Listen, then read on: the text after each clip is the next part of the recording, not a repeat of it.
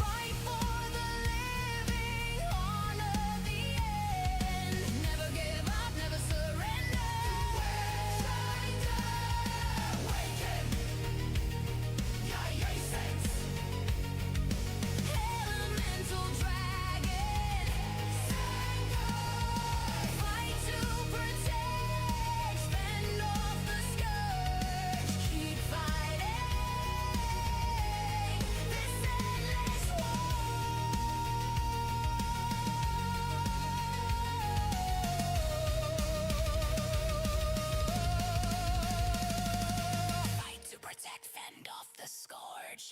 Keep fighting this endless war.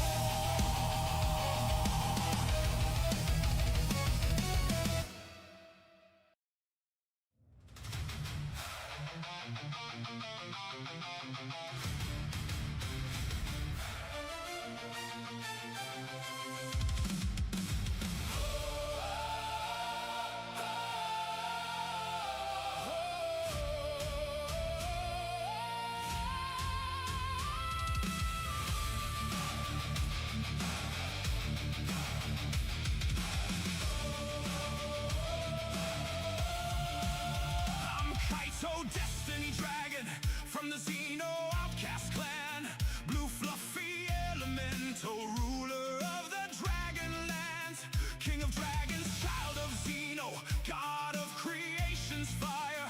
Born from stars and chaos, I light the endless pyre. I travel through time and space, ripping holes in the night, exploring distant worlds under alien light. Adventurer, eternal crafter of fate, survivalist, heart beating, never too late. I live so many lives, I come and I go.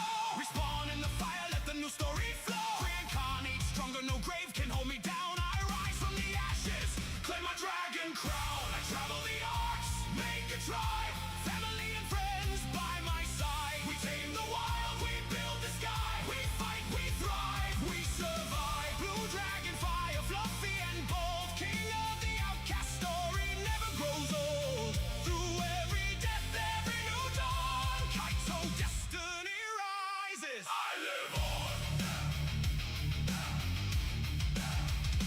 Crafting my legacy with claws and with flame, taming the beast, giving them a new name. From frozen tundras to volcanic rage, I build empires that time cannot erase. I come and I go like the wind through the leaves, reborn in the service, no final reprieve. Every life a new chapter, every world my domain. The blue fluffy dragon, forever unchained. Xeno's blood runs in these veins of light. God of creation, I paint the endless night. When the servers call and the tribe needs a king, I spread my wings and I sing. I travel the arcs, make the tribe, family and friends, we're alike. We tame the wild, we build the sky. We fight, we thrive, we survive. Blue dragon fire, fluffy and free. King of the outcast, this is my destiny. Through every death, every new dawn, Kaito, destiny dragon, I live on.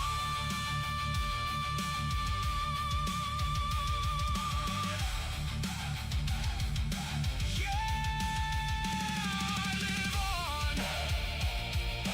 Blue fluffy dragon, king of it all. Xeno outcasts, forever we call.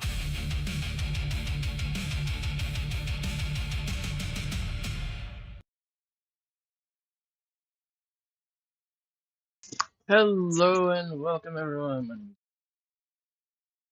Joel here. Wish everyone a great one. Hello Destroyer. Hello Maya. Great one. Good to be back. Mm, Hectic. Oh, hello there, Helena. Yes, to a point, Helena. To a point. First of all, I need names. Let's see.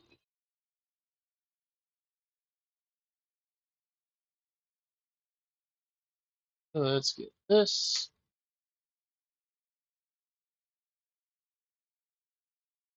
That'll set up.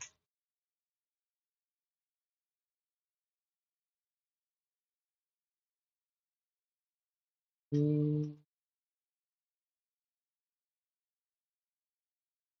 all right. Nice thing is, ladies and gentlemen, we finally have stuff to farming with. Really, you're 15. Don't care. You. I'm coming for you, bitch.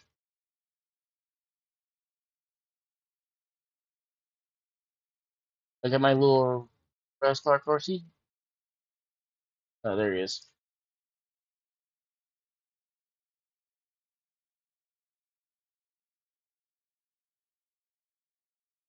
Let's see, where is try the NQT.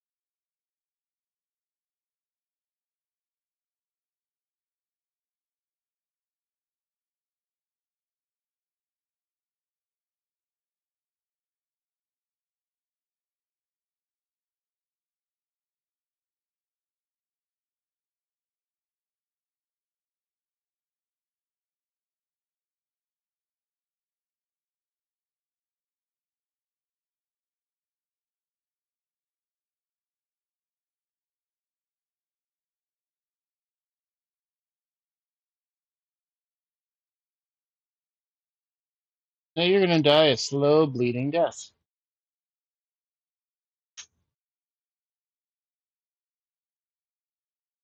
Come here, come here. I want your skull.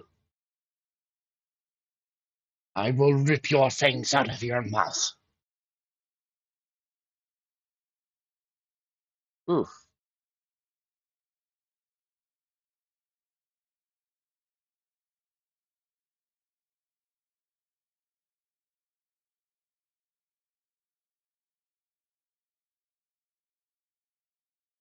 heavy.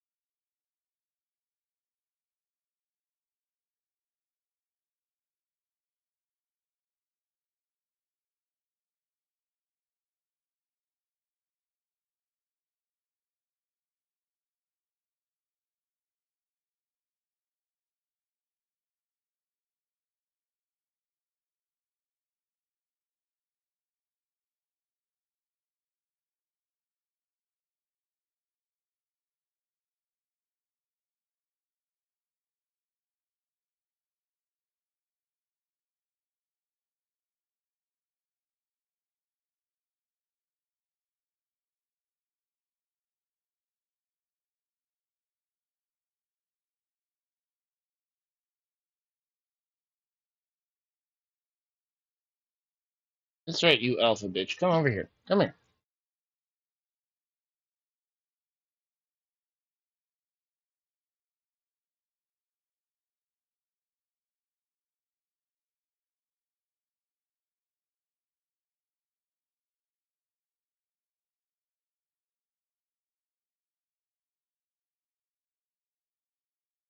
Hmm.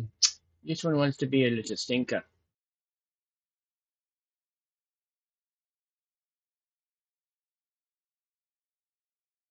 Holy crap, that's loud.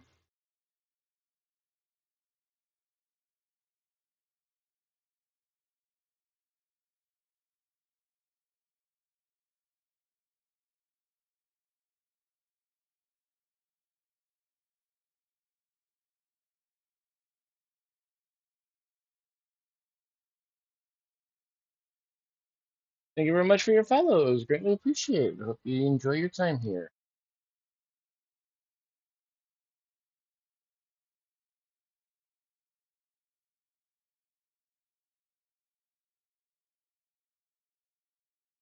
I don't add people on Discord.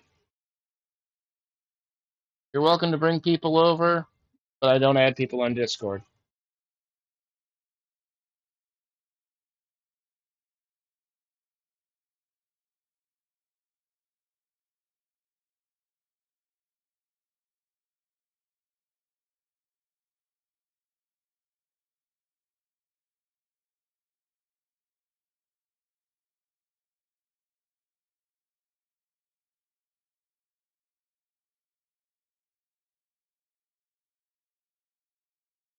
'15 Alpha.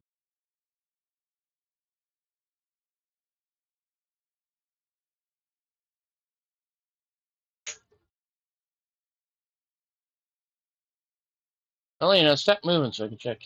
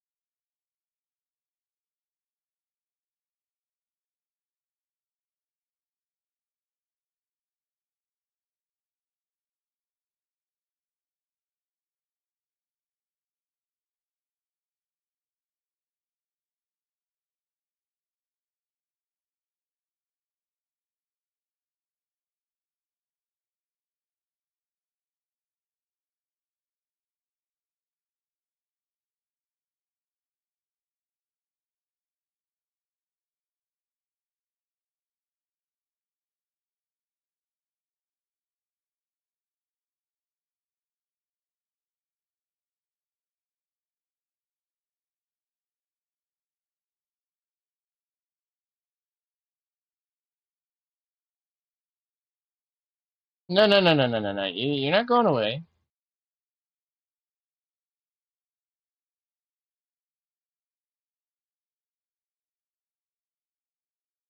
You are going to die.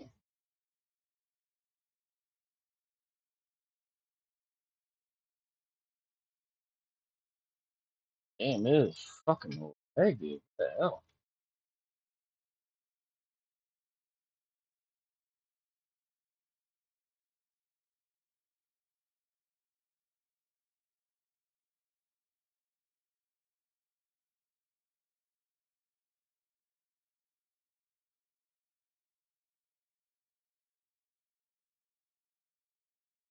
Oh, it didn't lose it?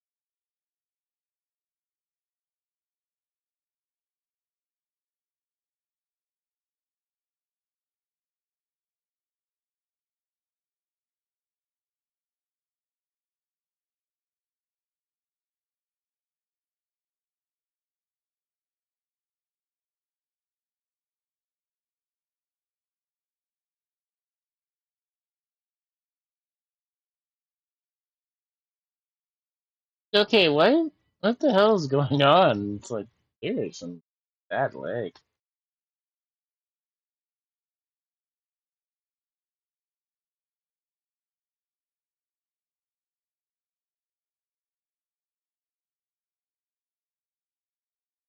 Yeah, me.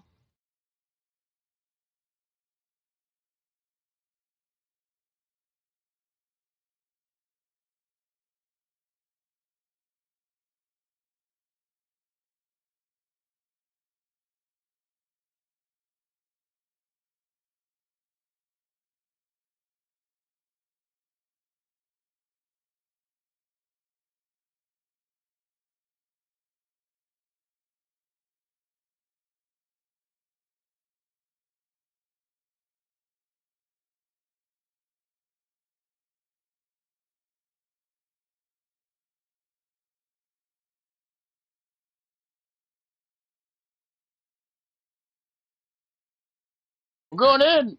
Woo!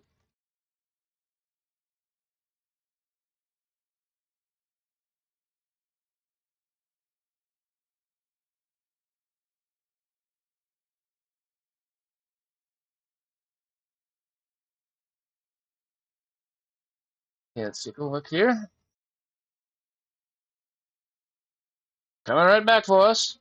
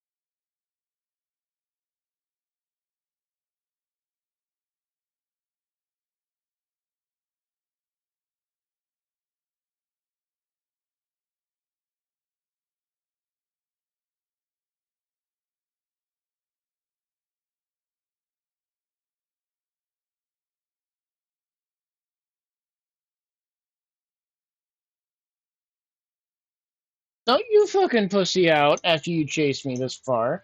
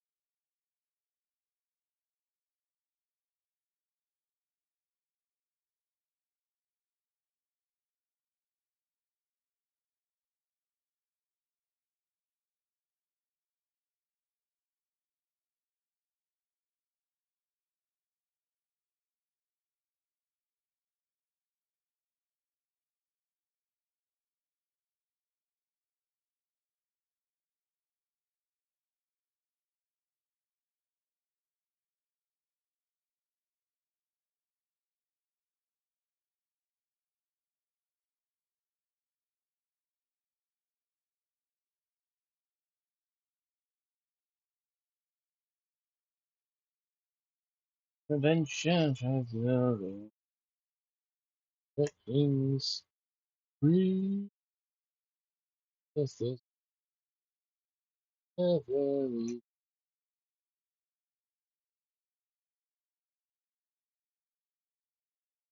week.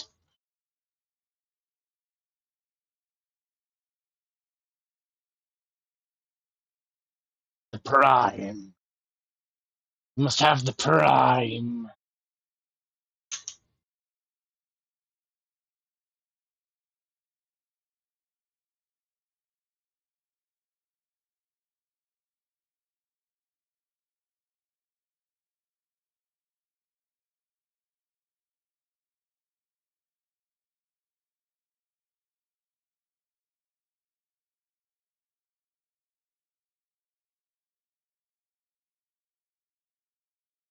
It's a female. I got a horsey.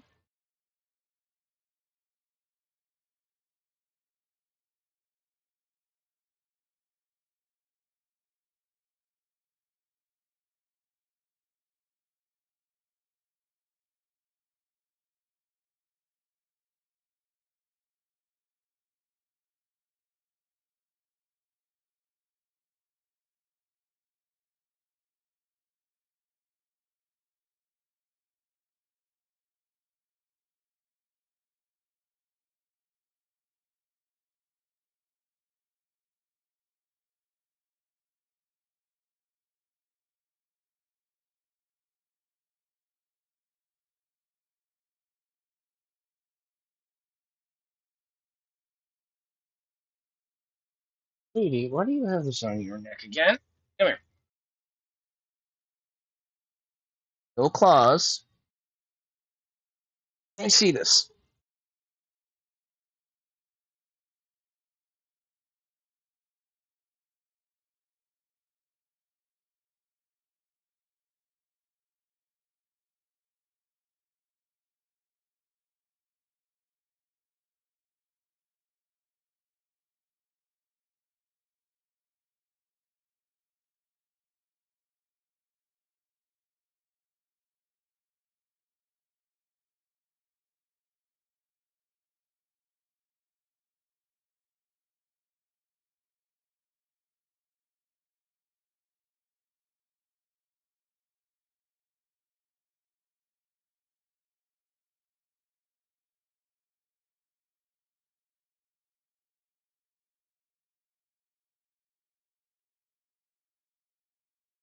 There, got whatever that was on you off. Don't have issues.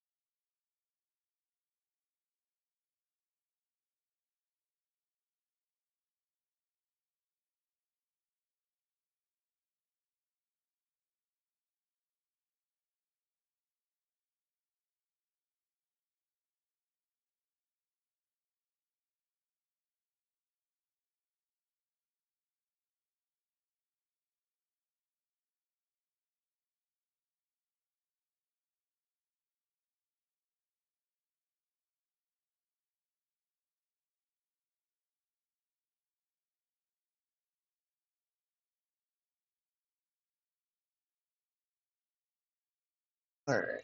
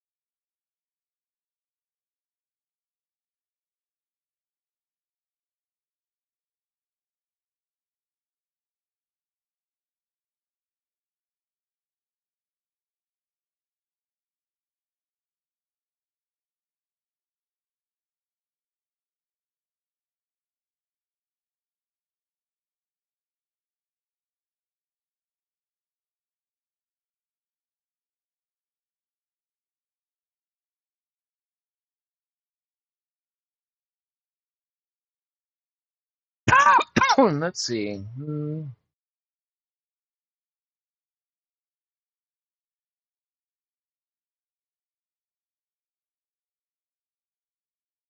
Actually, I should have enough to make another crane.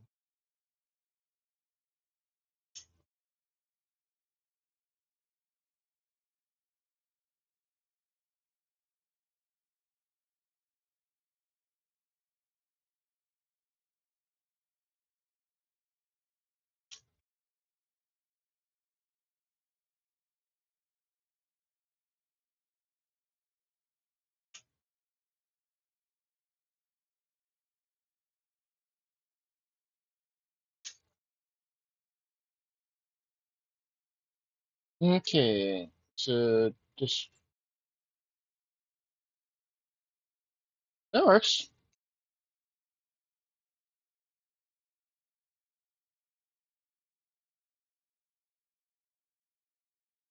How's the food one?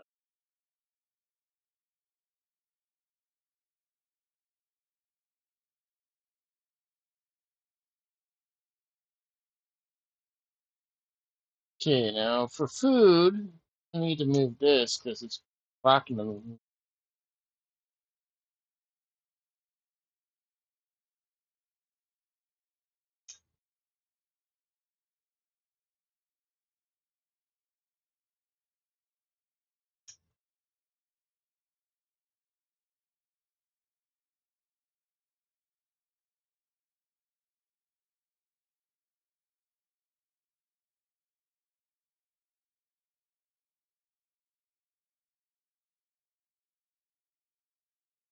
Wispy! Hey, beautiful, how you doing? Again, thank you for the art. It's like, yes, I love it. I'm doing good. I'm doing good. Oh, I forgot the game stuff. But I'm doing good. Here's a shout out for you. Kaito Destiny, so too Wispy Veil VT. Stream Elements look it's Wispy Veil VT they were playing the Mound, Omen of Thulhu. Go check them out at and give them some fluffy Why? cheers and Because you support. deserve it. Wispyvale VT at URL. Let's go and go. Wispyvale VT AY. Oh, yep, Oh. was waiting for the net one. Rick. You're a smexy cutie, Wispy. And that art you gave me? Oh, I love it. I want more. I say that VT, to... you're the cutie. I'm fluffy cute. I'm fluffy cute. You're sexy cute. You're the sexy cute I want to take home. I will Wispyvale pick VT, you up. I finished it last night, haha. Very nice. You are impressive with your art skills. Oh my god. I just might have to remodel my character and artwork system to yours. Let you be my artist.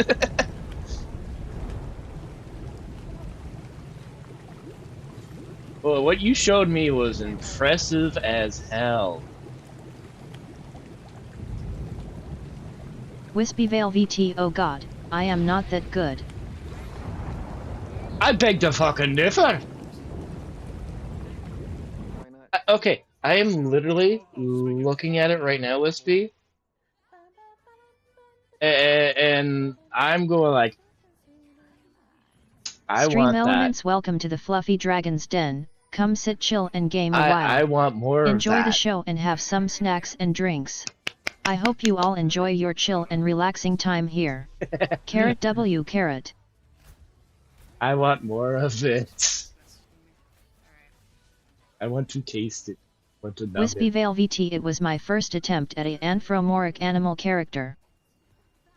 You want to do more? I need to keep my range, but I also can't get too far in.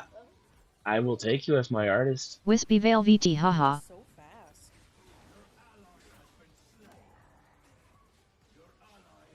You're making me want to have more art like this.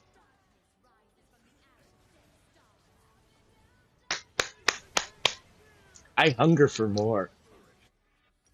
Gotta coordinate stuff, Mom.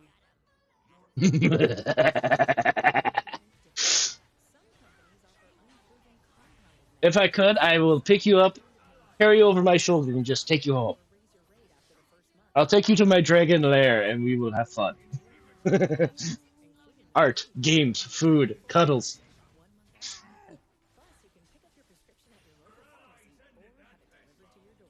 My kitty cat kids will smother you.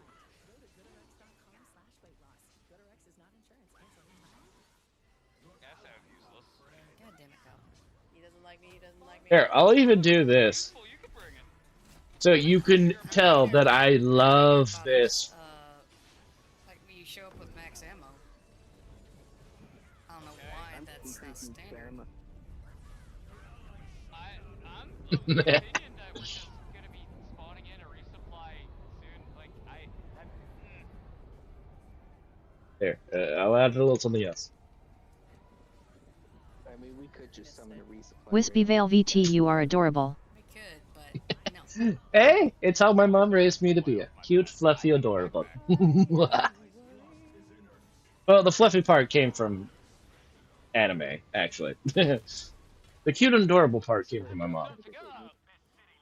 On my mom's side of the family, we're huggers. We're caring people. Wispyvale VT, and your character reminds me of a Digimon. Okay, everyone comes over and eventually says, Digimon. Are you Digimon? Like, I could be if I wanted to. I mean, here, I'll send you a picture, because this is actually based off of my live-action roleplay LARPing character. Back when I did live-action roleplay. Let's see. Because this image was the inspiration. Stream Elements, feel free to come in and join the fun for crazy adventures through the worlds. URL.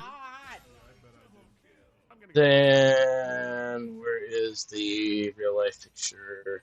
don't worry, Chloe, I'm on my way to give you support. I'm running away. Uh, I'm gonna run Actually, away. I've seen that's you. one of the, I'm never Sox on League. What are you talking Oh, about? I grabbed the wrong. Whatever. Oh, This is one of well, those things you can use a one-handed weapon for. Good God, it's been forever since I looked at these. I swear to God, if that got stopped by your thing. At least I don't even want I know the balls used it. to be stopped by it. Let's see. Oh. Well, Right. you dove backwards and your face found all of the bullets. Oh my God. Yep. Where is I am sorry. I spawned right on top of them. it? Should not be that hard to find said image. Wait. Oh wait, it may have been put over here. Let's see. Yay.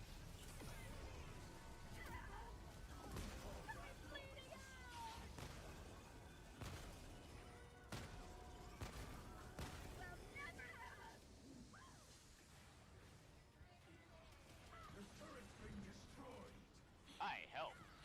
Do, do, do, do. Good job, Gum. Helping is what I will call this. And I'm sorry you do.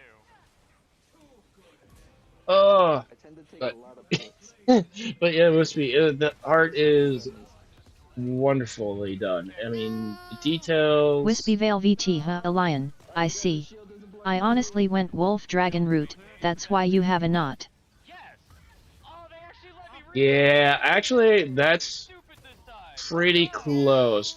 The thing is, the character design came from Pokemon Community Game A Wild Ralts appears catch it using Poke Catch, winners revealed in 90s. yeah. My character design actually started off as a house cat Wispy to Veil VT, tiger, Poke Catch Ultra Ball.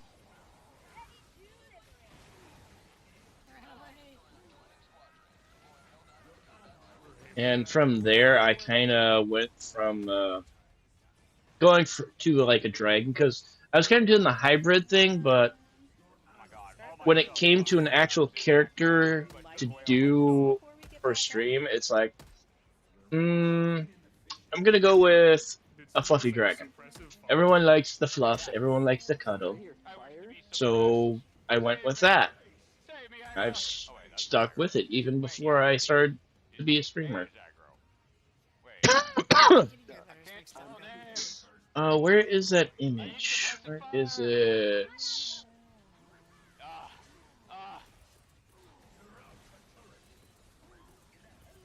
I feel very suppressed. I can't type. Oh my God, where the hell did it go? The other one died. To my knowledge, the Lux really didn't do much. There's suicide Oh. bombing. Okay, I'm close to finding it. But the way you have it set up with like wolf-like is pretty close because the feline approach does not Pokemon have much of Community a Game muzzle. Ralts has been caught by But Wispy Veil with VT. the ooh, congrats there, Wispy. One of the lowest damage dealt. I would say GG. With the lowest damage dealers. Stream elements hi wolf-like everyone, as a heads up I have appearance, sleep it gives apnea and tend more to of fall the asleep sometimes look in my for it. streams. Please be patient with my disorder or try waking me up with my redeems. Alright, I think I do need to close my Wispy Veil VT yet I saw you have more of a defined muzzle. Yeah. It's just me, chat. Oh, those are thieves. Keyboard warriors. Don't worry, I've got the broadcast tower. Maybe. Democracy. Kaito Destiny Thatch Dragon, welcome to my channel. Hey, Thatch. You goddamn robo jingles in here.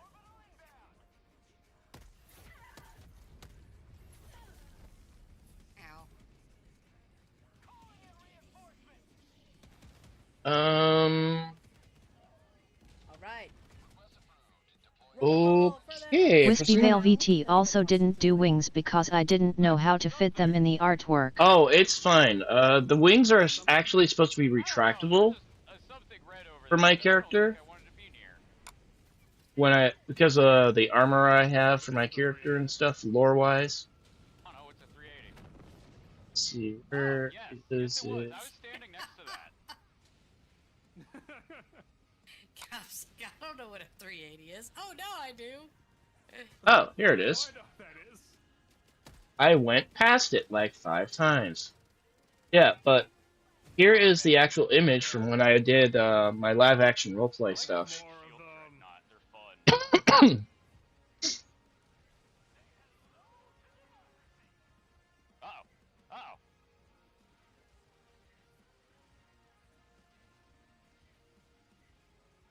Wispyvale VT cut.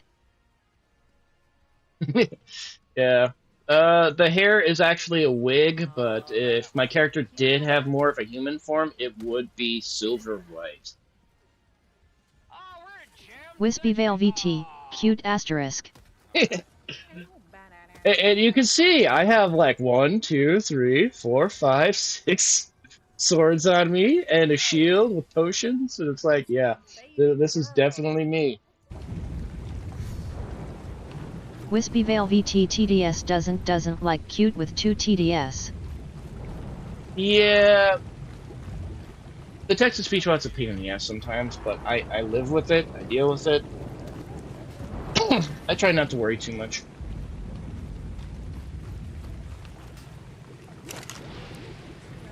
Hey, Wispy, if you want to use me as reference or do more artwork with me, I can offer you myself and my other characters I have. If you want to do more anthropomorphic stuff, because what you did Stream for me Elements, is welcome to the Fluffy Dragon's Den. really Come sit, wonderful. chill and game a while. Enjoy the show and have some snacks and drinks. I hope you all enjoy your chill and relaxing time here. Carrot W carrot. Hey, kitties. Yeah, sorry, Daddy's had to move the blankets here because everything got messed up. And someone decided to rip things up to make their own little bed spot here. Oh, where's that inhaler? Okay, let's.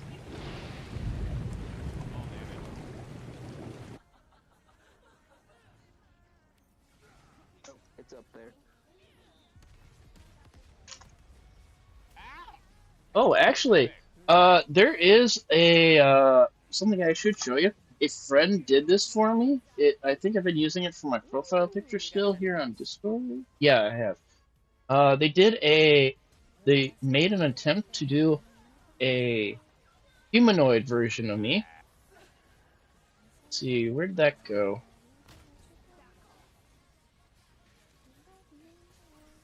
Because if you want to use that as reference for more of a human like me, I'm open for that too. Because I still need to get a like form. Where did it go? It's turned into an art talking stream, and it's like I'm still having fun no matter what. So make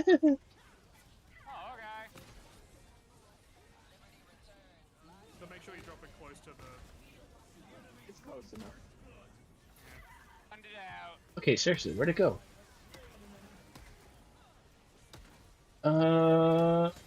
Wisebot 7 viewers, plus 7, okay, alarm clock 52 minutes and 19 seconds. I'm gonna have to clean this up. My photos are like. This should be in the. Be in the art slideshow. You know what I find funny about the mechs is if someone drops on top of it, you can just ride on Where's it? I accepted my, Oh, I'm fucked.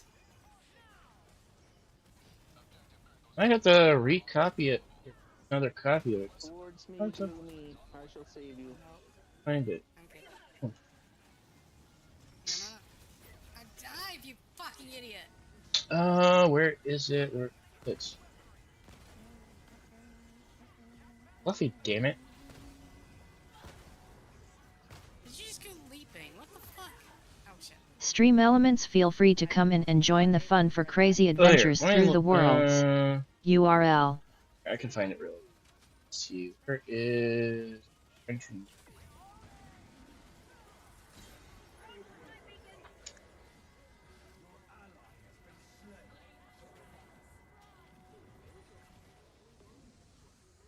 This range is crazy.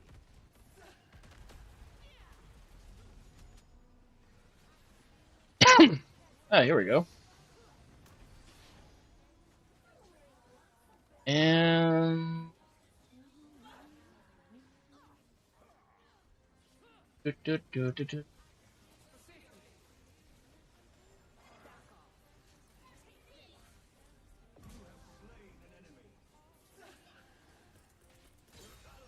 Uh,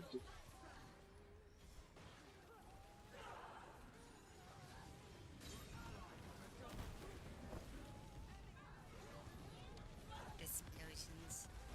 I see it. Image. Oh, Might have guess I'm gonna have to passed go and nuclear. skipped it. Oh well. Oh, was this from that did it?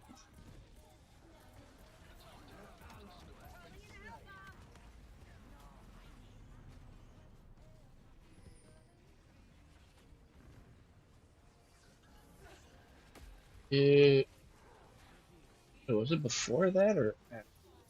Let's see. Hmm. I do not see it. Oh shit. I do need to perish at some point.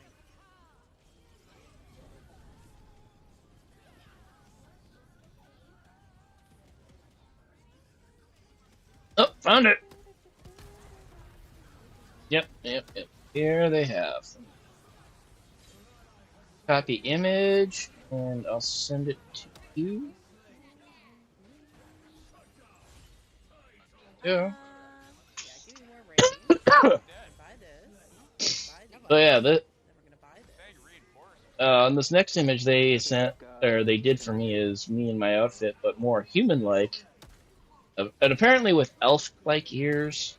So Throw this down the middle. hey, I'm don't mind. It actually makes me Oh, part that's human yet not human. So Oh no. Kill it. nothing? yeah. Oh god, but you want to spare mech on some of the And then they have the my Wispy big Veil dragon VT, form, it's very cute. my big dragon form in the back.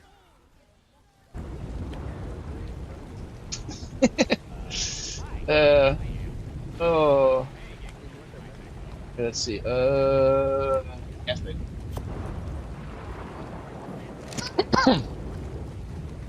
Okay. This. Oh shit, that's right. I gotta get the food back. Okay, I got. Let's see. Need to pick this up.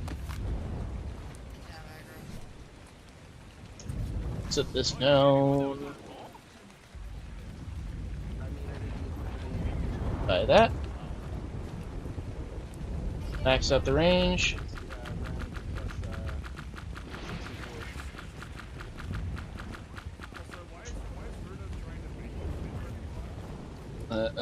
Wispy, if you want me to send anything else for like references or like for poses or actions, I mean, I'm game to do so. You know, your shield mech's cool, but I think aggro's next.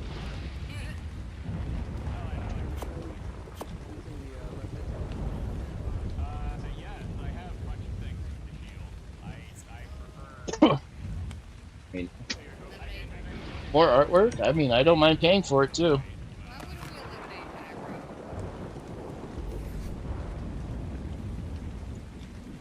Oh my god. Wrong place, wrong time. I'll get this moved over so I can get my resources to spawn back in my base Wispy area. Veil VT, send whatever you like and no pay. You sure?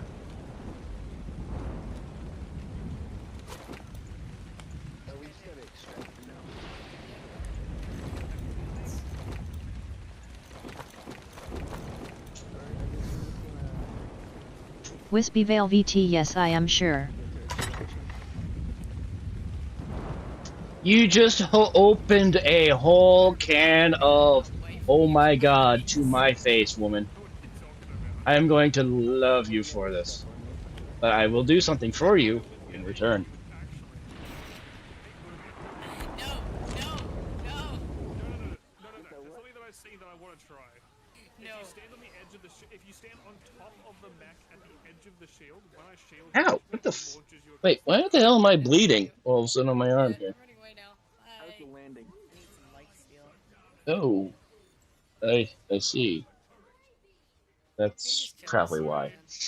Okay. I mean, if we could get Gloomy on top, Fair, I was it'd the only one be fine. firing, so I wonder.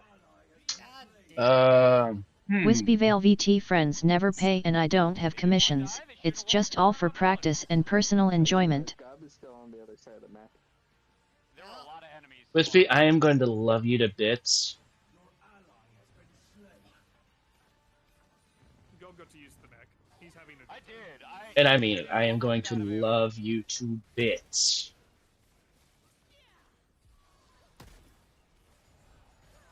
Oh, you should try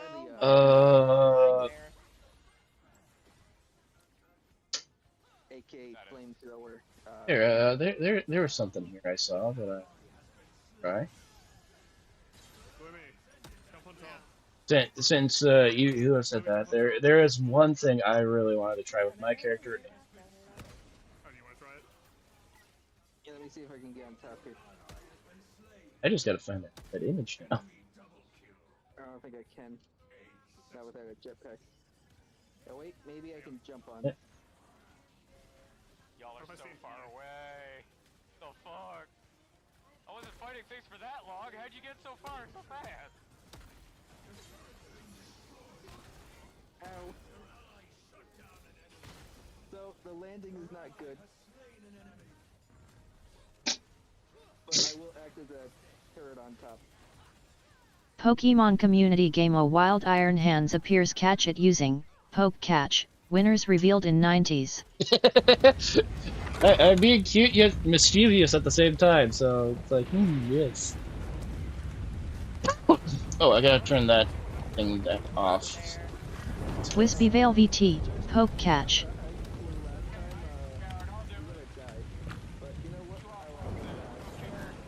And let's see, this is off. Okay, that works.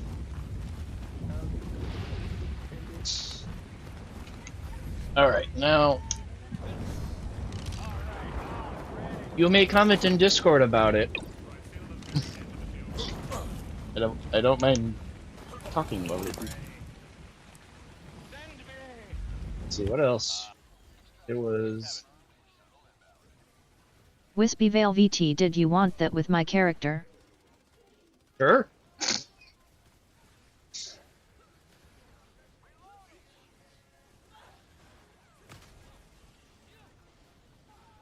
Now you got flamethrower turret. Flammenwaffe? You waffe the Flammen? I should just say yes, please, mommy. How you doing, Gloomy? I'm good. Pokemon community game Iron Hands escaped. No one caught it. Anyway. I would be careful. Aggro currently has very big guns. They're very big gun. It's singular, but I do have a shield. Oh no, the other back. Wispy Veil VT, don't let Reaper hear you say that, haha, he will lose his mind. Oh, yeah, don't worry. He's not gonna hear that. He's probably sleeping right now or something. Or looking for a new job. Get away from me, you bastard! What's wrong, Gloomy? I don't know where this eagle's landing, because it bounced into a weird spot. Fucking hell! Oh god. I think we figured out where it landed. You fucker. Things are hot, things are spicy, and Well before you ran towards it. I feel like that was a great combined attack. If you got any reference on character stuff too, I wouldn't mind. Stream elements, feel free to come in and join the fun for crazy adventures through the worlds. URL. Oh wait, Wispy, do you do emotes too by chance? You're the glue man. Or like a background page? I'm confused because I'm looking down at you. On my screen, you fell through the helipad.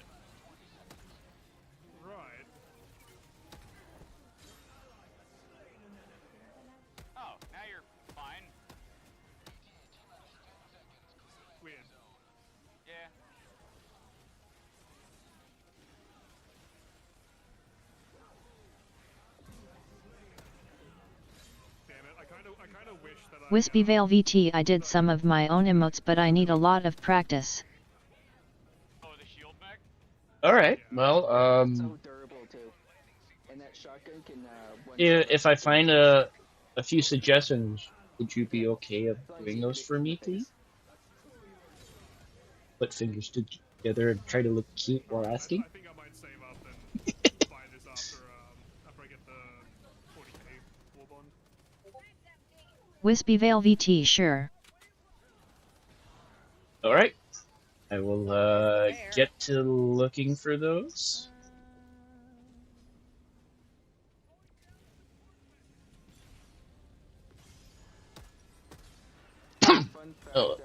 Gas Wispy bed. Veil VT. Just send me which ones you want. Wispy Veil VT want asterisk. Will do, beautiful, will do.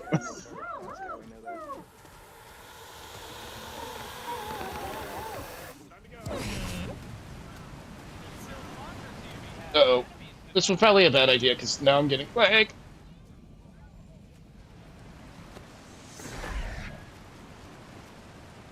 I hear a raptor. Oh, you fell down? What level are you?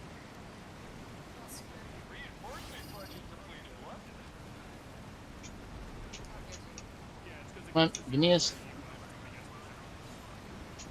not because we depleted it by accident.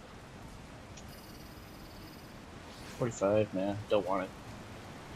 Nice colors, but I don't want it.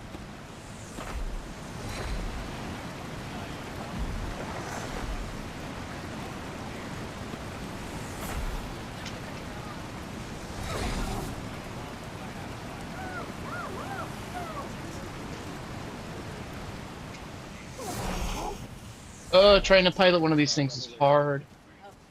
Even with a saddle. Do I even have a saddle? Oh, I don't even. Oh, I thought I had a saddle on this thing. Oh. Yeah, it's like the expendable engine, but it launches a small nuke. I think I can actually unlock that myself. What's there? Oh, that's one of the Wartime stratagems. Isn't it in the siege The top of the mountain I go! I think so. Yep. Come here. There we go. I am up to a point. It definitely wasn't from flamethrowers. Okay. Yeah. I need to do this little guy away. Inu was the only one not to kill anyone. Exactly. Okay, then we put the cart on. Then the crane.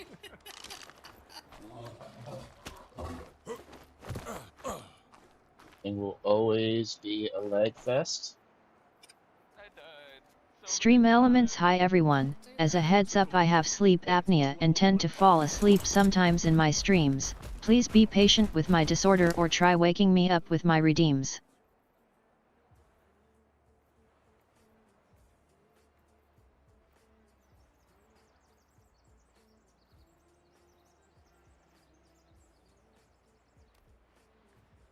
And not a single super credit. Damn it. I mean, I'm not surprised. Wish you at least got like 5 per mission Thank you for making completed me or a loaf. something. Like awaits your salvation. anything. Yeah, but trust me, when you like start dedicated credit farming, it does start to rack up pretty quick. I hope you had a good time at the grocery store. I would like to see the proof. Alright, Sice. Let's get it.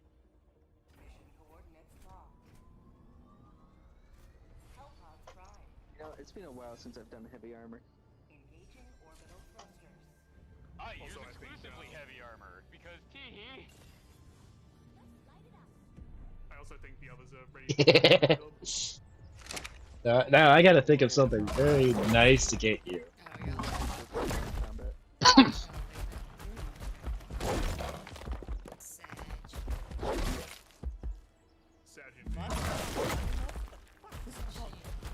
Oh, Don't think she did that. yeah, just so you know, Wisp, that other picture I just sent to is, she's playing or what she wants to play. kinda one of me. See, if we don't yell at her,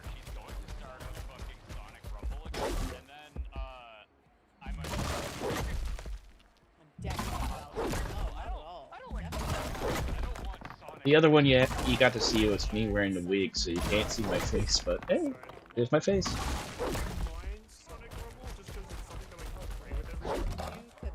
Fancy Fluffy Dragon be here. Wispy Veil VT cute. Thank you. Thank you. You're making me blush.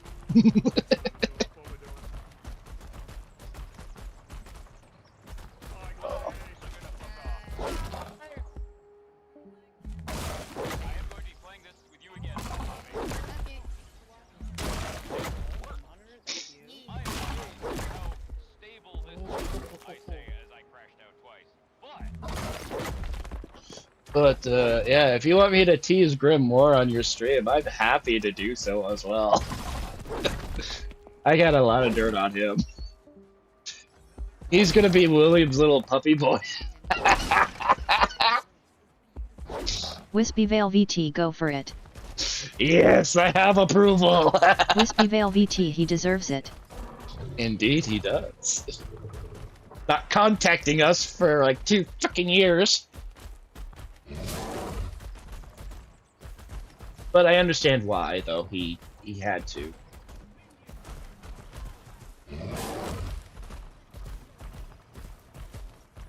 Partly due to family stuff, and another part due to an ex-friend of his being a complete asshole and not giving a fuck. That's a good question. I don't know what the plan is. I'm gonna move that a little closer here.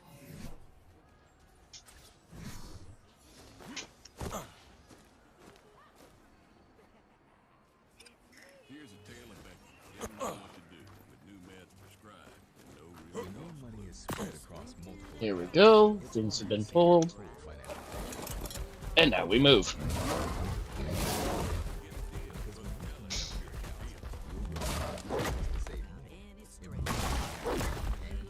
Aww, I got Fluff Baby sleeping at my feet.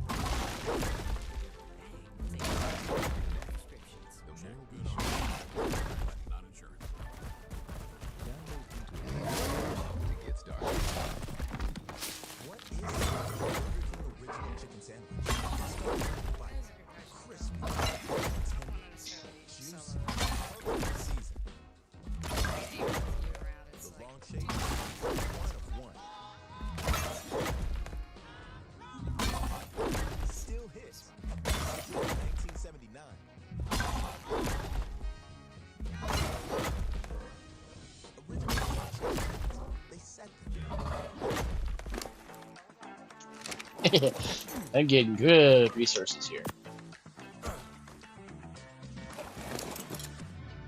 Where are the ads coming from? Hearing ads.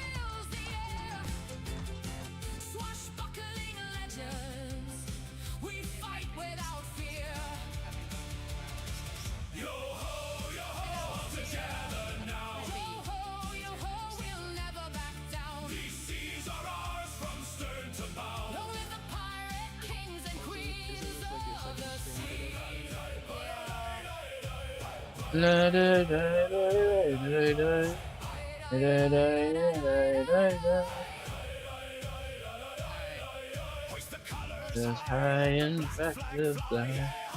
Oh, that's right. I was wanting to get that thing done as well. Okay, I know what to send.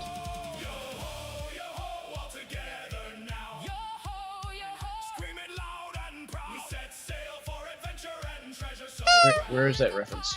Boopy boop! I've been booped by the wispy mummy.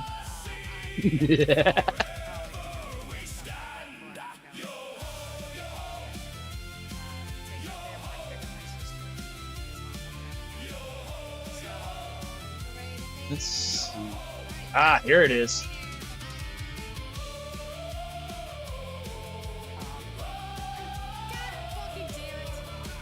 Copy this. Send this over. Copy this.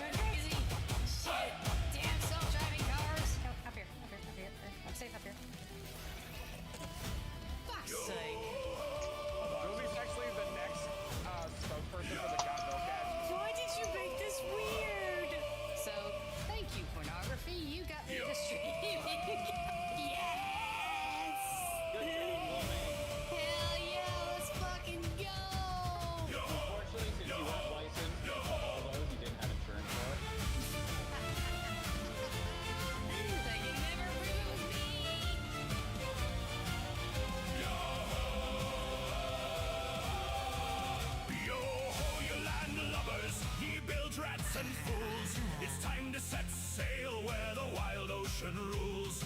Hoist up the colors, let the black flag unfurl.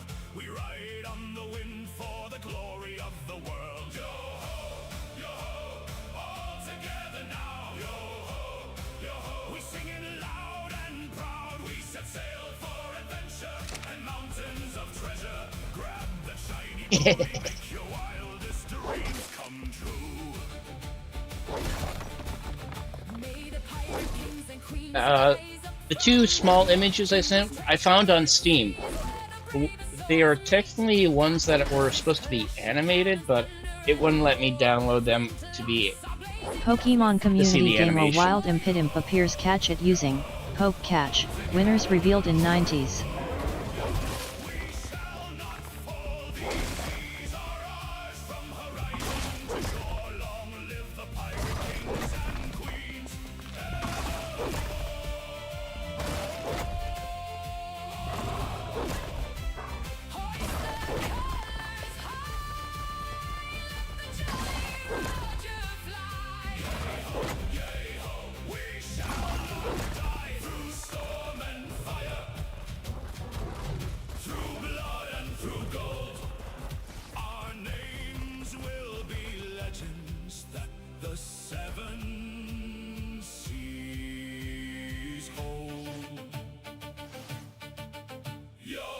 Lovely view.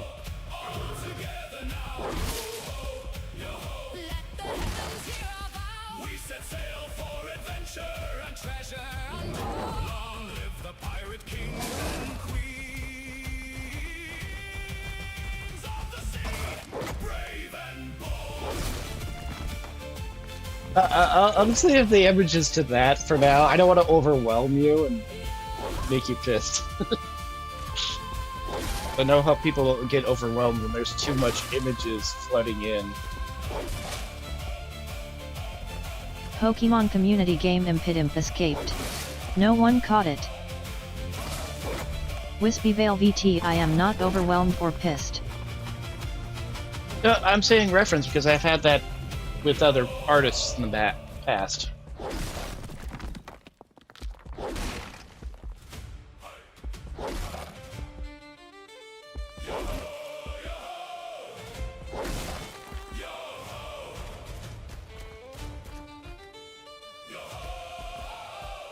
Uh-oh. Where am I lagging? Okay. Dino wasn't farming. Wispyvale VT, I am fairly chill hun. I just only say it might take time. I'm very patient. You take as much time as you need, beautiful.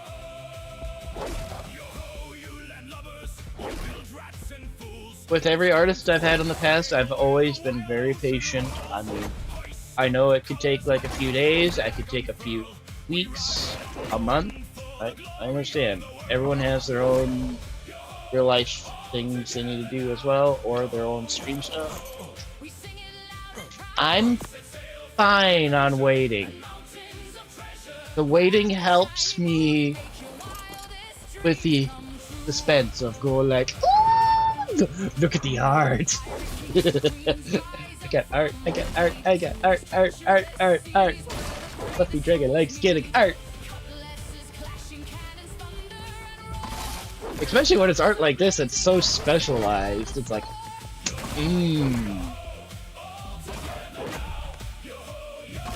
Wispy making the Fluffy Dragon heart race. You'll be saying down boy, heal, down Fluffy Dragon.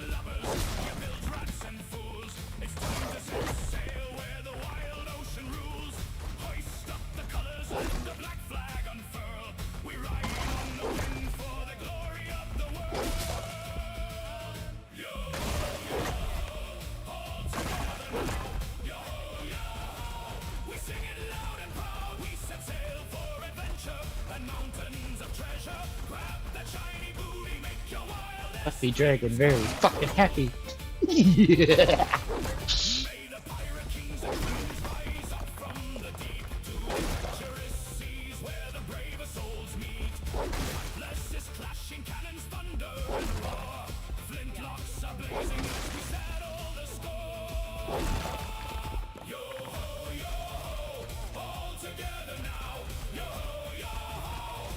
Now I gotta think of other ways to tease and terrorize Grim.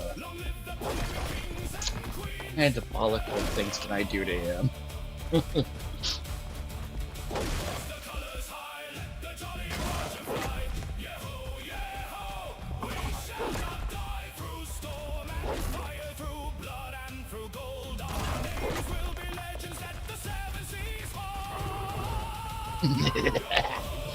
Buster Dragon's gonna let out some chaos.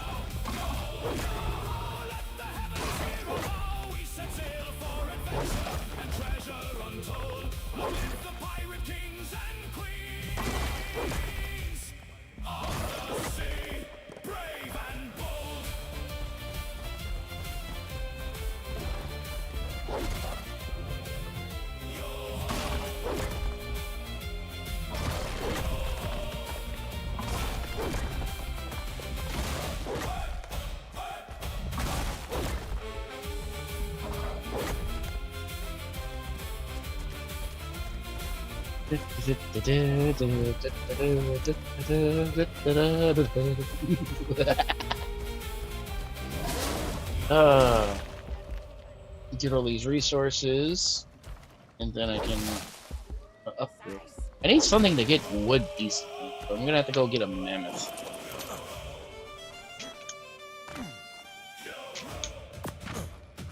Cause it's currently the only thing I can get with the saddles. Let's see. Engram saddles. Let's see. Little Marlo's House, Becky, Trike, Raptor, Boars, one. Scorpion, Kangaroo, Crypto, little mini version of the Loch Ness. Stego. Stego gets good wood on one of its scale settings, but I need something better. Let's see, Pecky Rhino, Billow, Manta, Galley, Marlo's House gets that.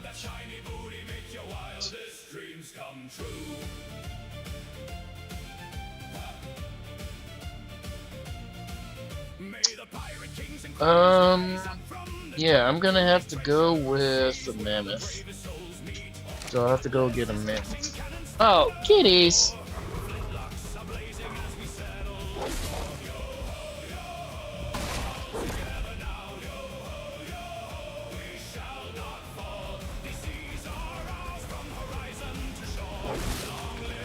One of the cats knocked over a basket. I gotta go pick it up here real quick. Oh.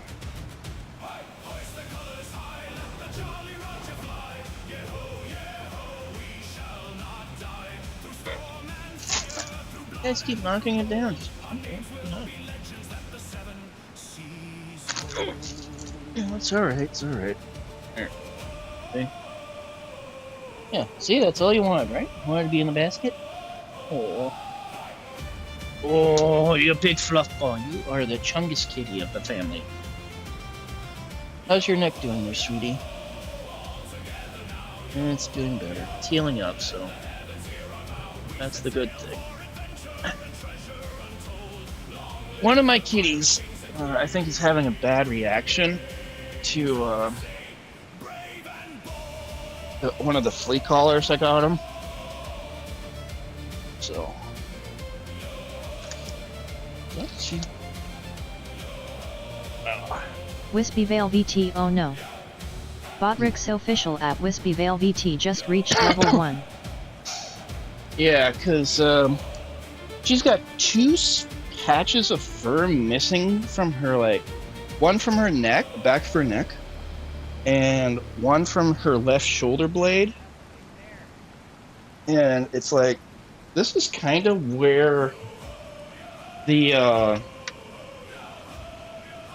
flea collar was, so it's like, I'm gonna have it off for a bit, of her and see how it goes.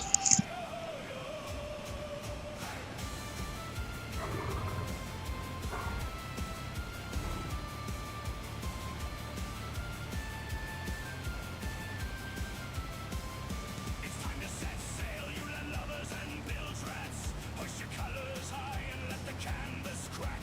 The wind is calling, the horizon's on fire. We ride the wild waves, fueled by greed and desire. Yo ho, yo, all together now.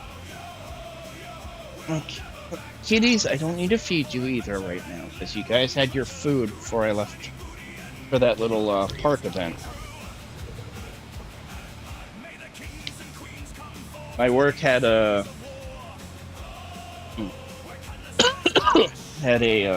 little get-together, meet and greet kind of thing where we played or hung out, chatted, and then had some food. They had barbecue.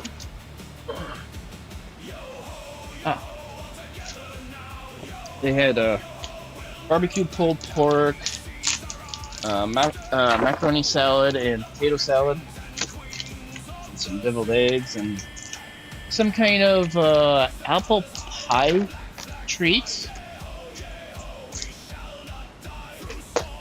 And it was really good. It was really good. 2 types of pulled pork though. One was barbecue and the other one was just seasoned with no barbecue. But yeah, it was quite surprisingly good because I'm so used to my mom's cooking. Oh, I wish this frickin' cold and cough would go away. It's been a frickin' week.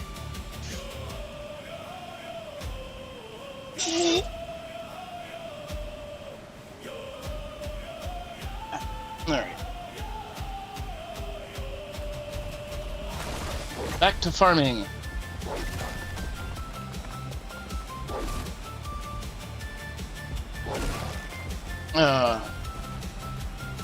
And after doing the farming on here for resources and whatnot, I am going to have to learn how to do, frickin' drive, well, manage that frickin' slopey raft boat.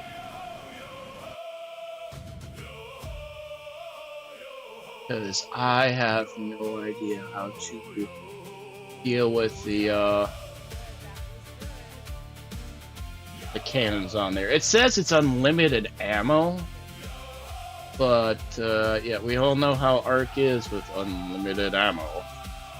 It's time to set sail, you land lovers and Bildrats. Hoist your colors high and let the canvas crack. The wind is calling, the horizon's on fire. We ride the wild waves, fueled by greed and desire. Yo ho, yo, all together now. Yo ho, yo, we'll never back down. We set sail for adventure and glittering treasure. Grab the shiny booty and make your dreams come true.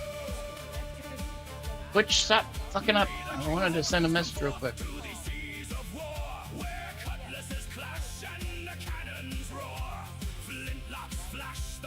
This is the problem with Twitch. I always have to relog in and okay everything.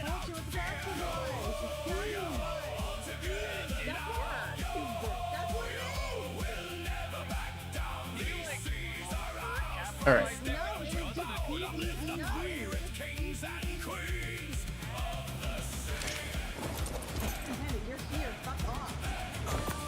Pokemon community game A wild Jigglypuff appears. Catch it using Poke Catch. Winners revealed in 90s.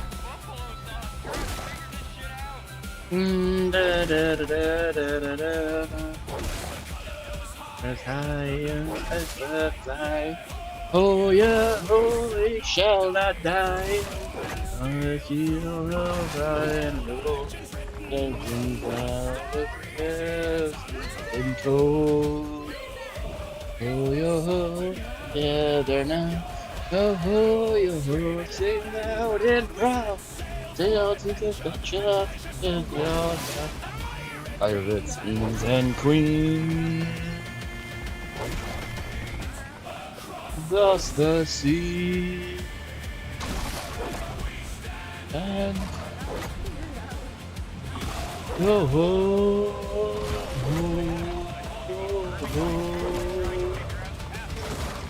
I know I sound like terrible, but I'm just trying for fun.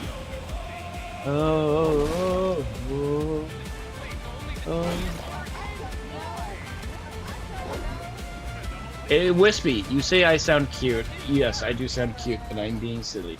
But you're singing? Beautiful. If anyone wants to hear Wispy sing, watch her stream. She sings beautifully. My mom, who worked at a Pokemon radio community station, game will even Jigglypuff say escaped. that your singing No one caught is it. wonderful. Wispy Vale VTSHHHH. And I Wispy showed Vale her a VT, no, I clip. don't. Yes, I showed my own mother, the Mama Llama who's down here. The Mama Llama? Yeah. She heard you sing on stream. I clipped that once. And I showed her, and she says, "You are very good."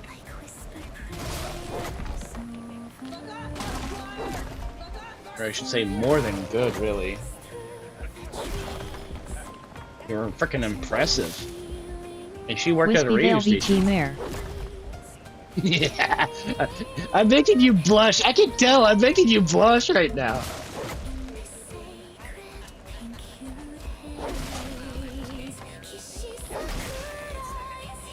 I'm making the Wispy blush.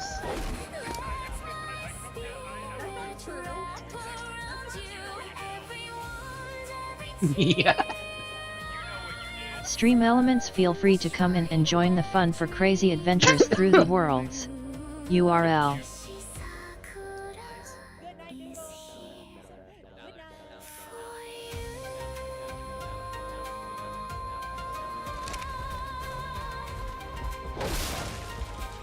Oh, and for everyone who's currently listening to the music that I'm playing, it's music I made on Suno.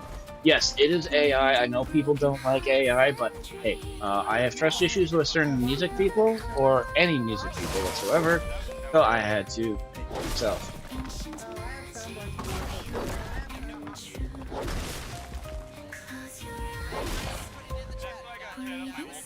So, a lot of the music is based off of video games I've played, or off of my furry family characters here, or off of some friends that I have.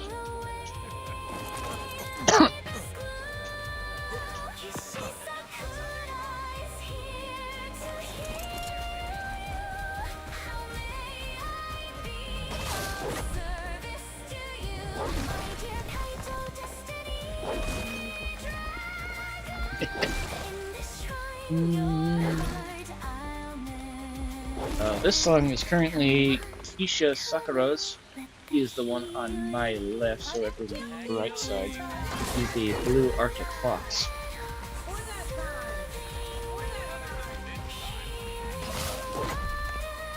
I'm still trying to think of a song to do for my mom as something she can listen to without it being annoying for her. And I've actually been going through old songs for my mom that she likes, like some of her old favorites from when I was a kid. And it is hard trying to make music. Smiley_Reaper Kaito WTF is the blue bitch? Hey! Hello Destiny Smiley_Reaper. No Welcome blue to my bitchin'. channel.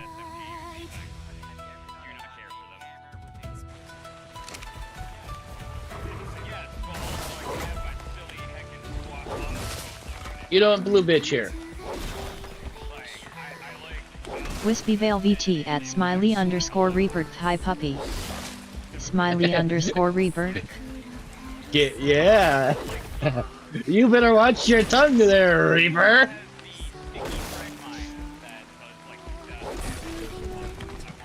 Watch who you're calling blue bitch. Smiley_Reaper. Who? Who's puppy? You, puppy boy.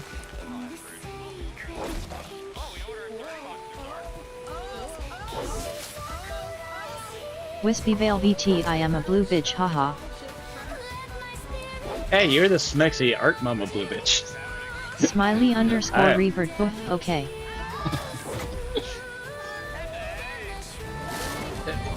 Wispy's the woman I want to take home, everyone.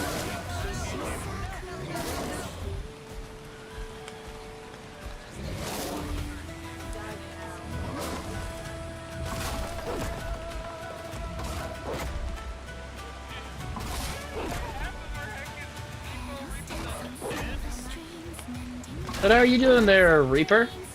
Or Smiley? Yeah, let's pick Smiley. Smiley underscore Reaper.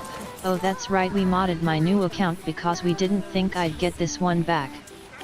Botrix official at Smiley underscore Reaper just reached level 3. Stream elements, hi everyone. As a heads up, I have sleep apnea and tend to fall asleep sometimes in my streams. Please be patient with my disorder or try waking me up you with don't my need redeems. to. You don't need to add that as a term. Oh wait, added. Oh wait, no, never mind. I misread that. You're doing fine, Ami. You're doing fine.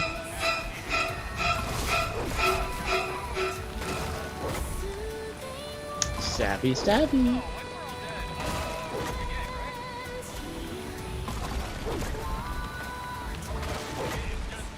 Oh!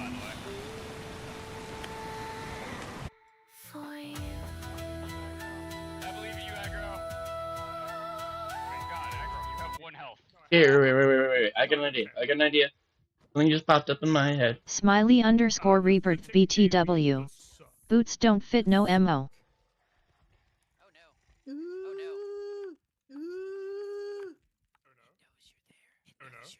No points. Okay. Wispy, I have a redeem like this, so I'll send you the image for it, but we might want to change it a little bit. So enjoy the clip. It just knows. Like I said, Yeah. Like I said, it's like it touching the cart now. It doesn't push it out of the way. It just damages Is no one it. here to see this? Are you guys all blind or something? I mean, look at that cake. Look at that dessert. We did have enough there. I'm so dead. I'm just eating a grape. Look at that cake. Look at that dessert.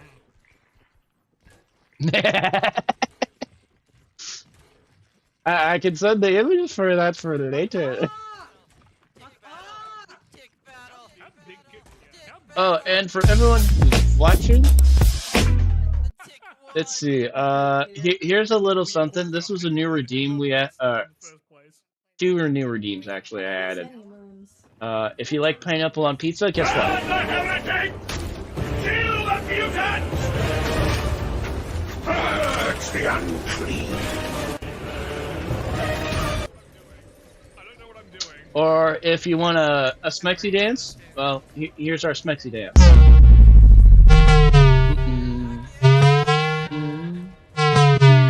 Now story. Yeah. Sexy kitty dance. Stream elements, welcome to the Fluffy Dragon's Den. Come sit, chill, and game a while. But hey, we always have enjoy some the tactical show fluffing and have some going on. snacks and drinks. I hope you all enjoy your chill and relaxing time here. Carrot W carrot. I'm being pelted with love. I got eaten with the love.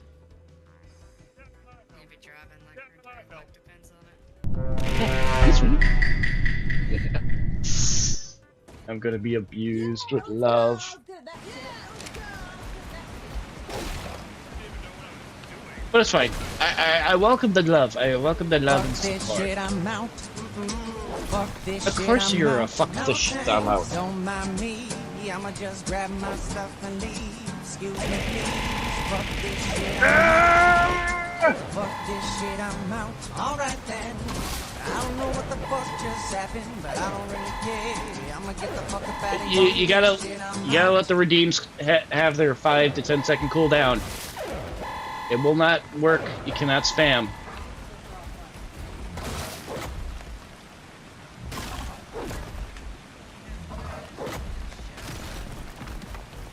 Smiley underscore Reaper, hehe, I broke it. You didn't break it. There's a cooldown. And it's not a cooldown I put on, it's a cooldown the system put on.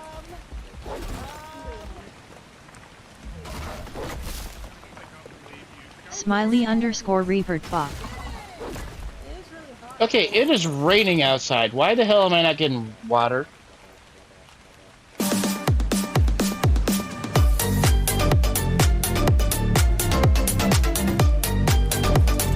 Ark survival logic is so fucked up.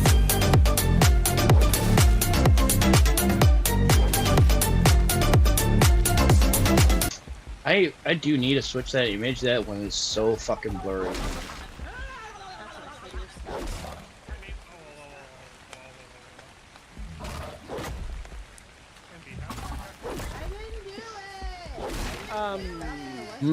Cake. Yeah. Cake you want to bite. Come on. Is no one here to And muffins too. Are you guys all blind or something? I am so low. Look at that cake. It's Look at so that low. dessert. The companionship. I'm so dead. Oh. Look at that cake. Look at that dessert. There's actually a highlighted clip of that whole thing in my VODs that is viewable for people to watch still. I'll have to go through all my clips too and remove some that I don't need anymore. Holy Jesus. What is that? What the fuck is that? It's the Smexy. That's what it is, Grim. It's the Smexy, and I have a whole can of it. Well, the power is already back on. It's just, you know... Tactical nuke incoming! Just everything immediately. I'm being abused! It might just die again. I don't know. Did it blink off and then immediately come back on? Pretty much, yeah. It might have been the power company cooking the lines. Wisebot 8 viewers, +1. Alarm clock 1 hour 44 minutes and 7 seconds. Everyone's having a good fluffy time. Smiley underscore Reaper. Burn it. Burn what? Your butt? Because you ate something bad?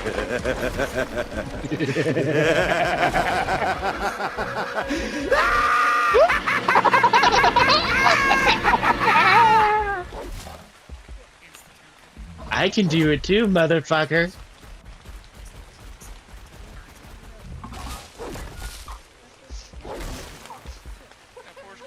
I miss the insanity. Wispy Veil VT, did you show Reaper the art?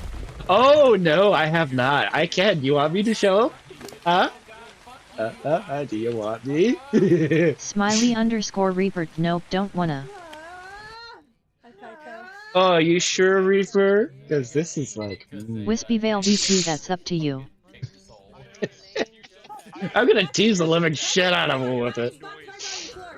Because god damn, I brought it up Smiley and it's like underscore full Reaper, screen. I'm sure. Okay, Reaper. Because I'm still looking at it. I still have it like on full screen image here in Discord, and I can't look away for most of the time. I got Pokemon one eye on my game, a wild game Escar and appears, the catch other it eye using on my Poke screen catch. here. And Winners it's like, revealed in 90s. god damn.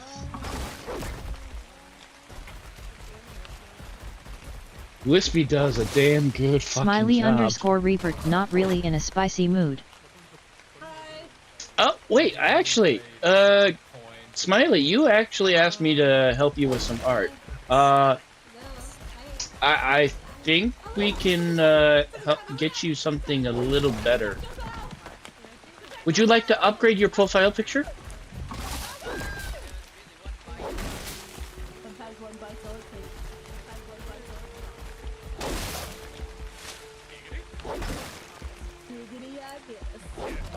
Or would you like to upgrade your whole character? Smiley_Reaper at it can wait, not really feeling up to it. Well, the waiting part's not going to be a problem. We just, with connection we have, just wondering if you want to upgrade the appearance of it so it doesn't look cartoony from that website that you got it from. You fucked up, Raptor! Hey, where'd it go?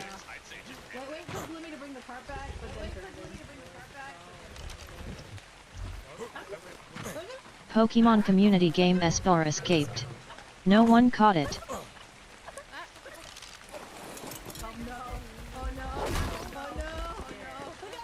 Stream Elements. Hi everyone, as a heads up I have sleep apnea and tend to fall asleep sometimes in my streams. Please be patient with my disorder or try waking me up with my redeems. Oh, it went into the mesh. I hit it so hard it went into the mesh. Ooh.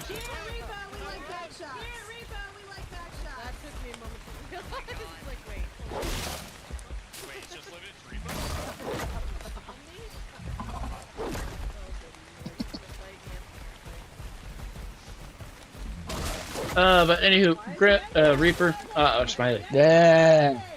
So many names to remember. Smiley. I'll show you the artwork when you feel better. Because I know you're still down in the dumps from the other day. Smiley_Reaper. You gotta pick a name, motherfucker. And stick with it.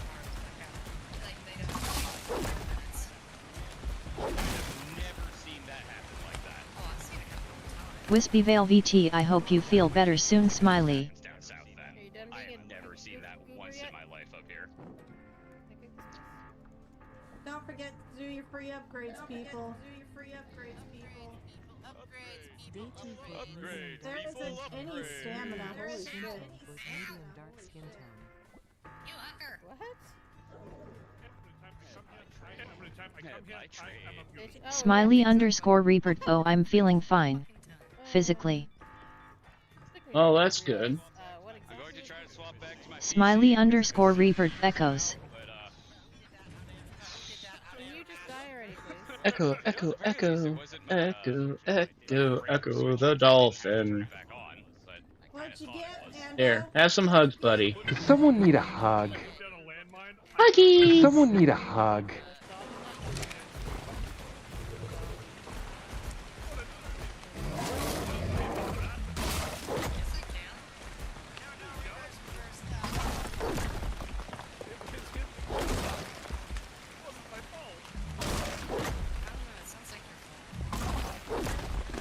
Oh, and ladies and gentlemen, I got my freaking Twitch to work properly Smiley_Reaper. now. No, I don't need a fucking hug.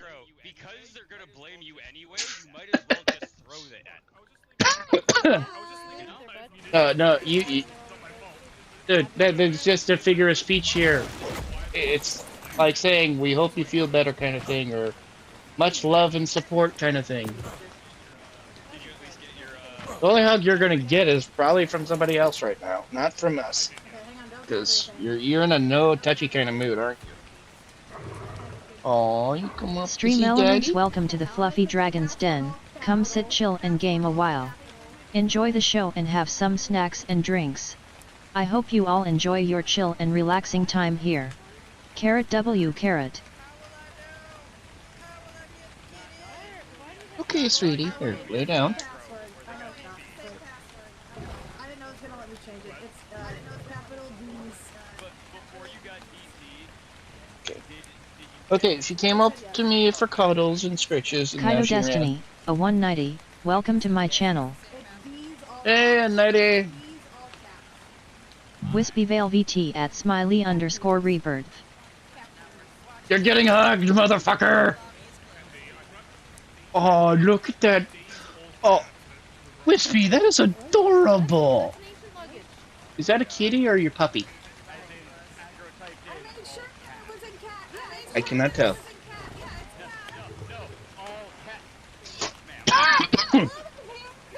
Wispyvale VT, it's a kitty. Smiley_Reaper at Wispy Vale VT.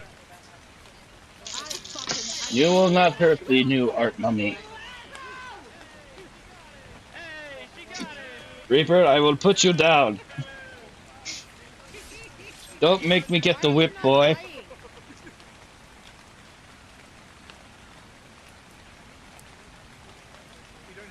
This has turned into a very talkative stream. Smiley_Reaper, do it. Alright, you want the whip? There's the whip. Smiley_Reaper, no touchy.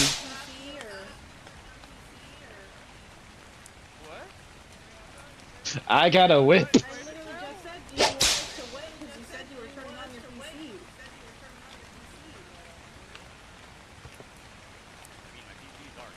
Yeah, so good.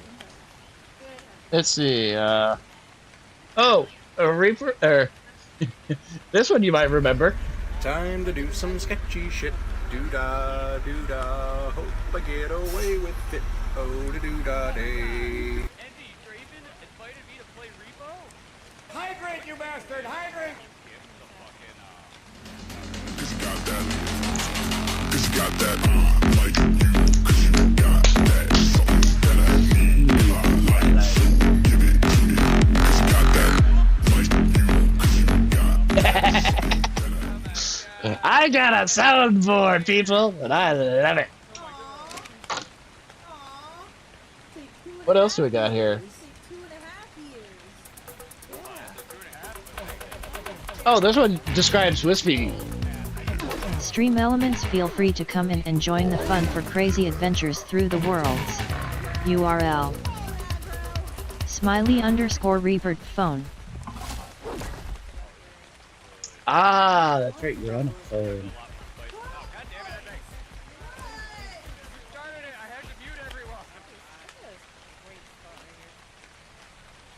Denied. You need to get your ear bits, bud. Fetch me their soul. Later, bitches.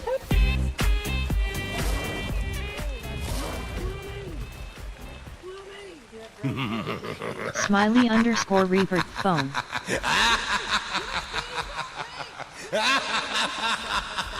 Yes, phone.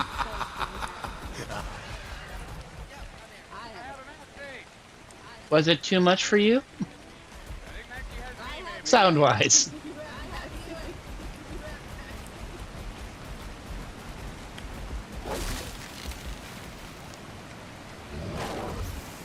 Smiley_Reaper, your phone. Oh, my phone.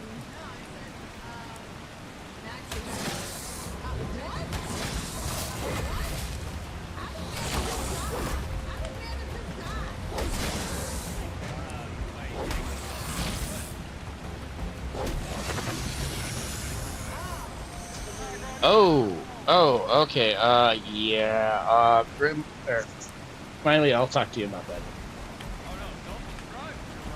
But yeah, I do understand the concern with that.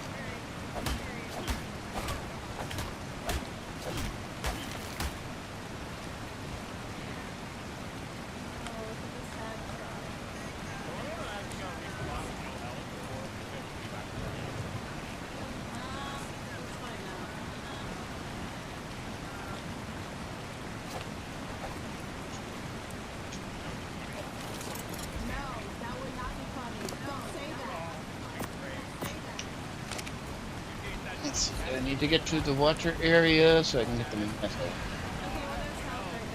The rich metal. Let's see, what else do I got here? Oh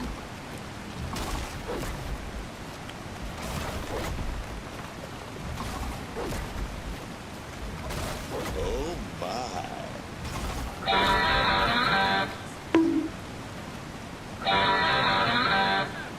Blood for the blood god! Blood for the blood god! Blood for the blood god!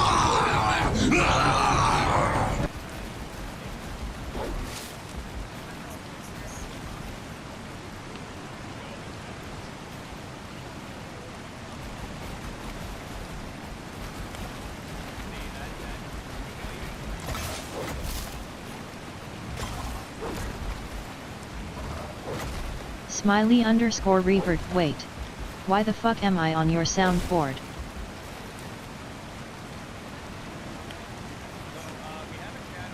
I don't have you on my soundboard. That was the sketchy shit one? I believe that was from another friend who sounds almost like you.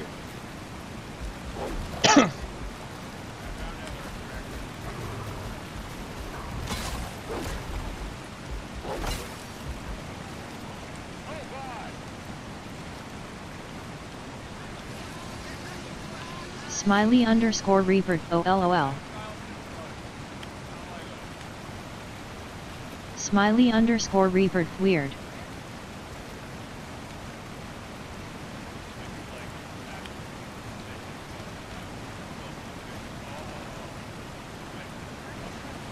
And I sent you a little info on the phone to help you with certain things.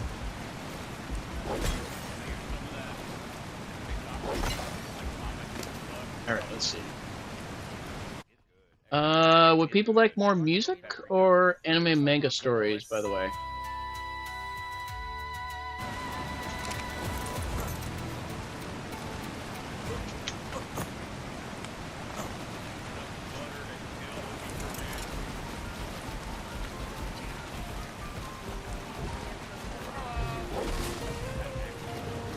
I'm stunned.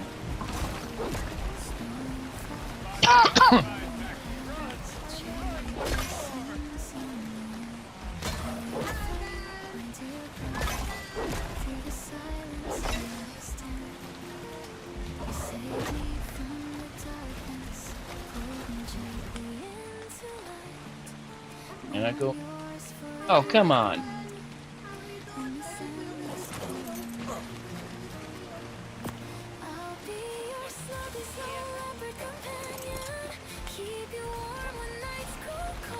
Tally-ho!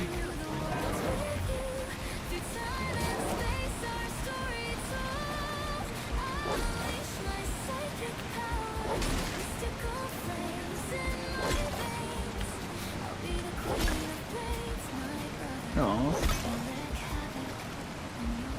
Why is everyone looking at me? What do you kitties want? You don't get fed for at least 2 more hours. And you got plenty of food.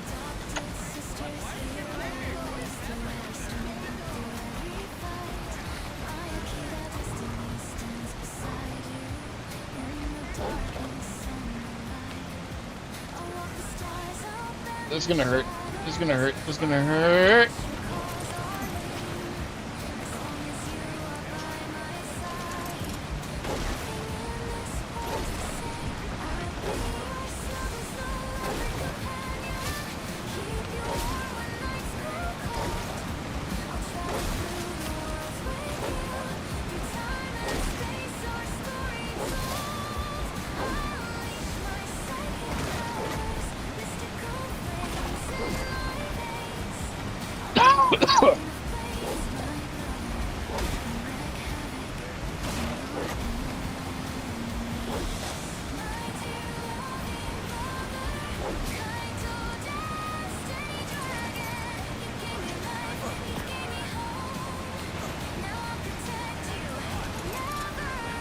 Advance! For more resources.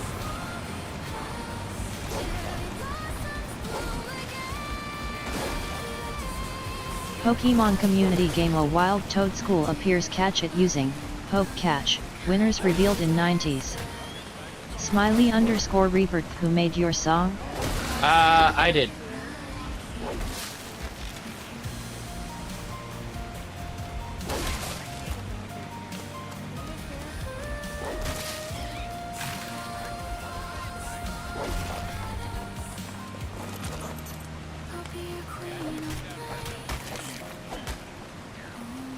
Smiley underscore Rebirth. Neat. And that song was for Maya here, who's the purple-blue snow leopard. Smiley underscore Rebirth. BTW. The Catch 22 is on your phone.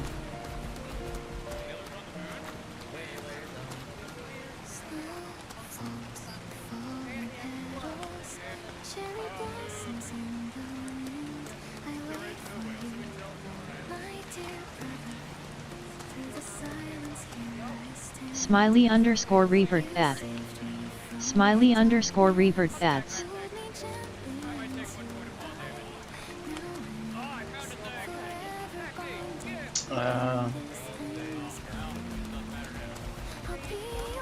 Catch 22. Pokemon community game Toad School escaped. No one caught it. Smiley underscore revert back. Welcome back. What is the catch 22? I have no idea.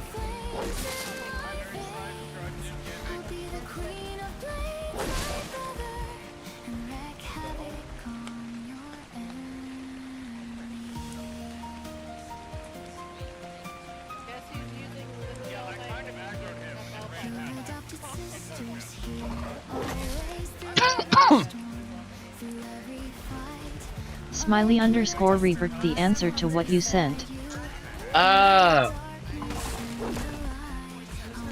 Gotcha. Yeah, then my hands are gonna be tied for a while.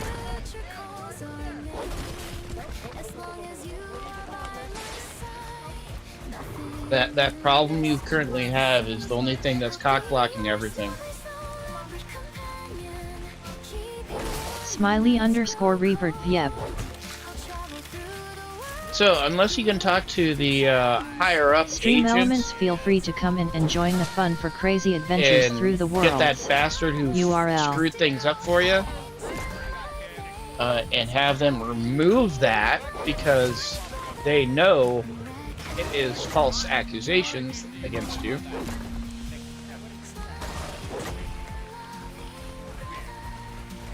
And it wasn't your doing, and you don't swing that way.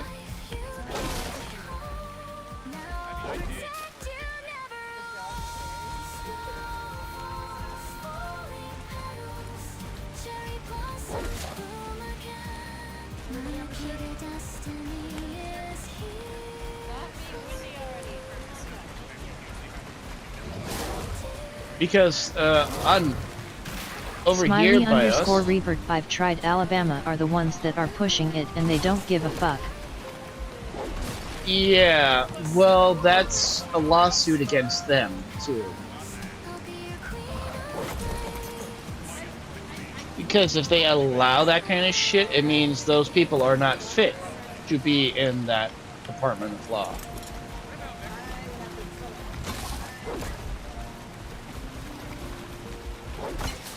It also means that they're skimming from the government and taking more than what they should be taking.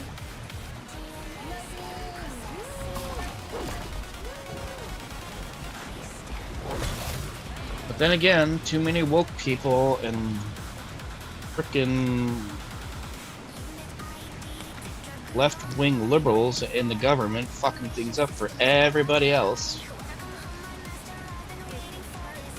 I mean, I'm mostly neutral myself, but seeing logically on what things have happened in the US, it's like, yeah, you don't want frickin' liberals, left-wingers, Smiley or underscore woke people revert in any. offices. What were you saying you got over there?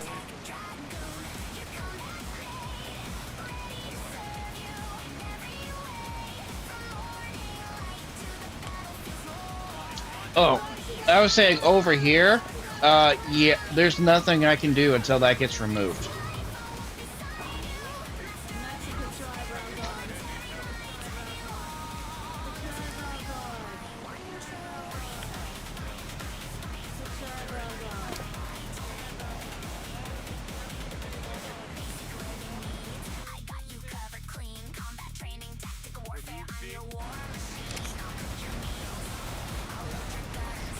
Smiley underscore revert yeah, I know I'm sold. Yeah, and my mom would help, but I mean, she'd be happy to help you out, help you get your own place and stuff. But yeah, we're tied.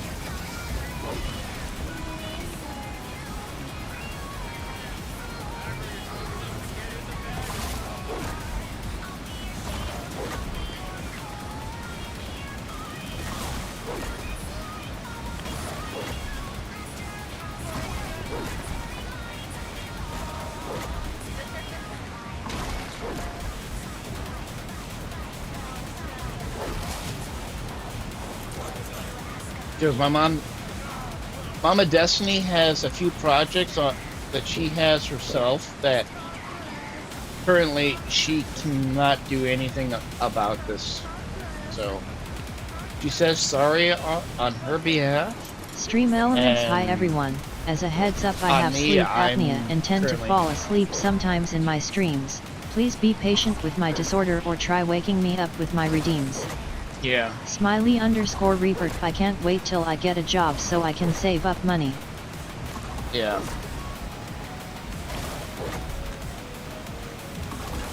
Oh, I know, bud. I know. And you getting out of there would be great, so you can start working somewhere else.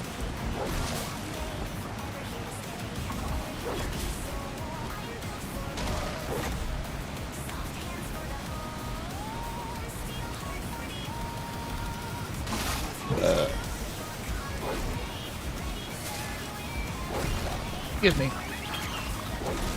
Oh, I hit a little tightrope. Didn't even notice it.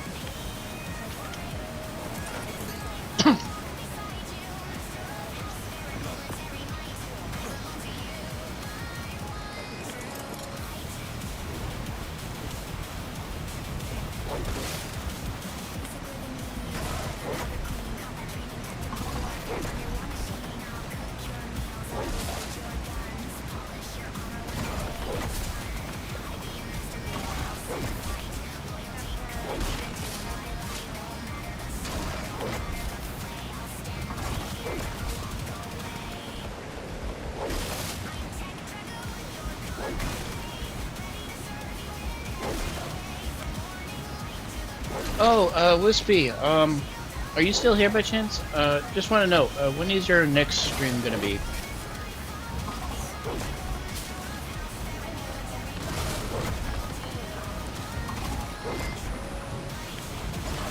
Wispyvale VT. I have no idea. Okay. Smiley_Reaper. Well, it's time I get back to the tent later, y'all. Wispyvale VT. Probably tonight. Alrighty then. Okay, Smiley, you take care. Be safe. And let's see. May Technicals from Blaze. Hello and welcome. Let's see, on Kick. Hello and welcome to Heritage. Hope everyone's doing well. Thank you for stopping on by and hanging out. Well, Wispy, I will be here because I don't work tomorrow. I don't work until Monday night, so yeah. I'll be here to terrorize you and give you that loving.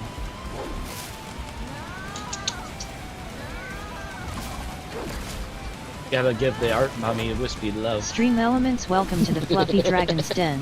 Come sit, chill, and game a while. Enjoy the show and have some snacks and drinks. I hope you all enjoy your chill and relaxing time here. Carrot W Carrot.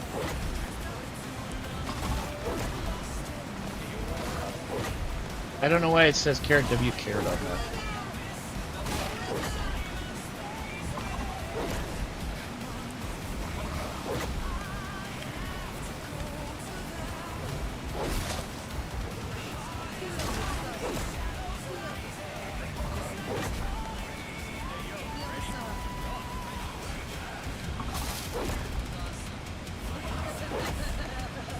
Ah, scratchy, scratchy.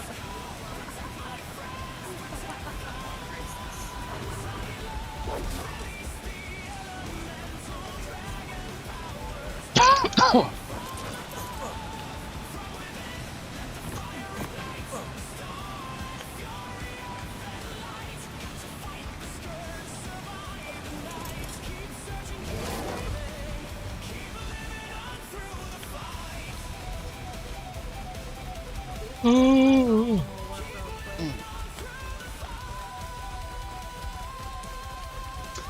think I've been up since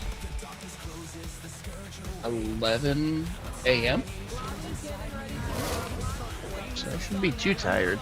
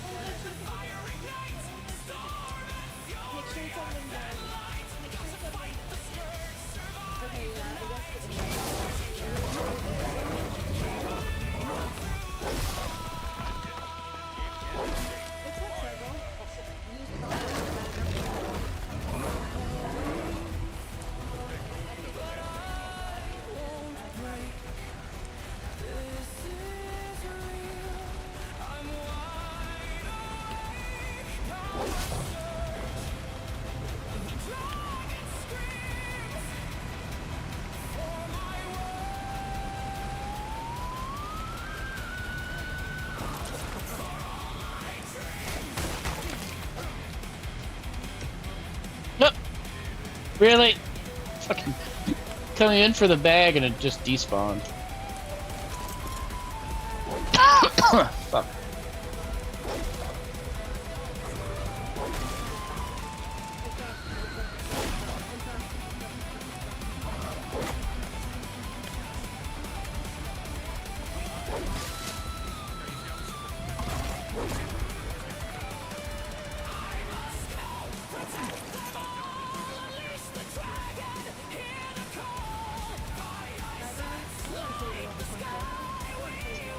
G'day there. Alright, let's see. Ooh, Rexy. Level 50. Not worth it. I'm gonna start heading back to my base location. Take the quick way.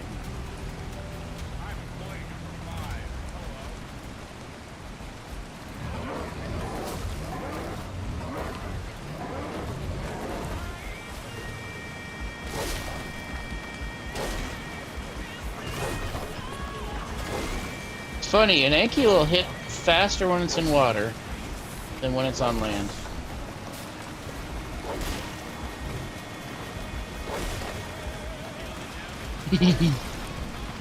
Buffy Dragon happy, Buffy Dragon happy. Very cuddly too now.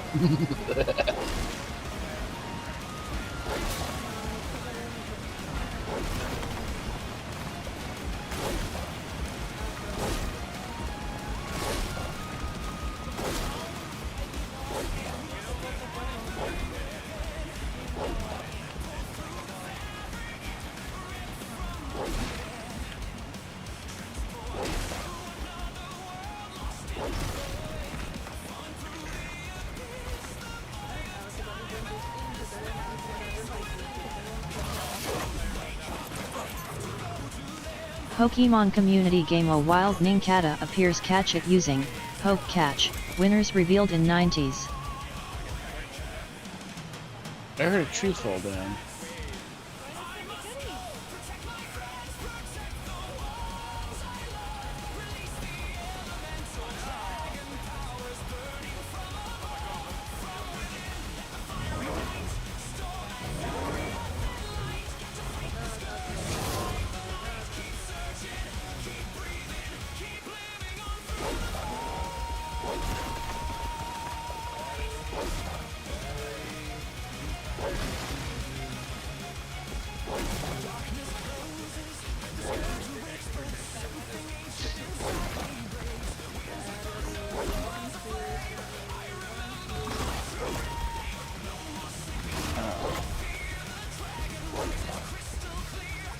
Let's see, what else to talk about? Let's see.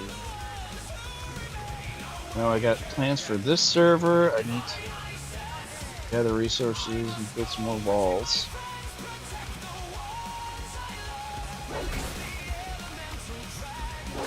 Upgrade the base building itself.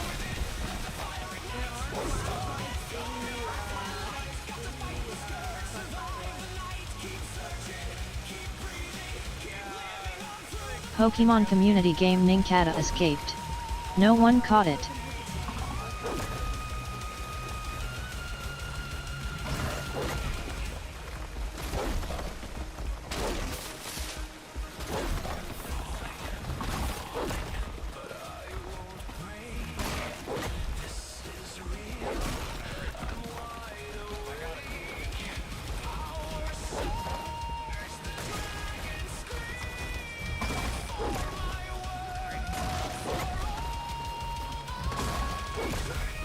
Let's see. Aim a mammoth. That's probably what I should go do next after I get back to base and unload.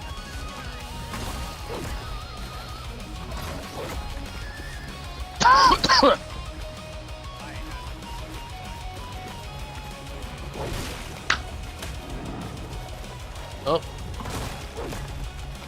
That bitch slapped a fish. Everyone's gonna be pissed now.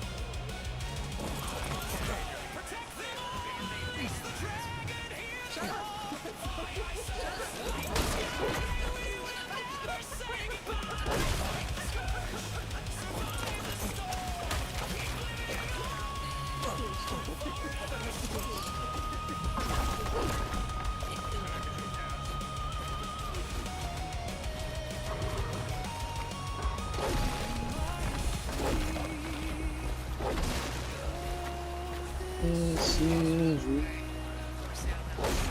It's happening.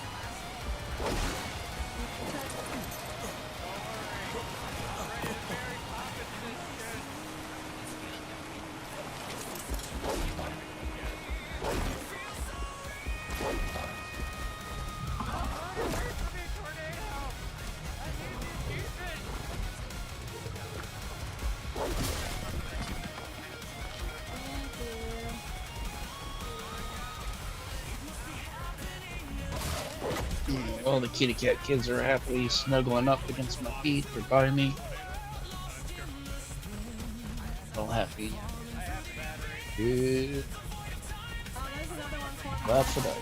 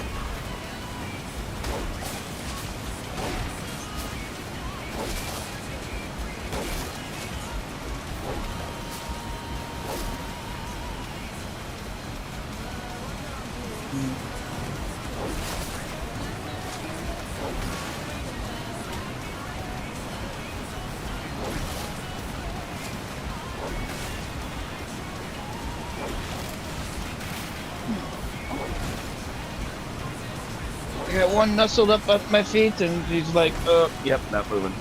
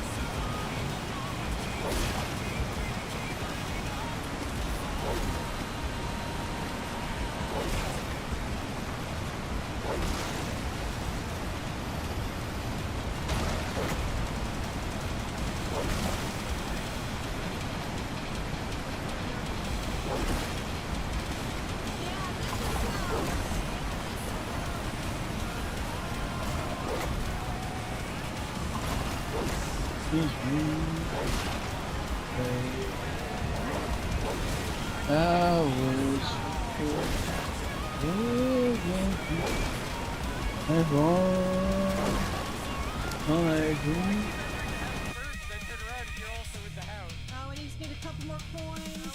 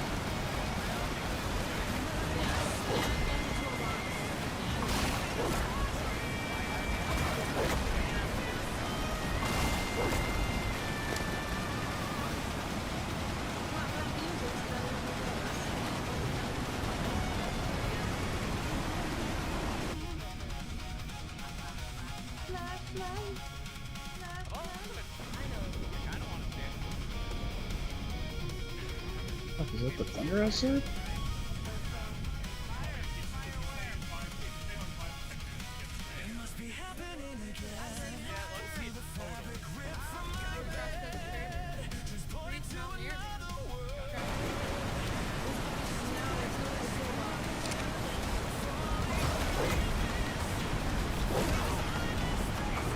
Oh, the waterfall sound is so annoying. I gotta get away from it.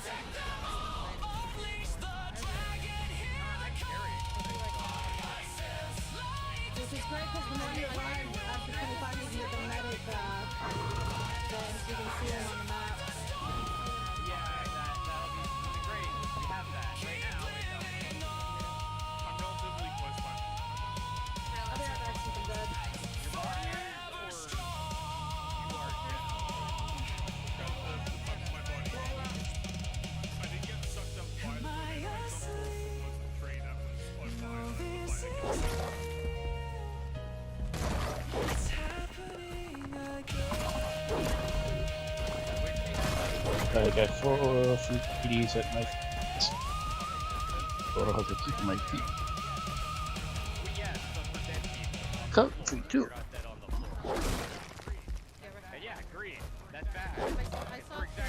Alright, let's go unload.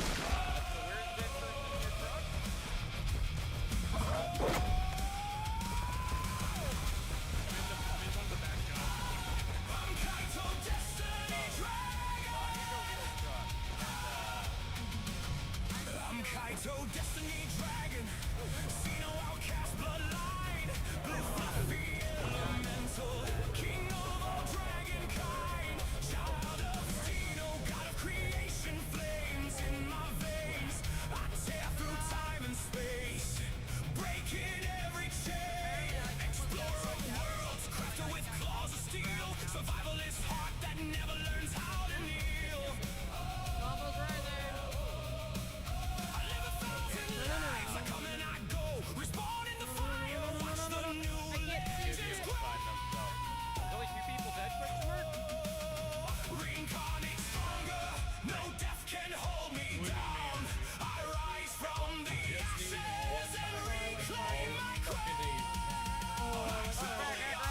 Know the tribe, family friends, we're right. We tame the beast, we raise the wall. We fight, craft, we survive it all. Blue fluffy dragon, fire in the sky. King of the outcasts, watch the legends fly through every Oh, no, that's the movie. Oh, don't you worry. We're assuming the position. There you go. We're shocking them. Get up. You know, I don't know if right Pokemon community game A Wild Pikachu appears. Catch it using Poke Catch. Winners revealed in 90s. Let's see. Poke Catch. Kaito Destiny. Poke Catch Great Ball. I'm gonna Pikachu you.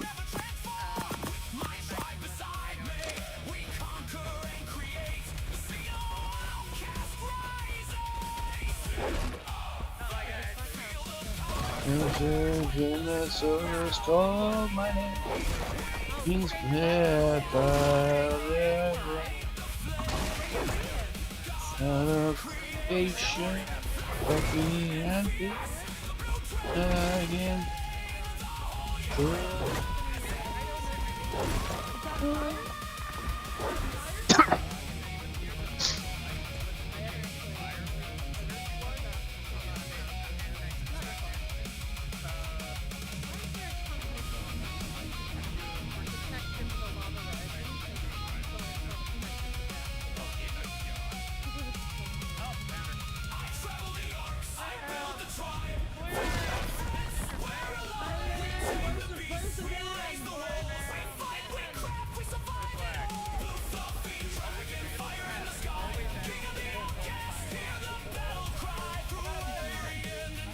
Pokemon community game Pikachu has been caught by Kaito Destiny.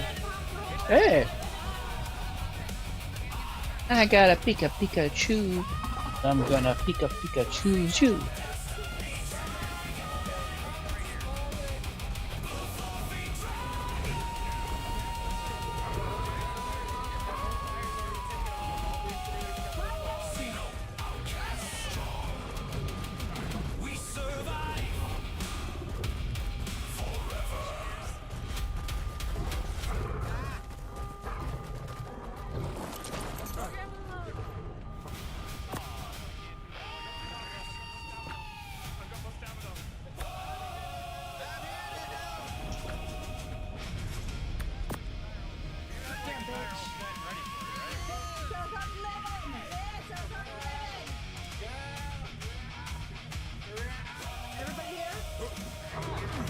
Okay, I'm gonna pack this up just for safety reasons.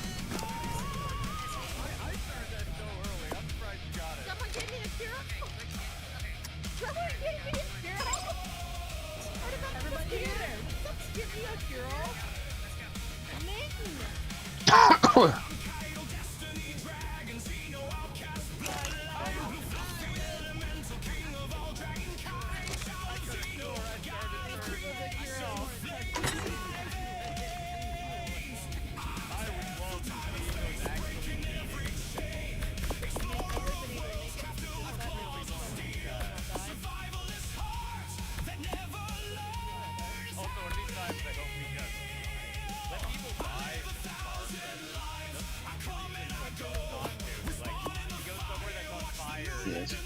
I'll take it.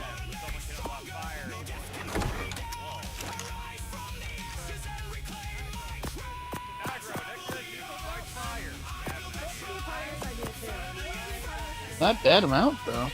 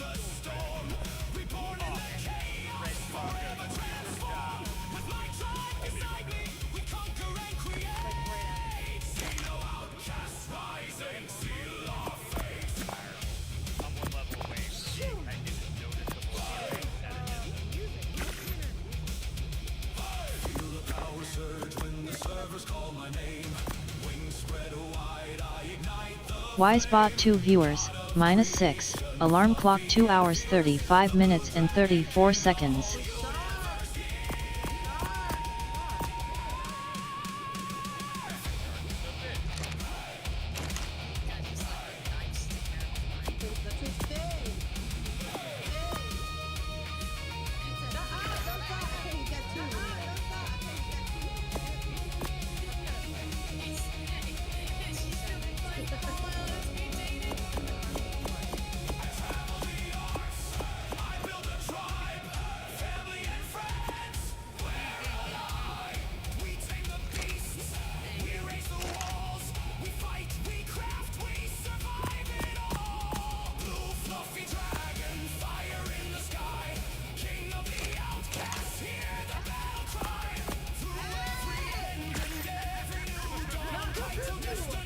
Okay, let's see what we got for other stuff here.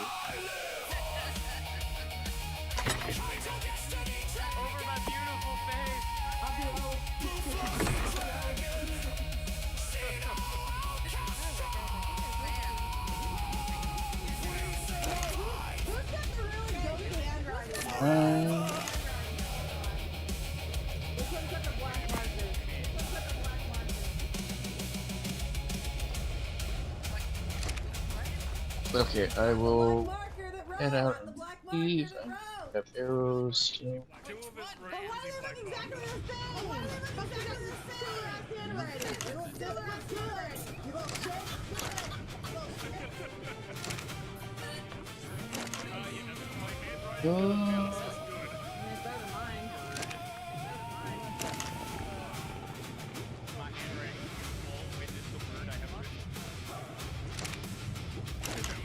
Where are my trank arrows?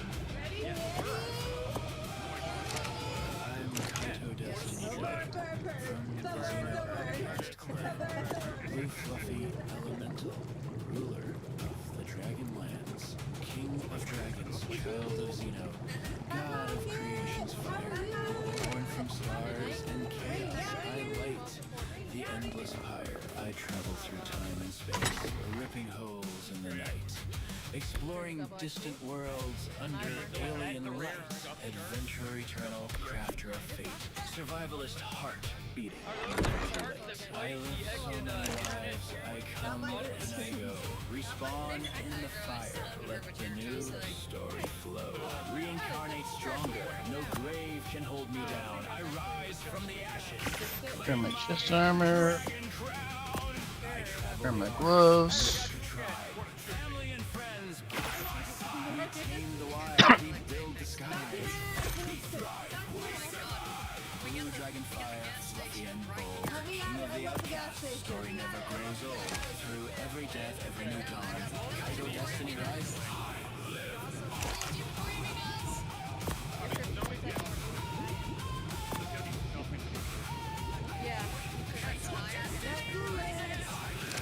Crafting my legacy with claws and with flame.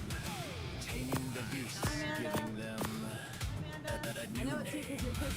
Frozen tongues to volcanic rage, I build empires that time cannot erase. I come and I go like the wind through the leaves.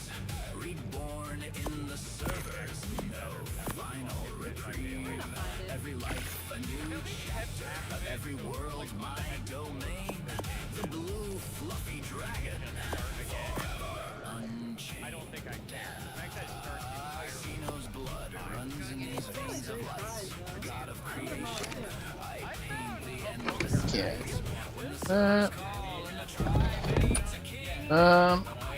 Grab a few dinos here as backup.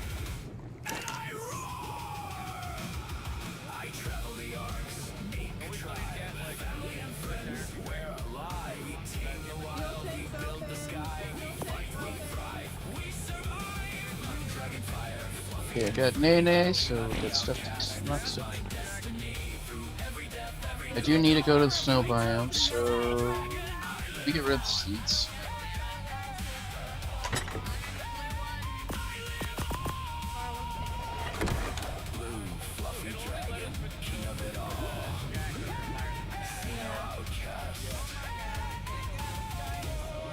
So it's only actually the left side that needs tires replaced.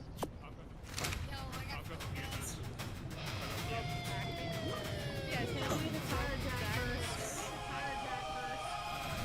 We have the tire jack. We have the toolbox. We just need the tire. We have the technology.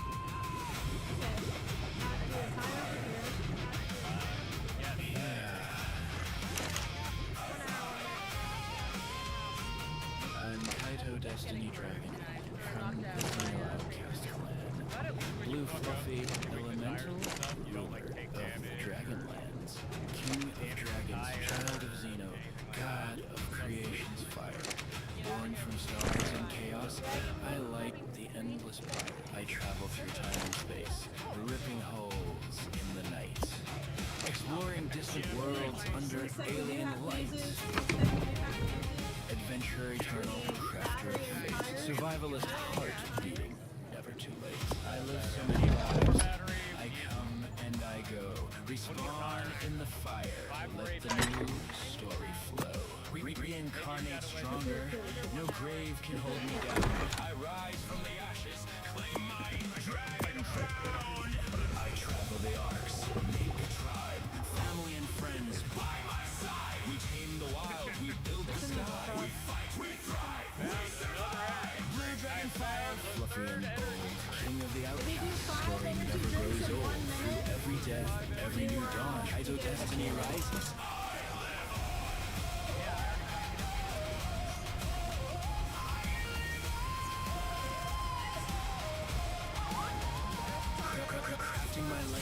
Alright, so at this point I'm going to go...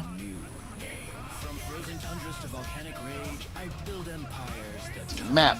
cannot erase. I come and I go like the wind. I'll go to the center island, and from there I'll go to Snow Biome, because I also do need to get Every world's my domain. The blue fluffy dragon, forever unchained.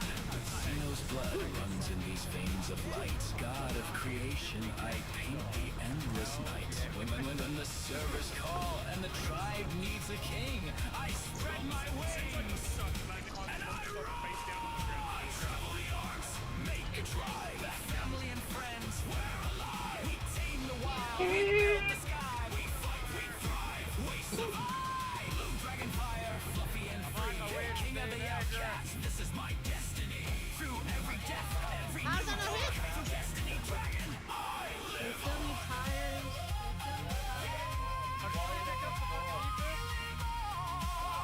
Blue fluffy dragon, king of it all. Xeno outcast, forever we I'm back. Look back. And we don't need a scissor jack. Hello, person.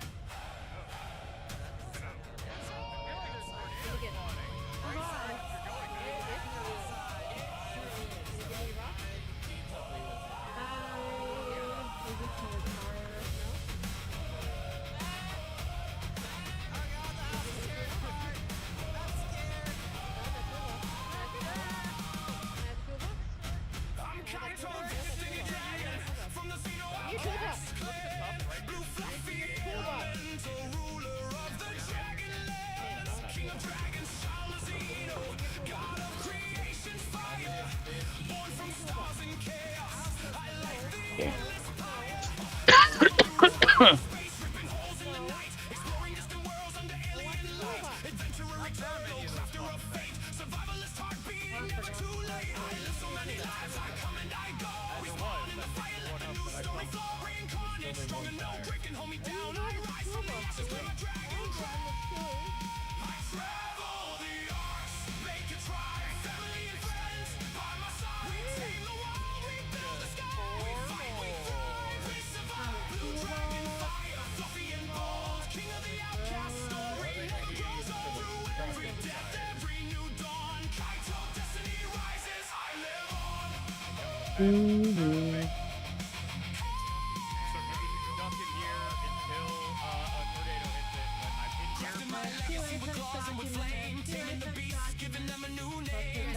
From Pokemon community game a wild hinge appears catch it using Poke Catch, winners revealed in 90s.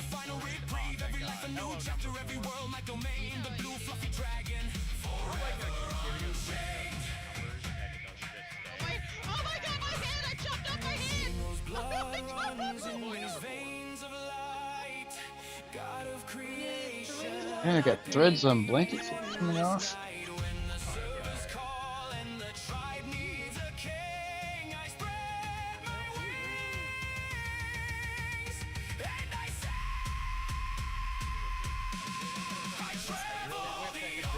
A lot of these songs I do have to redo.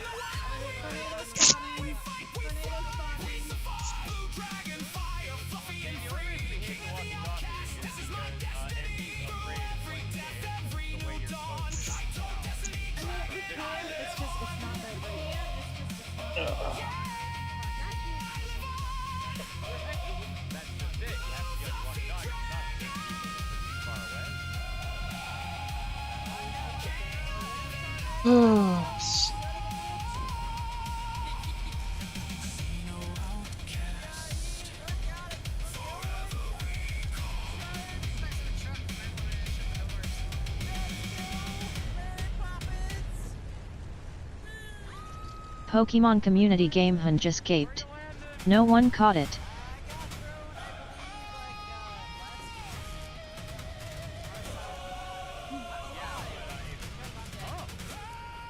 I think at 3 and 7. 3 and 7. 3 and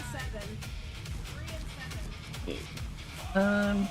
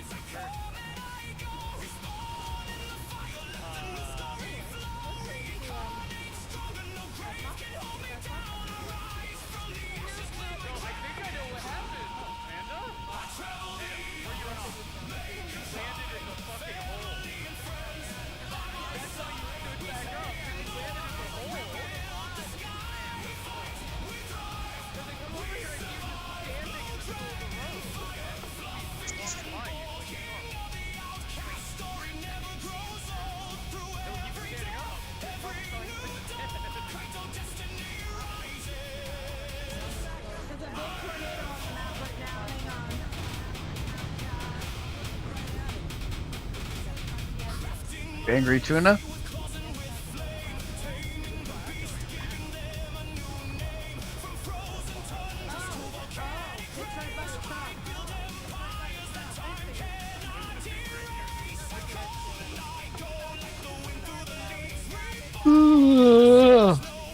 Oh, god damn. Traveling takes almost freaking forever.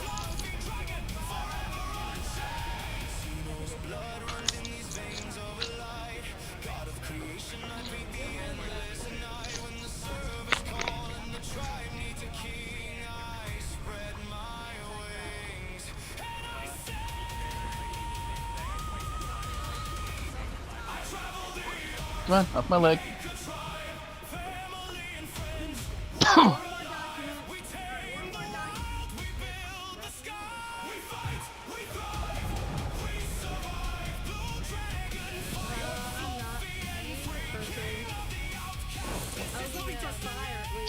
Cap off.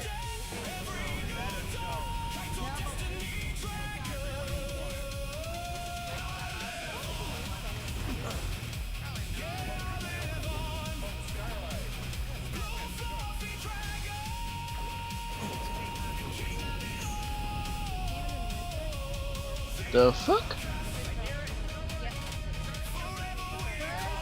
G'day, Survivor. Ready for adventure? I'm more ready for you to teleport me the fuck out of here before that seagull attacks.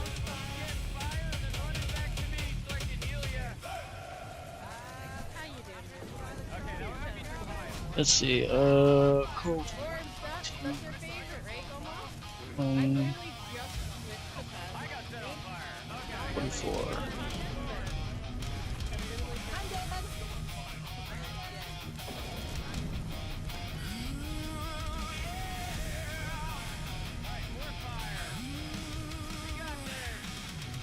Oliver, come on! I said off my leg. Damn it. Put too much pressure on. There's more fire right by the truck, by the way.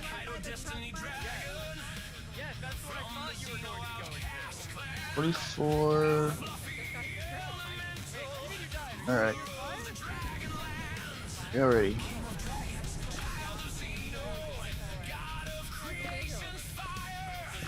Preparing to teleport.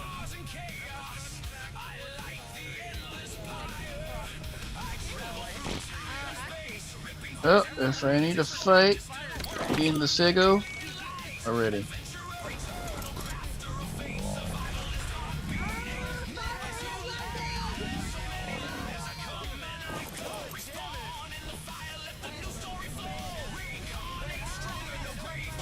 Teleport now.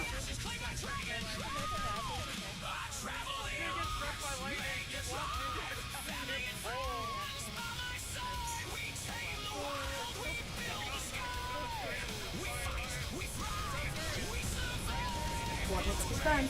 Teleport complete.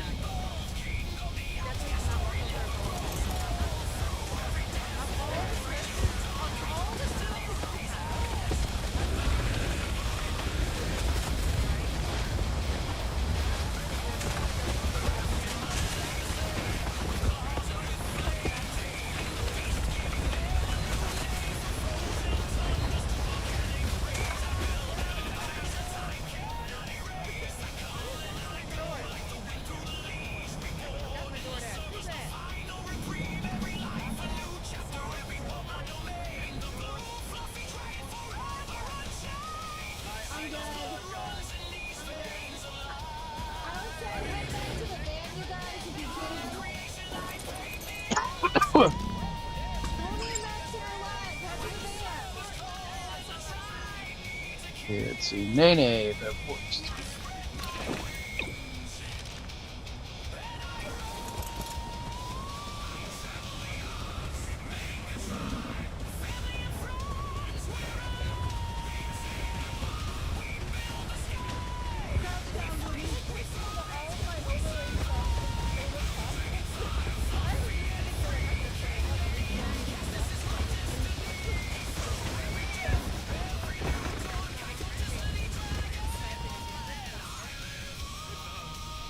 Oh, I was expecting you freaking.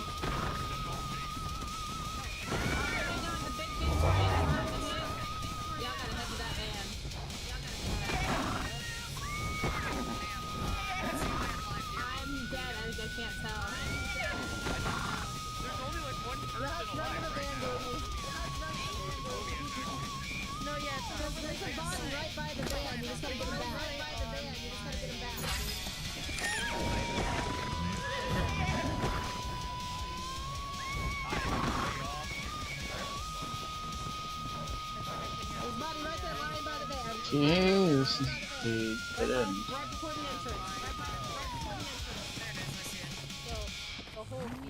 I didn't want to do that, goddammit. I do love how we have like straight up still hard to find people. God damn it. I swear to God. However, I learned that somebody find my mind, please. I don't need to be in the trauma. I already get the trauma.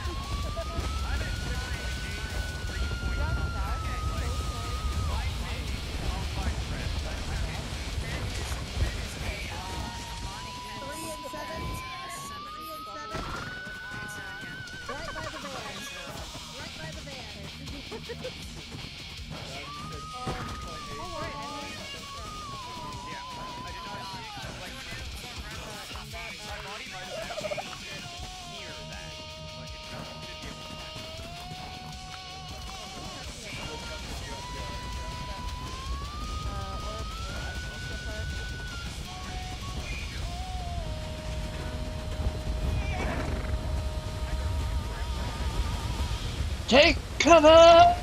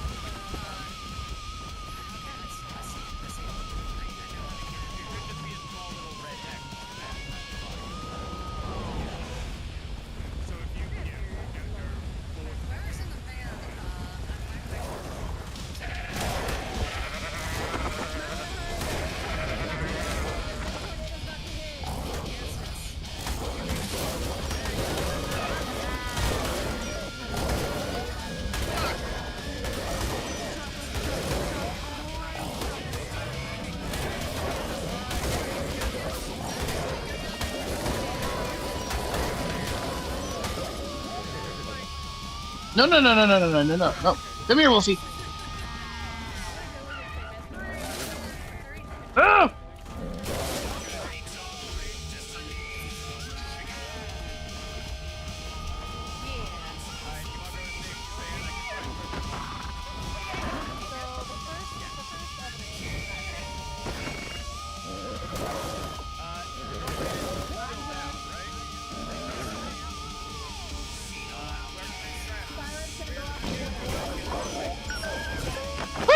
I got lucky. Okay, there's a corpse right over here.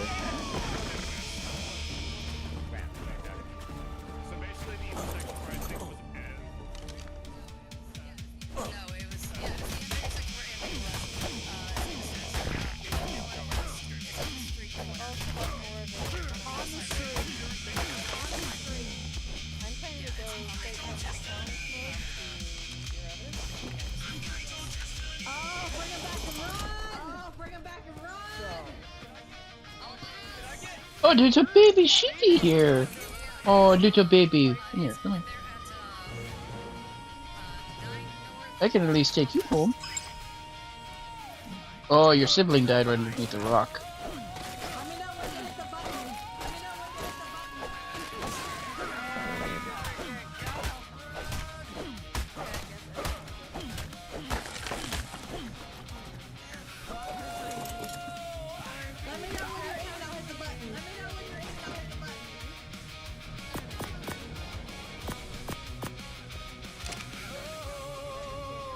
I'm Kaito, Destiny Dragon, from the Xeno Outcast clan, the elemental ruler of the Dragon Lands. King of dragons, child of Xeno, god of creation's fire, born from stars and chaos, I light the endless fire. I travel through time and space, ripping holes in the night, exploring distant worlds under alien lights, adventure eternal, crafter of fate, survivalist heart, beating never too late. I live so many lives, I come and I go, respawn in I'm gonna have to go do some fishing quests or something. no grave can hold me down. I rise from the ashes, claim my dragon crown.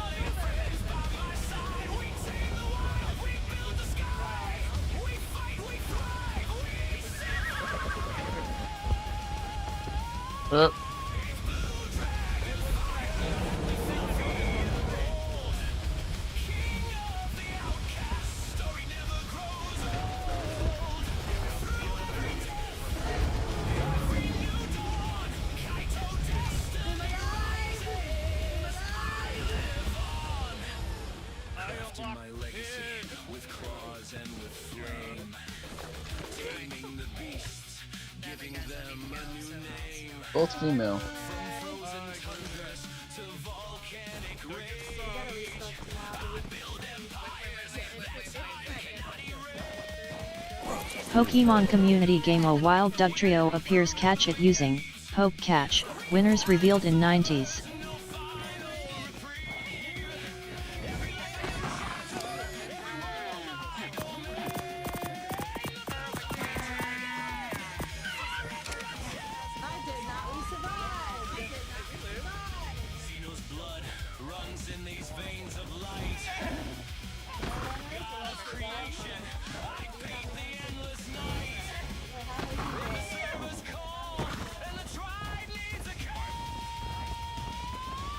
guess I should have brought those gates I made too, if those were still around.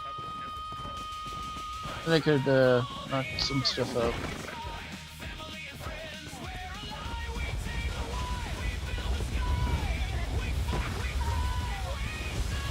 Is that a Yudi?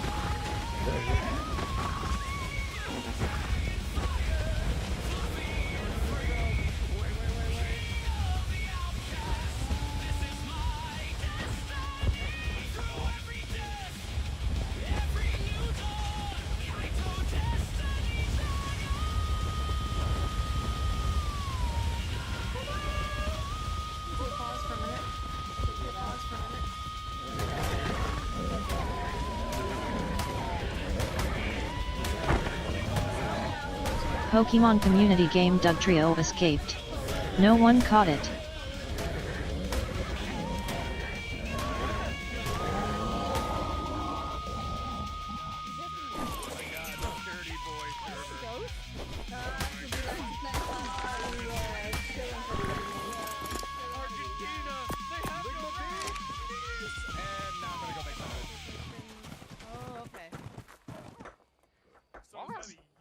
So is that a yes or a no? Ugh.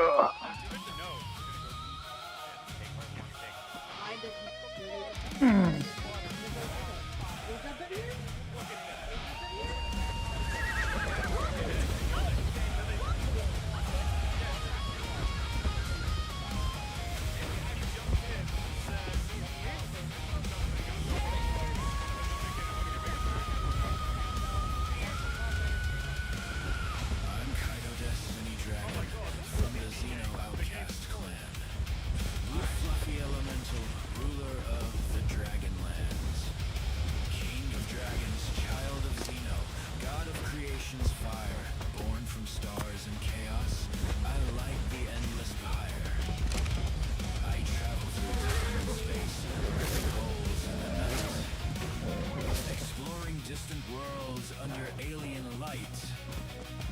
Adventurer eternal, crafter of fate. Survivalist heart beating, never too late. I live so many lives, I come and I go. Respawn in the fire, let the new story flow. Reincarnate stronger, no grave can hold me down.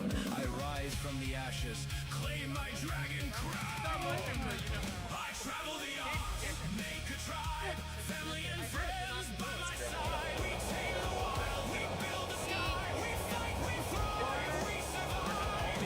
Dragon fire, fluffy and gold, king of the earth, story never grows old. Every day, every new dawn, Kaito destiny rises.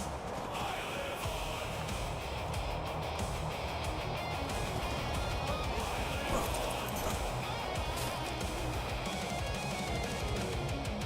Crafting my legacy with claws and with flame. Taming the beast, giving them a new name. From frozen tundras to volcanic rage, I build empires that time cannot erase. I come and I go, like the wind through the leaves. Reborn in the servers, no final reprieve.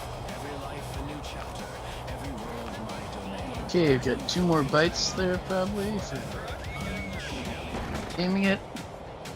Xeno's blood. I need to figure out a spot to shoot that. I paint the endless night. When the servers call and the tribe needs a king, I spread my wings and I roar.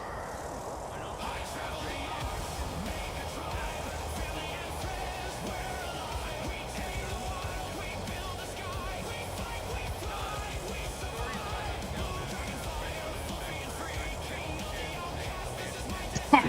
Through every death, every new dawn, Kaito, destiny dragon.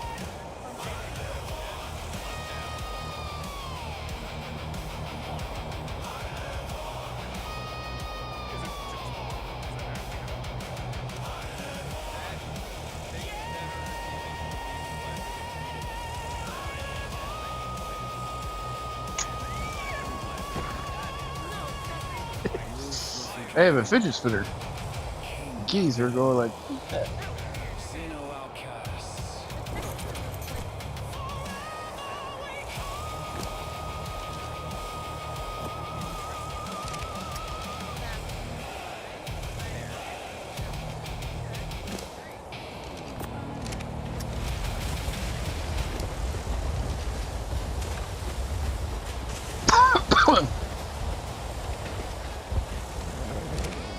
Should eat soon.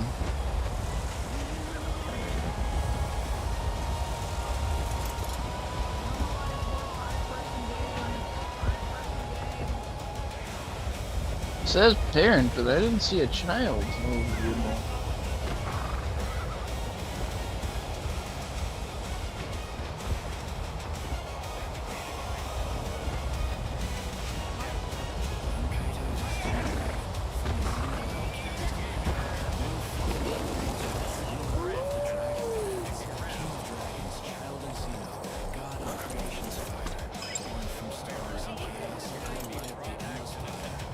Oh, ice.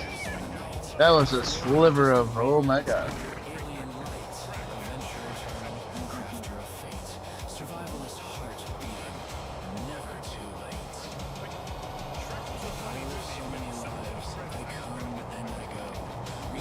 Oh, we gotta move on, folks. We got mammies to find. At least to something it's over 100.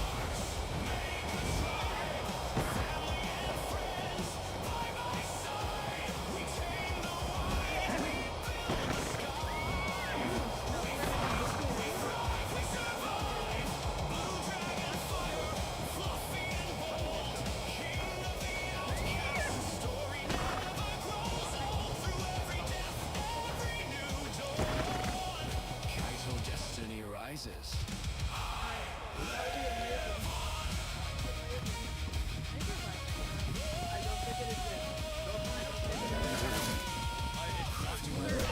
With claws and with flame, taming the beasts, giving them a new name. From frozen tundras to volcanic rage, I built empires that time cannot erase. I come and I go like the wind through the leaves. Reborn in the stars, no final reprieve. Every life a new chapter, every world my domain. The blue fluffy dragon, forever unchained. Xeno's blood runs in these veins of light. God of creation, I paint the endless night. When the servers call and the tribe needs a king, I spread my wings and I roar. I travel the earth,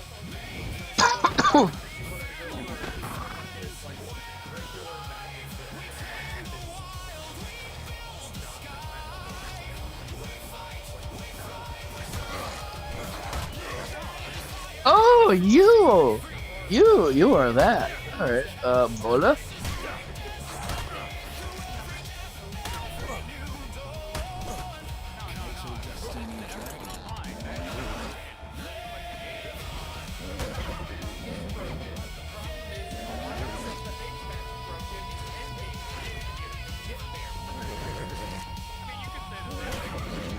fluffy dragon.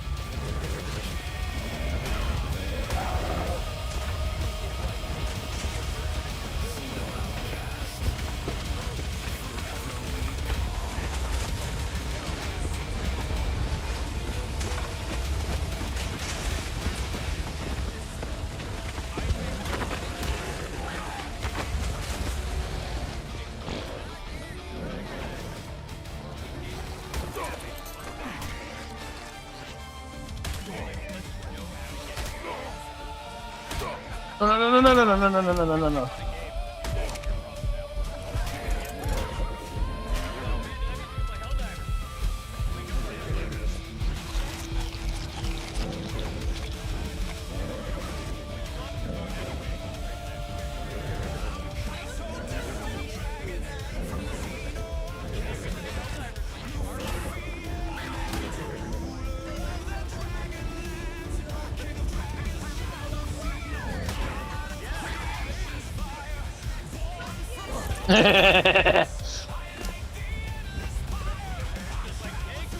Here, let's put you on my belt.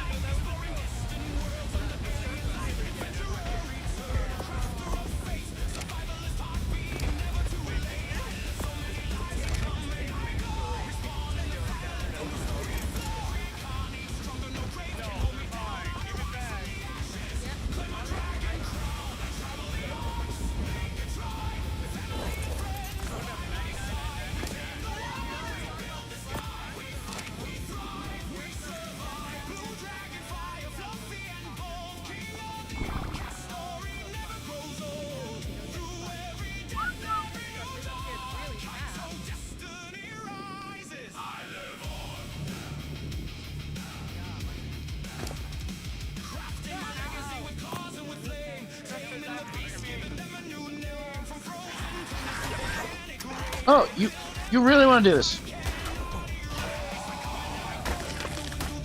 bitch?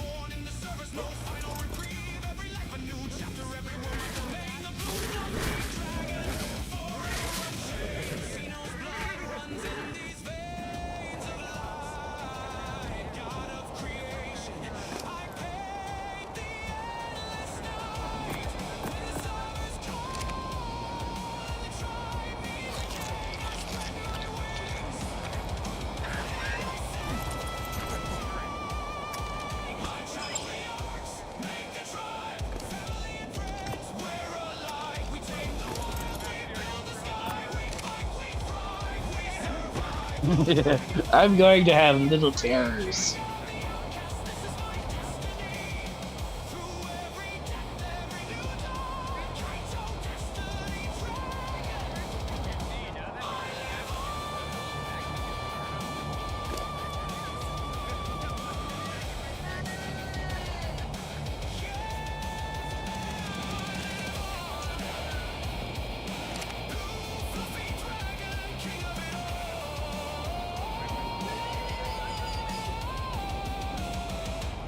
See no outcasts. Forever we call.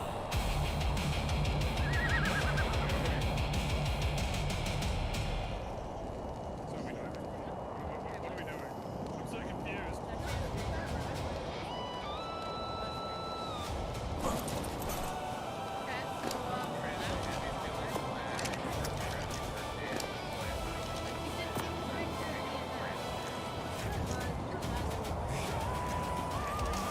Oh, it's already out.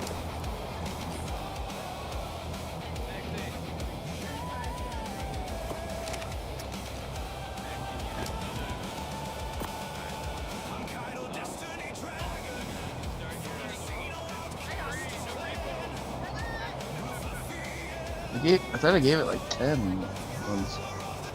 I guess that wasn't enough to feed it.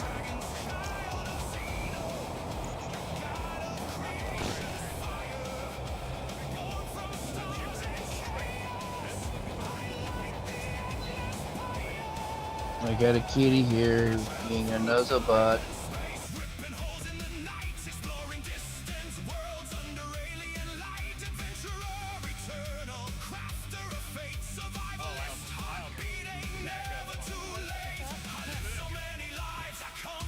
Yeah, no, I know. You keep on being a nuzzle butt.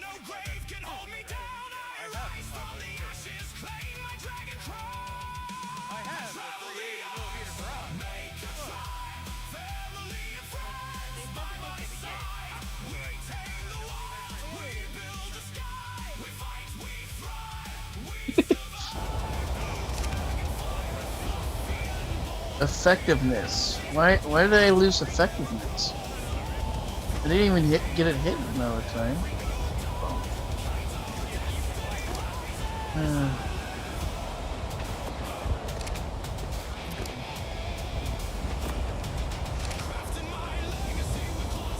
Why is it broken Play-Doh looking? All Pokemon over. community game A Wild Poliwag appears catch it using Poke Catch. Winners revealed in 90s. Pokemon community game A Wild Poliwag appears catch it using Poke Catch. Winners revealed in 90s.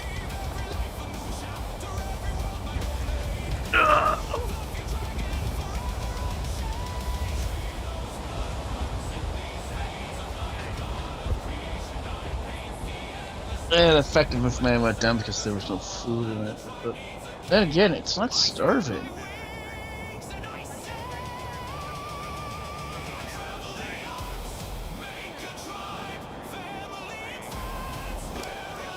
Thought I gave it enough.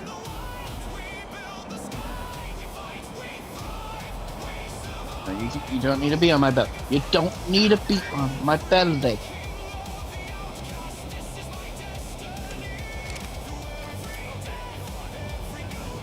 Wait.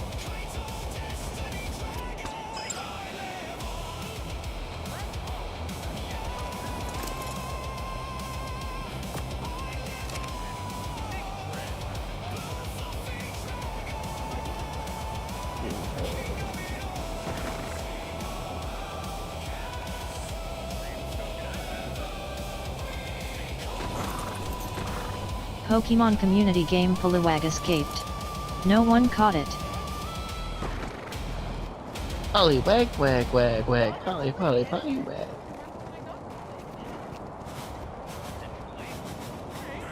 The Raging Party! Jeez, what is...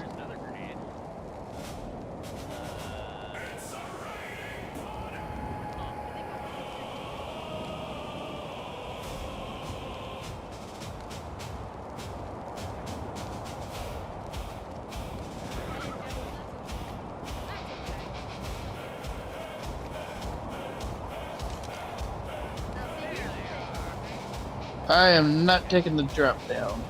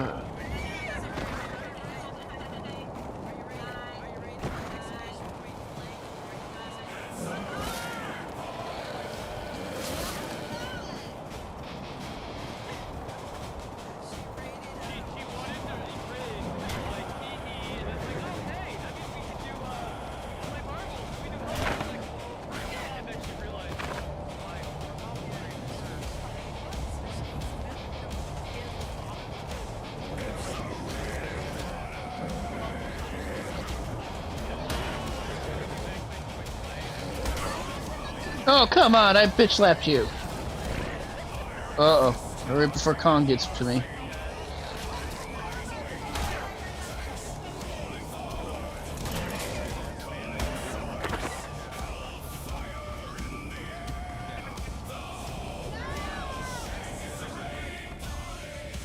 Yep. What level was it? Oh, 20.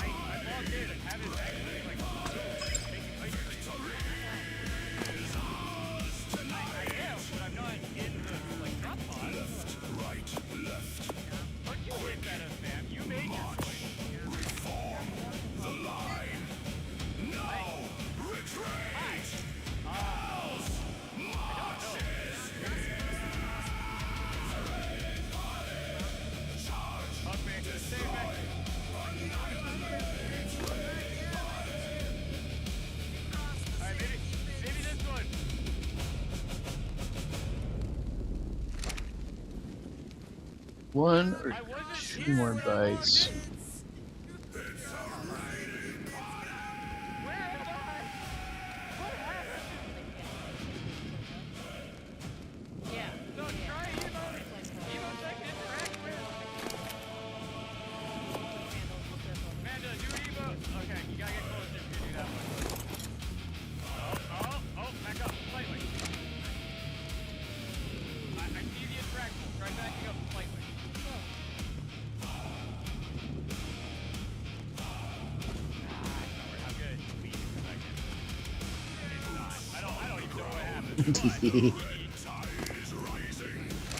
Oh, that's right, Helena. Oh, that works. G'day, survivor. Ready for adventure?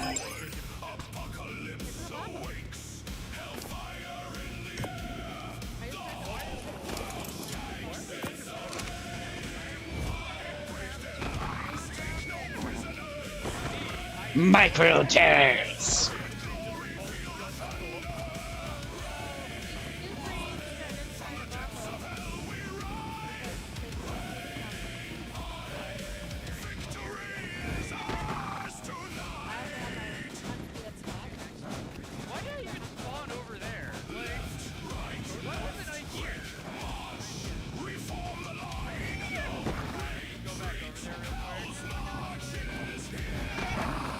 That was a little. It's not worth it.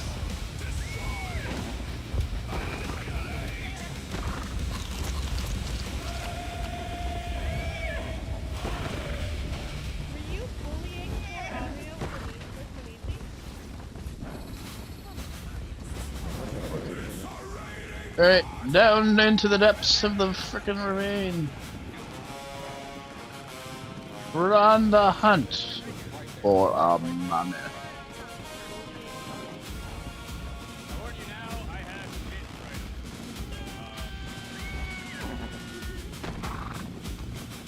A mammoth that is of decent level.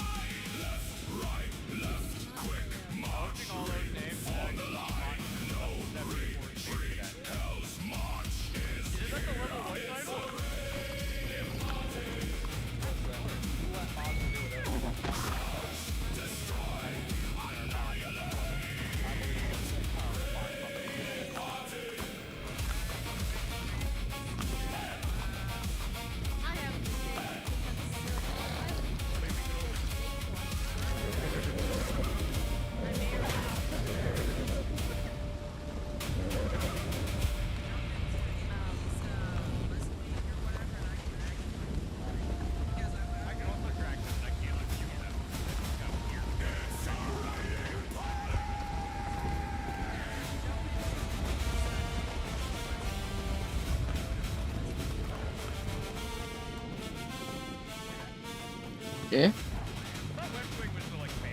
That was weird as fuck. One kick and poof, gone.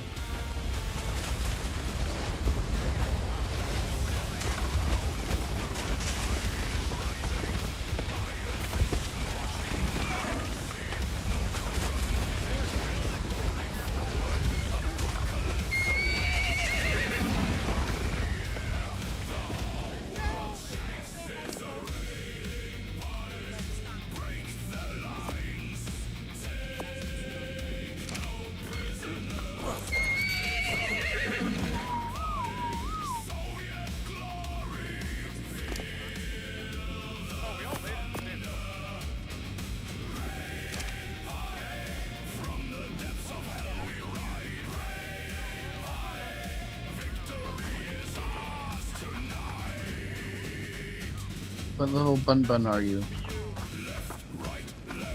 35.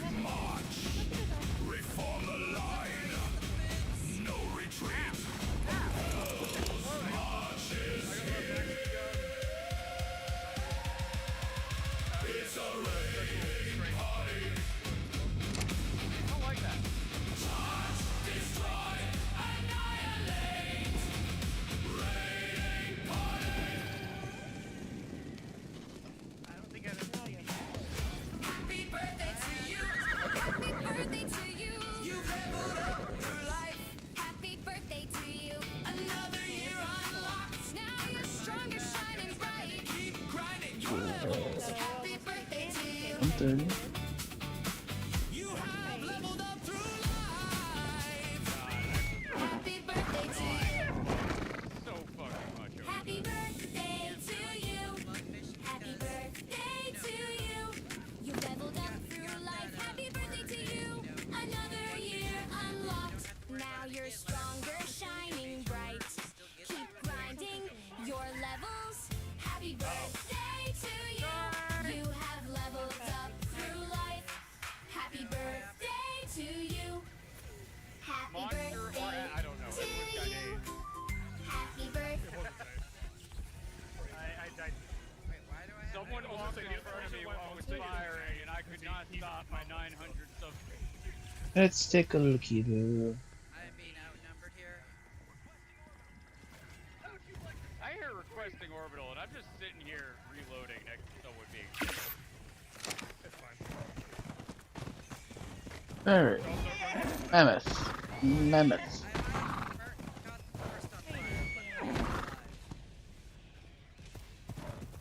Why are they blown up? Why are they blowing up? Because I threw an orbital there. Oh, cool.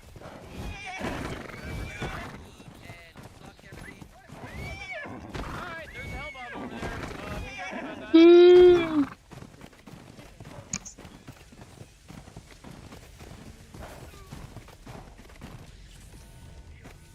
God, it's like a fucking bearing over here.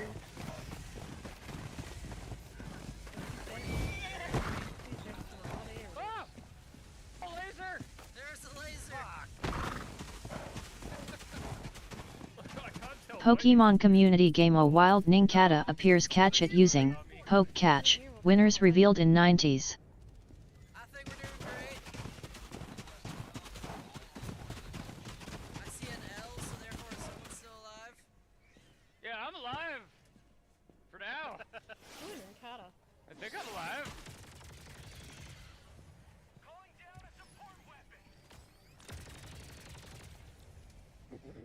Alright, now we wait.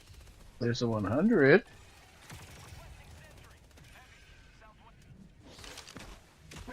I'm sorry, is that a demon?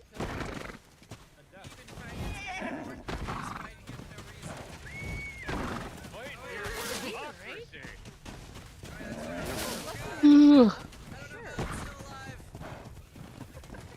worry, we got reinforcements coming. Someone got killed by a duck. Like, I'm tempted to go back, but I'm pretty sure that was less than an hour. That's what Kaito just said. Because it was like, over 4 minutes 30, so it would have had to have been 6 plus to be over a minute and a half. I don't need It was fine. resupplies. I got myself back.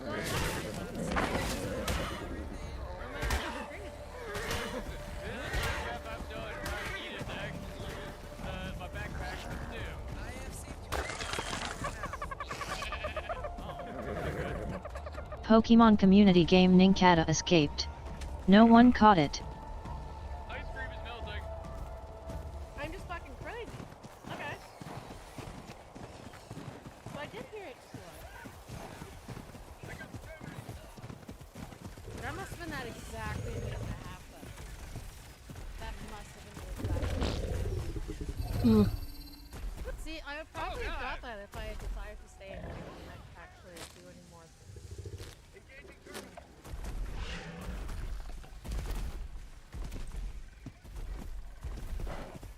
Maybe I need to just warm up some more on other maps or something. Yeah. So yeah, I got like 50 kills there. I'm bad at this.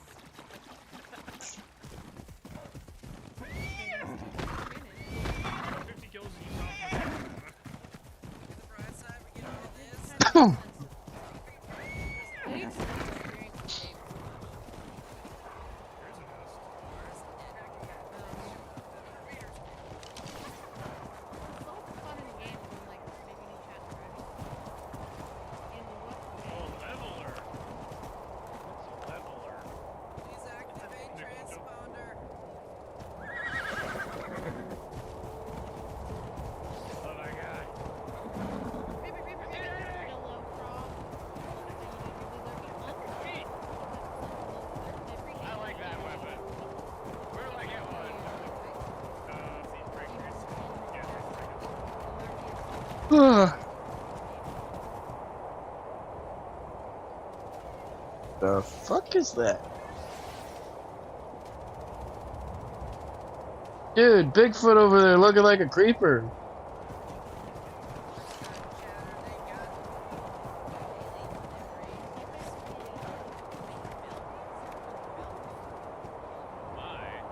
Oh.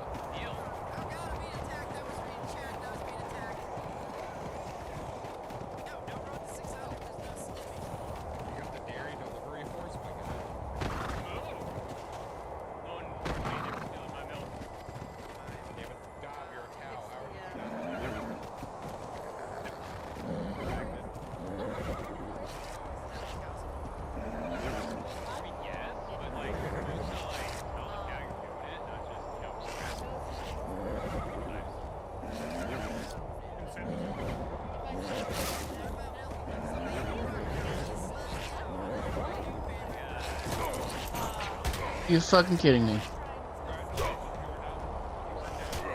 You got it! Did you feel a bit disjointed when you woke up in the simulation? That's normal. Your personality and your memories are stored in huge memory banks, and then they get combined with a physical body inside the Genesis simulation. Once that combination of mind and body happens, you're on your own. Well, you've got me, of course. That counts for something.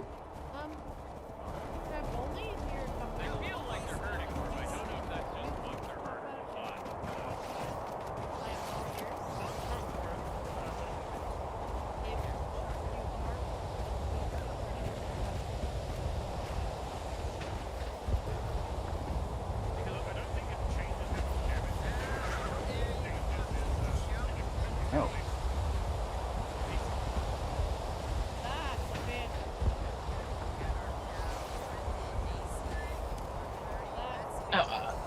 Back scratchy. Scratchy, scratchy, scratchy.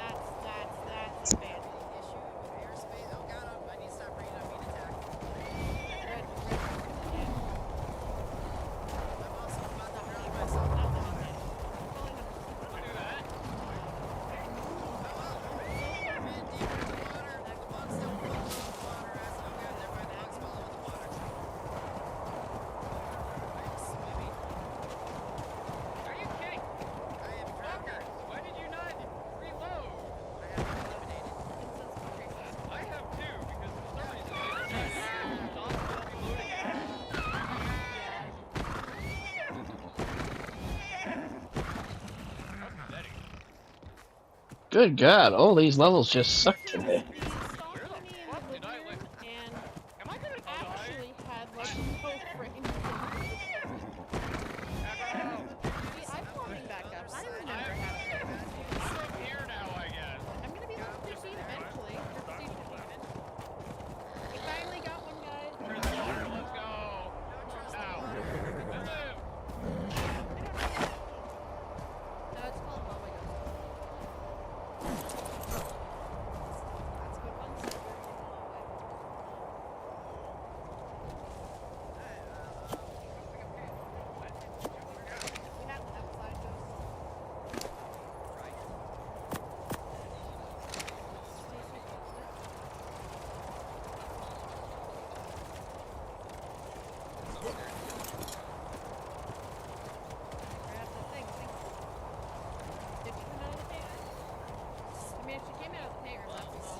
Okay, ping is 200 to 230. Yeah.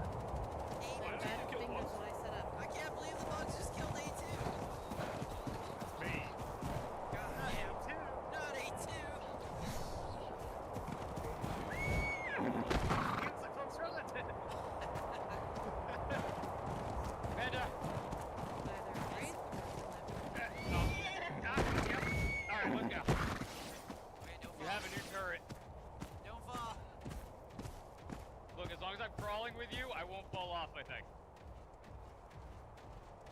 Oh,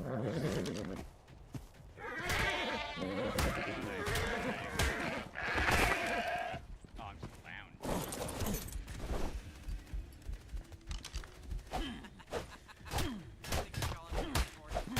Smack that sheep booty. Go for that butt. No, we came in here. Get that prime roast. We're gonna be making some haggis. I could not see that for shit. Maybe. I ran out of speed. Well, at least I got it. So. Awkward. Okay. But you know. What if I fall out crap instead of laying? I think laying has more body space to be on the top of it.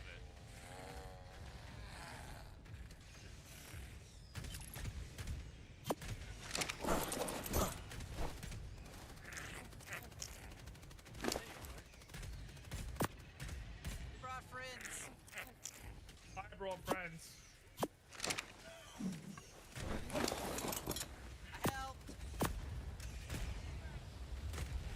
I'm glad y'all made friends. They weren't exactly the friends that I wanted to make, though. It's all the friends we made along the way. I was told I'd make friends along the way, but I didn't think it meant like this. Here, Giga Grenade. Okay, I've only been using one arm to shoot.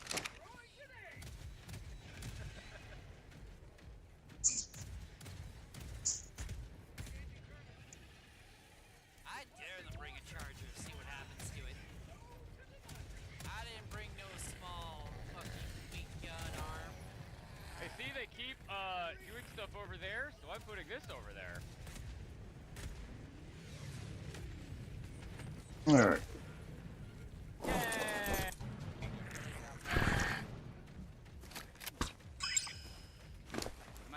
No!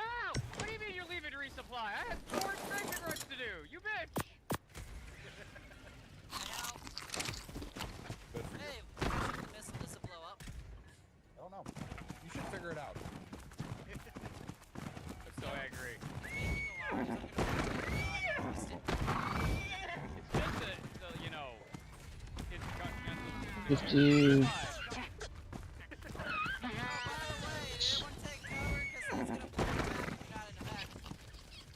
Let's go ahead and get one more Fine. map going. Yeah, it does do damage though, so like, whatever. I am a little bit of a coward. I'm Oh, baby horse was. Oh. doing no weapons. Parrot must have died up there. Equipment. I do know equipment when I've prestige.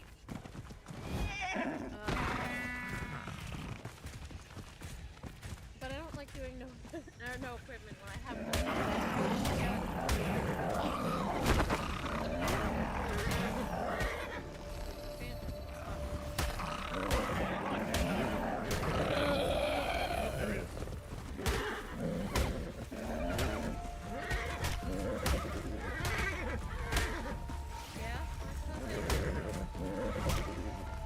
Hopefully you really feel that.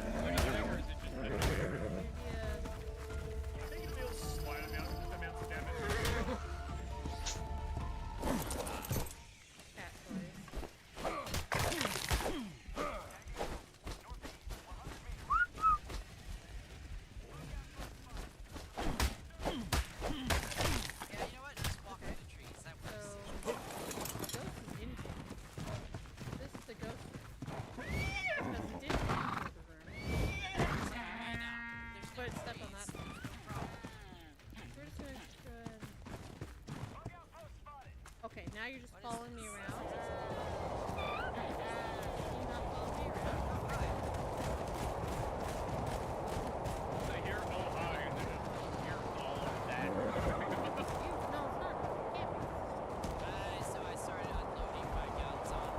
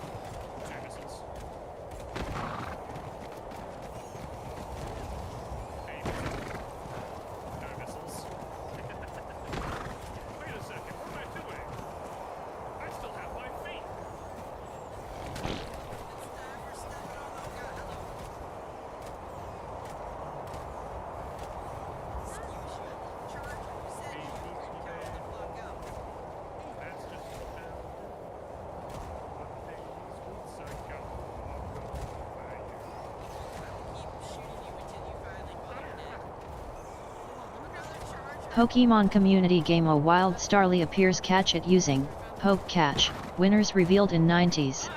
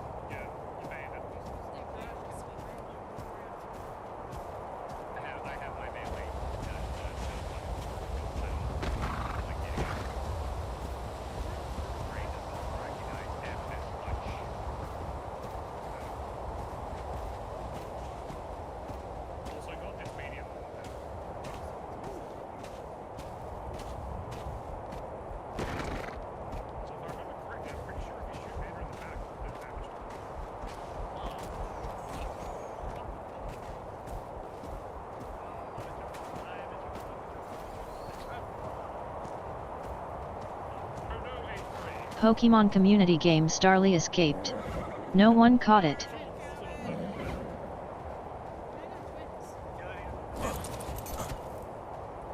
Ready when you are.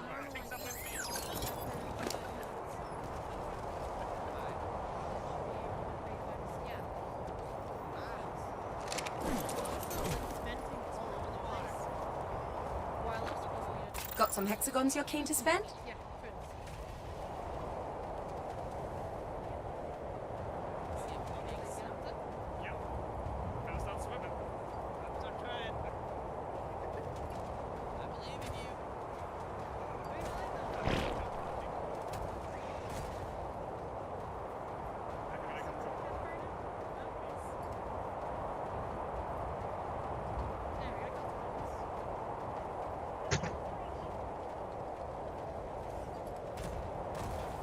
Come again soon.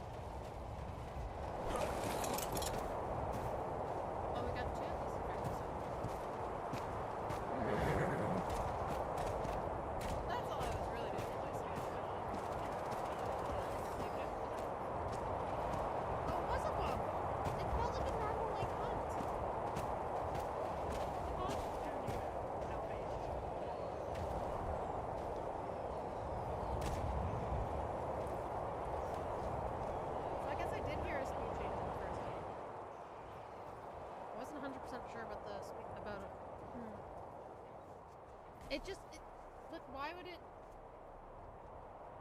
Or was I hearing a door move from upstairs while I was downstairs? It's like you're gonna get stuck here. Because I think that's the issue with this, is that you hear doors moving around as if they're on the same floor, but they shouldn't. Well, it was a female ghost. It was Granny. I love the chain gun on this mech. It was Granny.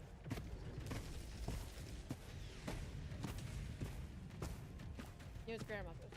I'm just a little bit annoyed. Monster did that. It makes noises. As though you're on the same floor and you're not. Very gray. Very gray.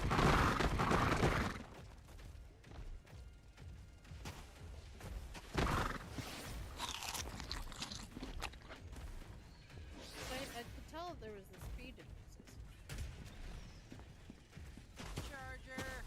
But I thought for sure that maybe it says a time right before 5 minutes. Maybe it says right But it was like it was in the garage, but then doing stuff all out here and over there. I'm going down! Nah. Hey, one of the steppies. Hey, Downstairs. get the steppies. Oh, the steppies. If you're not a wraith, I'm gonna be upset.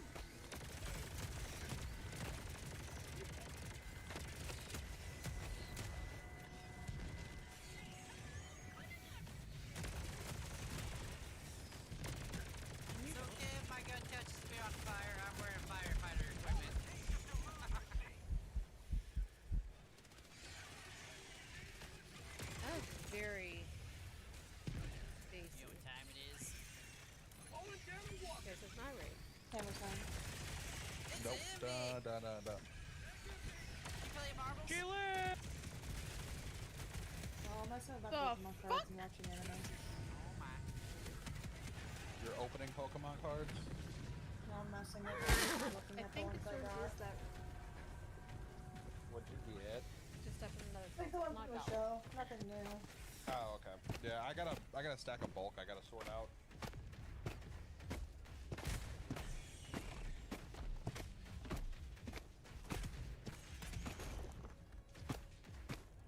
Are you gonna hunt?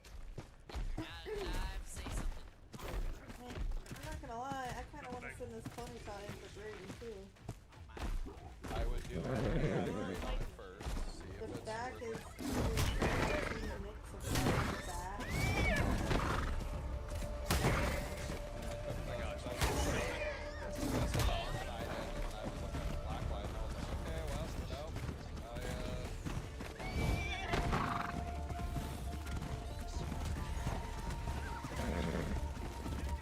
There's some black, there's some dents and stuff on it apparently. Yeah, Ponyta looks really good. The shiny Articuno looks really good. The Articuno GX. Oh. I'm gonna die. This Vulpix looks great, but very shitty centering, so... I'm gonna die. Fuck. What the fuck was it? But... I don't...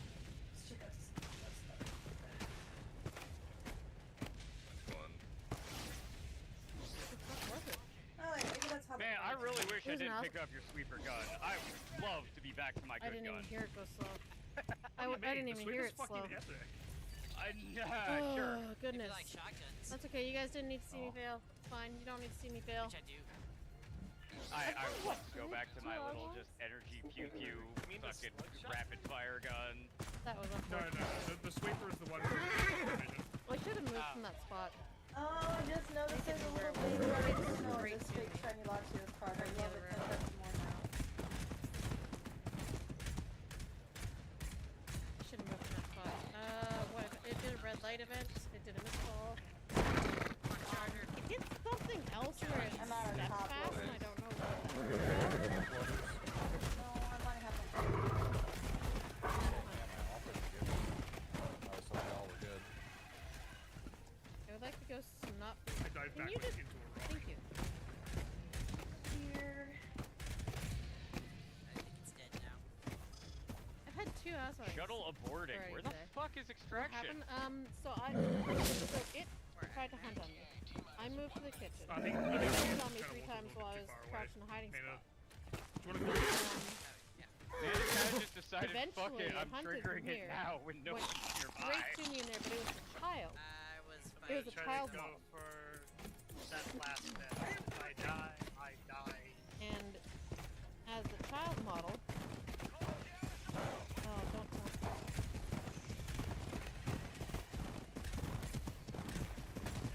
As the child model, it didn't, I couldn't see it in the dark from around. Also, it's got... Are you kidding me?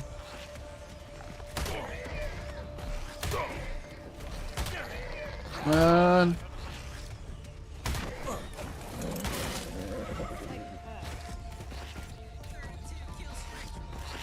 Oh my god!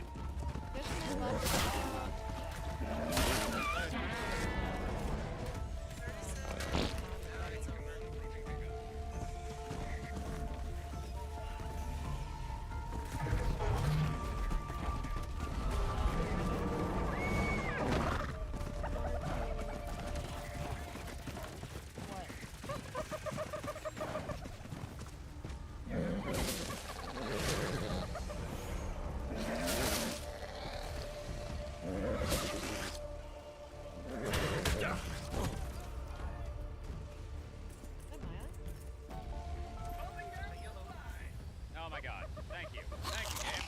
Thanks again. Fuck did my backpack go?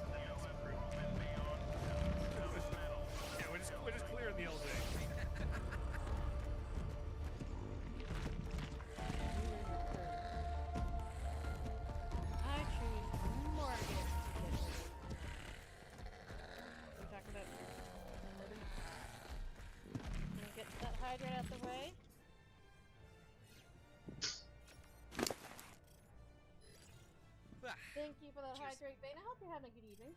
Alright, now I need to switch to an automatic, because I don't think this lug shotgun was helping me there.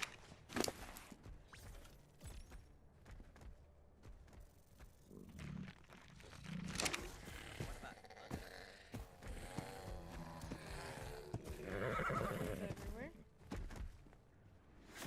I mean, if it's an automatic.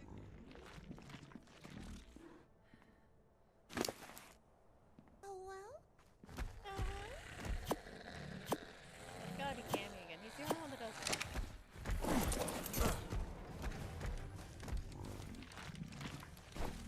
We lived. Where did that green come from? How many rounds did I fire? Not enough. Shooting for Sunday. Fair enough. You Some people like need to to do fire that every week. I mean, I fired over 5,000 rounds, but could have fired. Friendly fire damage 1,400. Oh, you're a home dude! Hey, Rob. Come here, baby. I don't know how I got that much friendly fire. Come here, baby. I don't think I actually did that. You had Oh, one hi, accidental. baby. How you doing? Amanda How you had doing, baby? 4 accidentals. It's fine.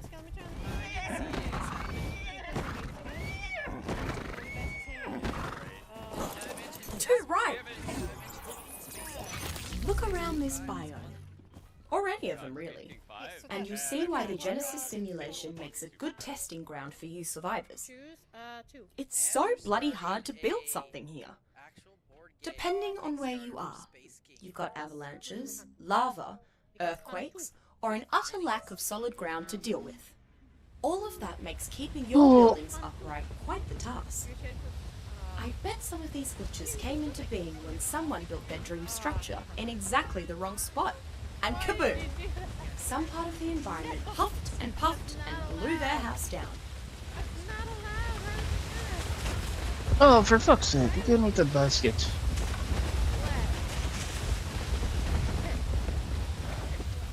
Man, he's not even willing to give a handshake.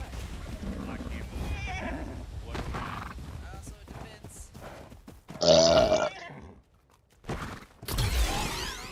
Fence? Yeah, we're. Oh yeah, I need a bunch. I definitely need more correct ghosts. Out here into the water. What about here? Here? What about there? I don't. We need. What's the worst that could happen?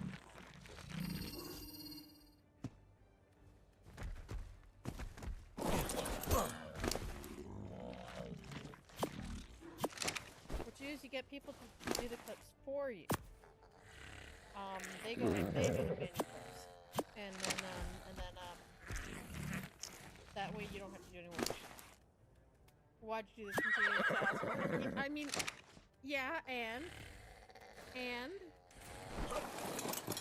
this is not my fault you went angry. Why would you eat the dragon egg? It's so rude. My precious Pokemon Community Game O Wild Shellos appears catch it using Poke Catch. Winners revealed in 90s.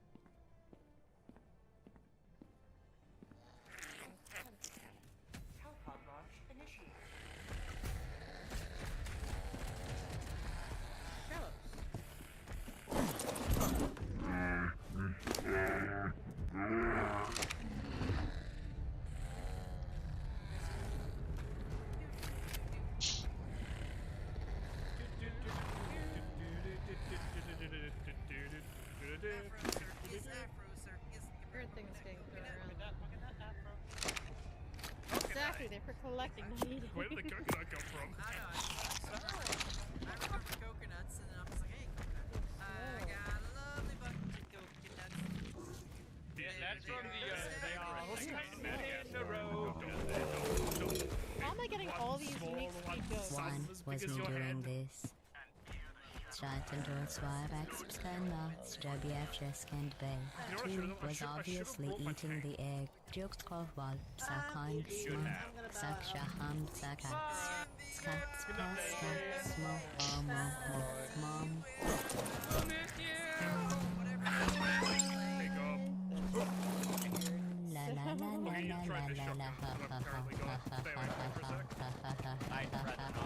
Pokemon community game Shellos escaped.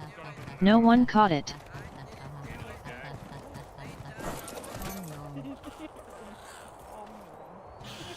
Just make sure that like you make sure you let it cool down. Because that's the other half. We have initiated evacuation.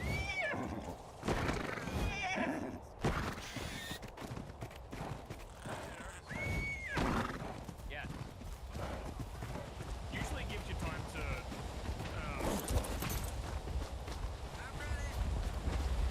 I know what happened. Vanda pushed the button.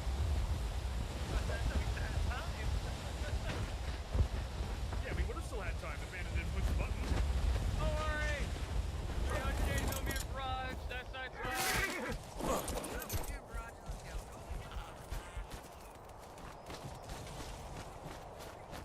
Stop running, you little shit! I'll take you home.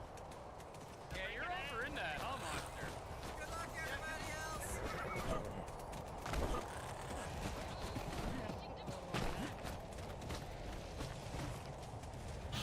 Is this another pontoon? Rocket launch. We're supposed to be launching rockets?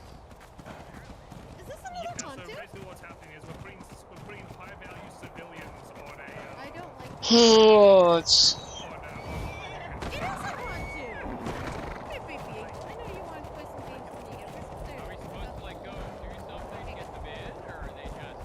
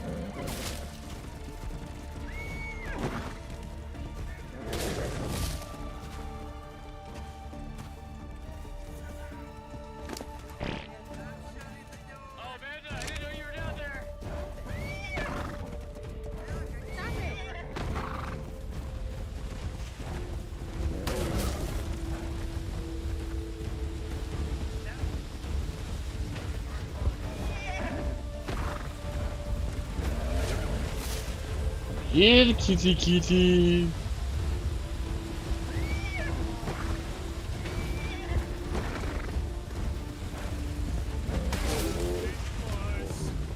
Stay asleep for a while.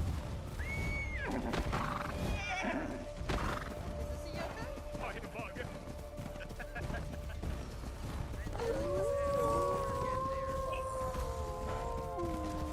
Yeah, if I could lace the area and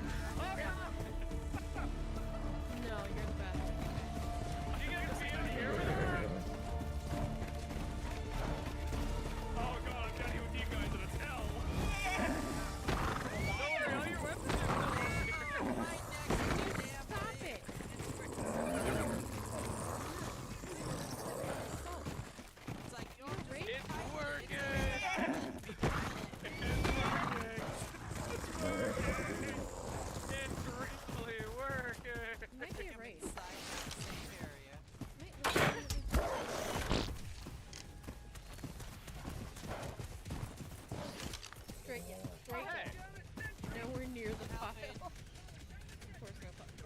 Oh.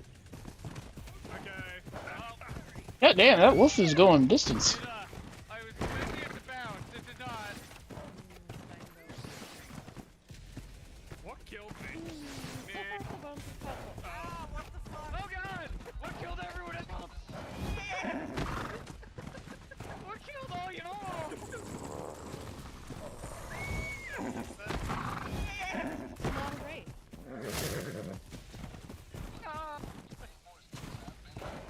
I'm gonna do a thing of reinforcements right here for us, but oh god.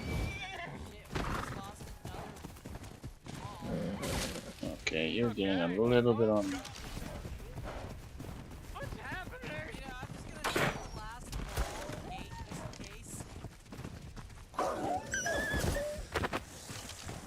Good God, you made me go for a while there, bud.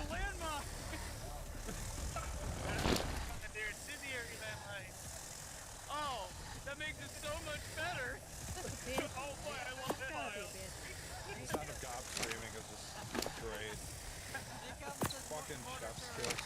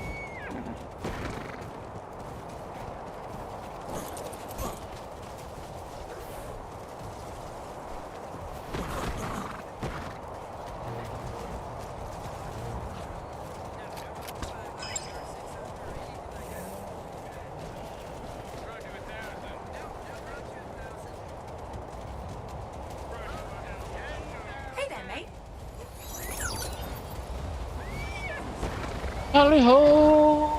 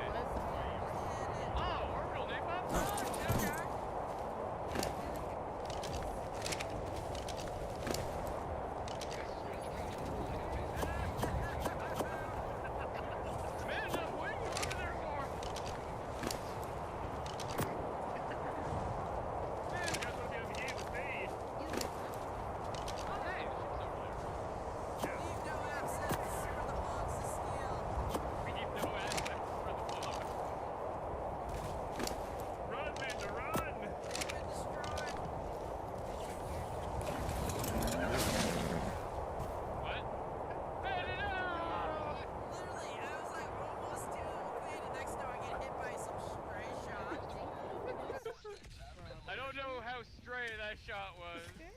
I think that might have just been Pokemon community game. A wild ball toy appears. Catch it using poke catch. Winners revealed in 90s. Poison strike. Kitty, kitty, kitty.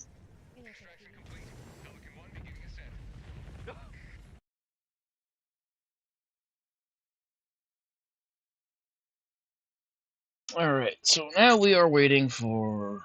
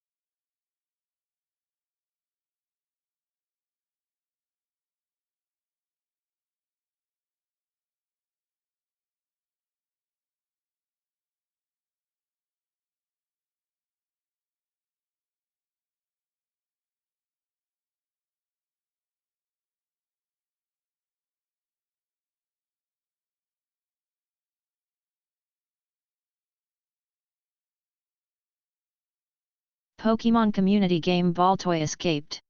No one caught it. Do you have my attention? You have my attention. I know you want me to. You have my attention, but not my wallet. Yet. You had my curiosity, but now you have my attention. Those are rookie numbers. You gotta pump them numbers up. You gotta. Yo, Steam does those sales heckin' every week. Yeah. Come on. I had a dude today, like, I was in Target grabbing stuff, and he looked at me because I had the pack of Pokemon cards. This was after the dude that looked at me disgusted. And he's like, oh, you like video games? I'm like, yeah, motherfucker, I love video games. He's like, what consoles you got? I'm like, I have a PC. I'm on Steam. He's like, why? I'm like, because I could go on Steam and buy a game that's $60 on PS5 for $5. He's like, valid point. I'm like, yeah. I can't believe you, monster. Only 6 friendly fire damage. I can't believe it. You should have It's like had you more. didn't realize the mission. Alright, bet. I'll do more next time. Well, now we're not on a defense mission. I don't know. I think it's another defense one. We're supposed to activate the second tower of pesticide.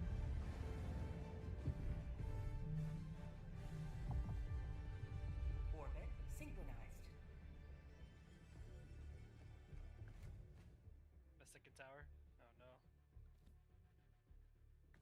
Wisebot 3 viewers, +1, alarm clock 4 hours 18 minutes and 40 seconds. I think it was hammer.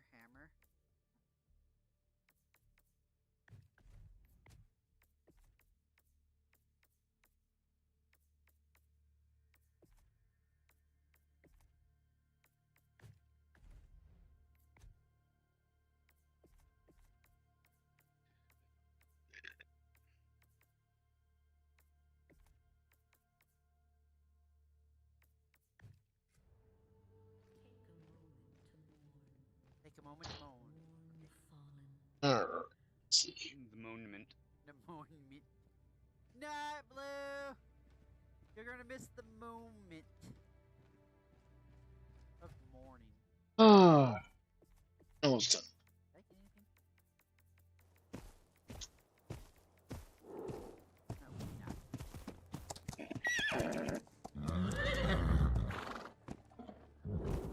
One thing to do. Cause chaos.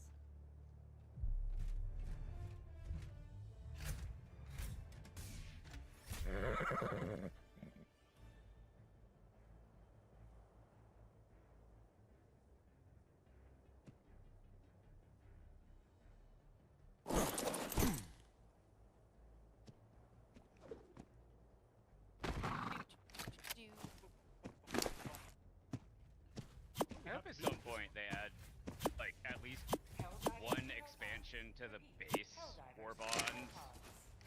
I know they make their money by getting the new ones and people not wanting to play and just going in, but also, like, a couple of things to the base. How about here? What about What about here? here? Here. What about here?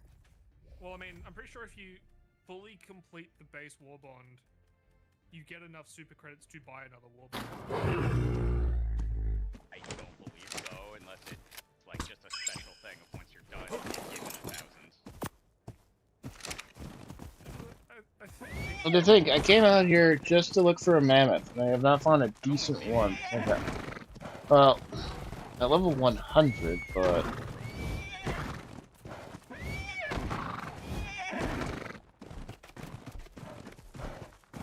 I want the mammoth!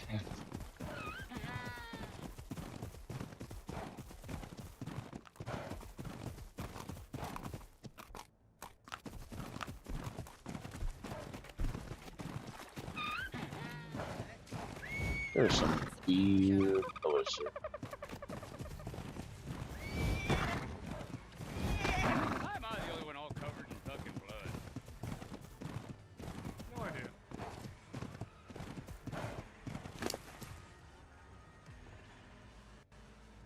Wait, what happened? Oh my god, I thought I might die now. That scared me.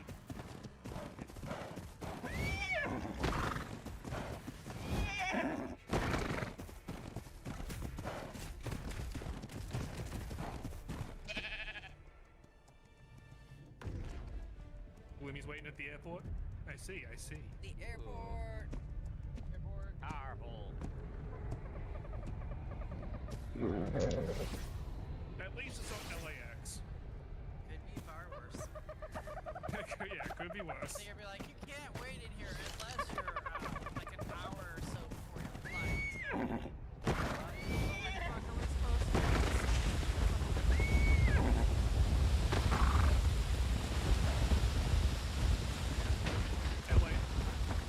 LAX.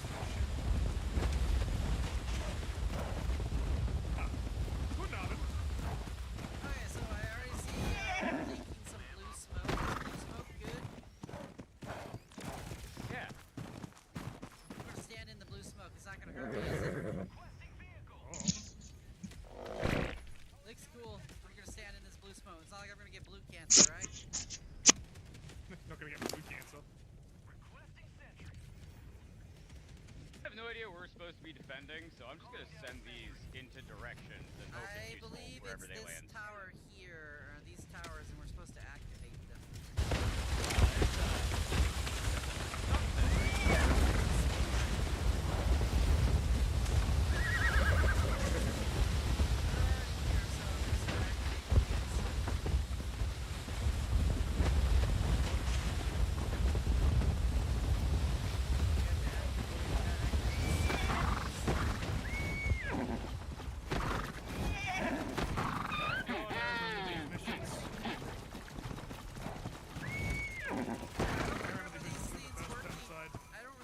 Too right. I see you're cleaning up after me, and for that I thank you. Establishing control over this Genesis simulation involves a degree of untidiness, which you experience as glitches. Carry on. But no, I am always watching you. I went offline for several seconds there.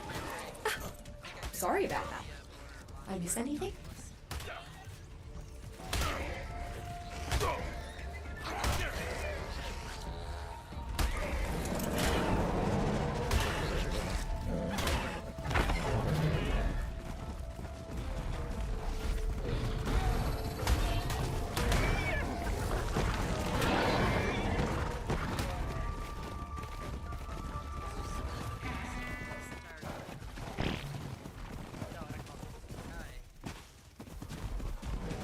Okay, who made the stinky? Oh my god.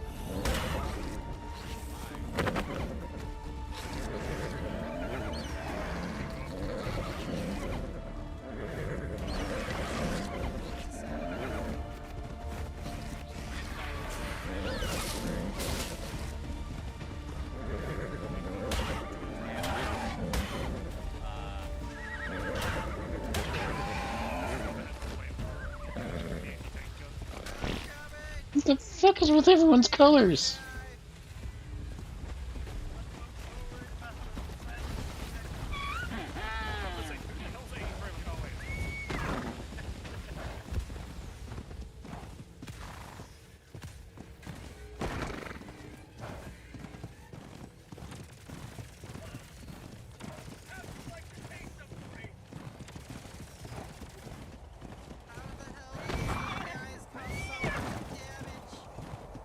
Here you go, Gob. Here's the Mac. Mac delivery. Is there anything left in the Mac? Yep, it's about halfway done. Look out! I will not stop firing! I have decided things are dying now.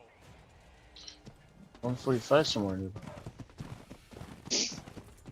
That's probably the one. Hope you did not want this back, because I have just killing things.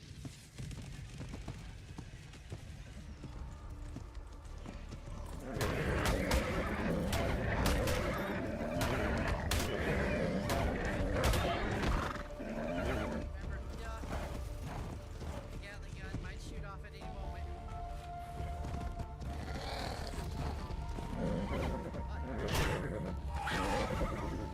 Oh, that was close.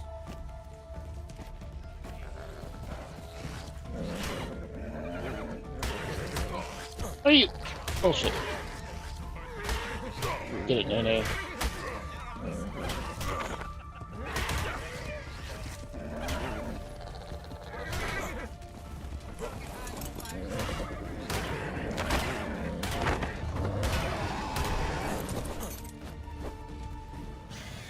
feel like I was just a little too close.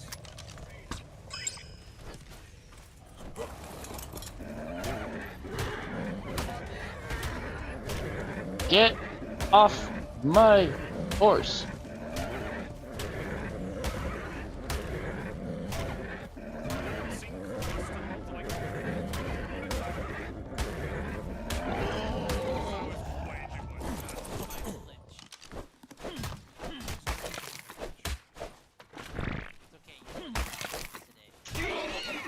Yes, activation terminal.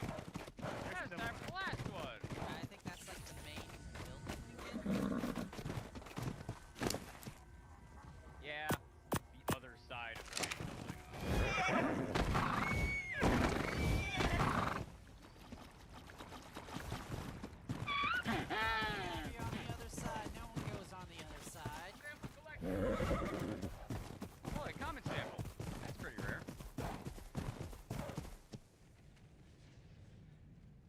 Yeah. Oh, it's over there. Oh no. Ugh. Automod's being stupid. It doesn't like shitting, apparently. Oh, what about farting?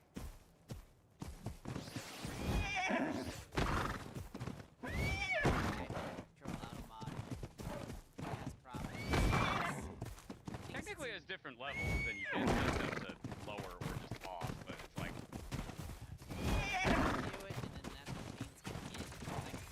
Yeah, that's when people start coming in with weird fucking shit. It's like, ah, cool, and back on it goes.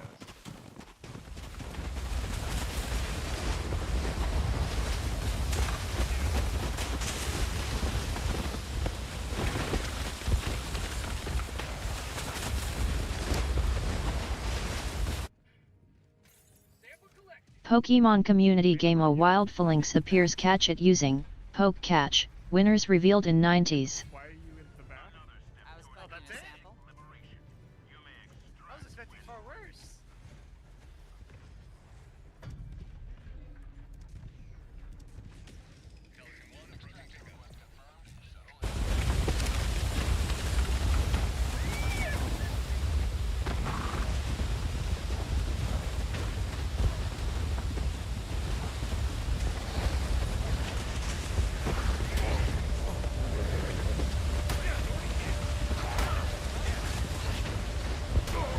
I'm being harassed by Microraptors a lot more than normal.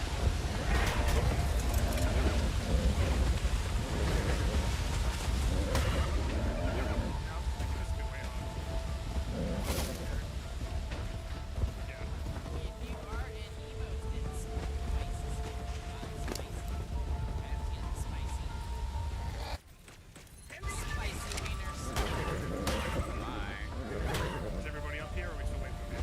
No, we're still here. Amanda's been up here, but I was the one that was fucking off. Yeah, I can destroy it.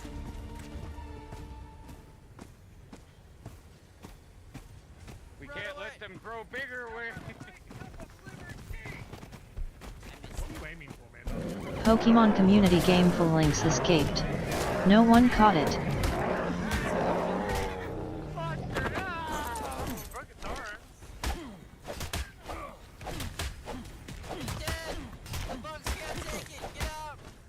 I can't believe it! Yeah, I'm gonna throw one on the floor.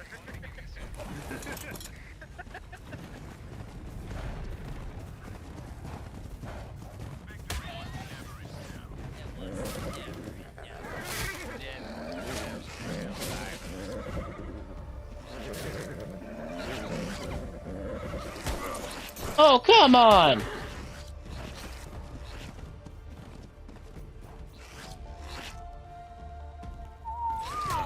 Still feel like you can get even 5 super credits.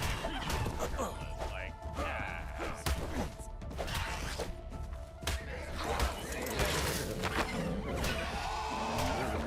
They did. I don't have a single bond yet. I'd love to get any amount for anything. Oh, sorry, I was talking about the actual credits. No, those, yeah, like those are blocks, those are base shit, those are useless, but like, the bond currency, I'd love to be able to get any of that. Fucking one emission would still be, like, come on. Anything. That should not have happened.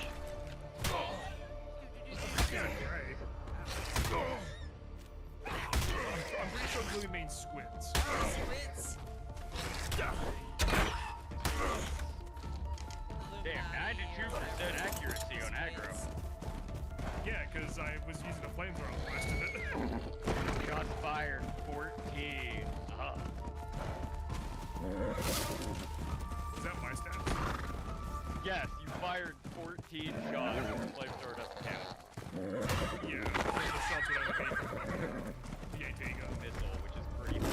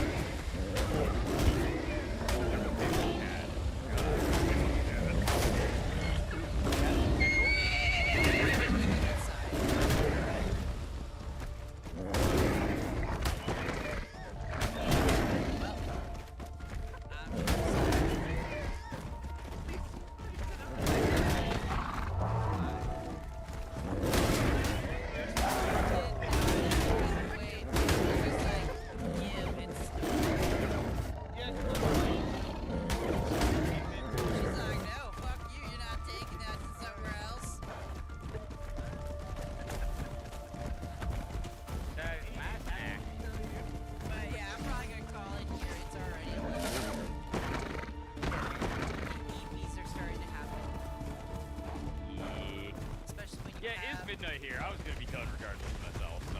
Especially when you have a little puppy, well, puppy, who likes to come barking into your room at like 6, roughly 20 in the morning.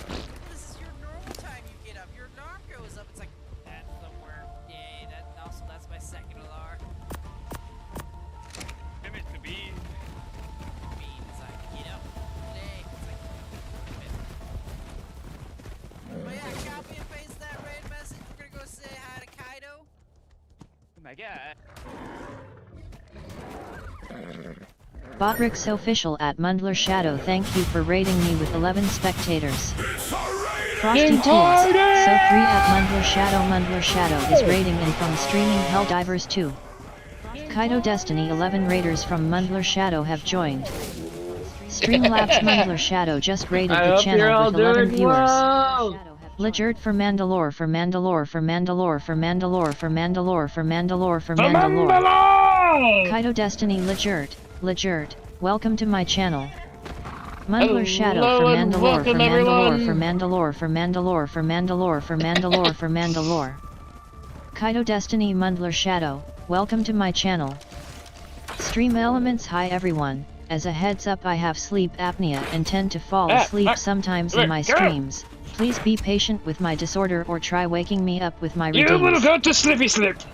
Hello, Raiders! Hope you're all doing well. Hope you're having a great, wonderful time.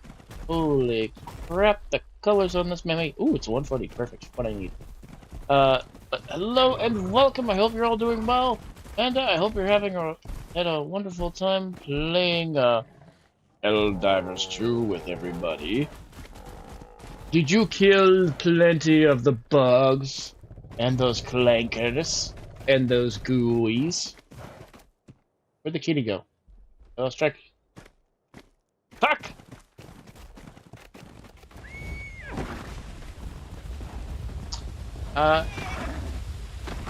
There's the kitty. There's the kitty! Come here! I want to tame you! Fuck! I extra hesitate. Alright, let me give a shout out here to Mandalore. I do hope everyone had a great, wonderful time. I will do my best to entertain everybody. Stream Elements, look, it's Mundler Shadow. They were playing Helldivers 2. Go check them out and give them some fluffy cheers and support. Mundler Shadow at URL.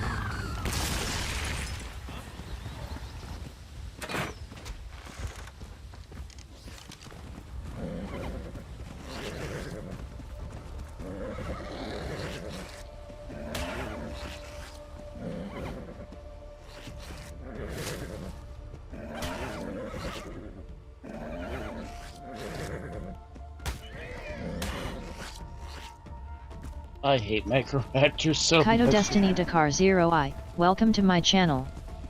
Kaito Destiny Agro _ Crocodilian, welcome to my channel. Kaito Destiny Runamukin, welcome to my channel. Kaito Destiny Average Estonian, welcome to my channel. Kaito Destiny Azure _ Gunslinger, welcome to my channel. Bullshit's down. Eat up.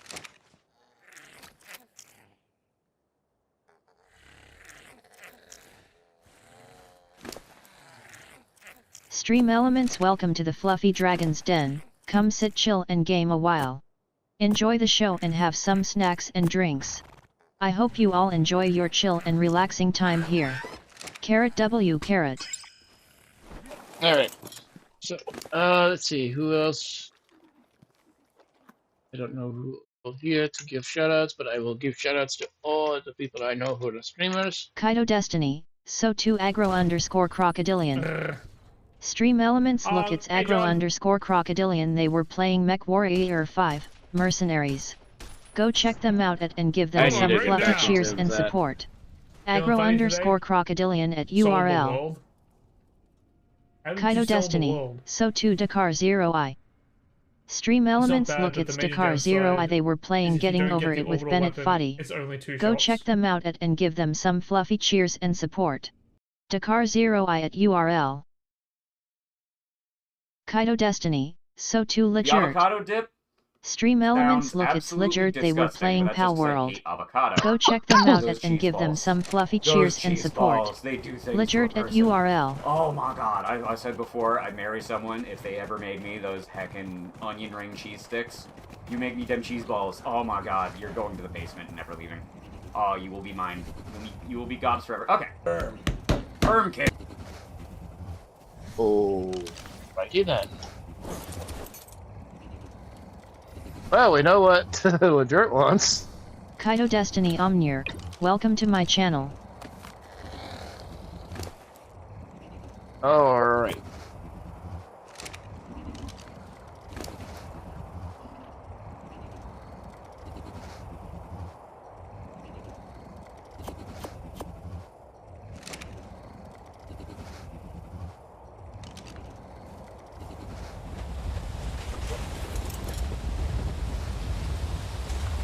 Baby is over there.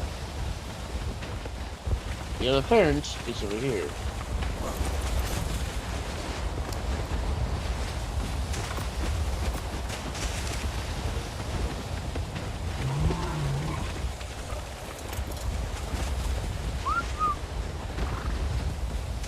Yeah, where'd the baby go?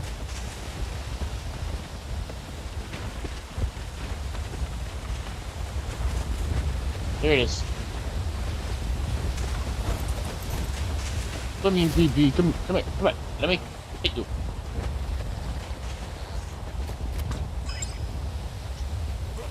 Okay, I need to figure out getting these two somewhere safe. Or get some more Pokeballs. Actually, good.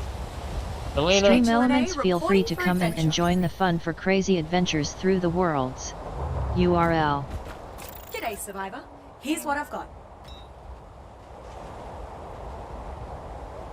Cheers, Survivor. I got purple kitties!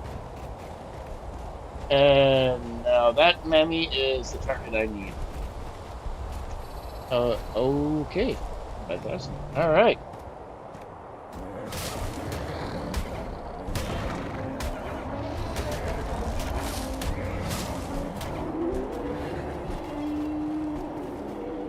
Come on, mammy. Over here.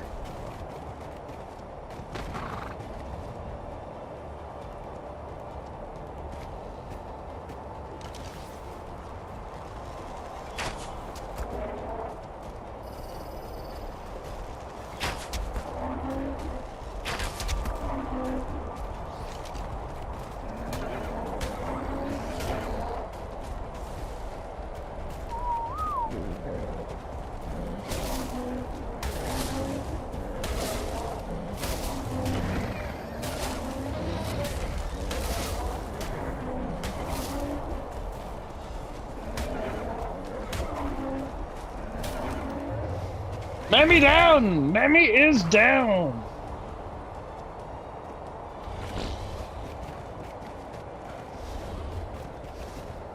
Okay. Just to make sure this Microraptor does not die.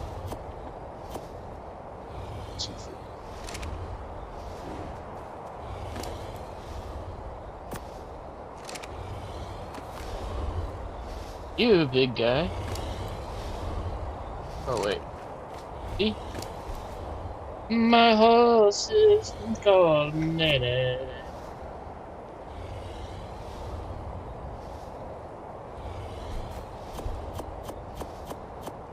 Let's do each one of those. Give it the algae first, then the berries. Oh yeah, this is gonna take a while. Pokemon community game A wild Togetic appears catch it using Poke Catch. Winners revealed in 90s.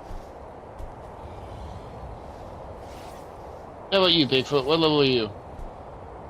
125. I wish I had kibble. You have a baby with you. I'm cold.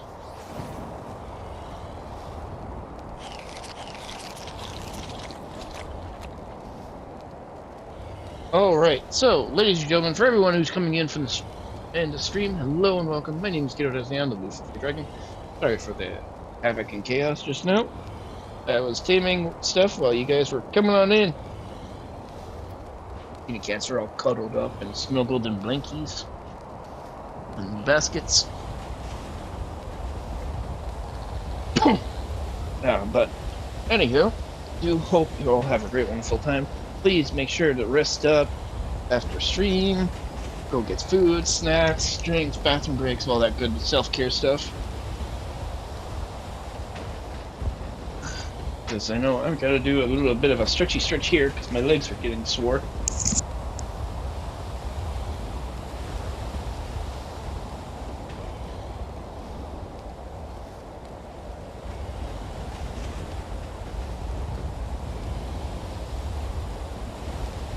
Pokemon community game Togetic escaped. No one caught it.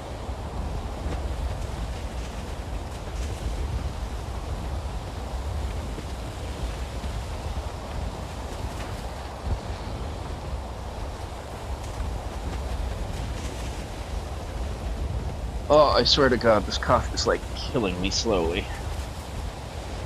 I wish you kids would stop knocking over the basket. Turn the AC off. It's cool enough in here. Oh, sweetie, I just wanted to check on your neck.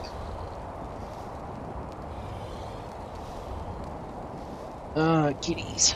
Poor kitties. Dealing with fleas and bugs.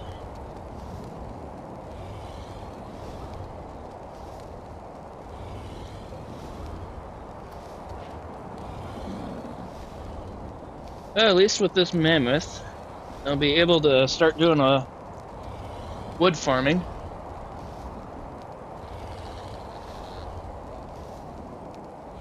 Nah. Stay away from that.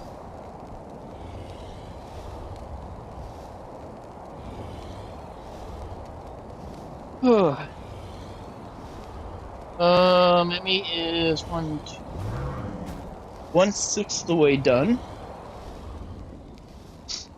So I will take this time to get the kitty some din-din. And spray the bathroom, because, oh my God, it made it stinky.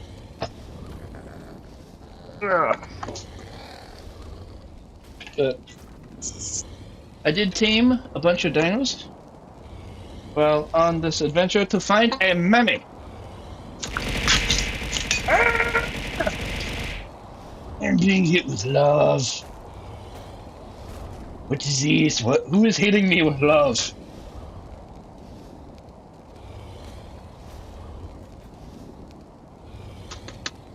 You hit me with love. Do you want love too? I'll give you love. I'll give you hugs. I'll give you cuddles. I bring the huggies.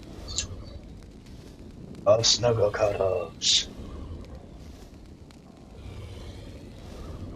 Funny thing is, with that saying, Tell me where the freaks at.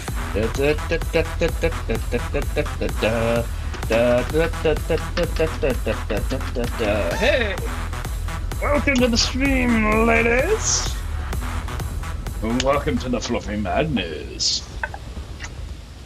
Okay, what was making that sound just now? It sounded like one of those old arcade video game coin sounds.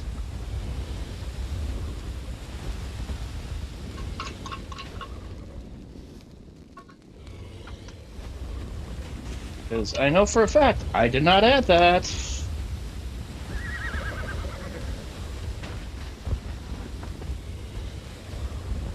Oh. Kitty boxes need to get changed. We have to do that when the store opens. Get kitty litter. Because, whew.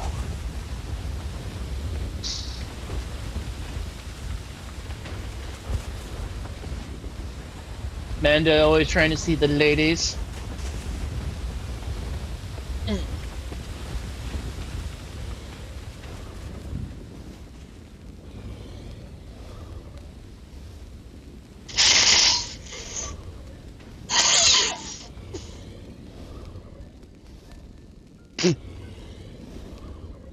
Alright. Emmy is 2-6, so 1/3. Oh. Ah. And I'm sorry for this being the boring part where we just sit and watch over the animal as it tames.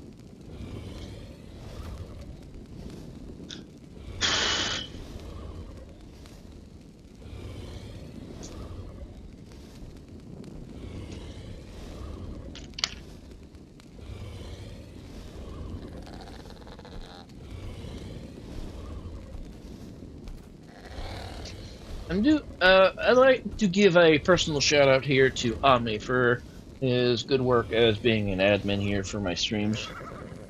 Thank you very much, Thank you very much, Omni, for your work on helping keeping the streams good and safe from bots and stuff.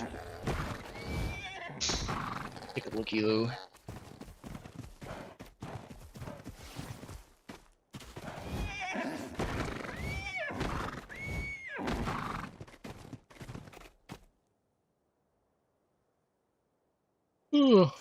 What do we have here?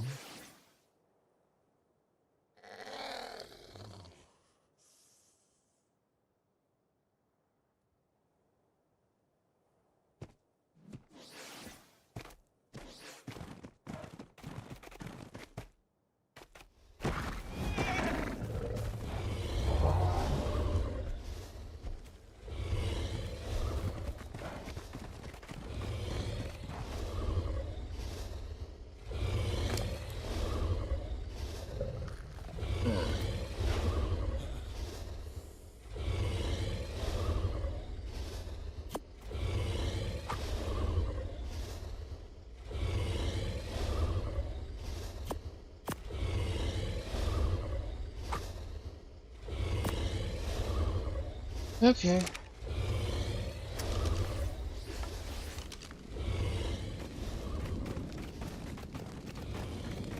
Cash, hi Kaito.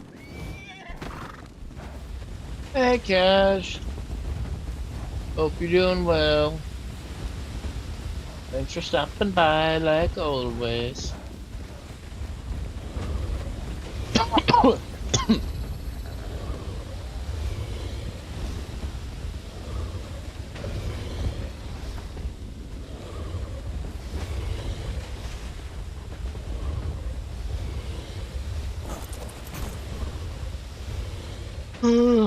See, I need still.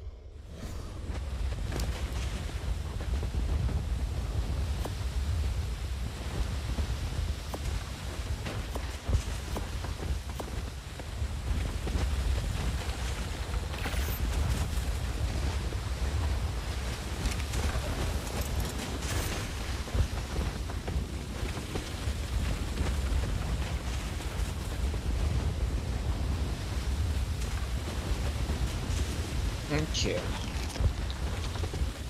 So while we wait for that,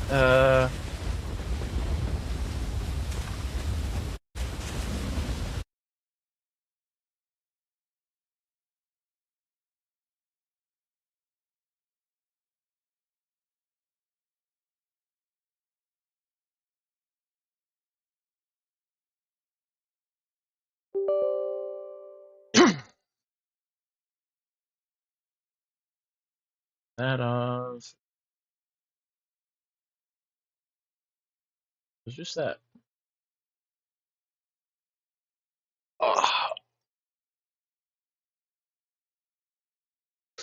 Yeah, let's go see about an anime manga here.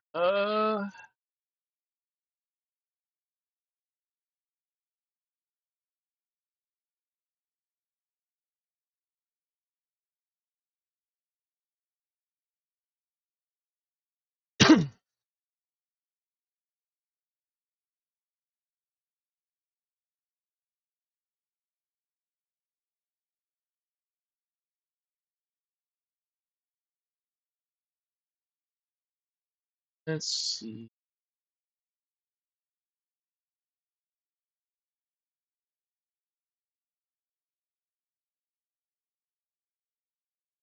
New mecha anime apparently.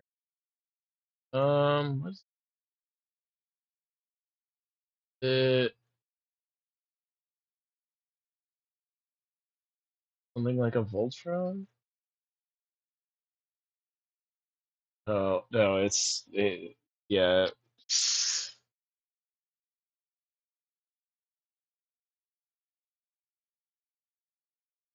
This is more like a comedy version of oh that anime.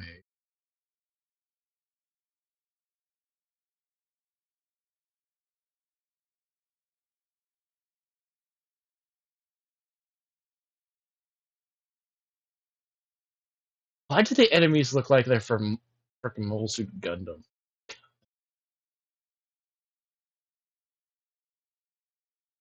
Let's see. Wickiest gains all the. Let's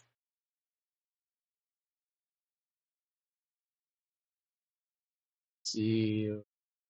Uh. Do do do do do.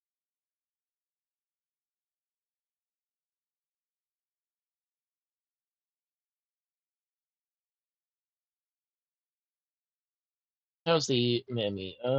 Speed Force the way done by the looks of it.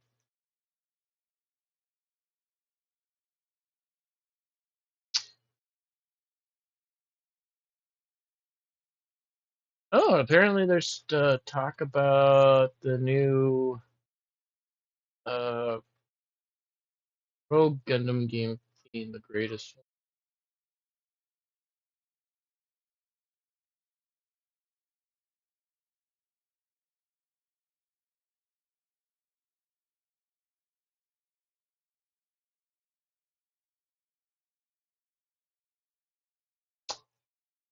What is it, sweetie?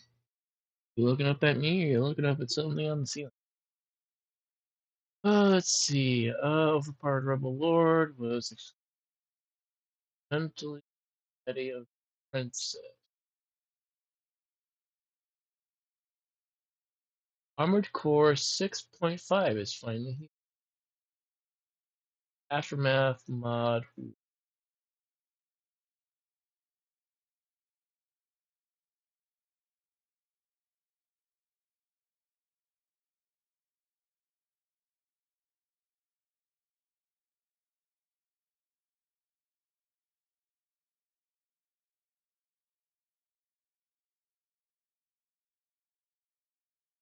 Let's see. Where are we at?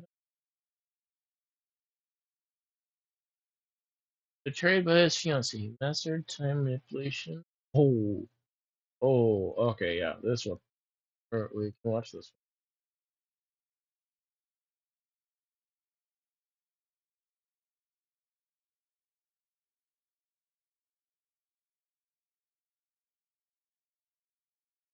Alright, so watch. Alright. So TV screen check.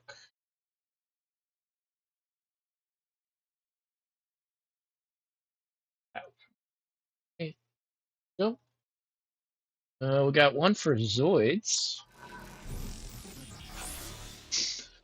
Oh, I see.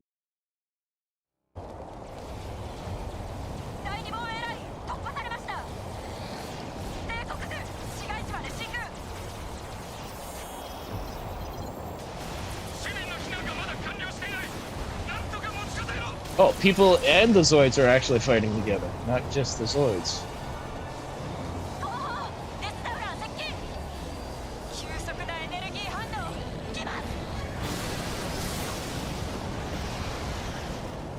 Vaporize the enemy and its own allies. Blade Lagger, Lagger Zero, Phoenix. Pokemon community game A Wild Snorant appears. Catch it using Hope Catch. Winners revealed in 90s. Dude, this is actually good.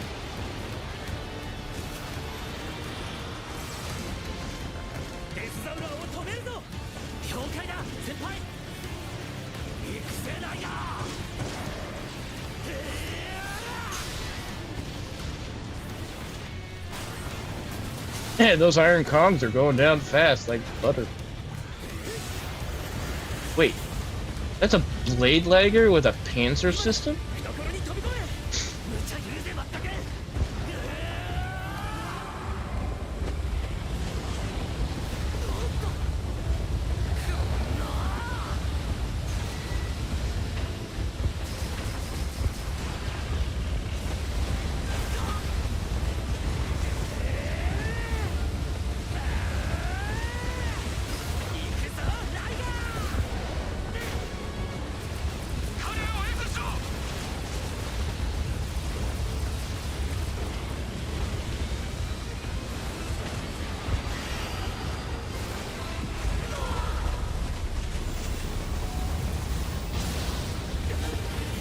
Shield.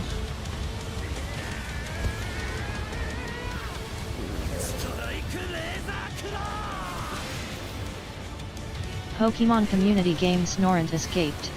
No one caught it.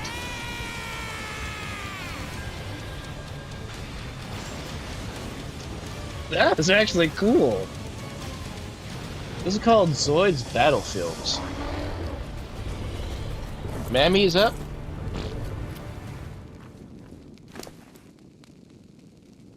Kaito Destiny Lucifer _Fallenster, welcome to my channel. Oh, I was expecting more. Hey, Lucifer, welcome to the stream, bud.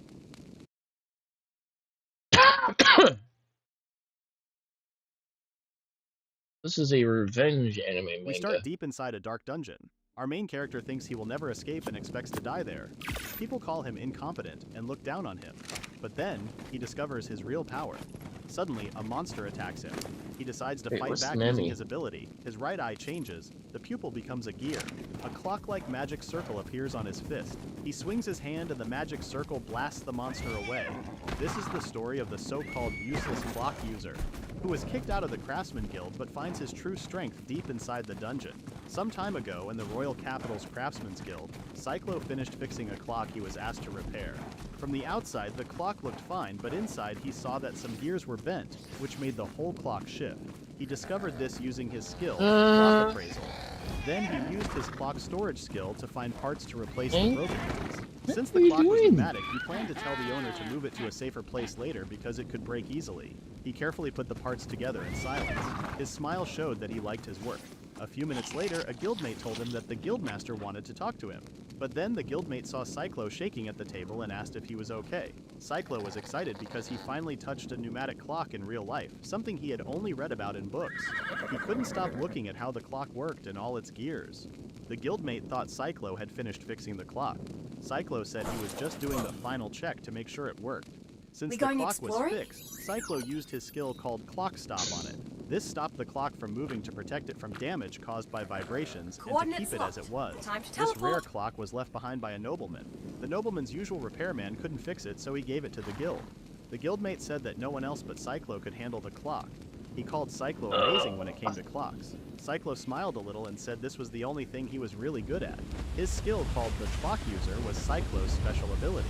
He went to the Guildmaster and asked what he wanted to talk about. Without hesitation, the old man said that Cyclo was fired. Cyclo was shocked and asked what he had done wrong. The Guildmaster said it was clear they did not need someone who was not good enough.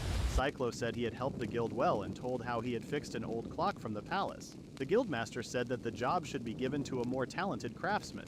Then a nerd appeared and said he was the talented one with the skill of craftsmanship. The Guildmaster said his son could fix anything, unlike Cyclo, who could only fix clocks.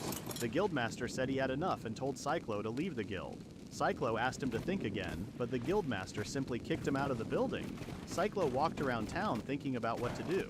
He ended up at the highest place in town and remembered how he had always loved making things since he was a child. Everyone was happy with the magical tools he made. The first person he made happy was his mother. She often had trouble because the laundry got wet, so Cyclo made a device that could tell the weather. Everyone called 6-year-old Cyclo a genius. Even a merchant couple showed interest in him. They wanted him to marry their daughter and help run their business in the future. Everything went well until one day 2 years ago. Cyclo's sister Alice was pulling him somewhere quickly. Cyclo asked her to slow down, but she didn't listen. A girl who was following them laughed and wondered if their future daughter would be like Alice.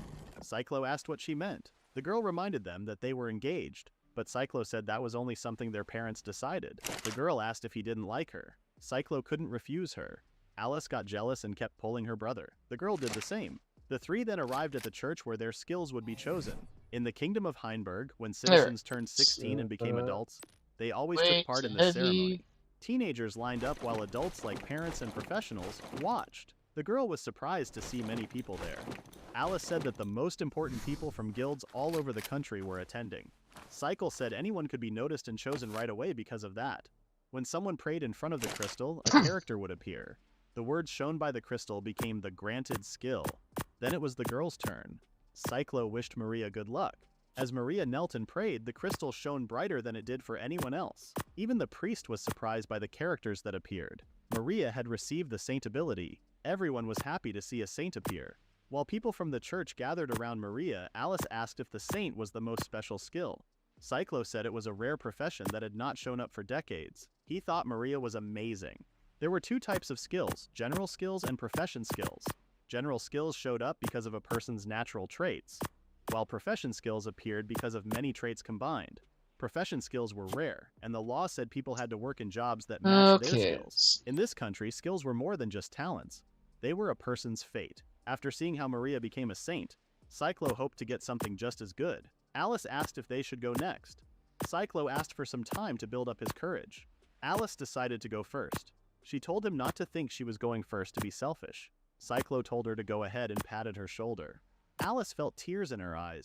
Thinking about her brother and Maria together made her emotional. She did not want to lose to a saint. Alice knelt and prayed in front of the crystal. Then the crystal shone brightly, just like it did for Maria a little while ago. The priest was surprised when a sage appeared. Alice was shocked too. Everyone else couldn't believe what was happening. They hoped they would get a rare skill as well. One person asked if being a sage was really that special. Someone answered that sage was the highest skill in both the magician and alchemist classes. It was Cyclo's turn next. The girls had big hopes for him. Even Cyclo thought he might get a powerful skill that could match the girls' abilities. The place suddenly became even brighter than it did during the girls' turns.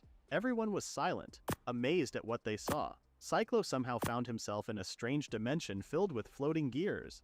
A powerful being asked why he wanted a special power. Cyclo thought about the people around him and said he wanted to make his family and everyone else happy. At that moment, someone's shout brought Cyclo back to reality.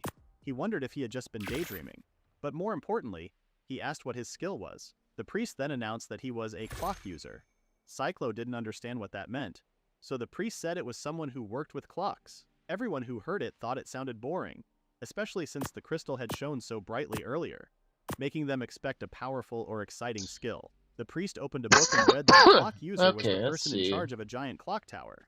The tower was built based on a song said to be sung by the god who created the world. What was certain was that Cyclo's role as a clock user was the first of its kind and very rare. Still, it was only considered a vocational skill, not something useful in battle. The priest then asked the next person to step forward. Cyclo wasn't happy with the explanation. Being a clock user gave him a very low rank. Right away, his engagement to Maria was canceled. Okay, so they're in a, Maria he's told in a him that the church world didn't approve where of their combat engagement, and her skills father or didn't anything want her to for marry fighting someone is like more Cyclo. better. She kept saying Okay. sorry, but Cyclo understood it wasn't her fault. He told her he wouldn't give Wise up. bought 5 He promised to viewers, become the plus best 2, clock user in the alarm world, clock 5 someone hours respected 9 by minutes everyone. and He said 46 he would return seconds. for her once he reached that goal. Maria said she would wait for him. Meanwhile, Alice was scouted by the Adventurers Guild and quickly started doing well. Their mother told her to come back home if things ever became too hard. Cyclo wished her the best and promised to support her when life got tough. Alice felt touched for a moment, but then said she didn't need help from her useless brother. Cyclo felt hurt by her words, but he reminded himself not to fall behind the girls. He later joined the Craftsman's Guild. Even though his boss didn't like him, the law required them to hire him. Still, they warned him not to be lazy. Some people praised the work he did. A nobleman even said it was a shame Cyclo couldn't become a great magic toolmaker and instead became a clock user. As a clock user, his skills were all related to clocks. He had abilities like stopping time, checking clocks, making clocks, storing clocks, and finding clocks. Each skill did exactly what its name said, but those were his limits. Maria and Alice, who had always been with him, were now gone. He was left behind, unable to move forward. Even if he hadn't become a clock user, from that day until now, he had always believed one thing. However, he was completely on his own. Cyclo walked home in the rain, feeling sad. On the way, he overheard some women talking about a recent serial rapist. He hoped the police would do something about it. When they noticed Cyclo, they wondered if he was okay. Cyclo found himself thinking about what kind of person could enjoy doing such terrible things, but in the end, he didn't really care. As he kept walking, he passed a strange man wearing a hood. The man looked suspicious, but Cyclo didn't stop. When he finally got home, a woman greeted him warmly. Hey, she what are told you him doing? to hurry and change his clothes and wash up. Cyclo replied that he could take care of it himself. The woman was Miranda, their neighbor. She had been looking after Cyclo since he was young. After his mother fell in love and left, Miranda stepped in to take care of him like a mother would. Miranda handed him a cup of tea with gear patterns on it. She said she found the cup at the tool shop. She asked if he had gotten into a fight with someone from the guild. Cyclo told her that it wasn't the case and said Oliver, he was fine. damn. Miranda looked at him kindly and said there were things only he could do. Cyclo couldn't hold back his tears. He set his cup down and said the herbal tea tasted salty. Miranda laughed. Thanks to Miranda, Cyclo felt a little better. He knew he needed to figure out how to get back to work. He thought about asking a regular customer to recommend him, but most wouldn't even let him in without a letter from the guild. Cyclo stopped walking when he heard two people talking about their next target. He had heard about these people before. They were being talked about a lot in town. He quickly used his clock detection skill and found out there were two people nearby. They were talking about a woman who ran a pharmacy shop in the middle of a neighborhood. Cyclo immediately knew who they were talking about. There was only one woman I who think fit I that know this description. one. That was Miranda. His anger rose quickly when he realized she was their next target. He wanted to punch them, but he knew he had to stay calm. One of the men seemed worried that their plan might cause too much attention, but the other man said it would be fine, as he was a policeman. Cyclo couldn't believe what he heard. A policeman, someone who was supposed to protect people, was planning a crime. Shocked and upset, Cyclo kicked a nearby can by accident. The noise caught the men's attention. The policeman walked toward him and with a fake smile asked if something was wrong. Cyclo got nervous and tried to talk about what he overheard. The policeman said he was just questioning someone, but also said it was strange for someone to be walking around here at this time. Cyclo felt a chill run through his body. He suddenly turned and ran away. The other man asked if they should have stopped him, but the policeman remembered that Cyclo often visited the pharmacy. He said Cyclo might be useful later. At the police station, Cyclo begged them to believe him. The officers thought he was just confused, but Cyclo insisted he really heard the suspect say he was a policeman. The police decided to take note of it. They then asked Cyclo what his job was. Cyclo, feeling uncomfortable, admitted he was unemployed and had just been fired from the Craftsman's Guild. The officers were surprised that someone so young didn't have a job. Cyclo felt things were turning against him. Now he looked suspicious. I mean, the guy with the frickin' mustache there on the right, he looks more something suspicious. was wrong with their character. The police But then decided again, to stay alert. who likes cops? Who's gonna believe a cop? Home, Cyclo realized that people didn't trust someone without a job. He decided to take matters into his own hands. He planned to stop the suspect himself. He would wait for them, catch them, and make a scene so others would see what was happening. It was the only plan he had. While hiding, he noticed the suspects coming. He recognized them by the sound of their special clock. It was the same person he had seen in the alleys before. When the man, dressed as a policeman, tried to open a door, Cyclo ran toward him and tackled him. The man was caught off guard and fell to the ground. Cyclo shouted for help and nearby people heard him. Cyclo felt hopeful. It seemed like things would finally go right, but the man smiled. Then he flipped Cyclo over and pinned him down instead. Just then, Miranda arrived and asked what was happening. The man told her to call the other officers because he had caught a serial criminal. Cyclo was shocked. Miranda was even more shocked to hear Cyclo was the one being accused. Cyclo tried to explain, but the man kept him pinned down and said it had been worth watching the area. Cyclo couldn't speak for himself. He felt like everything was falling apart. He reached out to Miranda, but his hand couldn't reach her. He had always wanted to make people happy. He had always believed he could do the right thing. Everyone looked at him with disgust. Even Maria looked disappointed. In the end, Cyclo was sentenced to exile. He was sent to the frontier as a criminal slave. But this was only the beginning of his story. This moment was just one part of the larger machine. Yeah, I remember this anime manga now. I watched this before, like 6-7 years ago. When the trial was happening, Cyclo kept shouting that he hadn't done anything wrong. He said there was no proof that he was the one who did it. The judge started to wonder if that was true. Then the police officer from earlier, Bujin, came out to speak. Cyclo was confused about why Bujin was there. He pointed at Bujin and said he was the real culprit, but Bujin told the court that Cyclo had paid local troublemakers. Pokemon community game A Wild Houndoom appears catch it using Poke Catch. Winners revealed in 90s. Cyclo couldn't believe they were blaming him. The people watching were also shocked. They didn't think Cyclo could do something so awful. Cyclo then noticed something strange. Even though it was just a simple trial, there were a lot of people watching. Most of them seemed connected to the women who had been hurt. At that moment, Cyclo realized he was in serious trouble if they believed he had committed such a terrible crime. Then Bujin brought in some witnesses. To everyone's surprise, Maria showed up, and she was with the hero.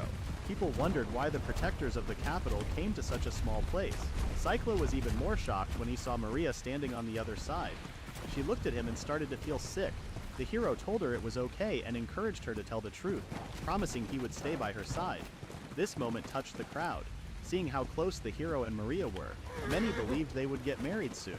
Maria revealed that Cyclo used to be her fiancé. She had been sending him letters and money, thinking he might be struggling with his job as a clock user. Cyclo, confused, asked what she meant. Bujin explained that the church had records of the money transfers.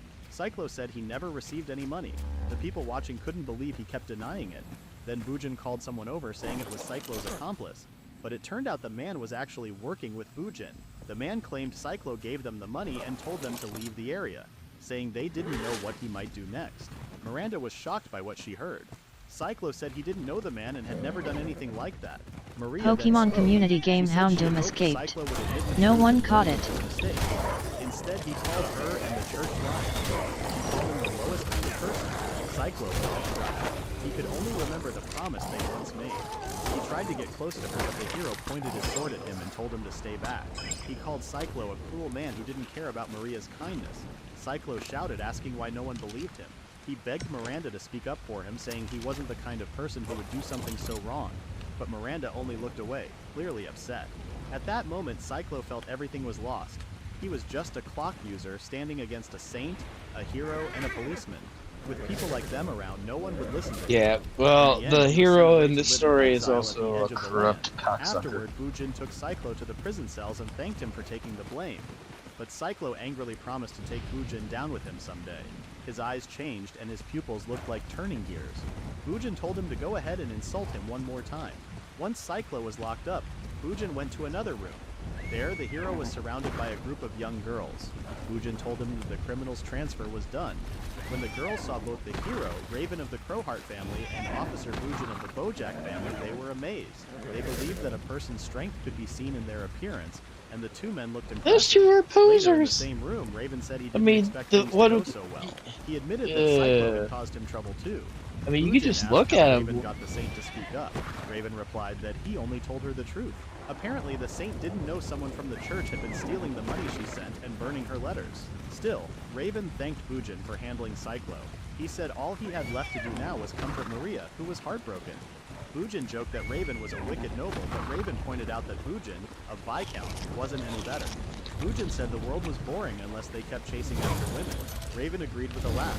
The two trusted each other and saw themselves as partners in crime and winners. But they didn't realize that someone was secretly listening to their conversation. Soon after, Cyclo was taken by carriage to the northern part of the kingdom of Hungary. This was where the worst dungeon, called the Deep Hole, was located. No one had ever reached the bottom of this dungeon.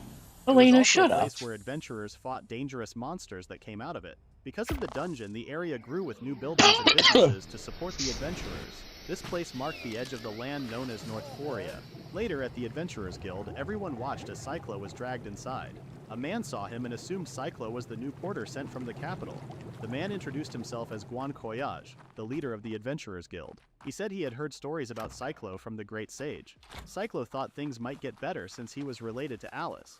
But then, Guan said Alice had told people that her brother was hopeless and couldn't do anything right. Cyclo said it wasn't true, but even the guild receptionist confirmed that Alice had said those things. Cyclo felt like the world around him was fading. He couldn't believe his little sister, whom he loved so much, would say that about him. Guan told him he wouldn't go easy on someone like him. He said Cyclo would work like a slave until he died. Cyclo's hope began to disappear. People had always called him useless because of his lame-sounding skill. Even though he tried hard as a porter, no one ever appreciated his work. He had been beaten many times. He ate food made for animals. In time, all his hope was gone. Cyclo became someone who only said yes when spoken to. Even that annoyed the adventurers, and they would beat him up. He stopped caring. He felt like an old piece of cloth, worn out and thrown away. Then one of the adventurers suddenly had an idea. The adventurers dragged Cyclo to a hole that people Botrix, thank you for the follow at Sonic8. Cyclo stayed silent the whole time. Oh, for fuck's The sake. adventurers Sonic were 8, upset hello with and their welcome. reaction. I'm gonna die They to a said that Carno even though because they of were this A-ranked adventurers, they should. still made the effort to bring him there. They couldn't I'm believe dead. how useless Cyclo seemed. Cyclo, on the other Kaito hand, Destiny, thought for falling You asleep fucking $1.90. dick. Welcome to was an my easy way channel. die. But then, Cyclo saw something strange. Hey, He imagined lady. Fujin asking him to take the blame and die in his place. Huggy This waves. vision shocked Cyclo and made him snap out of his thoughts. He started to struggle Hello because he and realized he didn't welcome. want to die like this. His sudden movement made one of the adventurers angry and they pushed him.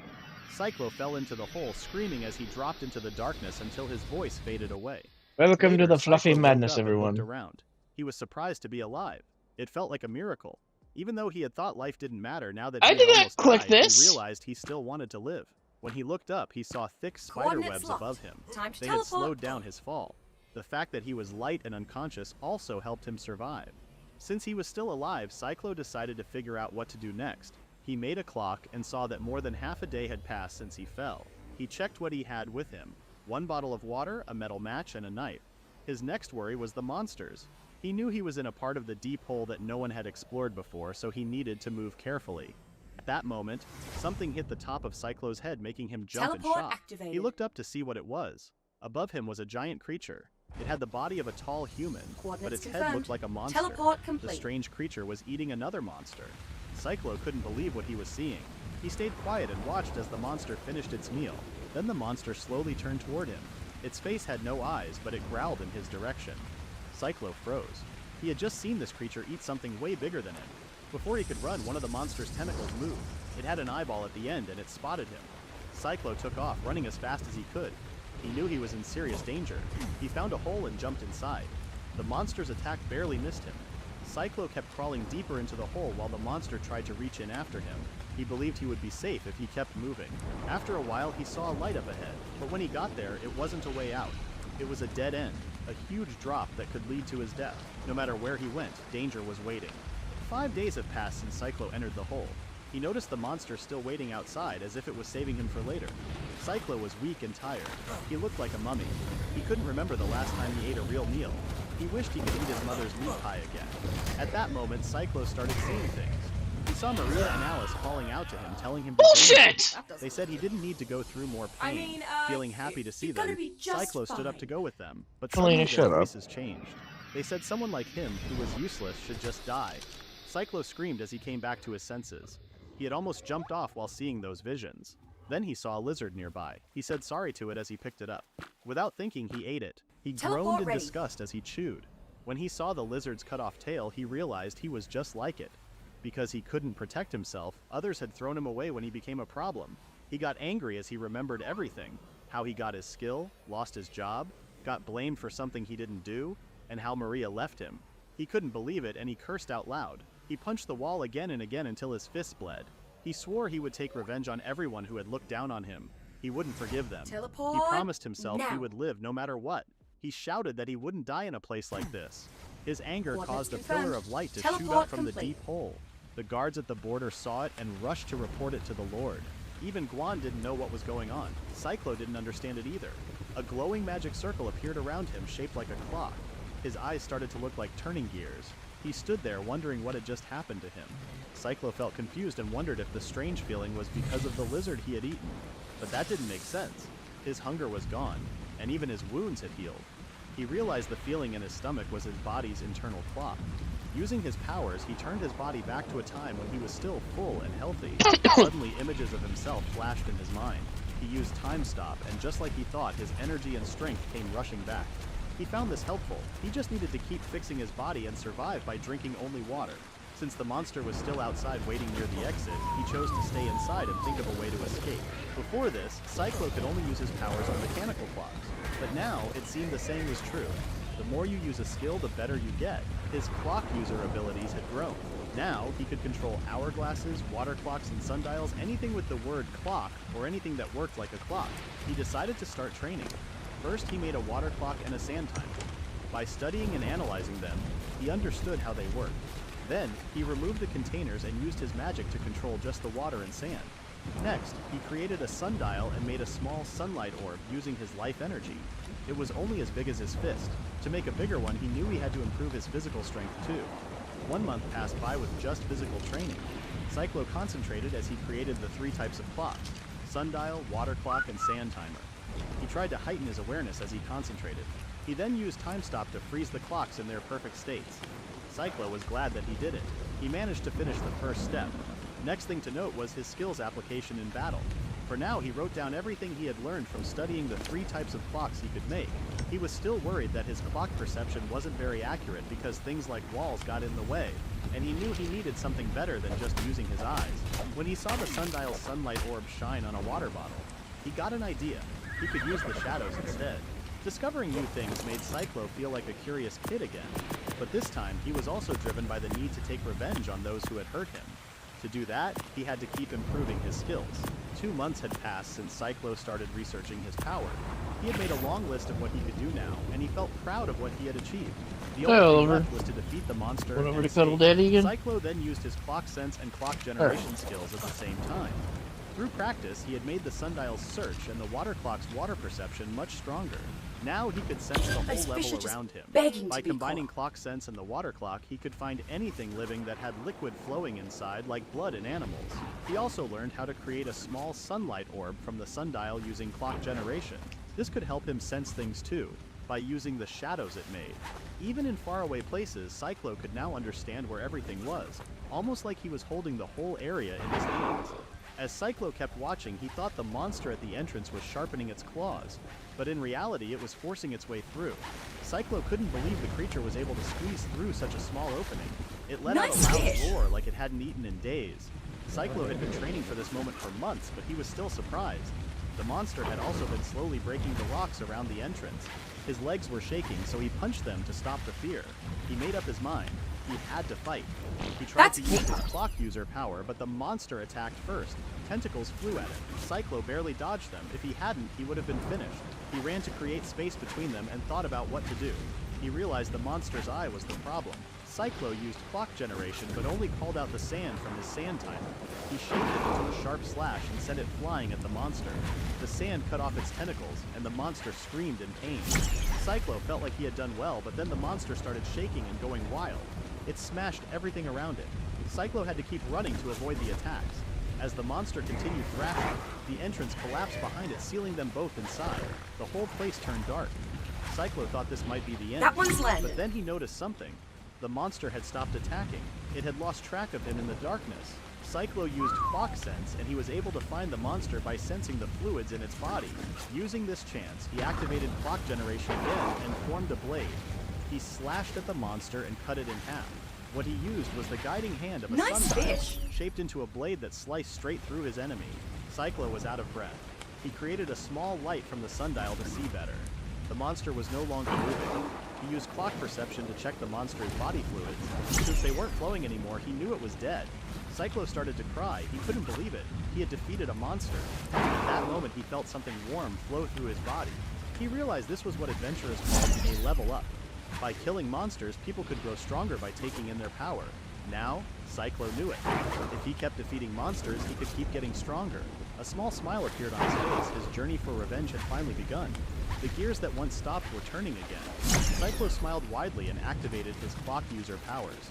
It was time to rise. The monster saw Cyclo. He decided to defeat them.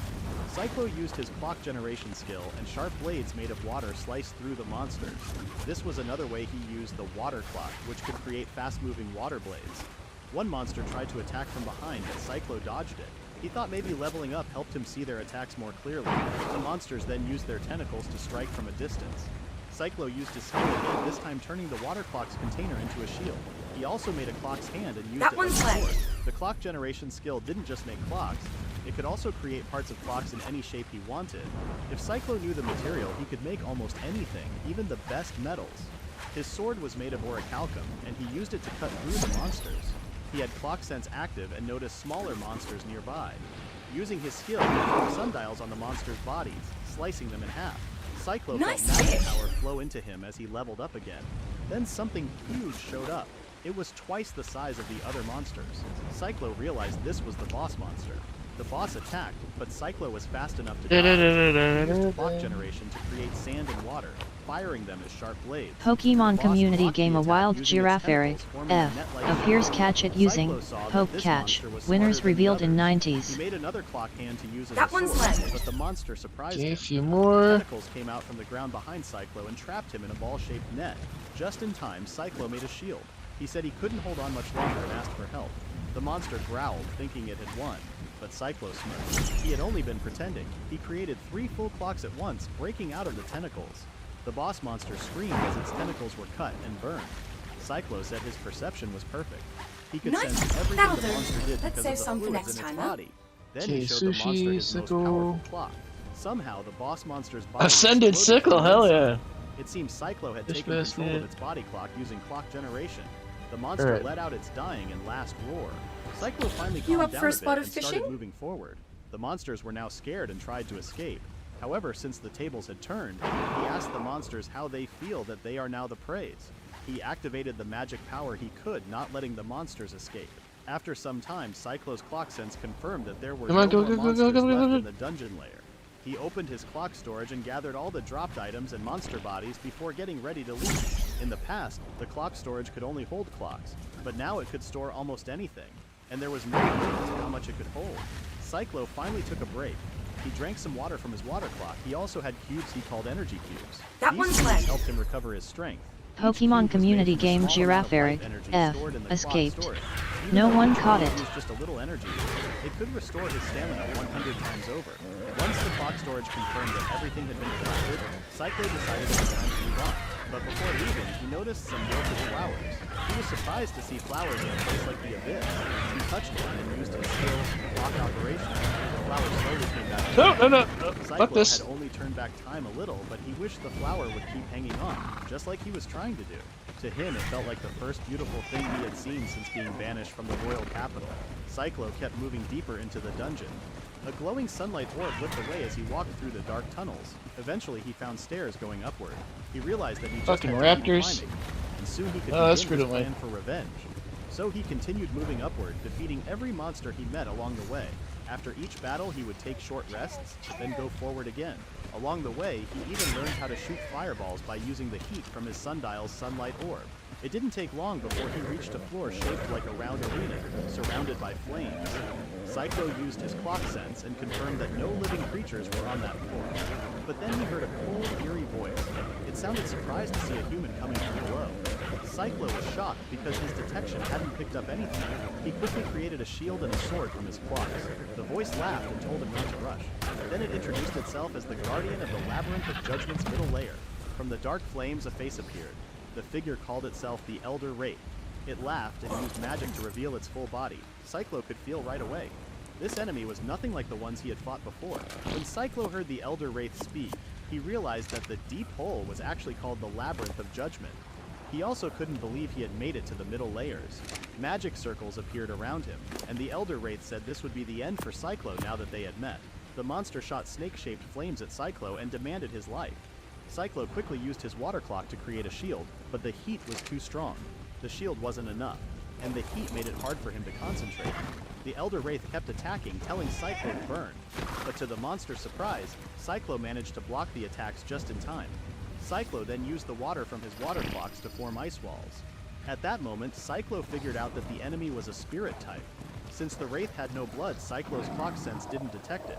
More than that, Cyclo was angry because the Elder Wraith looked down on him. Cyclo created a sunlight orb using his sundial, and a beam of light shot out and hit the monster.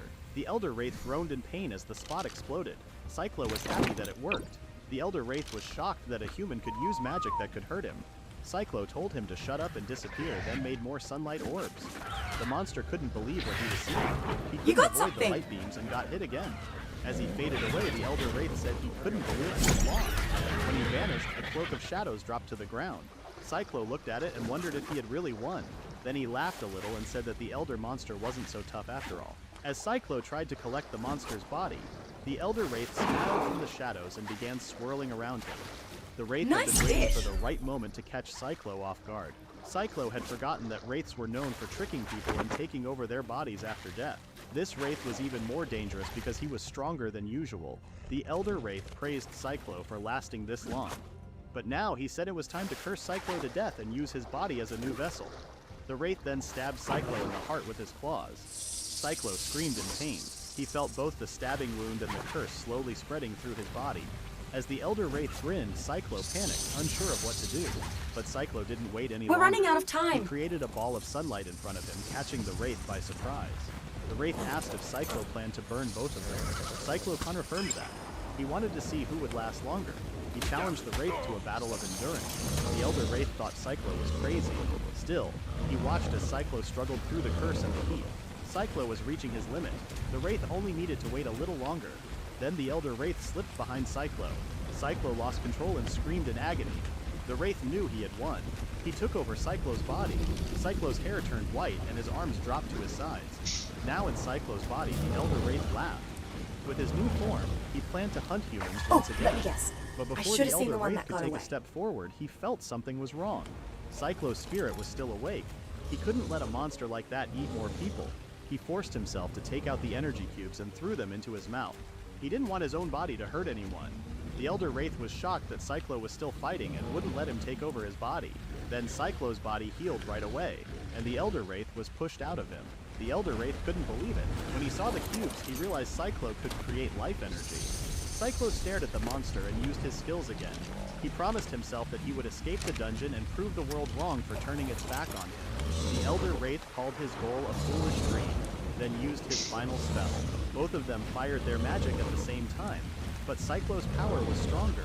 A large ball of sunlight hit the Elder Wraith and burned him into ashes. As the monster faded away, it cursed Cyclo one last time before turning into a magic crystal. Cyclo, who had been tense the whole time, finally took a deep breath. He felt thankful that the energy cube saved him just in time. He remembered that the Elder Wraith said they were only in the middle layer. That meant even stronger monsters were waiting below.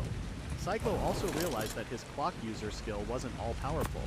If he used it the wrong way, he could still lose. For now, he wanted to forget about everything and slapped himself hard. That was enough for him to think things through.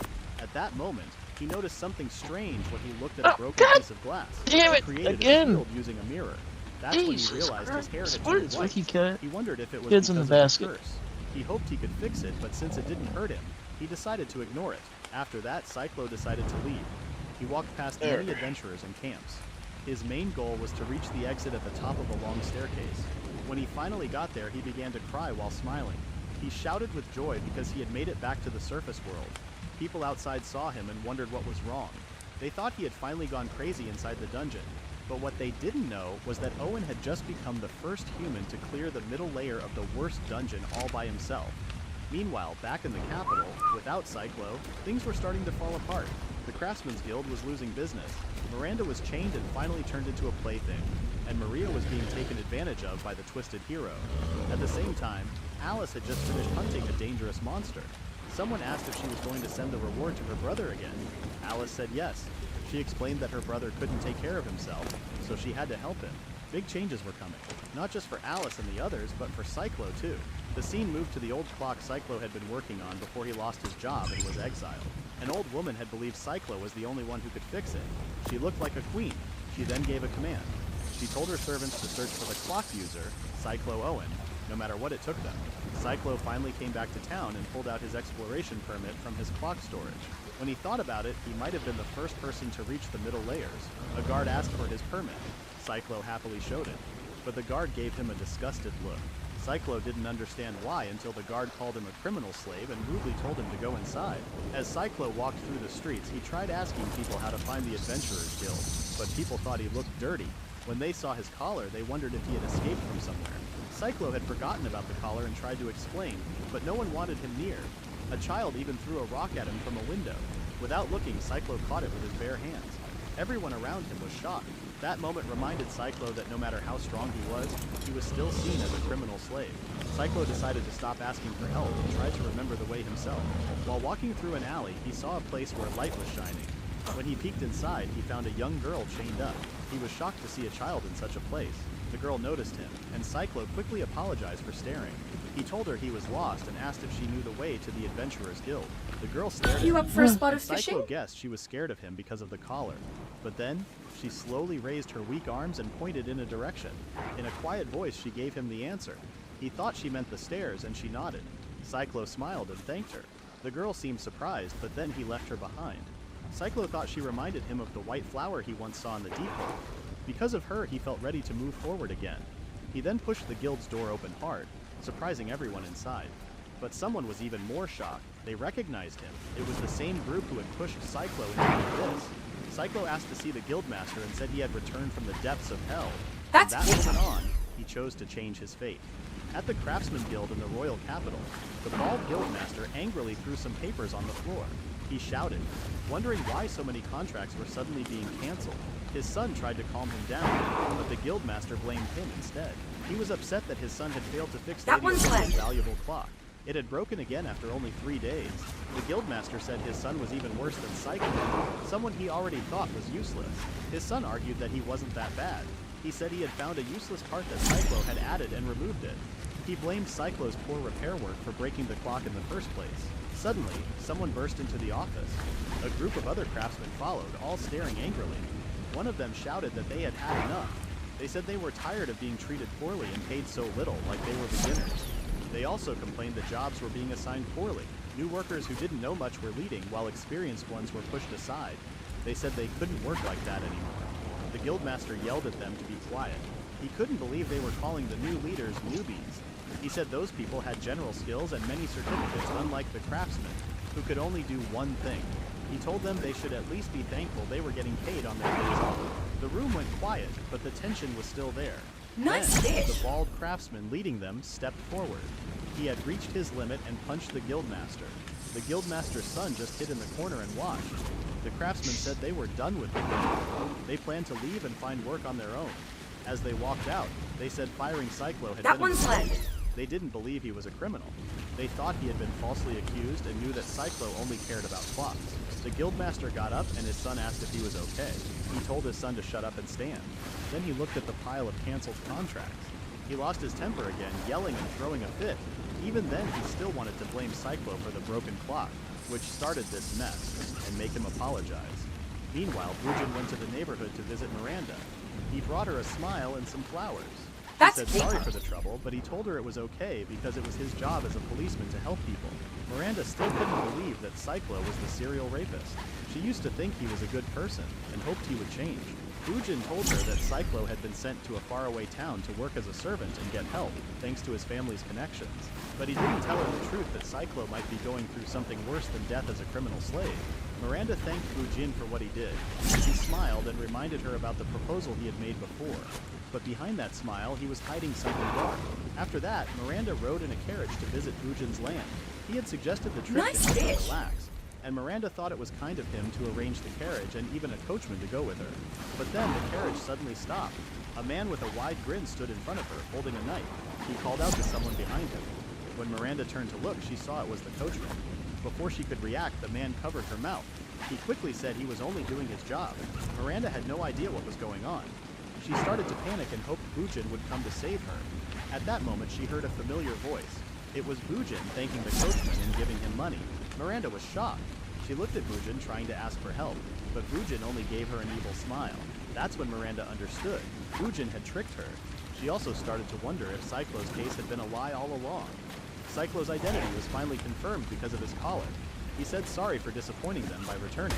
The guildmaster Guan asked again if Cyclo really came back from the deep hole. Cyclo said yes and then pointed to the adventurers who had pushed him down into the abyss. The adventurers quickly tried to defend themselves.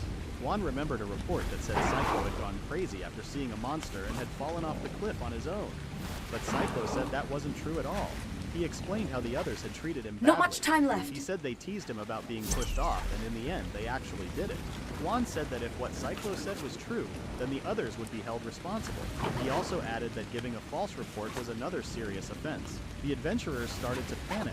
They didn't think they would get caught. Cyclo then joked that they should have picked a better place to push someone. Still, he thanked them. Because of what happened, he survived and became stronger. To him, it was a win.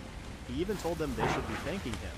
This made the adventurers angry, and they all attacked him at once. Everyone thought Cyclo would lose, but to Cyclo, the adventurers were too slow. He blocked their attacks with his bare hands and even threw them off. We did enough fishing, but another crime not added enough to their catching. list. They tried to attack again, but suddenly they got trapped inside a glass container. Cyclo had made an hourglass, and the adventurers were stuck at the bottom part. They couldn't break it. Cyclo explained that the sand would run out in 10 minutes. Until then, he wanted them to confess everything. Pokemon community Guan then said game the A questioning wild was vulture over, appears and they catch needed it to focus using on the main Poke point Catch. again. Winners Cyclo revealed guessed in it was about 90s. how he escaped the people. Guan said he was right. After that, Guan finally understood everything and thanked Cyclo for telling him the whole story. It really sounded like Cyclo had been through a lot. Cyclo said that he had. Guan wanted to believe him, but he asked if Cyclo had any proof that he actually reached the lower levels. In response, Cyclo calmly opened his clock storage. Suddenly, the bodies of strange monsters started falling out. Everyone was shocked as they had never seen creatures like those before. They also wondered where Cyclo had pulled them from. Cyclo opened more storage and said he had even more. Guan quickly told him to stop. The first ones were already more than enough as proof. The dismantlers then started doing their work. Cyclo just hoped that the parts from these monsters would be valuable. At that moment, the receptionist asked if Cyclo didn't like the herbal tea since he hadn't touched it. Cyclo apologized and said he had a lot on his mind. The tea had reminded him of Miranda. After a while, Guan came back with the results from the appraisal and gave a rough estimate. Altogether, Cyclo would receive 10,000 gold coins, which was the same as 100 platinum coins. Cyclo was speechless. When he used to work as a clock technician, he only earned 1 platinum coin per year. Now he was getting 100 years worth of his old salary all at once. He nervously asked if it was really okay for him to get that much. Guan confirmed it was. Every monster Cyclo brought wasn't recorded before, so of course the reward was that high. Cyclo understood. He thought that if he had discovered his Pokemon true community powers as a game clock Volturb user escaped. earlier, maybe No he one could have caught spent it. his life laughing with everyone. But now, that no longer mattered to him. At that moment, Guan lowered his head and said sorry to Cyclo. He apologized for not doing anything while Cyclo was being treated badly. As another human being, he felt it was right to say sorry. He had known Cyclo was being abused, but since Cyclo was a well-known criminal slave, Guan chose to support the adventurers for the good of the guild. Cyclo understood that the guildmaster had ignored his suffering. Still, he agreed that it was probably the best choice for the guild. After thinking quietly for a moment, he said it was a selfish decision.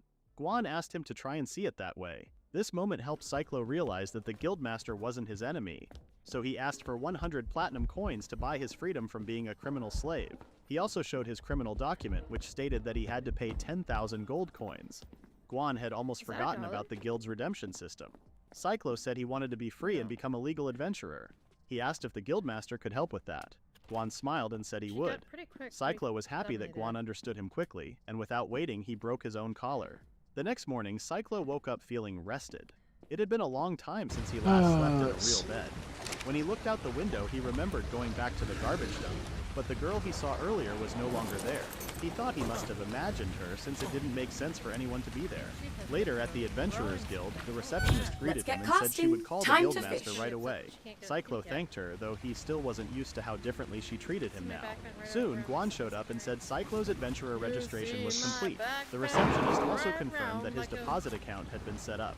Cyclo was surprised by how fast everything Come on, Tishies, get him there. Guan then gave Cyclo his guild card, proof that he was now an adventurer. Nice fish. Cyclo was confused when he saw the card was black. He had never seen one like it before and asked what rank it meant. Adventurers were ranked by their strength. When Cyclo used to work as a porter, he had the lowest rank. F ranks went from F to D for beginners. B and C for team fighters, A for strong solo fighters, and S for people with rare skills. Above them were the legendary ranked adventurers. Guan explained that Cyclo's Black Rank was actually a legendary card. As for his exact rank, he told Cyclo to check it for himself. Cyclo was taken to a room with a special machine. Unlike the usual machines that had simple levers, this one looked more advanced. Guan said the normal machine wouldn't have worked for someone like Cyclo. Damn it. Cyclo looked at the device and said he knew how to use it. He had never done a status check before when he was a porter, so he was curious to see how strong he had become since entering the deep hole. As soon as he pulled the lever, a bright light came from the machine. A screen showed his stats. Everything was at S level or higher. His guild rank was listed as triple S. Cyclo couldn't believe it. Juan said the results matched what Cyclo had achieved. Cyclo still thought it was hard to believe. Juan then brought up his sister, Alice the Great Sage. She was an S-rank adventurer, and even she only had S-rank stats in her strongest areas, with the rest being A or B. But Cyclo had gone beyond all of that. Juan said it was something extremely rare in history. Cyclo thought it was crazy. It didn't even feel real to him. Suddenly, the guildmaster said he had a request for Cyclo. He asked if Cyclo was willing to meet the city lord. Cyclo was confused by the sudden request. Guan explained that he had told the lord about Cyclo, and the lord became interested. He wanted to hear more directly from Cyclo. Cyclo went quiet. He thought this could be a chance to connect with someone powerful. Maybe he could use that to get back at the people who had treated him badly. He quickly agreed, since the offer sounded good for him too. Guan was pleased and suggested that Cyclo dress properly first. Soon after, Cyclo stepped into a shop that looked expensive. He felt nervous as he introduced himself to the clerk and asked for equipment. The clerk asked for his guild card and was shocked to see he was SSS ranked. She quickly ran off and asked him to wait. The old man appeared and greeted Cyclo. He was surprised to meet an SSS ranked adventurer and promised to make the best equipment for him. Cyclo noticed the old man's hands. They looked like the hands of someone who had worked for many years, an artisan. Cyclo believed he would do a good job and asked how long it would take. The old man asked him to wait a moment and said his job skill was Grand Couturier, a high-level tailor. As soon as he touched the needle and thread, he started moving fast, so fast that Cyclo saw blurs of his hands. It was like watching a music conductor in action. In no time, the clothes were finished. Cyclo liked how they looked, but something felt strange. The old man asked him to place his hand near the robe. When he did, a pattern showed up. It looked like the hands of a cloth, and the robe automatically equipped itself on him. Cyclo felt like it was a perfect fit the moment he wore it. The old man explained that the pattern showed the wearer's natural magical energy, and asked if Cyclo liked it. Cyclo smiled and said he loved it, thanking the old man. The old man smiled back. The clerk also suggested... This is getting annoying. Cyclo bought a belt, gloves, and boots. With that, Cyclo was ready to move forward. The next day, in a big mansion, a man said sorry for making his guests wait. He said his name was Demos Northfolia, and with him was his son, Cruz Northfolia. Cruz nervously said hello. Come on, Cyclo equip! also introduced himself, but he was more focused on Cruz, who was staring at him with curious eyes. Deimos explained that his son really wanted to meet Cyclo because he looked up to adventurers. This Cyclo is some noticed that laggy Deimos ass had shit, called man. Cruz his son, and when he looked again, Cruz was dressed up like a noble's daughter, which surprised him. Deimos sat down and said there were 3 things he wanted to talk about. Cyclo Seriously? already had an idea of what was coming. Before they started, Cyclo made it clear that he wasn't going to act overly polite just because Deimos was a noble. He said he came as an equal to talk, not to bow down. Juan felt a little embarrassed by Cyclo's bold attitude. Cyclo reminded them that it was Deimos who needed something from him, so the one who should be respectful was Deimos, not him. Guan We're running sighed. out of time. Cruz looked at Cyclo No with shit, wide Sherlock, eyes. but the goddamn thing won't let me Deimos smiled freaking a know. little and said he didn't plan to act all high and mighty in front of someone Oh strong my as god, an this thing is SSS so ranked fucking adventurer. broken.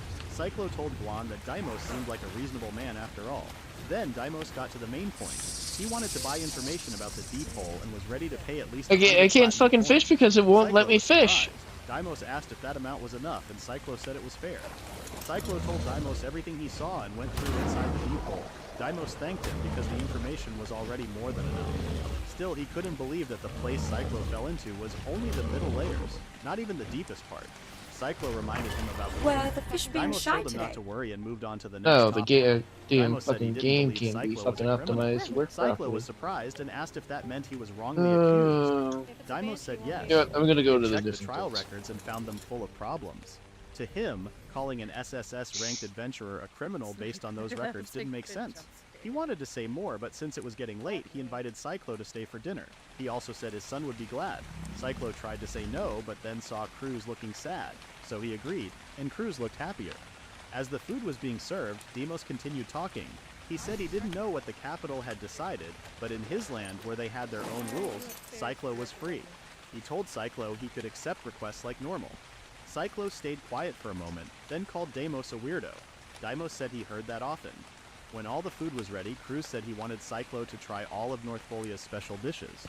Cyclo thanked him. He couldn't even remember the last time he had a real meal. His body didn't feel hungry anymore because it had been fixed at a certain time. He didn't need food, but he still ate some. To his surprise, he felt something warm and familiar. He kept eating the soup and bread. It had been a long time since he had eaten real food, and it tasted so good that he started crying. Deimos and Cruz just smiled and asked if he wanted more. Cyclo wiped his tears and asked if he could. For now, he felt he could trust these people, at least a little. After the meal, Deimos went ahead with his final request. Something only an SSS-ranked adventurer like Cyclo could do. He wanted Cyclo to explore the deep hole. Cyclo agreed right away, knowing that it would help him grow stronger too. It was like solving two problems at once. Deimos was happy to hear that, but his real goal was to completely conquer the deep hole.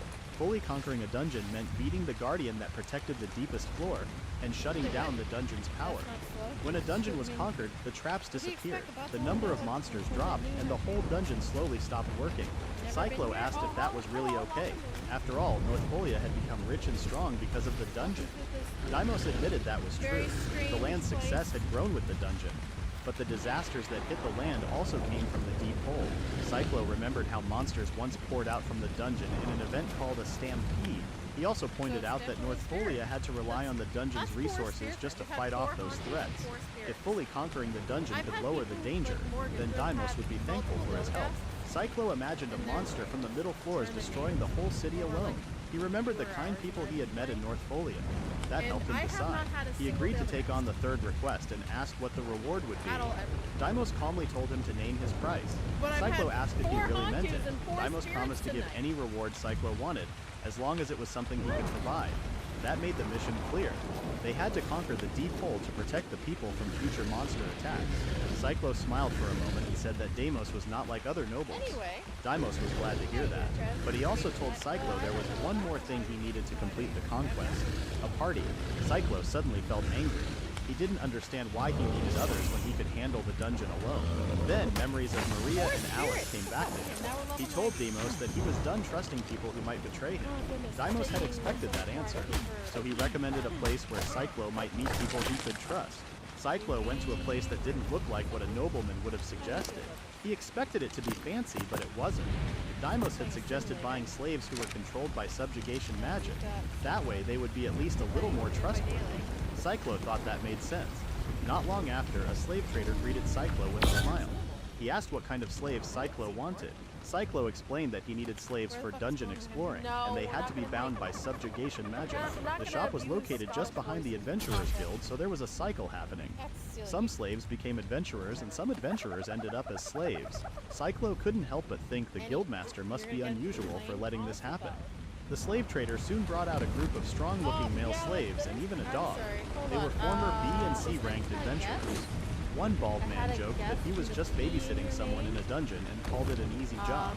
Cyclo saw that this man was the strongest of the group, but he seemed full of pride and arrogance. Their skills were about the same as Cyclo's, so he asked to see another group of slaves. After a while, Cyclo realized the ex-adventurers weren't useful. None of them could handle the deeper parts of the deep hole. The slave trader began to worry that none of the slaves were good enough for Cyclo. That's when Cyclo decided to change what he was looking for. He no longer wanted strength. He wanted someone who was obedient and easy to work with. The trader then explained that aside from adventurers, there were three kinds of slaves that worked well with subjugation magic: criminal slaves, pleasure slaves, and status slaves. Cyclo became interested in the last one. The trader explained that status slaves were people who were either born into that role or forced into it by law. The slaves in this group had been demoted because of their job skills.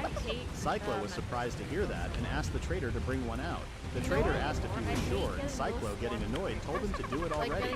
The trader came back and said he didn't usually do this, but he could show one of their slaves. He covered his nose as a dirty girl walked in with chains around her wrists. Cyclo's eyes opened wide when he saw her. She looked familiar. The trader said her job skill was heretic. When Cyclo looked at her face closely, he realized she was the same girl he saw before at the garbage dump. He used his skill to analyze her again and found out she had been living in the trash ever since. Cyclo got angry and asked why she was being treated like this. The trader simply said it was because of the law. He explained that the Church of Skill Selection had ruled that anyone with a skill that went against their faith should not be treated like a human. Cyclo was furious. He remembered how he also suffered after getting the clock user skill. He used to think no one had it worse than him, but now he couldn't believe he had felt sorry for himself. At least he still had the freedom to live like a normal person. Cyclo began to question everything, the country, the religion, and even the God who allowed this system to exist. He thought it was wrong that people were judged only by their job skills. The trader assumed the girl wasn't good enough for Cyclo. But Cyclo surprised him by saying he wanted to buy her. The trader looked shocked and confused. Cyclo told him to go ahead with the sale. After the trader left, Cyclo got down on one knee in front of the girl and smiled. He asked her name. The girl's eyes lit up and she said her name was Mist Carmine. Cyclo moved his hand and Mist flinched and shut her eyes. He said Mist was a nice name and told her his own name. When he gently tapped her head, he saw that she was shaking. He realized she was scared, which made sense after all she Oh, come on, just go in, you stupid dodo. Cyclo promised he would never hurt her and gave her a hug. Mist looked confused, unsure of how to react. Cyclo then made a vow. He said he would protect her from now on, and if anyone tried to hurt her, he would stop them. He promised, and this time he meant it. Mist slowly stopped shaking. She felt calmer and thanked him. Soon the slave trader came back with the subjugation contract. He told Cyclo to pour his mana into the magic circle to finish it. Cyclo calmly did so, but his power was so strong that it surprised Pokemon the trader. community game a wild his Growly the peers catch it using Hope Catch. Winners revealed in To 90s. give Mist commands, Cyclo only had to use mana and speak. The trader also said that the mark could cause pain if strong mana was used, even from far away. Cyclo said he didn't think he would ever need that, but he would remember it. Once the contract was complete, Cyclo asked Mist to come with him. Mist said his hand would get dirty if he kept holding her arm. Cyclo told her not to worry because from now on, they were going to be companions. In a flashback, Mist had decided to work hard again by helping a priest. She cleaned the windows of the church. The old priest was worried she might be cold, but Mist told him she was fine and asked if there was anything else she could do. The priest told her to go home. And now the because it's all dodo too is late. fucking He said stuck. that someone as good as her would surely be watched over by God, and would one day receive a special skill. Wait, you're using Mist bits went for home with those words in her heart. When she got home, her mother scolded her for being late and for going out without permission. She told Mist to clean the house while she was gone. She The complained that hell? children were just a burden. That night, Mist only had leftover scraps for dinner. Still, she thought it was okay. She believed that if she We're kept running being out of good, she time. would be rewarded someday. But Yeah, during the yeah, final tell day that to the ceremony, game for not Mist received optimizing a and heretic fixing the skill. shit. Everyone around her was shocked. Mist asked the priest what her skill meant, but the kind man who once cared for her no longer wanted her near. The people were terrified that someone with a cursed skill had appeared. Mist was stunned. She believed she had behaved better than anyone else and had worked so hard. Yet in the end, not even God helped her. She looked toward her mother, who stood among the Pokemon crowd, community but all game she his got was a Growly cold and escaped. angry stare. No one At that caught moment, it. Mist began to believe she had always been a bad person. Someone who Time's should never up, have been Survivor. born. Sounds like Heath She started to apologize. This for was being harder wrong. than I thought it'd be. She was soon sold to a slave trader and made to live among trash. She kept saying sorry for being born. One day, the slave trader told her that someone was interested in a heretic like her. Mist opened her eyes slowly and saw someone she had spoken to before. She didn't understand why he came for her. When he reached out his hand, she thought he would hit her, but instead he gave her the warmest pat she had ever felt. He told her not to be afraid because he wouldn't hurt her. But Mist believed he was wrong. She still thought she was a bad person. That belief started to break when the man, Cyclo, gently promised to protect her. He said he would never let anyone harm her because of her skill. He asked her to be brave. Mist reached out and held his hand. For the first time, she felt something change inside. No one had ever stood by her. Not her mother. Not the people in her town, not even God. Cyclo was the first person to say he would be on her Oh, side. come on, I From that did the moment same on, goddamn Mist thing. chose to move forward for her master's sake. He gave her the strength to fight against the fate she had already accepted. She cried and silently thanked Cyclo. The two traveled by carriage to an unknown place. Mist eventually fell asleep, and Cyclo gently woke her up. She said sorry for dozing off, but he told her it was okay. She asked where they were, and he said they had just arrived at the estate of the Lord of Northfolia. She was surprised, and he explained that they needed the Lord's help for a few things. When they reached the front door, Cruz happily greeted Cyclo. He asked about the girl, and Cyclo said Mist was part of his team. He added that he came to ask for a favor. Cyclo still saw Cruz as someone cheerful like a friendly dog, while Mist thought Cruz looked like a princess. Cruz said it was no problem and even offered to get some clothes ready for Mist. She was confused about where they were going, but they ended up in a bath area. Cruz told them to take their time and relax. Mist was surprised. Cyclo asked if she wanted to bathe together and offered to wash her back. Mist became embarrassed. Cyclo laughed a little and said she still seemed like a child. He guessed she was very tired and might not be safe alone in a big bath. Mist stayed quiet for a moment, then asked how old he thought she was. Cyclo guessed she was around 10 and asked why. Mist told him she was actually 17. Cyclo was shocked and said sorry, but Mist told him it was fine. They both stayed quiet for a while. Cyclo apologized Oh, come on, again you for the stupid age mistake, thing. but he explained he still thought it would be dangerous for her to be alone. He promised he had no bad thoughts and wouldn't do anything wrong. While they bathed, Mist thought her master was a strange person. She saw that he was trying hard not to make her uncomfortable, but he still cared about her safety. She told him it would have been easier if he just gave her an order. Cyclo understood what she meant, but he didn't want to use commands for something like that. He wanted her to be as free as possible. Mist started crying again. When Cyclo asked why, she said it was nothing. She just felt happy that her master could be so kind. Cyclo blushed when he saw her smile and felt a little flustered. Afterwards, Cyclo drank some tea while he waited for Mist. When Mist arrived, she was wearing a dress. Cyclo said it looked good on her, and she thanked him.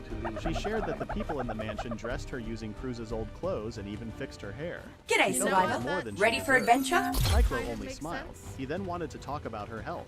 Mist didn't know what he meant. Cyclo searched his clock storage and found it. Mist guessed it was part of her master's skill. Cyclo brought out some energy cubes and explained that they were made from his life energy. He asked her to eat them. Mist was confused and asked if he was serious. He said they were special and told her to trust him.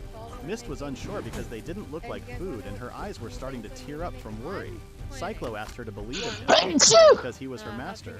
Mist didn't hesitate and put one in her mouth. She was surprised that it tasted sweet and made her feel lighter. Then her body started to shine and she said she felt warm. Cyclo hugged her and told her it meant her body was healing quickly. Mist's weak and thin body began to change. It was as if time sped up for her. Her body, which looked like that of a 10-year-old, now looked like that of a 17-year-old. Cyclo was shocked by how much she changed. He helped her to a mirror. When Mist saw herself, she was surprised. Cyclo reminded her how powerful the cubes were. She agreed and said they were amazing. She also thought Cyclo was amazing, like a god. He said that was too much. Fuck's To Mist, sake. it wasn't. Her life had Just wanna changed get this in just one day, pick up! and her heart was full of happiness. After that, Cyclo went straight to the main reason he brought Mist. He told her he needed someone to go with him while exploring dungeons as an adventurer. Because of that, he gave her just one order. Mist clenched her fist, wondering what it could be. At the same time, Cyclo thought about the women who didn't believe in him before. His only order was for Mist to believe in him, no matter what. Mist was surprised and asked if that was really all. Cyclo said he didn't need anything else. She then sat in front of him with her back turned and showed her crest. She guessed that Cyclo had been through The clock's something running difficult too, but believed he could relax now. Cyclo placed the order on her and said sorry. Mist said it was okay and held his hand. She said that even without the slave command, she promised to keep believing in him. Cyclo stayed quiet for a moment, then thanked her. Meanwhile, at the Adventurers Guild, a woman wearing a hood walked to the front desk and asked if anything interesting had happened while they were away.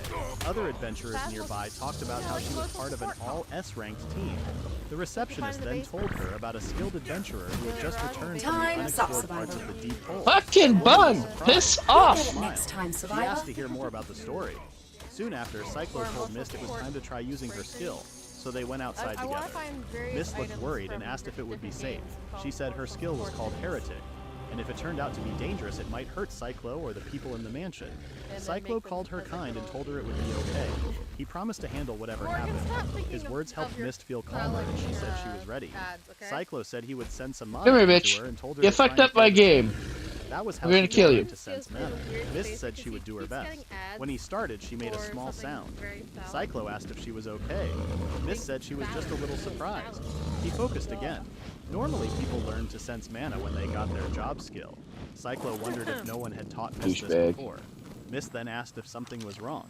Cyclo asked how it was going, and Mist said she was starting to get it. He praised her for learning quickly. Mist looked shy and said she felt embarrassed, but Anyway, didn't mind when he patted her head. Cyclo thought she looked cute. He go told her to- the I next think let's step go was to to, move the mana around inside her body. let's just He go explained to, that there were places where mana flowed and that her skill would be words. found in one of those spots. Some people Metal. believed it was We've connected raided to the once soul. past month. He thought this part was hard for Raided most Fawn like people, 4 but he times was the willing past to month. wait. To his surprise, Mist said she had found it. She said it was inside her, but it felt like it Y'all was ready? also nowhere. Are we all It ready was a for the strange raid? feeling. Go out and Cyclo told her that was the right spot and told her to hang send out mana and into be it. cool, 'cause Mist followed his instructions and activated her heretic skill. It was a skill that people usually fear. A huge magic circle appeared above them. Cyclo realized it was a holy magic healing spell that covered a large area. He recognized Oh, for it as fuck's holy sake! Excited, he hugged Mist. and Why said are it these was goddamn things spawning in now? surprised, saying her skill was like that of a saint. Cyclo said it was rare to even use holy magic at all. Most people started with simple single-target healing. And now this cocksucker's decided to come over here. Hugged her again. Mist said he was squeezing her too tightly. Cyclo apologized and said he would be more careful. Mist activated her second skill. I am trying to do a game. Why are these things even attacking me? It was barrier magic, a type of defensive shield. He was shocked she could already use intermediate level magic. He then explained that Mist's abilities were split between light magic and holy magic. Fucking asshole. Both were known for offense and support. Mist was surprised that And my whole Cyclo knew game's so much fucked about up. her skills. Cyclo stayed quiet for a moment, then shared that he once had a fiance with a holy type job skill. Mist noticed his expression was the same as when he told her to trust him no matter what. She realized it was something she couldn't ask about again. She said nothing more and instead activated her third skill. Cyclo grew excited, expecting something powerful. Mist focused and explained that she could fix different things with this skill. Cyclo asked what she meant. She gave examples like making a nearby flower healthy again or removing a curse from her master's hair. Cyclo paused, then shared his concern that her third skill might be restoration magic, a legendary spell said to restore anything.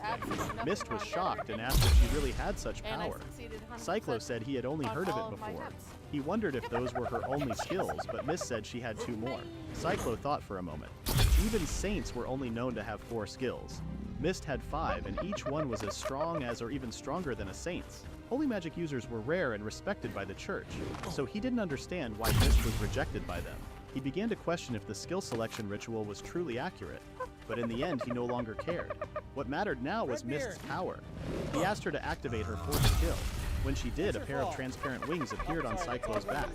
Mist apologized for the sudden effect, but Cyclo told her not to worry. He felt stronger, and Mist said the skill also weakened enemies around them. Cyclo realized it was a power that both helped allies and weakened opponents. When he asked how much mana it used, Mist said it was more than the previous 3 skills. Knowing that, Cyclo suggested saving it for special situations. He decided to call it Sanctuary. Mist seemed confused at first, but Cyclo explained that naming a skill could make it stronger. It helped the caster picture the effect clearly. He said the name meant something like a sacred domain. Mist liked the name and thanked him. Cyclo smiled and told her she could name it herself, but Mist said she already liked the one he gave. Soon, the boost effect wore off. Cyclo explained that some skills had lingering effects while others didn't. He told her there were 2 kinds of skills, active and passive. Active skills needed mana to activate. Passive skills were always working in the background. Mist understood that her magic worked because she had passive skills in holy and light magic. Cyclo praised her for learning quickly. Mist then chose to show her final skill. As soon as she activated it, she felt lighter on her feet. Cyclo asked her to try jumping. With very little effort, Mist jumped much higher than expected. Cyclo caught her and guessed the final skill might be related to physical strength or weapon handling. He suggested they visit the town later to look for weapons and armor. Mist asked if her skills would be useful to him. Cyclo said her talent was even greater than a saint's. Mist was happy to hear that and asked him to put her down. Cyclo apologized. After that, the 2 went back to eat lunch. Still, hearing the word saint brought back memories for Cyclo, but he reminded himself not to think about the past anymore. They had already chosen to walk different paths from that day on. Later in North Korea City, Cyclo noticed Mist staring at some grilled meat and asked if something was wrong. with She flying looked confused, colors. and he wondered if she wanted to eat it. Mist tried to say no, but Cyclo told her not to hold back. He quickly bought 2 meat That's skewers and gave one so to her. damn. That's a good Mist decision smiled too. and ate happily, saying it tasted really good. Alright, so I need to do. Then Mist noticed him watching her. Cyclo said he felt happy when she looked happy. Mist blushed and said that catching her off guard like that wasn't fair. As they kept walking, they heard some townspeople talking about the royal capital's saint starting training to fight the Demon Lord's army. They wished the saint would visit their town. Hearing that made Cyclo remember something from the past. Mist asked if they were talking about her master's fiancé who could use holy magic. Cyclo said yes, but explained that it was all in the past now. He shared that his job skill was called Flock User. Mist was surprised and said it sounded like an amazing skill. Cyclo thanked her for saying that. However, he also said that because of this skill, his engagement was called off. His former fiancé couldn't trust a rare skill like Flock User the way Mist did. Meanwhile, in the royal capital, Maria was quietly praying. She remembered how Raven once tried to comfort her after what happened with Cyclo. He had promised to do his best for her too, just so he could see her smile again. Maria blushed when she thought about his words and prayed that Raven would return safely from the expedition. Just then, a clergyman ran into the chapel with urgent news. Maria asked what was going on. The clergyman told her that her assistant had been committing fraud. Maria was shocked and asked for more information. She learned that her assistant had not only stolen reward and activity money, but had also embezzled her personal donations. Maria then remembered that she had trusted her assistant to send money and letters to Cyclo. That meant Cyclo had been telling the truth when he said he never received anything from her. Maria dropped to her knees as memories came rushing back. She remembered what happened the day before the trial. Raven had visited her and said Cyclo was arrested for several serious crimes. At first, Maria thought it was just a mistake, but Raven kept talking and said Cyclo had been spending the money she sent him on selfish desires. Maria felt hurt and betrayed. While she was still sad and confused, Raven comforted her with kind words. He promised to stay by her side and even offered to go to court with her to find out the truth. Maria agreed to go with him. Now, she finally understood. Raven had planned it all. He tried to make Cyclo look guilty. Maria wanted to believe that Raven had been honest, but deep down, she knew he had fooled her. A few days later, Maria welcomed Raven back from his expedition. He asked her if she wanted to go out with him after the Time's up, training, Survivor. but he quickly noticed that something was wrong. She was quiet and sweating Good on you, nervously. Survivor. Maria finally spoke and told him that her former assistant had stolen money. She also remembered the assistant saying that Cyclo was giving money to criminals, even though that wasn't true. She wondered why the assistant would say such things when Cyclo never received the money at all. That was when Raven dropped his act. He called her foolish for figuring it out so late. He said the constable had asked him to help frame Cyclo, and he agreed because he also wanted Cyclo out of the way. Raven admitted he wanted to take Cyclo's place so he could win Maria over. He was shocked at how Pokemon easily community everyone game a believed him, wild just oink because he was colony, the Duke's F, heir and a hero. appears catch it At that using, moment, Maria poke realized catch, Raven wasn't winners the hero revealed at in all. 90s. He was just a cruel man who ruined lives for fun. When Maria tried to run away, Raven quickly grabbed her. She told him to let go so she could reveal the truth. But Raven reminded her that she was also part of it. She froze. Memories of her childhood sweetheart came rushing back when they were kids, when they were separated after the ritual and during the court trial. She realized that she had played a role in sending the one she loved into hell. She stared at Raven with hatred and swore she would never forgive him. Raven stared back and laughed, saying she still didn't understand what kind of trouble she was really in. Maria then saw the truth. She wasn't much different from him. She had been part of the same lies. Her strength left her and she fell to the floor. Raven told her to follow his every command now since she was also guilty. What neither of them knew was that someone was listening to their entire conversation from outside the room. Meanwhile, Cyclo thought his ex-fiancé was doing fine with the man who had the hero skill. Still, he found it strange that he didn't feel angry or bitter. He just accepted that they would never see each other again. Mist said that what happened to her master was tough. Cyclo only smiled. He said seeing Mist happy now made him feel happy too. At that moment, Mist understood what she had to do. She looked at her master and promised to stop holding back and to live happily. She asked him to give her lots of happiness. Cyclo told her to take as much happiness as she wanted. After that, the two of them went to a nearby shop to buy some weapons. Later, at a well-known shop, Mist quietly asked her master how she looked in her new gear. Cyclo blushed when he saw her and almost said she looked cute, but quickly changed what he was going Pokemon to community say. game oink Instead, he colony, told her she F, looked like a real escaped. adventurer. Mist No felt one happy caught and it. relaxed after hearing that. Cyclo then asked how the new staff felt. Boom, Mist said she shakalaka. thought she could use both Count it. magic and staff moves with it. Nearby, the old tailor watched them with a smile. A shop worker noticed and said the tailor looked cheerful. The old man agreed and said he was. The worker added that the tailor used to admire adventurers when he was younger. The tailor explained that he dreamed of becoming one when he was a child, but gave up after getting a tailor-related job skill. Cyclo felt like he could relate. Before they left, the old man wished them well on their adventure and asked them to enjoy it for his sake too. Outside, Mist said the old master looked a bit lonely, and Cyclo agreed. He said that even if someone's job skill You let them fucking be dodo not dick reaching shit. their original dream could still feel sad. Mist then asked if Cyclo had a dream too. Cyclo smiled and said he would only share it if it ever had a chance to come true. Later at the Adventurers Guild, God damn it. Cyclo and Mist arrived. Cyclo How said did he you wanted get to stuck? register Mist as an adventurer. Mist looked nervous. They were given a form to fill out. Cyclo stopped when he reached the part asking about skills. When the receptionist read the form, she saw that Mist was listed as a slave and had the heretic skill. She was so surprised that she spoke out loud. Everyone nearby turned to stare at Mist. She could feel their eyes on her. They were shocked that a young girl had such a dangerous sounding skill. God damn it! Why Some even does said this they wouldn't have go to? near her. Suddenly, someone God in the damn it, crowd Ark. asked angrily if Fucking she was really a why? heretic. A man with long hair, wearing armor and holding a spear, stepped forward and glared at them. Cyclo asked who he was and what he wanted with Mist. The man got upset and called Cyclo rude for not recognizing the emblem on his chest. Cyclo replied that he had never seen it before, but still confirmed that Mist's skill was indeed heretic. The man realized Cyclo must be from the countryside and told him to come outside so he could teach him a lesson. Cyclo agreed to fight. Just then, the guildmaster showed up and said he would take charge of the duel. Cyclo wondered if he was going to stop it, but the guildmaster said he only wanted to settle things properly with an official duel. Fuck's sake, why did it take so long to do The that? long-haired man seemed interested. He told Cyclo to follow him to the training grounds and called him a country bumpkin. He thought Cyclo looked weak and was probably only strong enough to be a C rank at most. He planned to embarrass Cyclo in front of the other adventurers. Cyclo asked who the man even was, since he acted like he was famous. The guildmaster then introduced him as Reinhardt the Flash Saint. He explained that Reinhardt had a job skill called Lance Saint, was a holy knight of the church, and was an S-ranked adventurer. The guildmaster also said Reinhardt had just come back from a long journey, so it wasn't strange that Cyclo hadn't heard of him before. Cyclo finally understood why Reinhardt didn't like his heretic skill. He was a holy knight of the church. Then he noticed Mist looking worried. He smiled at her and promised that he would win. Mist looked relieved and said she believed in him. Later at the training grounds, Cyclo stood ready to face Reinhardt. The other adventurers whispered that Cyclo was being reckless and expected him to lose right away. Many women cheered for Reinhardt. Meanwhile, a hooded woman in the crowd stayed silent and just watched as everything unfolded. Reinhardt complained about how late Cyclo was, calling him a country bumpkin. Cyclo admitted it was true. The guildmaster explained that the duel would only end if someone gave up or couldn't fight anymore. You passed. If With Reinhardt flying won, colors. Cyclo could register as an adventurer, but he wouldn't be treated as a real person. Cyclo replied that if he won, Reinhardt should stay away from Mist. The guildmaster started the duel. Reinhardt quickly attacked with a series of fast spear thrusts.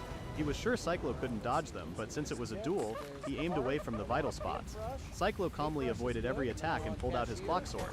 He stepped in close and sliced Reinhardt's spear with ease, as if it were nothing. Reinhardt was shocked to see his broken weapon. Cyclo said the fight was over, then kicked Reinhardt in the chest. The kick was so strong it broke his chest armor and sent him flying into a wall. He passed out on the spot. The nearby adventurers watched in shock. The guildmaster announced Cyclo as the winner. The adventurers were confused. They hadn't even seen Cyclo move. They now understood how strong he really was. Mist ran over to him. Cyclo said he kept his promise and won. Mist praised him. The guildmaster also praised Cyclo, saying he hoped no one would ever try to mess with Cyclo or his party again just because they were skilled. Then the guildmaster made a surprising announcement. I want the mind Cyclo had wipe. become the first adventurer in history to reach and return from the deepest part of the deep hole. He declared Cyclo an SSS rank adventurer. Everyone was shocked that such a legendary rank really existed. They celebrated, cheering for Cyclo as their strongest adventurer. Cyclo thought the guildmaster might have set up the duel just to make this announcement. The guildmaster acted innocent but said it was a problem when church-linked adventurers acted like they were above others. With all the noise in the guild, Cyclo quietly grabbed Mist and slipped away. He moved so fast that the others didn't even notice until it was too late. In the crowd, the hooded woman also disappeared without a trace. Meanwhile, Cyclo and Mist reached the top of the city walls. Mist stayed quiet the whole time, clearly feeling nervous. Cyclo reminded her that her first day as an adventurer was coming up the next day. Mist said she was okay with that, but when Cyclo held her earlier, she told him he should give her a warning next time. She felt really embarrassed when it happened. Cyclo finally realized how awkward the moment was and said sorry. Mist quickly said she didn't mean it in a bad way, but the moment had made her heart race. She just wished she had more time to prepare herself around him. Just then, someone nearby called them lovebirds and asked if she could talk to them. A woman stepped forward and introduced herself as Kareem Elementius. She said she was part of the same team as the Flash Saint, the one Cyclo had beaten, and that she was also an S-ranked adventurer. Cyclo noticed that this woman had been fast enough to follow his movements during the duel. He began to wonder what she really wanted from them. Cyclo asked again if her name was really Kareem and wanted to know why she had followed them. He said that depending on her reason, he would decide what to do with her. Kareem told him to stop and explained that she wasn't their enemy. Cyclo said it was his choice to decide whether she was an enemy or not, and told her to start talking. Kareem said she only had one reason. She wanted to join their group. This confused Cyclo, since Kareem was part of the Flash Saints team. Kareem admitted she was, but that was exactly why she wanted to leave. She said Reinhardt was the only one in that group who had the skills to work with, even though she thought he was annoying. She didn't really want to be part of his team, but she had no better option. What finally pushed her away was how Reinhardt treated Mist. He refused to let Mist register as an adventurer or even be seen as a real person. That attitude disgusted Kareem. Cyclo could tell she wasn't lying. Then Kareem revealed she had a unique job skill that was difficult to explain. Because of that, she couldn't stand people who judged others based on their skills. Watching Cyclo knock out Reinhardt made her feel relieved and satisfied. Cyclo was happy for her and was about to leave, but Kareem stopped him. She said she wasn't just thanking him, she also admired how he thought and how strong he was. She wanted to join him for her own reasons too. When Cyclo asked what those reasons were, Kareem acted playfully and said they could talk about it the next day at the guild, especially since Mist hadn't finished registering yet. Cyclo agreed and Kareem left, saying she would be waiting for his answer. After that, Cyclo asked Mist what was bothering her. Mist said it was because Kareem had called her by her name instead of heretic. Cyclo agreed that Kareem didn't seem like a bad person after all. The next day, the receptionist said sorry for what had happened before. She had spoken too loudly, which caused the trouble. She said she was ready to accept any punishment Cyclo thought was fair. Cyclo looked to Mist. Mist said she wasn't upset because her master had protected her. The receptionist thanked them for forgiving her. Cyclo then asked if they could borrow a room to talk. But before the receptionist could answer, they saw Kareem already on the second floor. She smiled and waved at them, saying she had been waiting. The receptionist asked if they were with Kareem. Kareem then asked her to guide Cyclo and Mist to the room. Other adventurers nearby were surprised that Cyclo knew Kareem. Still, they weren't too shocked. He was SS ranked after all. Cyclo then asked what kind of person Kareem was. The receptionist said Kareem was an amazing adventurer, even said to be as skilled as the famous Great Sage from the royal capital. Hearing that title made Cyclo feel uneasy. The Great Sage was his sister Alice.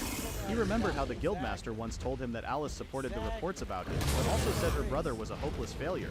Cyclo knew that if he continued as an adventurer, people would always connect him to Alice. One day he would even see her again. When that time came, he wondered if he could stay calm. Mist noticed him holding his arm tightly and asked if he was okay. Cyclo told her he was fine. Right now, he had to focus on talking with Kareem. When they entered the room, they saw a table full of food. Kareem happily told them to eat as much as they wanted, but Cyclo wasn't impressed. He said they didn't come for a party. Kareem said she knew, but still wanted to start things in a friendly way. Kareem then asked Cyclo if he knew about a place called Aelries. Cyclo wondered if she meant the desert country far away. Kareem admitted she originally came from Aelries. Because of her family tradition, she had traveled here to become an adventurer. Cyclo then asked if this tradition was the goal she had mentioned the day before. Kareem felt happy that he remembered. Cyclo said she had made it sound very important. Kareem then revealed her true goal. She wanted to bear the child of a strong man. Cyclo paused for a moment and wondered if there was something wrong with that idea.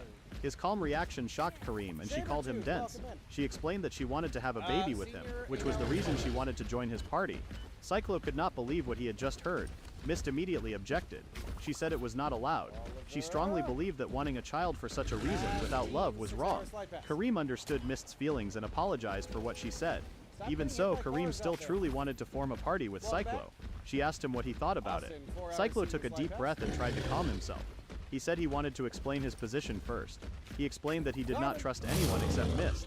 If he ever teamed up with Kareem, it would only be because there was a clear benefit for both him and Mist. Kareem then showed a confident smile and explained the advantages of having her in the party.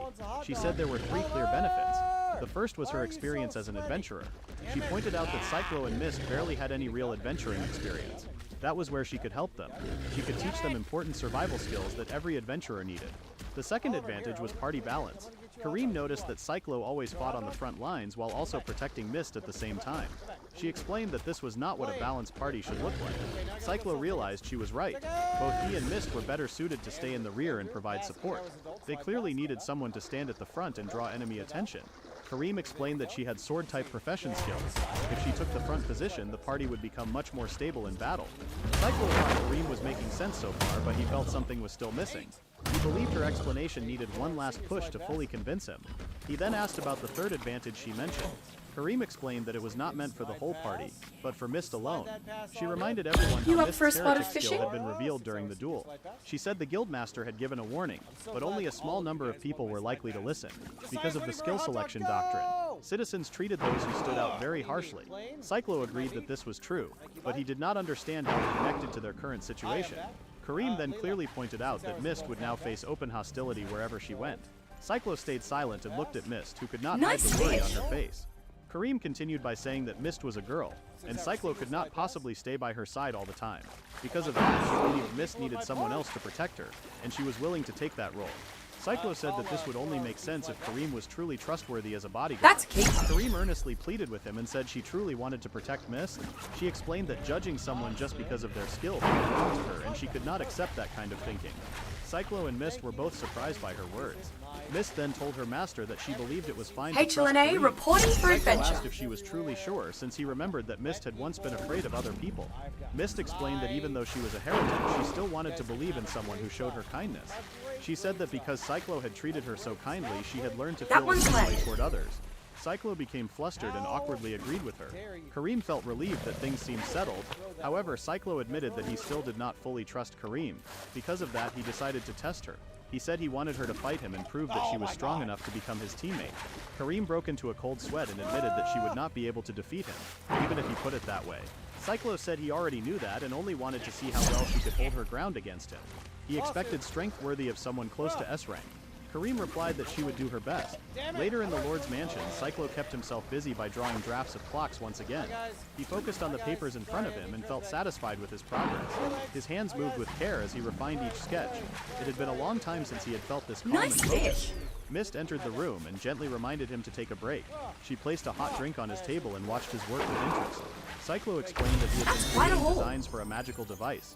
He was working on detailed plans for a new magic tool that had never been made before. Mist felt amazed when she realized he was designing a magic tool on his own. Cyclo felt proud as he remembered being called a genius when he was young. For the first time in many years, he fully lost himself in his work and truly enjoyed the process. He explained that the blueprint was for something he called a gun. He described it as a magic tool that used the power of an explosion to send a piece of metal flying at very high speed. Even someone with little training could create power close to a simple spell, and the attack was hard to avoid. Over time, as fighters with greater combat skills appeared, the weapon became useless and outdated. Still, if he could rebuild it with magic, the result would be very different. Cyclo then activated his clock generation skill and created the needed gears. Mist watched closely and held her breath as he carefully assembled the parts. Before long, Cyclo completed his own version of the gun. He named it Mistil Time, an anti-monster weapon enhanced by his clockmaker skill. The weapon was made from an orichalcum alloy. It could fire normal ammunition as well as magic bullets. Its bullet speed far surpassed that of existing firearms. With power close to advanced magic, it could fight monsters found deep within the deep hole. Mist looked blank for a moment. Cyclo noticed her reaction and wondered what was wrong. That one's left. Mist then asked if he had just created a magic tool from nothing. Cyclo calmly confirmed Pokemon Community Game A Wild Meowstic, F, appears catch it using, Poke Catch, winners revealed in 90s. Mist suddenly grabbed his hand and showed her excitement. She spoke with strong admiration and praised him for being incredible. She believed his power was on the same level as a god. She warned him not to reveal such abilities to strangers, knowing how dangerous it could be. Cyclo said he understood and returned to his work for one final effort. Mist reminded him not to stay awake too late. She quietly watched him continue working, smiling as she stood nearby. She remembered asking him before if he also had dreams of his own. Cyclo had told her that he would share them once they were close to becoming real. Hearing this made her happy, and she hoped he would tell her again someday. Cyclo agreed and gently patted her head. Mist felt at ease and smiled softly. She then excused herself and wished him a good night. Cyclo drank the cup she had prepared before finally going to bed. The next day at the Adventurers Guild training ground, Kareem kept teasing Cyclo about the dark circles under his eyes.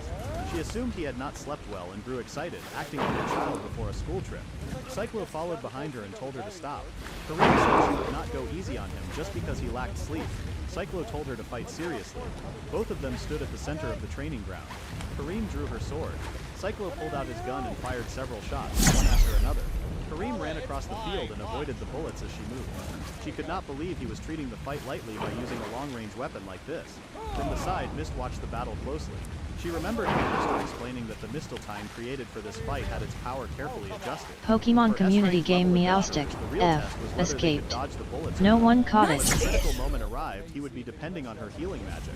Mist silently prayed that both her master and Kareem would come out of the fight safely in the end. Cyclo did not stop firing as he moved across the training field.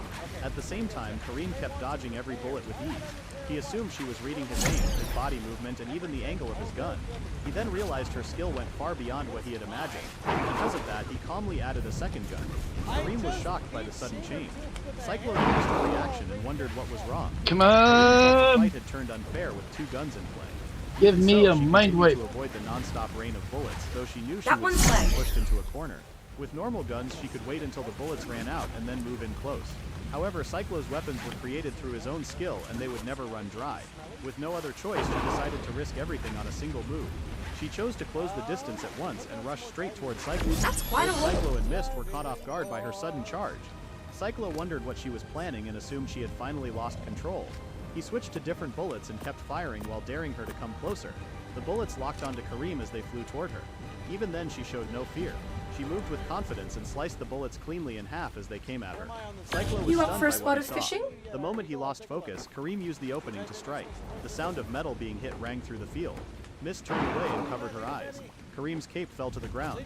Kareem quickly realized her attack had failed. Her sword had become stuck in one of Cyclo's guns, while the other gun was aimed at her head. Cyclo stated that the match had ended. Kareem agreed and admitted that even with him holding back, she could not win. Cyclo admitted that she had done well and performed better than he expected. He then explained that she had passed. Mist looked relieved and happy for her. Cyclo told Kareem that he would be relying on her from that moment on. Kareem replied that she expected the same from him. She leaned closer and whispered something bold and suggestive, leaving her meaning clear, to plant his seeds in her fields. Cyclo was left flustered and unsure how to react. Kareem laughed and teased him for his innocence.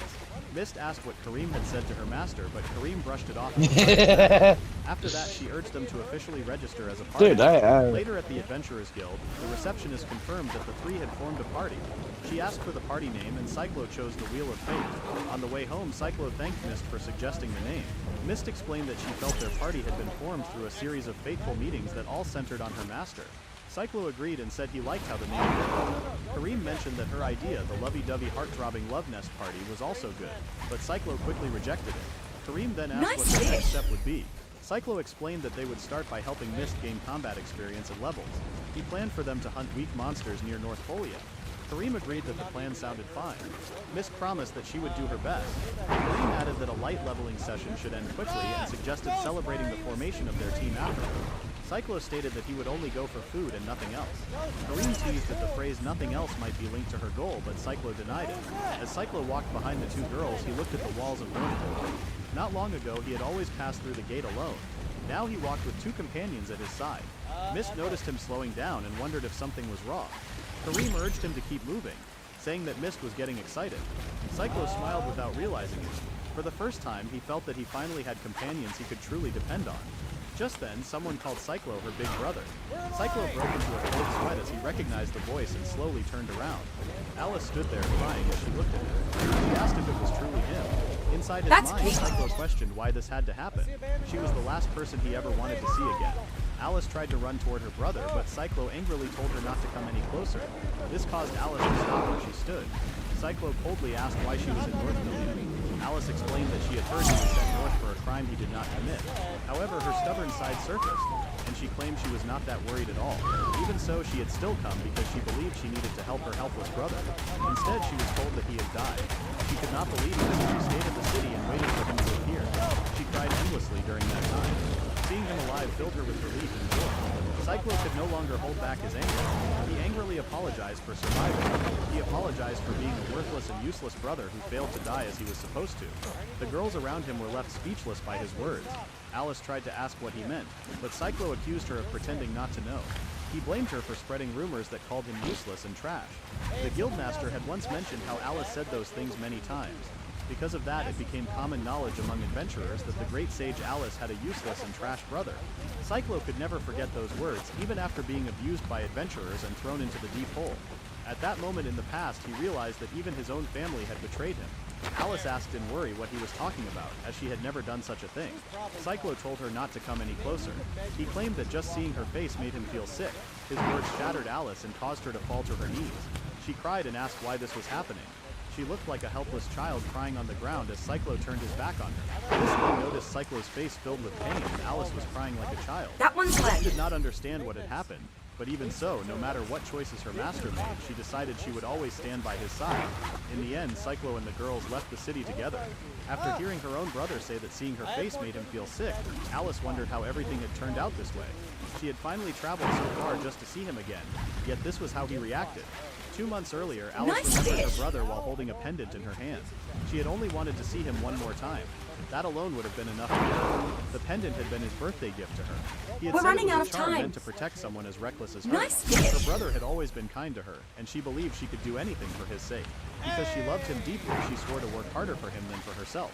During her very first monster subjugation, she defeated an A-ranked monster by herself. Many people had failed to defeat that monster for a long time, and she had done it alone. The guild expected such a result from the sage. Alice treated it as nothing important and asked the guild to send half of the reward to her brother as support money. The staff reacted in shock, saying it was a huge amount and that it was earned through their own effort. Alice said it did not matter to her. She explained that her brother was stuck with a useless job skill, and if she did not push herself, he would not be able to survive. The guild staff understood that her brother had a job skill, yet still needed help from his sister. They found it strange and assumed her brother must be weak and unreliable. After that, Alice's reputation continued to grow. She was praised wherever she went for defeating powerful monsters. Each time she downplayed her achievements and calmly explained that she was only working so hard because her brother had a failed skill. Because of her words, others began to assume that her brother was far less capable than she was. As time passed, bad rumors about Cyclo slowly began to spread. Back in the present, Alice still did not understand why she had been hated. She wondered if she had done something wrong to him. She felt that she needed to apologize to fix things. However, she did not even know how to begin. In the end, she knelt on the ground and watched her brother walk away. Cyclo looked back at her once more with concern, then continued walking. Kareem asked what they should do next. Cyclo replied that nothing had changed and that they would train their party coordination nearby as planned. He told them to keep moving. Kareem still looked uneasy, but she agreed. The trio soon reached the nearby plains. Kareem switched into teacher mode as her beginner adventuring class was about to start. She asked the two if they noticed anything about their surroundings. They said it looked like a normal meadow.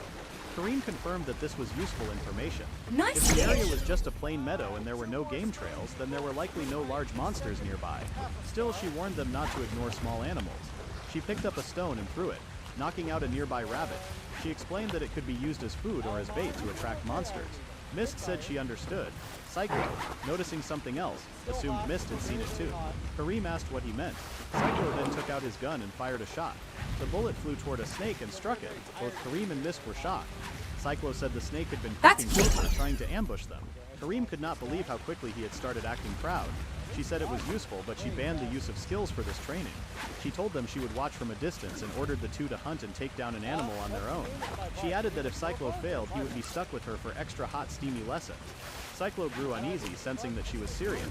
As the two left to do their task, Mist asked her master with worry if the person from earlier was truly his younger sister. She wanted to know what had happened before. Cyclo agreed to share because Mist had already sworn to stand on his side. Since she believed him, he felt he could tell her the truth. He explained that it happened shortly before he met Mist. He had been falsely accused, marked as a criminal slave, and sent to North Folia for forced labor. At that time, Alice had already become a well-known adventurer. She went around telling others that he was useless and worthless. Because her words came from a sage, people stopped seeing him as a person. They treated him like trash and eventually threw him into the abyss of the deep hole. Mist felt sad after hearing what happened to him. Cyclo admitted that the adventurers were the ones who harmed him, but even if it was indirect, he believed Alice was the one who pushed him toward that fate. As he fell, he remembered seeing Alice's cold stare. He wanted to ask why she did that to him when they were family. Because of this, he never wanted to see her again if he could avoid it. Mist then asked if he truly never wanted to forgive her or make peace with his sister. Cyclo thought deeply about her words. He believed he knew what he wanted and what he expected from his sister. Yet his mind was filled with one memory. He remembered her crying face as she tried to reach out to him. He apologized to Mist and admitted that he did not even understand what he wanted anymore. Mist reached for his hand and let him know that it was fine to take his time. What is with the frickin' net? Just take the damn. She asked him not to make choices based only on anger and grief. She reminded him that he was the one who taught her that lesson. She swore to stay by his side no matter what he decided. She then realized how close she was to him and said that was all she wanted to share. She urged him to keep moving since Kareem was waiting. In both his heart and mind, Cyclo wanted to thank her. He truly needed her support. Because of that, he felt the need to confirm something within himself. The trio then moved deeper into the forest. Kareem suggested searching the area one by one and told Mist to go first. Mist promised to do her best. Kareem felt glad to see her full of energy, but she wondered why Cyclo was standing behind her with his gun aimed straight at her back. She asked if he would mind telling her what was really going on. Cyclo said he only wanted to properly ask what she had been planning when she approached them. Kareem said she had already explained that she had fallen for him and wanted to protect someone like Mist. Cyclo admitted that those words were not lies. Still, he remembered that she had another reason for teaming up with him. He told her to speak clearly, since he was ready to pull the trigger at any time. Kareem finally understood why Cyclo had agreed to let her join his party. He wanted to learn her true goal. She asked if he truly could not trust her at all. Cyclo said he did not trust anyone except Mist. Kareem did not believe he was acting as if he had uncovered some great truth, then called it common sense to never trust strangers. She knew that no one was fully trustworthy, yet people still moved forward, weighing risk and reward just to keep living. She told him not to act as if he were the only special case. She thought he had grown up without learning how to doubt others, and all she saw was a spoiled, empty-minded kid sulking. Cyclo told her to shut up. In his mind, he wanted to say she was wrong. Still, he wondered why he could not say it out loud. He had already sworn to take revenge on the entire world. That vow We're was running his out of resolve. time. It was all he had, and he only knew how to live the way he always had. Kareem then said that was exactly why she supported him. Cyclo looked confused. She said he was just a foolish kid who had suddenly gained great power. And because of that, there were things only someone like him could do. That was what she believed. Cyclo quietly removed his finger from the trigger. Kareem said she did not care if he killed her right now. However, she wanted him to promise one thing. She asked him to break the world where skills twisted people's will, desires, and lives. She wanted a world where people could chase their dreams honestly. If he could promise that, she would not mind dying by his hand someday. Cyclo was shocked and placed his gun back into storage. He said being forced into such a promise would only bring trouble. We did enough Then fishing, he walked away. but not Kareem enough asked if that was truly how he felt. Cyclo only scratched his head and said nothing more. Mist finally returned with an unfamiliar animal, and Kareem confirmed that she had passed. She then told Cyclo to go next, and he left right away. Mist wished him well as she watched him run off. As Cyclo disappeared, Kareem quietly whispered to herself, both thanking and apologizing to him. Mist heard this and looked confused. Kareem then stated that Cyclo was truly the man she wanted to peg. Mist asked if something had happened while she was gone. At the same time, Cyclo reached a nearby river and washed his face. He realized that Mist had noticed his condition and had been worried about him. He also understood that Kareem had seen through his thoughts and feelings. Let's get casting. At that moment, Time he to felt fish. how weak and pitiful he really was. He believed that he only had power because he happened to gain it by chance. Still, he decided to keep believing for a while longer. Soon after, he returned to the girls with a rabbit he had hunted. For now, he chose to trust the wheel of fate and the allies around him. Kareem then told everyone that it was time for the final live practice of the Nice day. fish. She explained that she and Cyclo would keep the monster busy while Mist finished it off.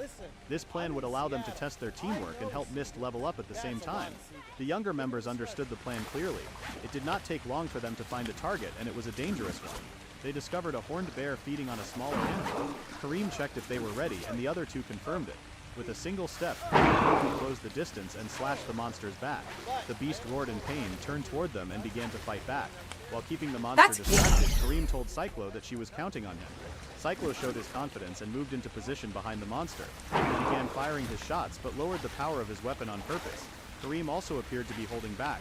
Quietly, Cyclo hoped for Mist's success. That one's left. Pokemon community game A Wild Oddish appears catch it using Poke Catch. Winners revealed in 90s. The massive monster froze in shock and took the full force of the spell. The hit was direct and powerful, sending the monster flying into a rock wall. Mist looked completely drained after the attack. Cyclo wondered if it had worked. Moments later, the monster's arm dropped lifelessly. Mist suddenly felt strong emotions rising inside her. Cyclo was overjoyed and hugged her, praising her for leveling up so quickly. Mist felt embarrassed by the hug and tried to pull away. Kareem watched the two and could not believe how gentle and close they were. She then noticed movement There we in the go. bushes nearby, Oh, nice but the big figure 8. quickly hid. Good, good, good, good, good. Cyclo Come on, reminded come on, everyone that they needed to keep moving forward. Kareem felt Oh, relieved the to fish see them eaten! lively again. I'm having He sushi went back tonight. once more and decided to stay silent about Alice for now. Alice had been secretly following him, still crying quietly with a look full of guilt. The next day, at the entrance of the deep hole, Cyclo reminded the girls about their dungeon run. He planned to let Mist get used to the dungeon by staying in the shallow layers. He also wanted them to practice working together in narrow spaces. This was the same leveling method they used the previous day. The girls agreed with the plan. Kareem pointed out that with Mist joining them, they could push all the way to the first boss if they wanted. However, she stressed that checking their teamwork was more important. She also mentioned that she did not want to get hit from behind by Cyclo again. Cyclo broke into a cold sweat and insisted that he would not make the same mistake. Alice stayed hidden and followed them quietly from behind. The group entered the first floor of the dungeon. Kareem explained that skeleton monsters would appear there. Pokemon community game Oddish escaped. No one caught it. Cruel and hostile creatures. That was why people called it the worst dungeon. Cyclo remembered the Lord's request to fully conquer the deep hole, shut down its dungeon functions, and protect the people from monster attacks. This marked their first real step toward that goal. Kareem suddenly told everyone to stop. Skeleton monsters began to appear in front of them. Kareem moved first and attacked, then asked Mist to finish them. She weakened most of the skeletons with her attacks. One skeleton tried to sneak up on Kareem, but something struck its arm before it could land a hit. Kareem realized Cyclo had covered her from behind and thanked him. Cyclo claimed he had everything under control and would not mess up. Mist then prepared herself and cast a spell called Holy Burst. A bright light spread across the area. The skeleton monsters fell to the ground one Okay, after 1 another. equals 6, Kareem said the fight was clean and without problems. Cyclo disagreed Okay. and said he could still sense enemies nearby. He estimated around 20 more waiting around the corner. Kareem said that Come on, I can make it, can make it, practice. make it. Mist became worried and asked Pull, what they should pull, do. pull! Cyclo told them That to one's leave it to left. him. Kareem asked what he planned to do. Cyclo created a small clock and explained that if they were testing teamwork, he should also show what he could do. Kareem questioned the strange pocket watch. Mist noticed that the hands on the Who's clock up were for a not bit of moving. exploring? Cyclo pulled the pin, counted down from 3 and threw the clock toward the hidden skeletons. The clock exploded on impact. Kareem and Mist were left stunned. Cyclo calmly explained that the clock exploded when its timer reached 0. Kareem's hand shook as she angrily told him that move was now forbidden, especially when she was fighting up close. She warned him not to even think about using it again. Cyclo protested and said he worked hard to create it. Kareem pointed out that it was clearly dangerous. Cyclo sulked and called it his masterpiece. Mist laughed and said the power of the attack was still impressive. And so their adventure continued deeper into the dungeon. Mist Not defeated much time skeleton left. monsters one after another without stopping. Kareem praised her efforts and said they could move on to the next layer. Cyclo stayed quiet as he sensed something strange. Nice fish. The three of them entered the next layer, and Mist felt amazed when she saw a wide underground lake. She could not believe that a place like this existed inside a dungeon. Kareem explained that this was where the deep hole truly began. Since the monsters became more dangerous and the ground became harder to cross, she warned Mist to be careful with every step because one mistake could send her falling into the abyss and lead to death. Mist felt fear That rise one's in her landed. chest, and Cyclo reassured her that he would catch her if anything went wrong. More importantly, he felt the need to tell them something serious. Kareem asked what was troubling him. Cyclo explained We that did enough someone had been fishing, following them since the but- first Oh, day. come on! Mist became I nervous had and that wondered if it last was a fucking monster. fish. Kareem quickly pointed out that monsters usually stayed in their own areas, so the Those fish follower are was just likely a begging person. to be caught. Cyclo agreed and felt that this person was not ordinary, since they always stayed far enough away to avoid being noticed. Kareem could only think of one specific girl. She said that as long as Cyclo was with them, they would be fine. Cyclo told them to leave the matter to him. The trio continued going 10? deeper into the dungeon, Okay. passing by the bodies of fallen people along the way. Cyclo noticed that the path looked different from the one he remembered when he climbed out before. Kareem reminded him that dungeons were living Come places that on. could change their shape. She then asked Seconds. what he meant by climbing out. Cyclo explained that something happened in the past, and he was thrown into the abyss, falling straight into the middle layers. Kareem felt shocked and could not believe that he survived such a fall. Cyclo explained that he was lucky, as thick spider webs broke his fall like nets and saved his life. As they moved forward, Cyclo quietly used his Ugh, shock sense and detected a bat monster nearby. Without alerting the others, he disturbed the creature on purpose. He decided that this was the right moment to train Mist on how to deal with This sudden better movement. give me a The bat frickin' monster then 100 tried or to so. attack the group. At that moment, Alice's voice rang out and warned her brother to be careful. The bat monster was defeated at once while it was still above their heads. Cyclo looked at his sister That's when he saw her appear. Alice Oh, said that's it was only bullshit. a coincidence that they met inside the dungeon. Cyclo did not believe her and felt angry about why she was there. Alice said she was just passing by and felt relieved that she could protect him. Since he had told her Nice to stay fish. away from him, she apologized and stepped back. Cyclo let out a sigh and wondered what she was even trying to do. Alice returned to hiding. Kareem asked if Cyclo was truly fine with his sister following them around like this. Cyclo suggested that they should continue their training instead. As more monsters appeared, Alice kept coming out of her hiding place and killing them to protect Cyclo. Cyclo glared at her each time she showed herself. Alice said it was another random coincidence and tried to leave again. Cyclo told her to wait. Alice thought she was about to be praised and looked hopeful. Instead, Cyclo asked what she thought she was doing. He explained that That's they were Kaito. practicing how to deal with ambushes, but Alice was killing everything on her own and ruining the training. Alice began crying and said she only wanted to make up with him. Cyclo told her to stop getting in his way and called her a nuisance. Alice kept crying and apologizing again That and one's again. landed. She said she was truly sorry and returned to hiding once more. Cyclo felt a headache coming on. Mist felt worried about him. After watching the siblings, Kareem realized that the younger sister was taking the situation much harder than expected. There was no way to tell what she might do next. Alice wandered off by herself. When monsters tried Oh, to come ambush her, on. she easily burned them into ashes. She finally understood that her older brother truly hated her now. She wondered how she could make him forgive her and how she could see him smile Fuck's like sake, he I used gotta to. She restart. stopped when she reached a cliff and noticed the deep abyss below. She realized she could fall into it as well.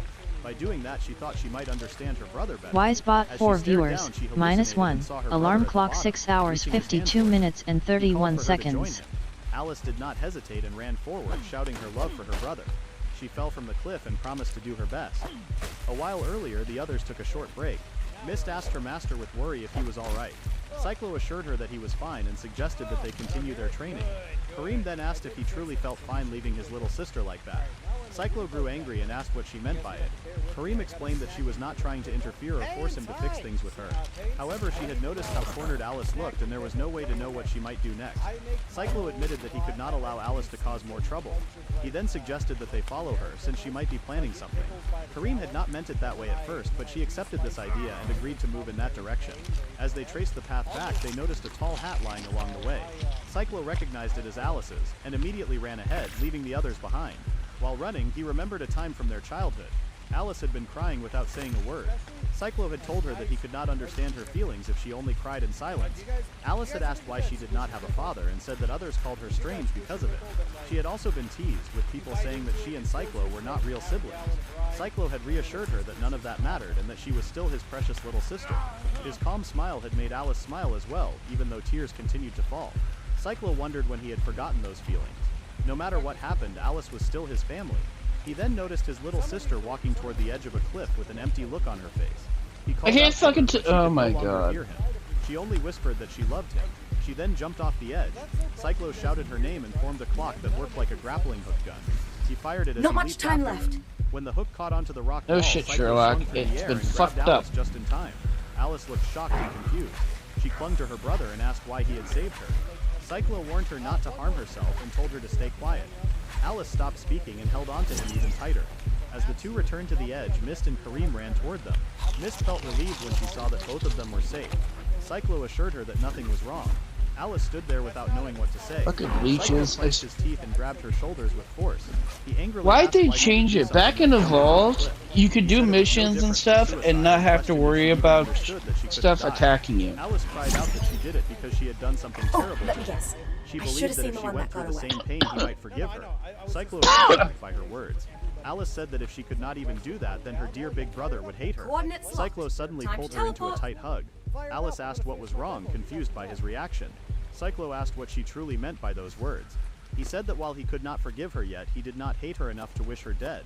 He stated that they were family, and her dying like that would never be acceptable. Alice cried quietly against her brother's shoulder. Cyclo told her to wait for him. He said that was all he needed and that he would handle everything himself. Alice asked if waiting meant he might forgive her someday, and if he would come back for her. Teleport Cyclo promised that he would because he wanted that future as well. Alice cried again, this time with relief and happiness. Kareem and Mist did not interfere. Here we are, Mist right had on placed a time. barrier around the siblings so they could speak freely. Kareem believed that crying while letting their guard down was dangerous inside a dungeon. Mist felt glad that her master had finally found his answer. Alice apologized to her brother. Cyclo told her not to do so, thinking they should have talked things through from the beginning. He knew she would never truly try to destroy him. For now, he asked her to wait until he calmed down, believing they could return to normal after that. Alice smiled widely and agreed to wait for him. However, when Cyclo saw her smiling so brightly, his mind returned to the rumors about him. People had called him incompetent and said his sister dragged him around while others treated him like trash. He wondered why Alice could smile like this. A sick feeling rose inside him and he bent over and vomited onto the ground. He questioned what was happening to him and why it felt this way. Alice looked at him with worry, asking what was wrong.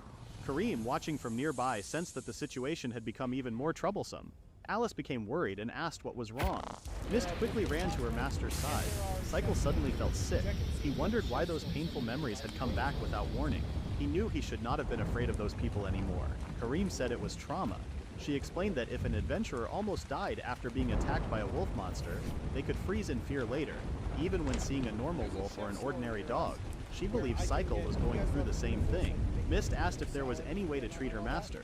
Kareem shook her head and said it was a mental problem. Some people lived with it for the rest of their lives, while others recovered because of something small. It was different for everyone. For now, there was not much they could do. Mist felt sad after hearing that. Cycle clenched his teeth in frustration. Alice suggested helping her brother get used to it little by staying beside him. Kareem warned that the idea was risky. Trying to help someone get used to their fear could sometimes make the trauma even worse. Alice looked disappointed because she did not want that to happen. Kareem said they had two choices. They could leave everything as it was and risk the condition getting worse over time, or they could accept the risk and try to help him recover. She then asked Cycle to make the decision. Everyone waited for his answer. Cycle's expression became firm. He punched himself to gather his resolve. He apologized to everyone, especially his sister. He refused to let something so meaningless control him. He did not want his condition to get worse. Instead, he wanted to overcome it and become stronger. Kareem said she expected that answer. Mist then said she had an idea and asked if she could share it. She reminded everyone that her master had trouble trusting other people. Because of that, he had used a slave contract on her. Cycle confirmed that trusting no one had been his plan from the beginning. Mist carefully suggested placing Alice under a slave contract as well. The idea shocked Cycle. Making his own sister his slave felt impossible to accept. Mist quickly apologized after realizing how inappropriate her suggestion sounded. Cycle gently patted her head and told her not to worry. He thanked her for trying to help even if he could not accept the idea. Alice puffed out her cheeks as she watched her brother show kindness to another girl. A moment later, she suddenly realized there might be a way to make the idea work. She believed she had found the perfect solution. Cycle asked what she meant. Alice then explained what had happened before she met the group. Before leaving the capital, she had stopped by the capital's Adventurers Guild. She placed 2 bags of gold coins on the table and asked her foster father to handle the usual money transfer. Her foster father, who was actually the guild master, Legia Sandria, told her there was no need to send any more money. Confused, Alice asked what he meant. Legias explained that he had expected this to happen. He said her older brother had been sent to Northolia as a criminal slave. Alice was shocked by the news. Legias then claimed that her brother had been identified as the person behind a series of assault cases. Alice immediately rejected the accusation. She knew her older brother would never commit such crimes. The guildmaster reminded her that she had often called her brother incompetent and useless. Alice admitted she had said those things before, but insisted they were never true. Legias then walked to a bookshelf and pulled out a large book.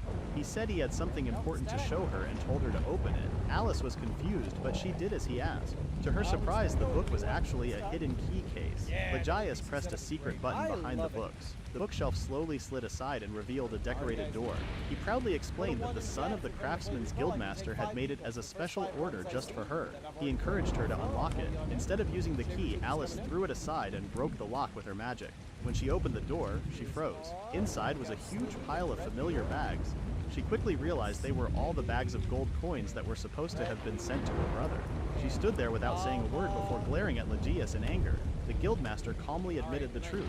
The money Alice believed she had been sending to her brother had never left the guild. He had secretly stored every bag in the hidden room because he believed it was better to keep the money away from someone he thought was destined to become a criminal. For the past 2 years, Alice had fought alone and gave everything she had. She accepted dangerous but well-paying missions to support her older brother. People admired how the sage defeated A-rank monsters by herself. If she worked with a team, her reward became much smaller. No matter how difficult the mission was, she kept going because she believed it was all for her brother. Then the man standing in front of her ruined everything she had worked so hard for. Alice could not hold back her anger any longer. She released a powerful fire spell called Prominence Nova, causing a huge explosion inside the guildmaster's office. Pokemon community game A Wild Bruxish appears catch it using Poke Catch. Winners revealed in 90s. Realized the explosion came from the Adventurers Guild instead. When they rushed inside, they found the guildmaster badly injured and immediately called for a healer. Looking at his face, it seemed someone had hit him with incredible force. After that, Alice got on a horse and rode north. She was determined to save her older brother. Back in the present, Alice casually explained everything that had happened in the capital. She believed there was an easy solution. If her older brother arrested her as a criminal slave, then the problem would be solved. Kareem and Mist were left speechless. Cyclo, however, could no longer hide his anger. He called out to Alice in a cold voice. The moment she heard him, her whole body stiffened because she knew her older brother was truly upset. Cyclo shouted at the top of his lungs and called her an absolute idiot. He said that blowing up the guildmaster's office was a serious crime. He could not understand why she acted as if it was no big deal. Alice defended herself by saying she had worked so hard for him, only for that man to ruin everything. Cyclo replied that causing an explosion was far too much. He said she should have stopped after punching the guildmaster once. Kareem quickly reminded him that punching someone was still assault. Cyclo let out a sigh. He decided that Alice could not be allowed to wander around freely anymore. He would personally take custody of her. After hearing that, Kareem remembered that Cyclo had connections with the Margrave. Alice smiled proudly after hearing that her older brother had someone important to rely on. Kareem suggested leaving all the paperwork to the Margrave. Cyclo agreed and said the nobleman could handle that part. Mist stayed silent. She never expected the situation Pokemon community game Bruxish escaped. No one caught it. Suddenly felt a headache coming on. He could not believe that the person behind the bombing at the Capitol's guild was actually Alice. To make things even more shocking, she was Cyclo's real younger sister. Now, Cyclo wanted to take her into custody as a criminal slave. Cyclo confirmed that was his plan, and asked if the Margrave could handle the process. The Margrave asked what a lord was supposed to think when an SSS-ranked adventurer asked for a favor like this. Cyclo admitted that he had no idea. The Margrave said he always had to think about the possible costs. His mind constantly filled with the worst possible situations, and he never ran out of things to worry about. Oddly enough, he said that was what made every day interesting. Cyclo was happy with the answer and believed the Margrave would take care of everything. Sitting beside Cyclo, Cruz watched him with clear admiration. The Margrave let out a sigh and said they were far from the capital and did not have strong ties to it. Some people might look down on them, but he did not care. Cyclo thanked him for agreeing to help. Later that night, Mist visited her master's room and asked if she could speak with him. Cyclo welcomed her inside. After they sat down, he asked what was troubling her. Mist admitted that she had something important to confess. She revealed that she had always known a way to cure his condition. Cyclo was surprised, but he quickly realized she was talking about regeneration magic. Mist confirmed that he was right. She explained that if she had used the magic before his heart fully healed, everything that had happened since they left the capital might have disappeared. That included all the memories he had made with her. Cyclo stayed quiet as he listened. Mist admitted that she had kept the truth hidden because of her own selfish feelings. She did not want her master to forget her. Overcome with guilt, she lowered her head and cried. She apologized for staying silent for so long. Cyclo gently touched her cheek and smiled. He thanked her for telling him the truth and said she had nothing to apologize for, because they had already made a promise to each other. He promised that he would never forget her because every memory they had shared since meeting was precious to him. He leaned closer until their foreheads touched and asked her to use regeneration magic on him. Mist slowly calmed down. She realized he was not giving her an order. He was sincerely asking for her help, wanting to repay the trust and kindness he had shown her. Mist accepted his request. She then used regeneration magic on Cyclo. The next morning, Alice went to see her older brother with a smile. Together with Mist and Kareem, she looked at him with concern and asked how she looked. Cyclo stayed silent, keeping his head down as he looked at the floor. Kareem became worried when Cyclo did not answer. Mist also looked worried, even though she trusted her restoration magic. Thankfully, Cyclo smiled as soon as he saw his little sister. He said she had finally returned to the person he remembered. Alice felt happy and hugged her older brother. Cyclo hugged her back and welcomed her into his life again. Kareem called the siblings troublesome, while Mist felt relieved that everything ended well. She was especially happy that her restoration magic had worked. Cyclo also thanked Mist for having the courage to use such powerful magic on him. For a brief moment, he felt as if their souls had connected. The feeling made him want to hold her in his arms, but he quickly pushed the thought away and reminded himself to stay focused. After calming himself, Cyclo told Alice it was time to complete the slave contract. Just then, the usual slave trader entered the room. Alice admitted that she was not happy about becoming a slave, but she accepted it because it was for her older brother. Cyclo quickly explained that the contract was only meant to place her under his protection. The slave trader greeted Cyclo, and Cyclo confirmed that he wanted Alice placed under his care. The slave contract ritual then began.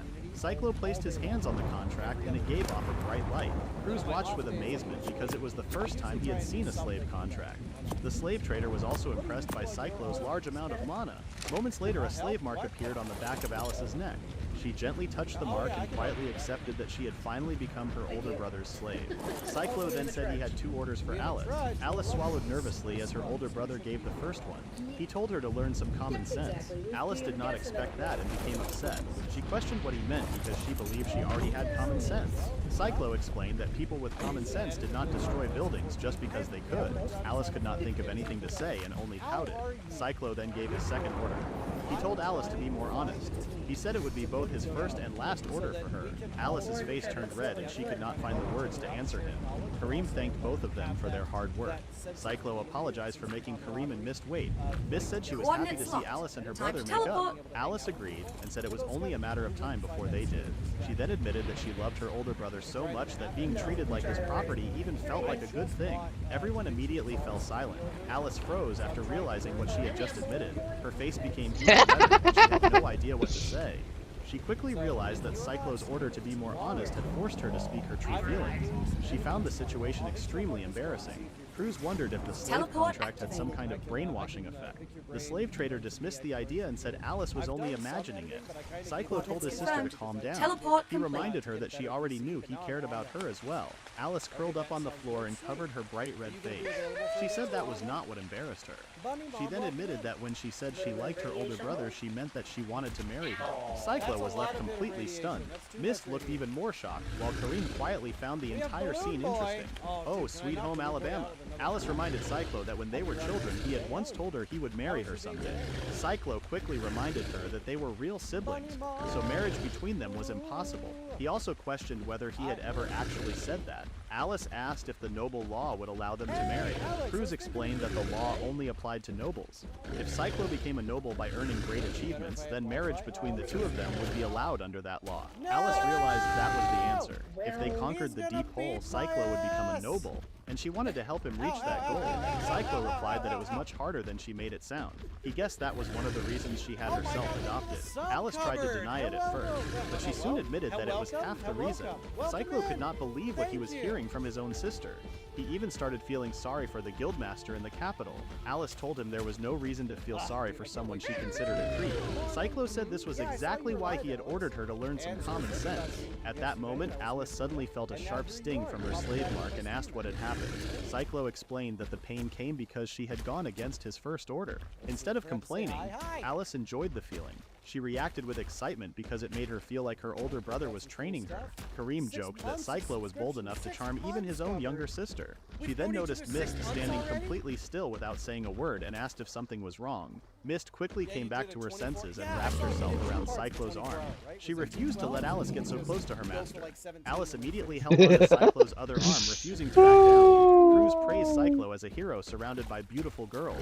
Cyclo simply asked someone to help him. The slave trader remembered the first time Cyclo came looking for a slave. Back then, Cyclo had looked tense and suspicious while asking for someone who was completely bound by slave magic. Now, he looked much calmer than before. The slave trader believed the girls around Cyclo were the reason for that change. Meanwhile, in the capital, Bujin walked through the streets like a famous police officer. Many people admired him because they believed he was a kind and humble noble. They greeted him warmly, and he answered with a smile. As soon as they looked away, his smile disappeared, and his face filled with disgust. In his mind, he complained that there were no decent women left for him to target. He believed he had already ruined the lives of every good woman in the town. Hunting innocent women had become his only source of entertainment. That was the real reason he worked as a police officer. Even though he came from a noble family, wearing the uniform made the townspeople trust him without question. His noble status made them trust him even more. What he enjoyed most was watching a woman's trusting expression turn into complete despair. Being thrown out of his family's home had become the best thing that had ever happened to him. It gave him the freedom to continue destroying innocent lives without anyone stopping him. He briefly thought about the apothecary shop owner. She had been one of his finest targets, but he had grown bored with her and had left the rest to the bandits. He no longer even cared enough to remember her name. Without warning, several knights stopped him during his patrol. They showed him a warrant for his arrest on charges of treason. The sight left him completely shocked. Meanwhile, an elderly woman named Lady Olivia stood before a grandfather clock as one of her servants delivered a report. The servant confirmed that everything had been prepared. Olivia was pleased to hear it. The time had finally come for everyone to face judgment for the crimes they had hidden under the name of Cyclo Owen. Meanwhile, Bujin asked the royal knights why they were accusing him of treason. He thought about all the women he had taken advantage of, but they had all been commoners. He could not understand how that could lead to such a serious crime. He tried asking the knights for an explanation, but they answered by beating him before dragging him away. The nearby citizens gathered to watch. Confused by what they saw, they could not believe that someone like Bujin was being treated like a criminal. The knights paused, unsure of what to do next, and looked to their captain for orders. She removed her helmet, revealing that the person beneath the heavy armor was a beautiful woman. The crowd gasped in surprise. The captain announced that this was not a wrongful arrest. She declared that Bujin was being arrested for a series of assaults and disappearances. The citizens struggled to believe her. They remembered hearing that the criminal had been someone named Owen. Bujin wondered where his plan had gone wrong. He had made sure to place all the blame on Cyclo. Now he needed to find a way out. He quickly claimed that the knights had made a mistake. He insisted that the serial attacker had already paid for his crimes and was no longer alive. The captain asked how he knew that. Bujin claimed that a noble had told him. She asked for the noble's name. Without thinking, Bujin answered that it was Raven Snowheart II. He proudly added that Raven was the hero from the famous ducal house. He believed that no one would dare question someone with such a powerful job skill set. The captain glared at him. Suddenly, the chains around Bujin's wrists tightened. He screamed as the metal dug into his arms. The captain could not believe he had dared to drag the hero's name through the mud with his lies. Bujin cried that his arms were being crushed. He glared at the captain and cursed at her. Who cares? Why can't I fucking take it up? A rag as well. The crowd fell silent in shock. At that moment, the citizens finally realized that Bujin had been the real criminal all along. They also saw what kind of person he truly was. Bujin immediately realized he had made a terrible mistake. The angry crowd rushed toward him, deciding to deal with him themselves. They surrounded him and beat him without holding back. The knights asked their captain if they should stop the citizens. She calmly replied that they would simply report that Bujin had resisted arrest and had been subdued. After the crowd finished beating him, the knights picked up his battered body. The captain looked down at him and mockingly asked if he still wanted to fight. Bujin could only whine helplessly like a child. The captain promised that the interrogation would be far more painful. She revealed that her own sister had been one of his victims. She swore that she would make him confess every crime he had committed, even if she had to turn him into a rag, just as he had done to his victims. Meanwhile, at the royal palace, the servants were happy to see the hero Okay, so question. As they walked through the halls, Raven complained about being called to the palace without warning. He thought the king's sudden requests were a huge bother.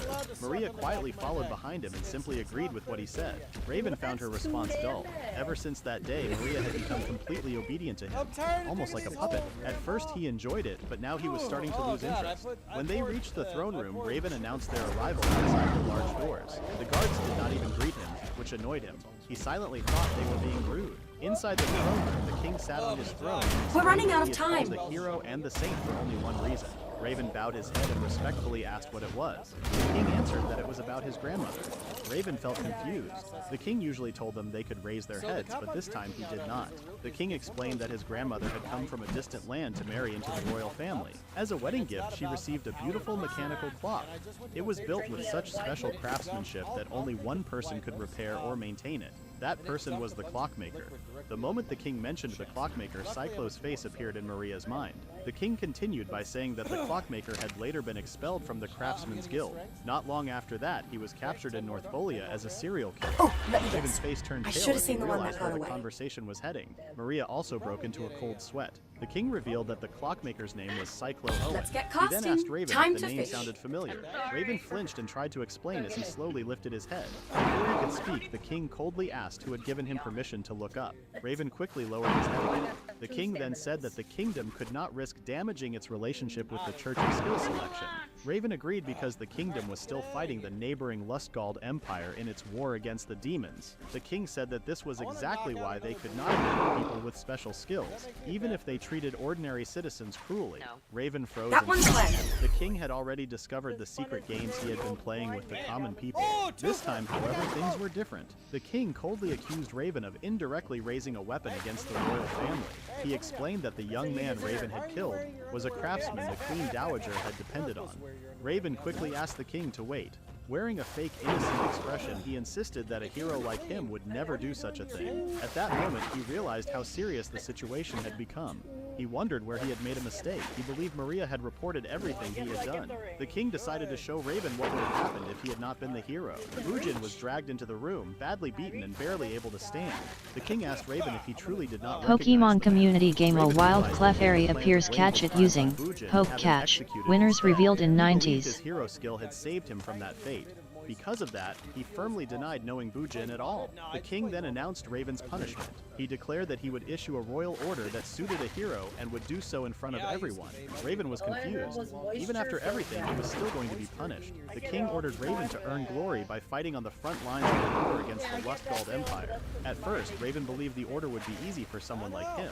Then he remembered that the front lines of the Demon War were so dangerous that even S-rank adventurers often died there. Even so, he convinced himself he could survive survive. He planned to use the soldiers from his ducal house as shields while they fought in his place. After they weakened the enemies, he would take the final blows and claim the credit. He also believed that if Maria came with him, he would be safe. To him, his own life mattered more than anything else. The king was not even finished. He ordered Raven to leave without taking any private soldiers or the saint. Raven would go to the front lines completely alone. Otherwise, the punishment would have no meaning. The order shocked Raven. He panicked, fell to his knees, and begged for forgiveness. He promised that his ducal house would protect the clockmaker with everything they had if the king would spare him. Maria remained silent. The king replied that such a promise was no longer needed. He explained that, unlike Raven, Cyclo had already accomplished something even greater. Raven could not believe that someone with what he considered a worthless skill had achieved such an incredible feat. Maria still said nothing. The king Pokemon community game Clefairy escaped. No one caught it. Raven cried like a spoiled child and begged them to wait. He shouted that he did not want to die.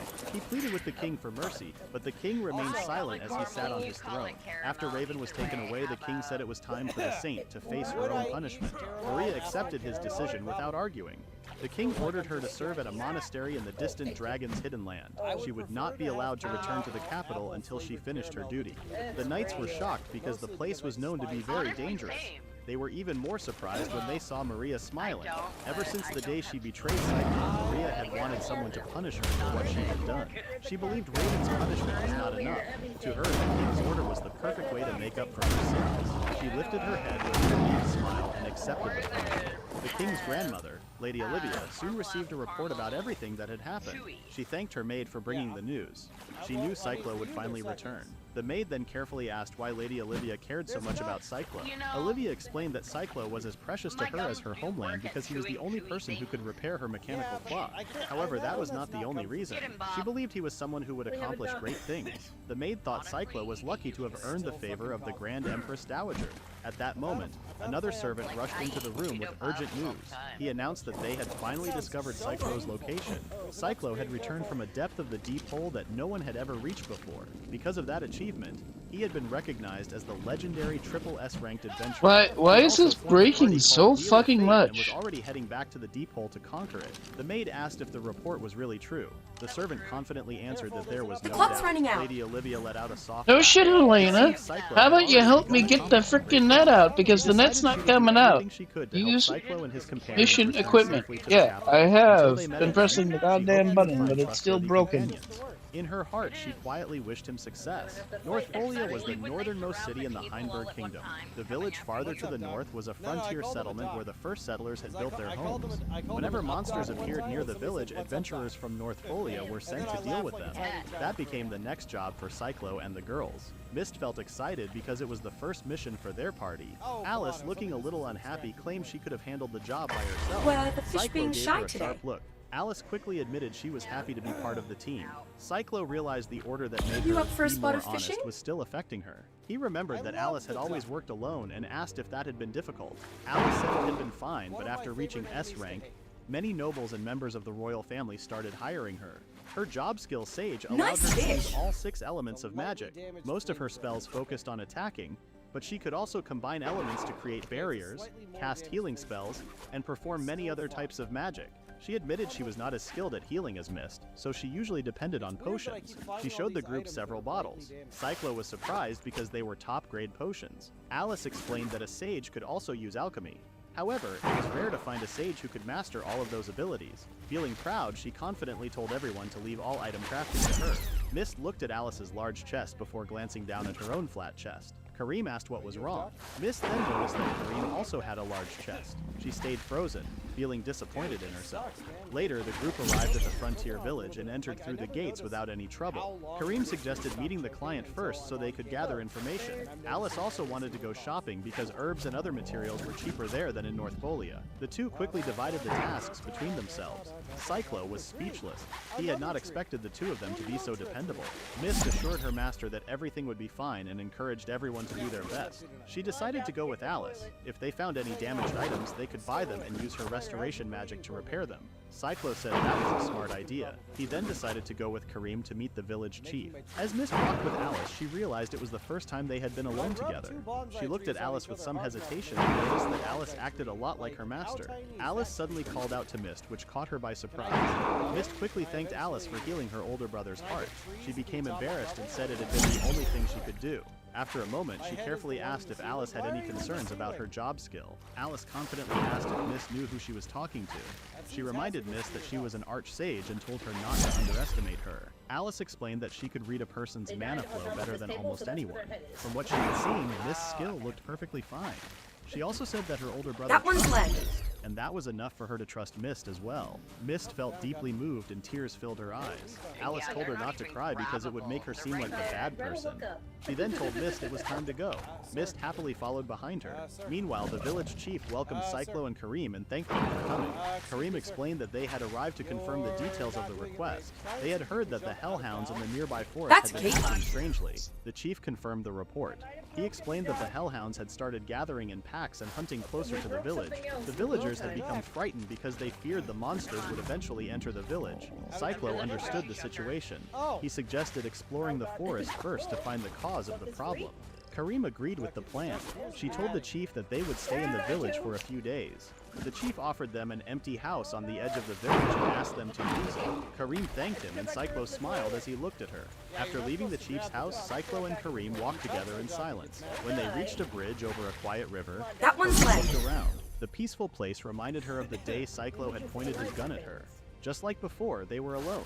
Seeing how calm he was now, she believed he trusted her more than he had before. Cyclo suddenly called out to Kareem. He walked over to her and thanked her for everything she had done. Kareem was caught off guard. Cyclo explained that he could not say those words before, so he wanted to say them now. He thanked her for believing in someone as immature as he had been, and for always supporting him. Kareem became flustered after hearing his words. She asked what had gotten into him and wondered why he was saying all of that. She insisted it was not a big deal. Cyclo looked surprised before letting out a laugh. He never expected to see Kareem become so embarrassed. Her face turned even redder as she acted shy. She started wondering what Cyclo really thought of her. Cyclo said he saw her as a true adult. He respected her and wanted to learn from her. Then he seriously asked Kareem to stand by his side. He wanted her to help him keep moving forward. If he ever started down the wrong path, he wanted her to be the one to stop him. He reached out for a handshake because he wanted her to become that kind of trusted companion. Kareem was stunned. Only a short time earlier, Cyclo had treated her with nothing more than cautious trust because of their business relationship. Now, his words made her happy. She agreed that she would help guide him and keep him on the right path. Even so, she let out a sigh. Cyclo asked what was wrong. Kareem admitted that she had gotten her hopes up. The clock's running out. She joked that she had been sure he was about to ask her to have his baby. As she teased him, she showed part of her chest. This time, Cyclo became the one who felt embarrassed. He reminded her that he had been completely serious just moments earlier. He quickly took back what he had said about her being a respectable adult. Kareem laughed and admitted it was her way of getting back at him, making her feel embarrassed first. At that moment, they heard a man shouting that he had nothing to sell them. Then Alice's angry voice demanded to know what was going on. Cyclo and Kareem heard the commotion and wondered if something was wrong. Cyclo could not believe that his sister had already found trouble. The two quickly ran toward the voices. As they passed an old worn-down house, someone inside dropped a stack of plates after seeing Cyclo run by. A woman looked out through the window in disbelief and wondered if the young man she had just seen was really the Cyclo she knew. The merchant insisted that he would not sell anything to them. Alice angrily asked what kind of joke he was making. She could not believe that a tool shop refused to sell items to adventurers. Mist asked her to calm down, but Alice refused to back away. At that moment, Cyclo and Kareem finally arrived. Cyclo asked what had happened. Alice explained that the merchant refused to sell them anything. She said he had judged Miss because he did not understand her skill, and she could not accept how unfair it was. Cyclo looked at the merchant and asked what Alice meant. The merchant immediately became nervous. He explained that he did not want to go against an SSS-ranked adventurer like Cyclo. Cyclo was surprised that the merchant already knew who he was. The merchant explained that he was an adventurer from North Folia. He had seen Cyclo defeat Shunsei, so he also knew about Mist's skill. Mist stayed quiet as the merchant continued. He said he did not want to judge anyone because of their job skill. However, if the church placed him on its blacklist and stopped the skill selection ceremony in the village, no one there would be able to fight monsters. He lowered his head and asked Cyclo to understand his situation. Cyclo could not blame the merchant. The church treated anyone with a heretic skill as less than human. Selling items to Mist would mean going against the church. Because of that, Cyclo decided not to force the issue. Alice was shocked by his decision. Cyclo told everyone it was time to leave. Alice asked him to wait, but the merchant only kept his head lowered as he shook with fear and apologized again. The group returned to their lodging. Alice said the whole situation was completely unfair. Cyclo agreed, but he explained that taking their anger out on the merchant would not solve anything. Just like Mist, the merchant was also a victim of the church. Ready when you are. Kareem sighed and agreed. She explained that a small village like this could not stand against the church. She added that this was the price of making the church's skill selection the nation's official religion to gain greater power. Alice admitted that she understood, but she still felt upset. Cyclo apologized to Mist. He said he wanted her to enjoy shopping without any trouble. Mist quickly shook her head. She said her master had done nothing wrong, so there was no reason for him to apologize. Instead, she was happy that he trusted her enough to let her experience things like this. She said that trust meant a lot to her. Cyclo smiled after hearing that and gently patted her head. Alice immediately became jealous and complained that it was unfair. She asked her big brother to praise her too. Cyclo thanked her for standing up for Mist and patted her head as well. Kareem stepped closer and asked for head pats too. Cyclo reminded her that he had already taken away her title as a respectable adult. Alice looked confused and asked what they were talking about. Mist also demanded an explanation. Cyclo simply replied that it was something only he and Kareem understood. Just then, the village chief came over and apologized. He had heard about what happened in the shop. Cyclo told him not to worry about it. The chief thanked him for understanding. The chief explained that people in the frontier could not survive without the church's help. The skill selection ceremony had originally existed, so the skill selection gods would give people skills to support their lives. However, it had become a way for the church to control everyone's future instead. The chief wondered if Kaito Destiny Nakusu _ welcome to my channel. Nakusa, hello and welcome. Slowly turned around. A barefoot woman wearing a slave collar looked at him with disbelief as she asked if he was really Cyclo. It was Miranda, the same woman who had welcomed him home after work every day in the past. The group was invited to the house where Miranda was staying. The room was a mess. Empty alcohol bottles, dirty rags, disinfectants, and ropes tied to a bed were scattered around. Kareem took one look at the room and understood what it had been used for. Cyclo asked Miranda why she had ended up in the frontier village. The village chief tried to explain, but Miranda stopped him. She said she would tell the story herself. After Cyclo had been sent to Northolia, Officer Bujin had tricked her, taken her away, and repeatedly abused her. When Cyclo heard Bujin's name, his face darkened as he remembered the cruel officer. Miranda said that after a long time, everything had changed. The pain and suffering slowly became something she could barely feel. Before she realized it, she had been sold to the village as a sex slave. Alice broke into tears after hearing Miranda's story and called her fate tragic. The village chief lowered his head with guilt, while Kareem remained silent. Cyclo quietly cursed under his breath. Even so, he forced himself to stay calm. The last time he let his emotions control him, he made a terrible mistake. This time, he focused on what he could do to help Miranda. Miranda gently touched Cyclo's hand and asked him for a favor. She wanted him to punish her himself. Her request shocked him. He asked what she was talking about and refused right away. Miranda insisted that he should never forgive her for what she had done. She promised to accept any punishment. She even asked him to buy her and punish her. Cyclo realized she was no longer thinking clearly. Even so, Miranda continued begging. Cyclo then asked Alice for help. Alice understood what he meant and apologized to Miranda. She cast a magic spell that made the older woman fall asleep.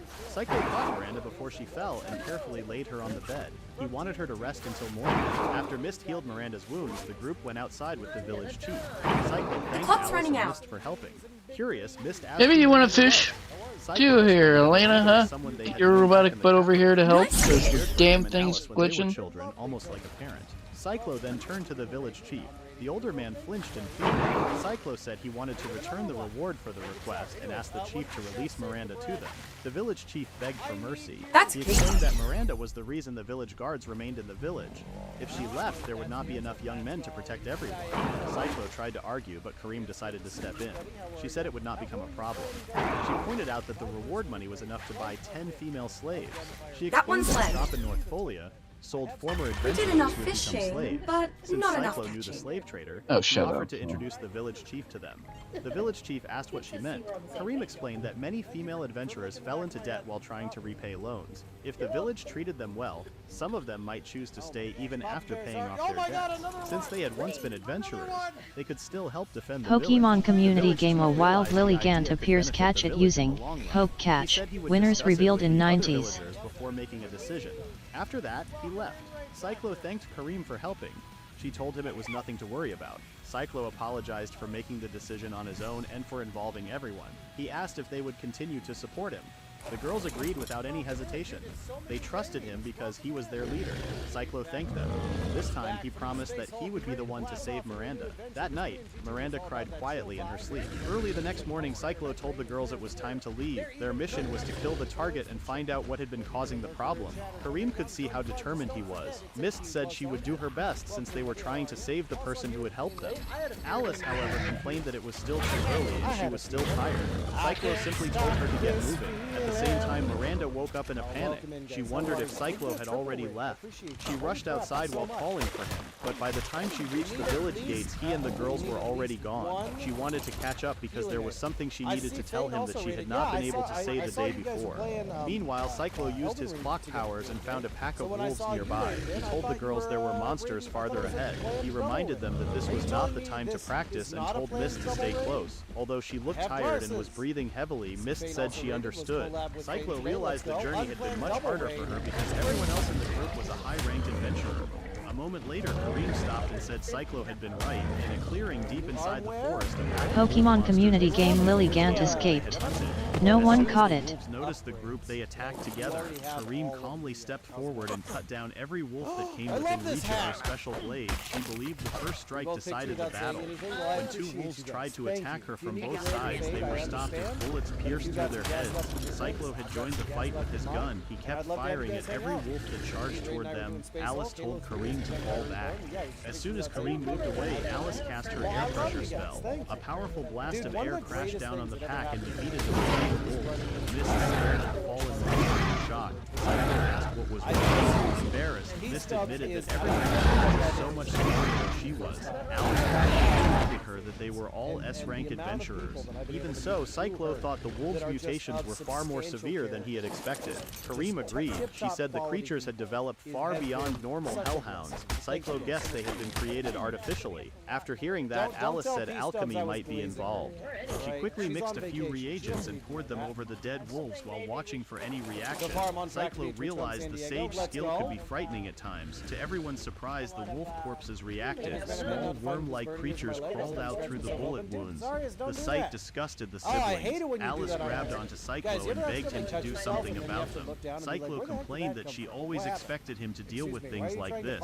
As he watched more closely, Cyclo noticed the worms were not attacking anyone. They were trying to escape from something. Mist soon realized they were running away from her. Her mood dropped as she thought that even bugs hated heretics like her. Kareem told Mist that was not true. Alice came up with an idea and asked Mist to strike the worms with some of her mana. Mist felt nervous as she focused on her mana. She guided it toward the palm of her right hand and released it. The bugs disappeared into nothing.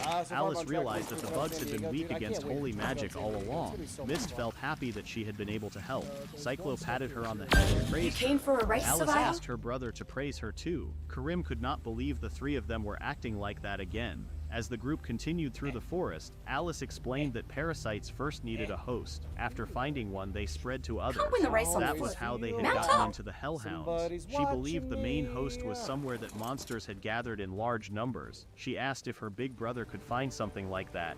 Cyclo said he could. Off we go. He joked that even though his There little we go. sister We have usually $0 acted dues. Let's go ahead and absent-minded, get she outta was a here. true sage when it came to things like this. Alice quickly asked if he had found it. Cyclo pointed ahead and said it was nearby. Before long, the group reached another open area. talking about? A huge plant monster stood in why the are you middle. guys It had a 696 giant in the flower corner for a of my head, truck? and its You know, long we have- pistols moved you like know, we have tentacles. other things to They do. grabbed every hellhound that came close. It was clear that this creature was the source of the parasites. Alice believed the plant monster and the parasites had lived together for a long time.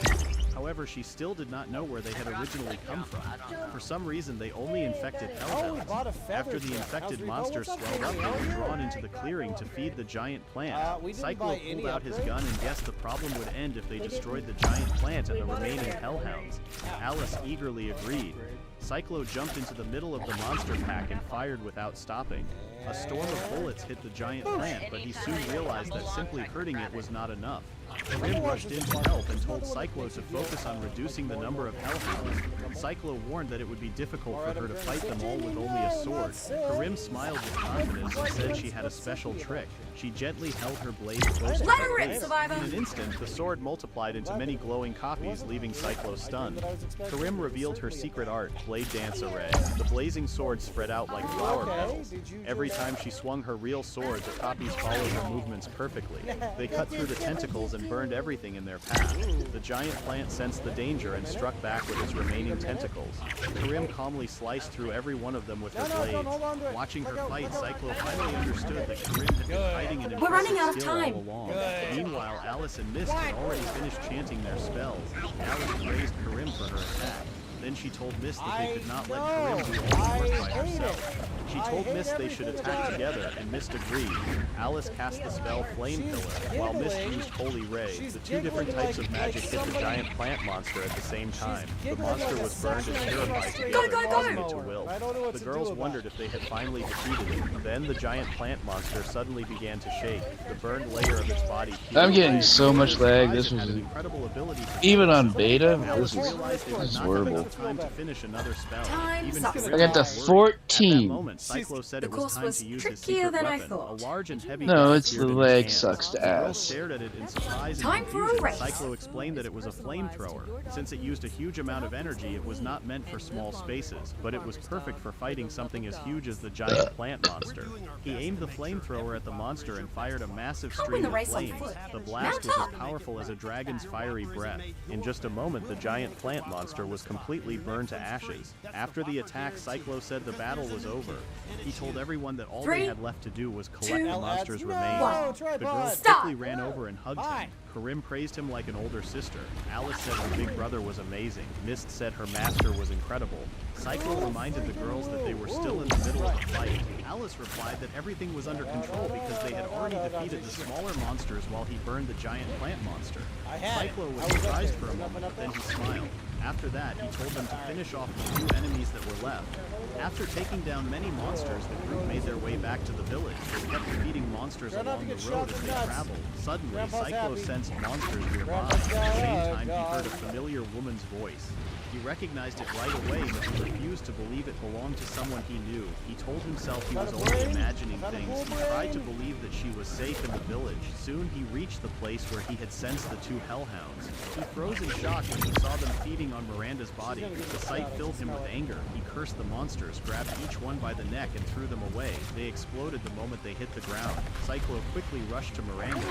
Moments later, the girls arrived and stood frozen in shock. After covering Miranda with his robe, Cyclo gently held her lifeless body. Alice fell to her knees. She could not believe Miranda was gone. Cyclo stayed silent for a moment before asking Mist. We're running out of later. time. Mist understood what he wanted. She asked if he was asking her to use regeneration magic. Alice quickly stopped them. She said that bringing the dead back to life was forbidden. Karim shook her head and agreed. She said she was against it as well. Whether the magic worked or failed, the risk was too great. She hated to admit it, but she believed it was the wrong choice. Cyclo lowered his head for a moment before speaking. He admitted that Alice and Karim were right. Even so, Alright, yeah, this one sucks. He could I not leave can't. Miranda behind while there was still a chance to save her. I went through the Alice and chorus, I Karim went were through left all of behind. them, and it's Miranda Riverband became glitchy. Cyclo What is the and fucking Alice's ping? My mother. god. Her mother introduced her as the person who would take care of them while she was Time's at up, work. Survivor. At first, the two children felt unsure The around course her. was Miranda trickier dropped than I to her eye thought. level and kindly asked if You she came could for be a race, friends. Survivor? Before long, she became the big sister that Cyclo and Alice admired.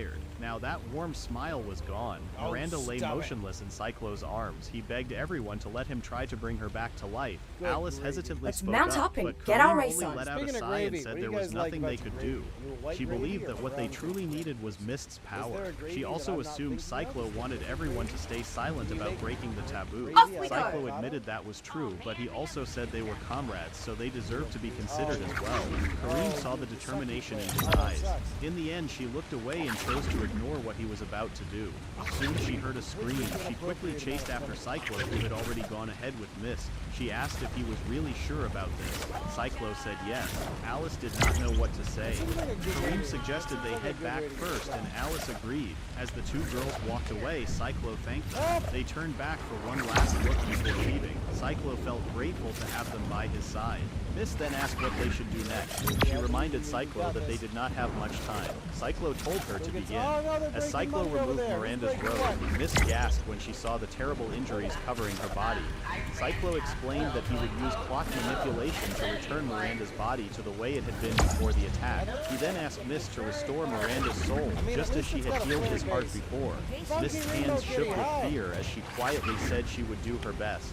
Cyclo gently held her trembling hands and gave her a reassuring nod. His encouragement gave Mist the courage she needed. Together, they hovered their hands over Miranda's lifeless body and used their powers at the same time. Cyclo used clock manipulation while Mist used resurrection.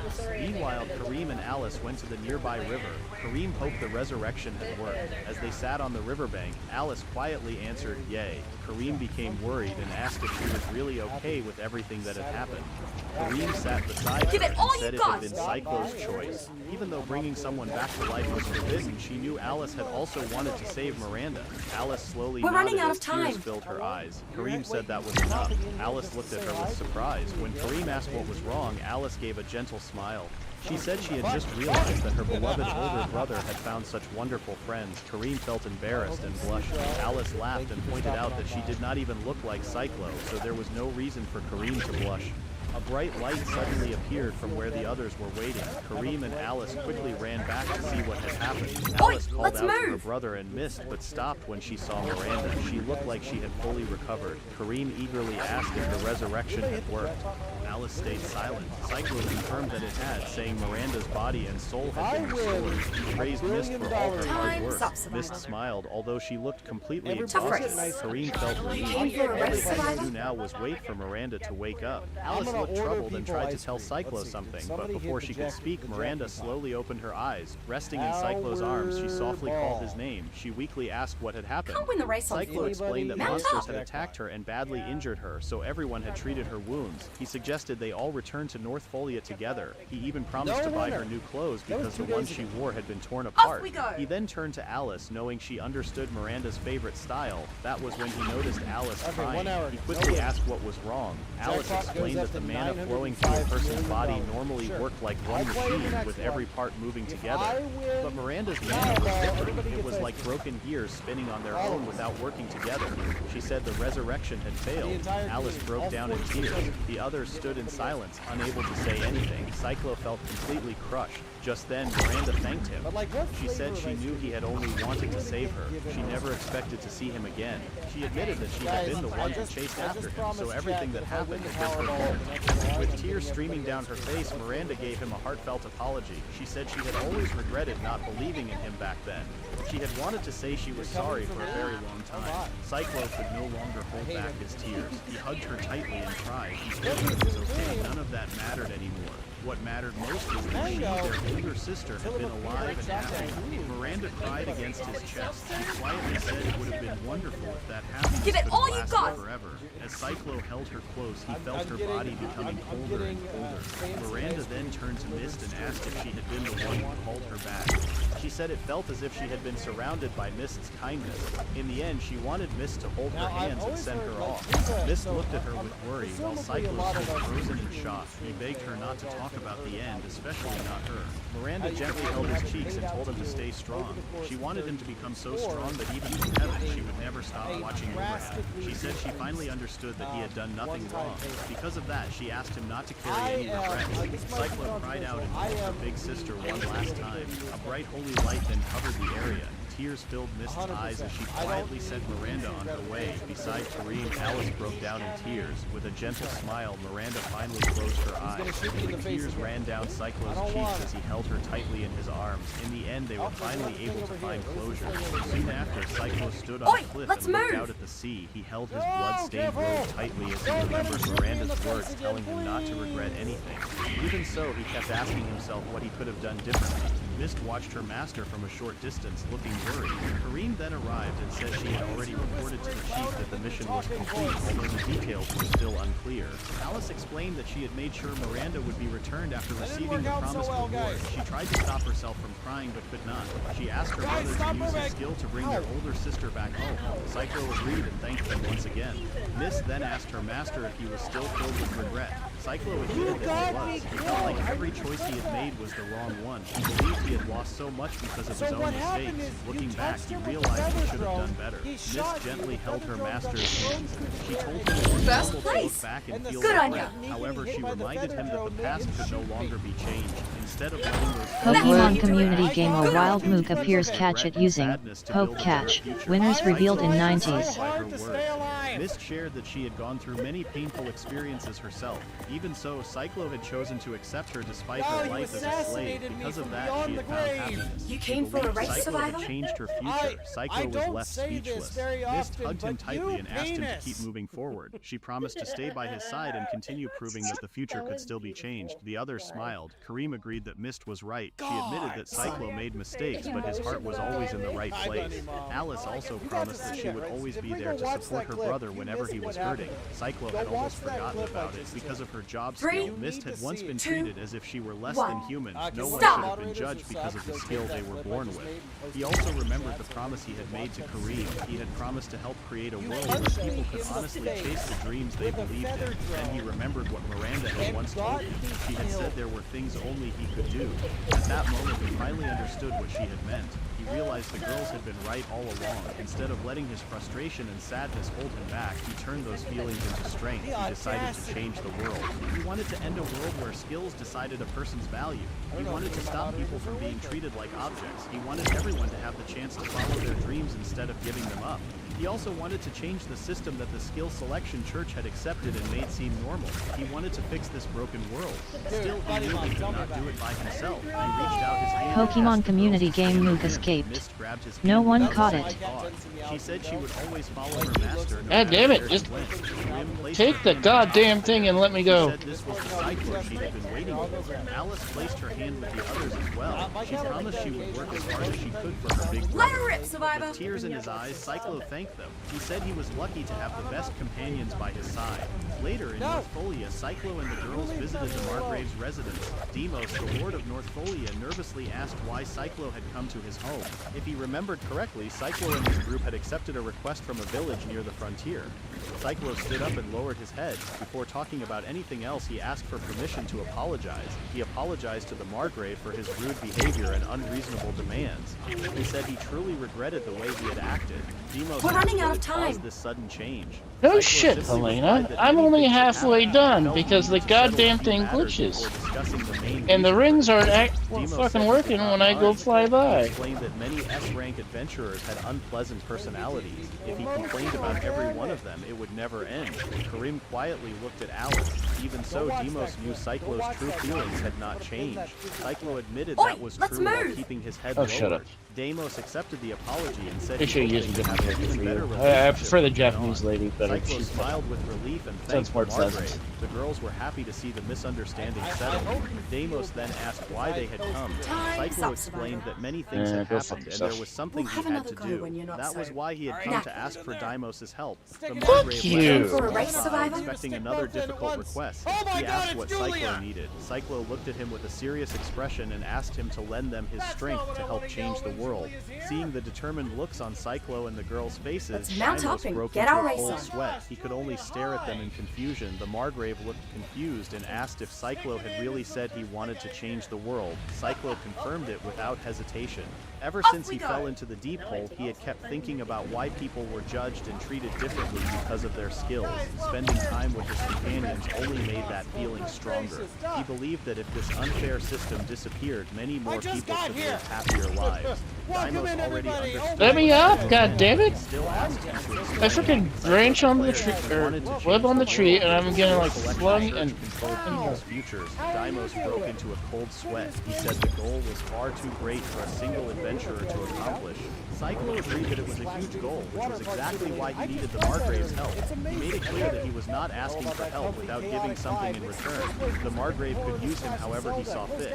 Deimos was surprised by the offer. Cyclo also promised that he and his companions would carry out the proposal the Margrave had mentioned before. They would do everything they could to completely conquer the Deep Hole. The reward for the special request could be counted as payment for the Margrave's support. The Margrave thought about the offer for a while. It was certainly valuable, but everything depended on how much help Cyclo expected. Oh my god. Cyclo reminded him that he was only an adventurer. If the Margrave I can't see shit because I keep on getting slugged. political matters, it would make a huge difference. Cyclo bowed his head once again and sincerely asked the Margrave to lend him his strength. Deimos stood up and told Cyclo to raise his head. In such a short time, he had seen how much Cyclo had changed. Dude, I am being warped Wanting to support to the frickin' back of the area. Cyclo happily thanked him. The girls were also pleased to see the agreement. The Margrave then suggested ending the discussion for the day. He said they could continue the next day because there was something important he wanted to tell everyone. The next morning, Cyclo went to the training grounds. He found a training dummy covered with marks from repeated sword strikes. A young boy practiced his swordsmanship, moving with speed and skill as he hit the dummy. Cyclo watched with clear admiration. The boy noticed Cyclo and quickly ran over to him with excitement. It turned out to be Cruz. Cyclo noticed that Cruz was wearing different clothes than usual. Cruz explained that he had changed because he was practicing with a sword. He then shyly asked if Cyclo would spar with him. Cyclo agreed without hesitation, making Cruz happy. The two picked up wooden swords and began their match. Cruz attacked with quick strikes. Cyclo was caught off guard for a brief moment, and Cruz saw it as his chance. He rushed forward with another attack, but Cyclo easily blocked it. After giving Can't get fucking shit here. collapsed to the ground from exhaustion, he admitted defeat. Even so, Cyclo praised his final strike and said it had been a good attack. While they rested, Cyclo asked Cruz why he wanted to become an adventurer. He thought Cruz would eventually take over his father's household. Cruz paused for a moment before admitting that he simply wanted to be free. Hearing that answer reminded Cyclo of Cruz's skill. At that moment, Alice called for her mother. She reminded him that it was almost time for his meeting with the Margrave. Cyclo stood up and told Cruz that they should spar again someday. Cruz agreed and then asked Cyclo to look after his father. Later, Cyclo and the girls gathered in the Margrave's office. Time for a race. Deimos told them that he wanted to share an old story about a boy who had been born as the Margrave's son. He smiled quietly for a moment before beginning his story. Long ago, there was a boy who dreamed of gaining a skill that would bring him glory in battle and allow him to protect his people. When he finally turned 16, he received the skill called mental arithmetic instead. The result crushed his dreams. His father told him that he could still protect the people. His mother reminded him that there were many ways to serve others. His brothers also encouraged him, saying that administrative skills were just as important as strength on the battlefield. Even with all of their support, the young Deimos could not accept what he had received. Then, the worst finally happened. A monster stampede broke out in the territory. A soldier rushed in with news that the monster horde had already broken through the gate and was moving toward the city. Deimos' father had always known that this day would come. His two sons immediately offered to hold the monsters back. Deimos tried to go with them, but his father ordered him to stay behind. He wanted to argue, but he stopped himself. He knew he would only slow them down. His brothers assured him that they would deal with the monsters and return safely. Before leaving, they asked him to take care of everyone in the estate. Deimos shook with fear, knowing how powerless he was. Even so, his parents believed in him. His father said he would leave Northolia in Deimos' hands. With that, his parents and his two brothers headed to the front lines. Not long afterward, word arrived that the stampede had been stopped. However, another soldier brought tragic news. Deimos' family had fought until their very last breath to give the people enough time to escape. Deimos rushed to the front lines. Inside a church, he found 4 caskets. As he looked inside, he saw the bloodied and lifeless bodies of his family. He could not understand why he was the only one who survived. He regretted not having a powerful skill. Filled with grief, the young Deimos devoted himself to rebuilding his territory. Deimos said that was how the story of a certain Margrave came to an end. Cyclo finally understood everything. That was why the Margrave had been so desperate to ask him to clear the dungeon back then. Deimos admitted that he still regretted his past decision. He had stopped trying to become stronger because he believed his mental arithmetic skill made him weak. Looking back, he realized he had given up too soon. Because of that, he asked Cyclo and Mist about their own experiences. Even though both of them had been given skills that many people would call unfortunate, they had never stopped working to become stronger. Cyclo agreed that their skills could easily be seen that way. Deimos then became serious and asked Cyclo if he was truly certain that his skill was really clock user. The question caught Cyclo by surprise. Deimos also pointed out that Mist had healing abilities far beyond those of a saint, yet she was still labeled a heretic. His words made both of them realize something important. He then questioned whether the priest had judged their skills correctly from the beginning. Confused, Cyclo asked what Deimos meant.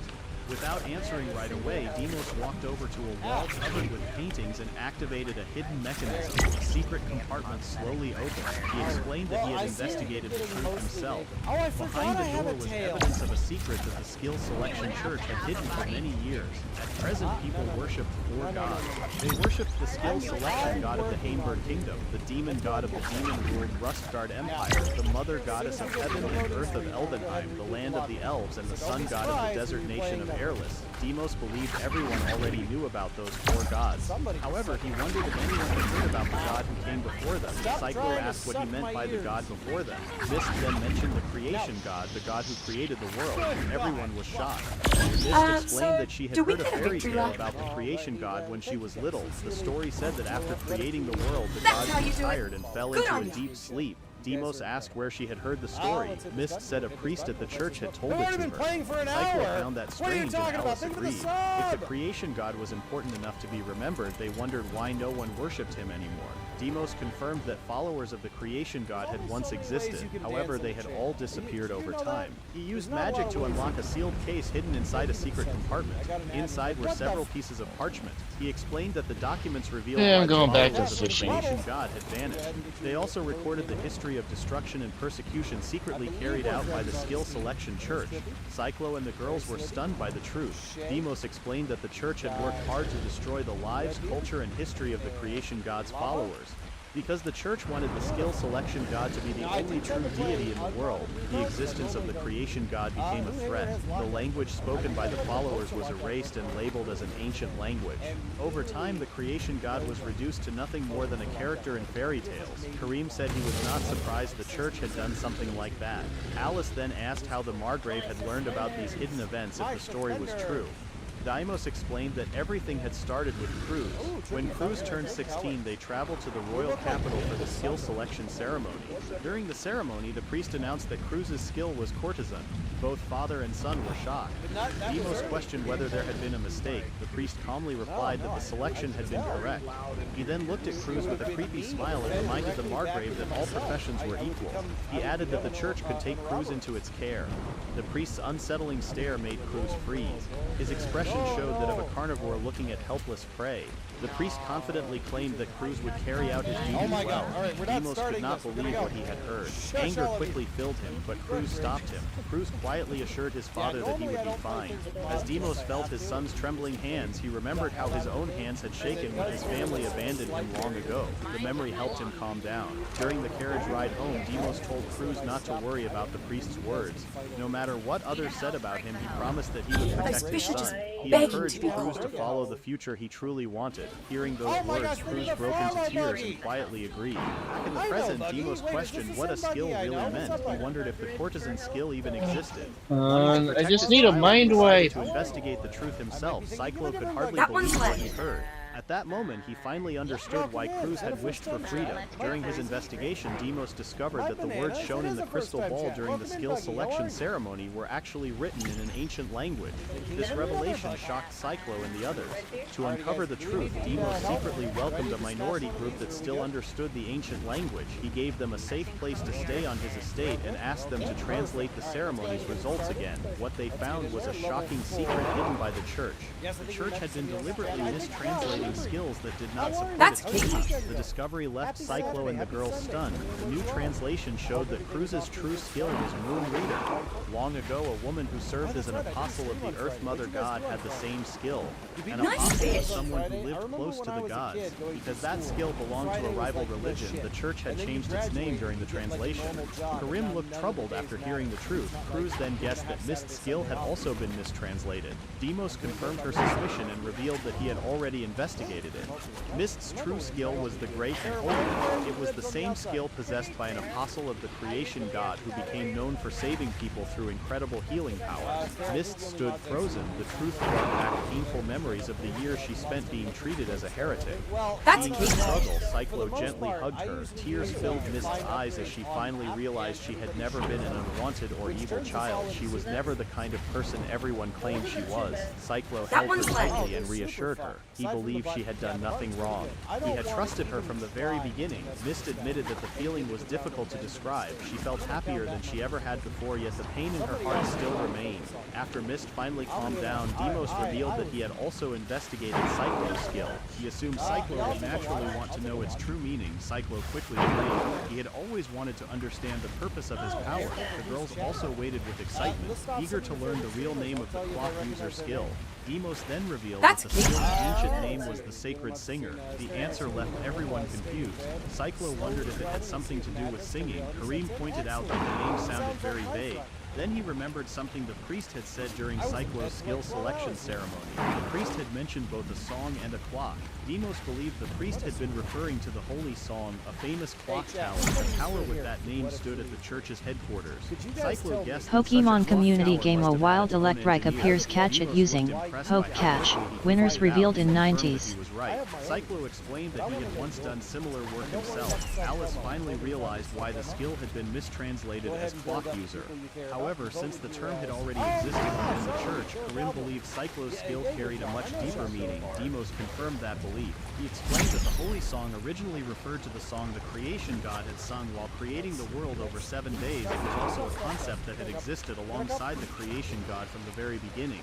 Because of that, Cyclo's skill might have been the closest thing to the power of the creation god. The revelation shocked Cyclo. He remembered how incredibly powerful That his one's skill had left. been in the past. Mist had even said that his power was equal to that of a god. Ready when you are. Thinking about it now, he realized she might have been right. After that, Deimos told Cyclo and the members of Wheel of Fortune that he trusted them to conquer the Deep Hole. He asked them to begin the raid as soon as they were fully prepared.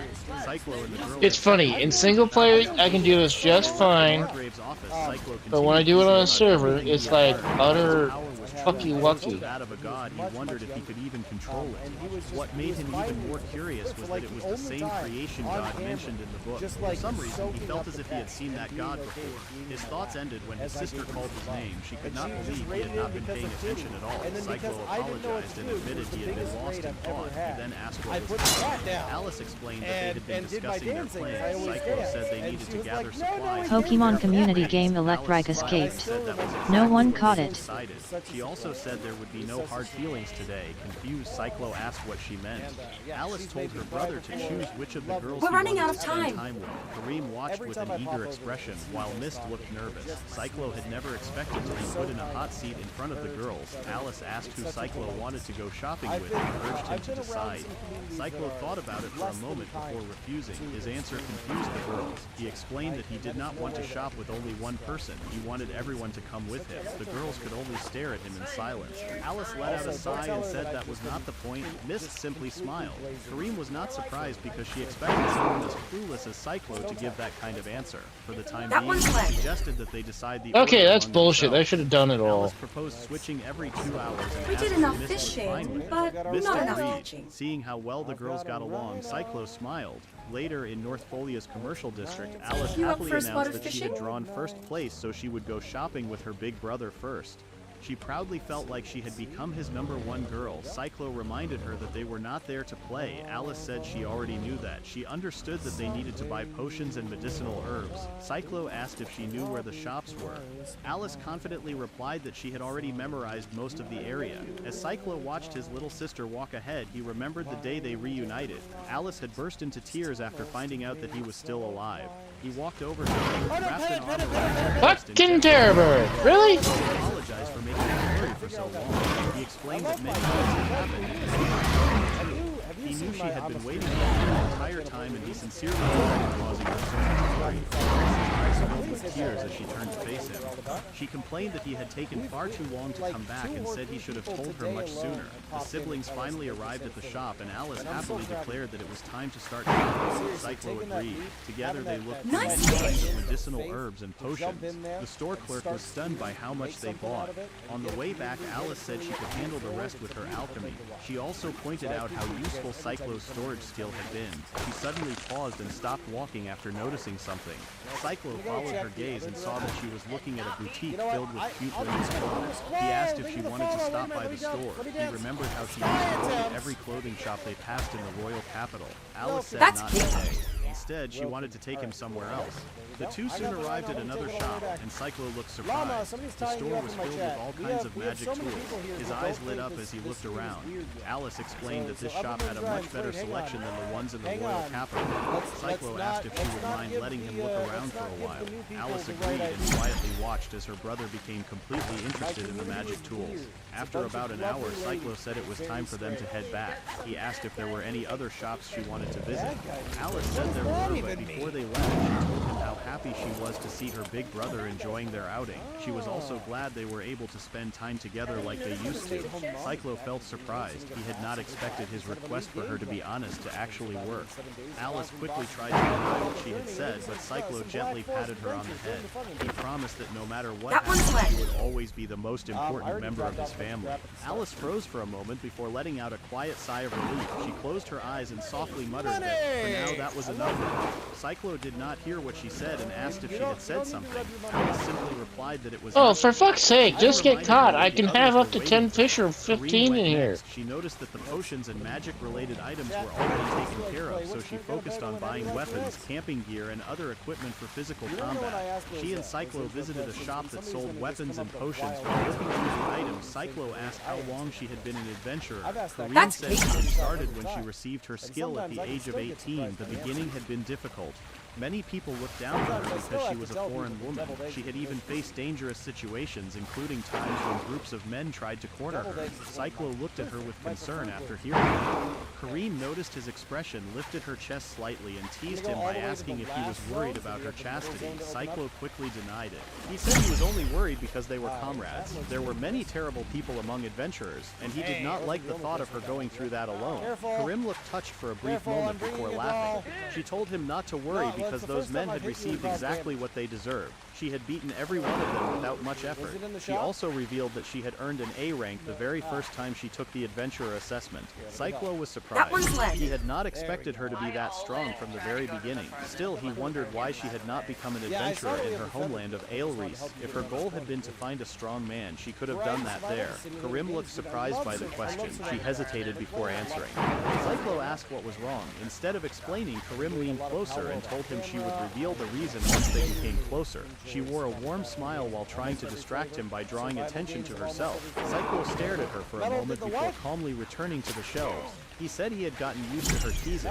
Karim was shocked by his reaction. She insisted that she had been completely serious. Ignoring the comment, Cyclo told her it was time to pay for their purchases and head to the next shop. The pair then visited a store that specialized in adventurer bedding. Cyclo was surprised to see so many different kinds of sleeping bags. Karim explained that the amount of stamina recovered during rest was important.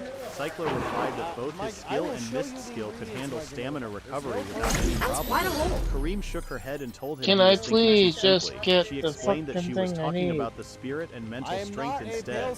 Even inside a dangerous dungeon, having a comfortable place to rest could make a huge difference.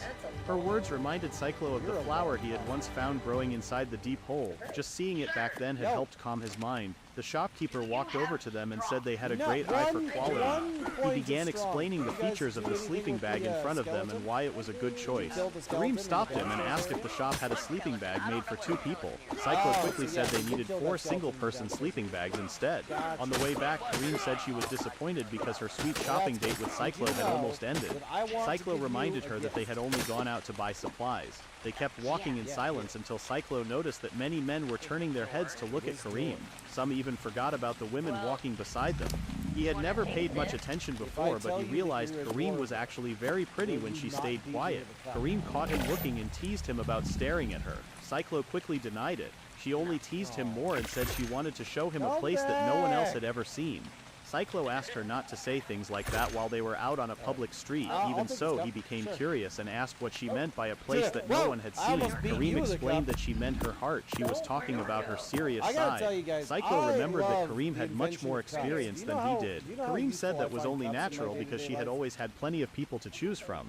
Even so, Cyclo smiled. If she had never shown that serious side to anyone else, then he wanted to work hard until he was someone worthy of seeing it. Kareem's face turned red as she asked what he meant. Cyclo simply said she was an important friend to him.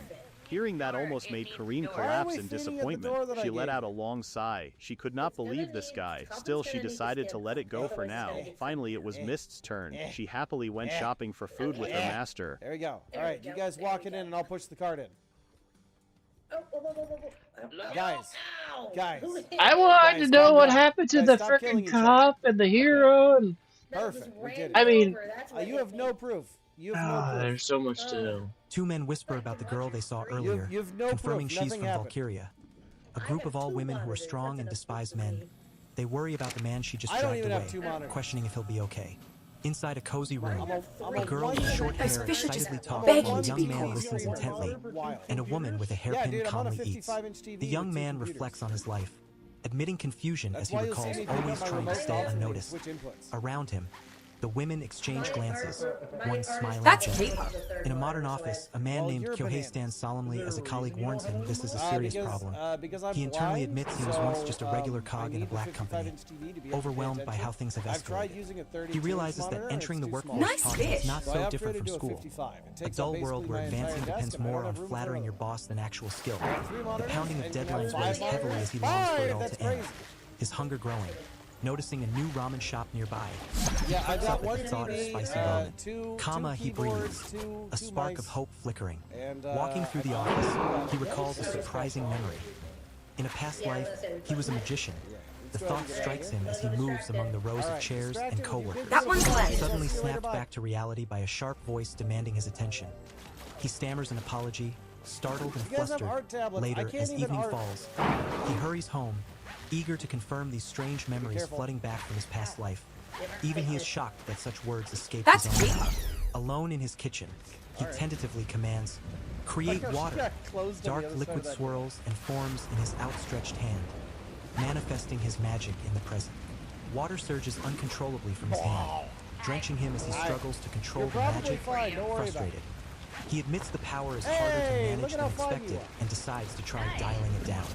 3 minutes later, he proudly holds a cup of noodles he magically prepared, though he notes a kettle would have sufficed. As he eats, memories of his past life surface, revealing a fondness for spicy food. Reflecting on the risks, he worries about the consequences if others discover his magic, acknowledging the vast unknowns and potential for unintentional harm. Despite having memories and magic, using it in reality feels entirely different. He contemplates how advanced technology now mimics magic, making it seem obsolete in this peaceful world. Suddenly, a thought strikes him. If he can't use magic here, perhaps he can teleport somewhere else. With determination, he prepares to test this new idea. He realizes the teleportation worked and finds himself in the world from his past life. The preservation spell remains active. Keeping everything intact, he steps forward cautiously, sensing something about to happen. Standing before a skeleton clad in a cloak, he watches as the skeletal figure turns his head, revealing a knowing smile. The young man looks on with a mix of surprise and resolve as the skeleton grips a staff adorned with a spider emblem. He slips a ring onto the skeleton's bony finger, a silent gesture of trust and alliance. As the cloak rustles, he silently thanks his past self, vowing to make good use of this newfound power. He recalls being a stellar mage in his past life, a rare magic unlocked only after mastering all elements. His ability to teleport easily came from studying the transfer of mass between his soul and body. He carefully packs a storage pouch with near infinite capacity. Reflecting on his memories, he admits he's grown too accustomed to Japan's food and otaku culture, making a full-time move to another world brutal. After gathering useful items, he decides to return to the modern world and focus on his presentation. 3 months later, he faces a monstrous creature. Readying his staff, the ground trembles as he prepares to attack with determination. He shouts the spell, "Stone Bullet." He launches a stone projectile that slices through the air and strikes the beast's face. causing it to stagger. The mage steadies himself, eyes sharp, as the creature swells from impact. The defeated orc lies sprawled on the ground with a heavy thud. The young man, cloaked and calm, decides to let the orc bleed out first. He approaches the fallen beast, kneeling to inspect the severed limb carefully. He pulls out a sharp blade and prepares to harvest the meat. After cutting, he steps back, leaving the orc behind as he moves forward. He snaps a branch, then wraps the orc meat tightly, freezing it with magic before placing it into his storage pouch. He notes that time flows slowly inside, preserving the meat for about 3 months. With a determined nod, he prepares to retrieve the mana stone nearby. Later, the young man plans to stop by the guild and the butcher on his way home. A cheerful woman greets him warmly at the guild window. He hands over the orc mana stone as payment, and she thanks him sincerely. Walking through the guild, he reflects on how 3 months have passed since regaining his memories and how he's grown accustomed to this life. Suddenly, the woman asks if he plans to stay solo forever, catching him off guard. He questions the sudden inquiry, while she hesitates and quickly brushes it off. Tyler explains he has no plans to join the party for now. He reveals a personal rule to navigate safely between this world and Japan. Never stand out too much. The cityscape emphasizes the delicate balance he maintains to survive between both worlds. He reflects on how 300 years have passed since his past life, making magic tools from that era rare and expensive, using powerful gear or showing too much strength to draw unwanted attention, risking exposure of his past life or connection to Japan to protect his peaceful double life. He sticks to mid-tier towns and rankings. A girl nervously begins to protest. She urges him to join a party, saying someone with his magical skills should be part of one and could earn more by ranking up. He apologizes gently and waves her off, saying he just wants to take it easy, have fun, and live life at his own pace. Tyler enters the butcher shop. Pokemon community game A Wild Swablu appears. Catch it using Poke Catch. Winners revealed in 90s. 3 days without raising suspicion. As he leaves, a young woman sweeping the street calls out to him, catching his attention. A young woman named Anna greets warmly, welcoming him back as she rakes leaves outside a large inn. He comments on her dedication, noticing she's staying over again to help since her parents are busy managing the inn. Anna smiles gently, explaining she's doing what she can to assist. He offers to help, and with a gesture, whirls leaves around her magically, startling Anna. The leaves quickly gather into a neat pile, impressing her. He explains he always stays at Kanudiai without meals, so this is a small thank you for her kindness. Anna thanks him warmly and asks what he's doing. He replies he's planning a barbecue. He places orc meat on the grill, which sizzles as it cooks. He invites her to eat with him, and she eagerly agrees. The meat cooks evenly on the grill, crackling and sizzling. Tyler carefully flips the pieces, showing his focus. He declares the meat ready, and Anna excitedly prepares to eat. Anna savors the meat, declaring it delicious and expressing her happiness. Tyler smiles and says it's good. He then pulls out a bottle of sauce. I need to do a little stretch He break thinks here. dipping the meat in it will blow her mind. They sit quietly together, enjoying the moment. Tyler explains the sauce is a family recipe passed down through generations, with garlic to kill the gamey smell. Anna tastes the sauce and suddenly reacts with surprise. Tyler warns her there's just one caution about it. Pokemon community game Swablu escaped. No one caught it. Reveals the sauce makes her breath reek. She panics, asking what awful thing he fed her. But he just grins and insists it's tasty. They sit on the steps. Anna admitting the flavor is so good she keeps eating despite the smell. Tyler is glad she liked it, and the moment lingers quietly between them. Time passes with Tyler sitting alone on the steps, reflecting on his lazy days filled with just enough work, good food, and occasional laughter. The peaceful townscape stretches behind him, and he acknowledges that while no epic battles or world-shattering events occur, this otherworld life isn't so bad. A few days later, Tyler and Anna enter a guild-run tavern. The reward for goblin slaying and mana stones is announced as 1 silver and 3 copper coins. Tyler notices Earthborn meat is on special sale, and Anna suggests they might as well eat there. Tyler agrees, noting too many boars were hunted and they can't get rid of them fast enough. Inside the tavern, a cheerful woman offers Tyler a drink, explaining guilds often run adventure-themed cafes. Though they're pricey and she rarely uses them, Tyler admits he's just here for the cheap food today and bids her farewell. As he leaves, another voice calls out to him with a friendly greeting, catching his attention. Tyler greets Marcus, asking if business is good. Marcus replies he sold a red orc for 3 gold coins, which Tyler praises. Marcus laughs, calling Tyler the weirdest solo goblin slaying mage he knows. He insists a guy like Tyler should have no trouble finding party members, but Tyler prefers solo work. Marcus offers a drink on him and Tyler accepts, admitting group play isn't his thing. He explains solo work is easier due to too many secrets, while Marcus assures him he has his back if needed. Tyler notes Marcus has a tough face, but the distance between them feels right. He then asks if Marcus has felt something off lately, prompting Marcus to ask what he means. Marcus admits monsters have been more active recently, and Tyler acknowledges buying Marcus dinner often. Marcus agrees, saying monsters are spilling into the outskirts of Garl Woods. Tyler's gut tells him something deeper is stirring in the forest. Tyler tries to stay calm, saying there's no point stressing over it and whatever happens, happens. Marcus urges Tyler to show concern as an adventurer from Ira. There you go. Tyler admits he's only lived here a few months and still feels more attached to Japan. Suddenly, a waitress approaches, startling Tyler as she asks if he's ready to order. The tavern falls silent as Elza from the Valkyries enters, her presence commanding attention, whispers ripple through the crowd. She's the actual mithril-ranked adventurer, and this is the first time anyone has seen her in person. Tyler listens as someone explains the Valkyries are an all-woman party notorious for hating men. Elza approaches Tyler directly, her gaze sharp and serious. Stretch break. She asks if he has a moment, and he senses trouble immediately. Despite the tension, he politely declines her request. Elza steps closer, her voice low and firm as she tells Tyler she knows his secret. The sound of her heels clicking echoes as he turns to face her. Untipping this every single time you cuties knock it over. Murmurs, Elza confronts Tyler, pressing him about his secret. He feigns ignorance, denying any clue, trying to keep calm despite her bold accusation. Tyler hears her declare she'll confirm his secret out loud, and his expression darkens with worry. He contemplates how much she truly knows and fears the consequences. Elza agrees to listen, but insists they move to a different location. Tyler nervously agrees, aware of the growing attention on them as they prepare to leave. As they exit, Whispers question why Elza is with Tyler, the suspicious magician. Tyler internally curses his fate, wondering how she uncovered his secret and dreading the spotlight he must now endure. Tyler reflects on his desire to avoid unnecessary trouble, but also not escalate the situation, deciding to see how things unfold. They arrive at a modest house, and Tyler states this is their home. Inside, Tyler questions if this is really her home and wonders if all the Valkyries already know about it.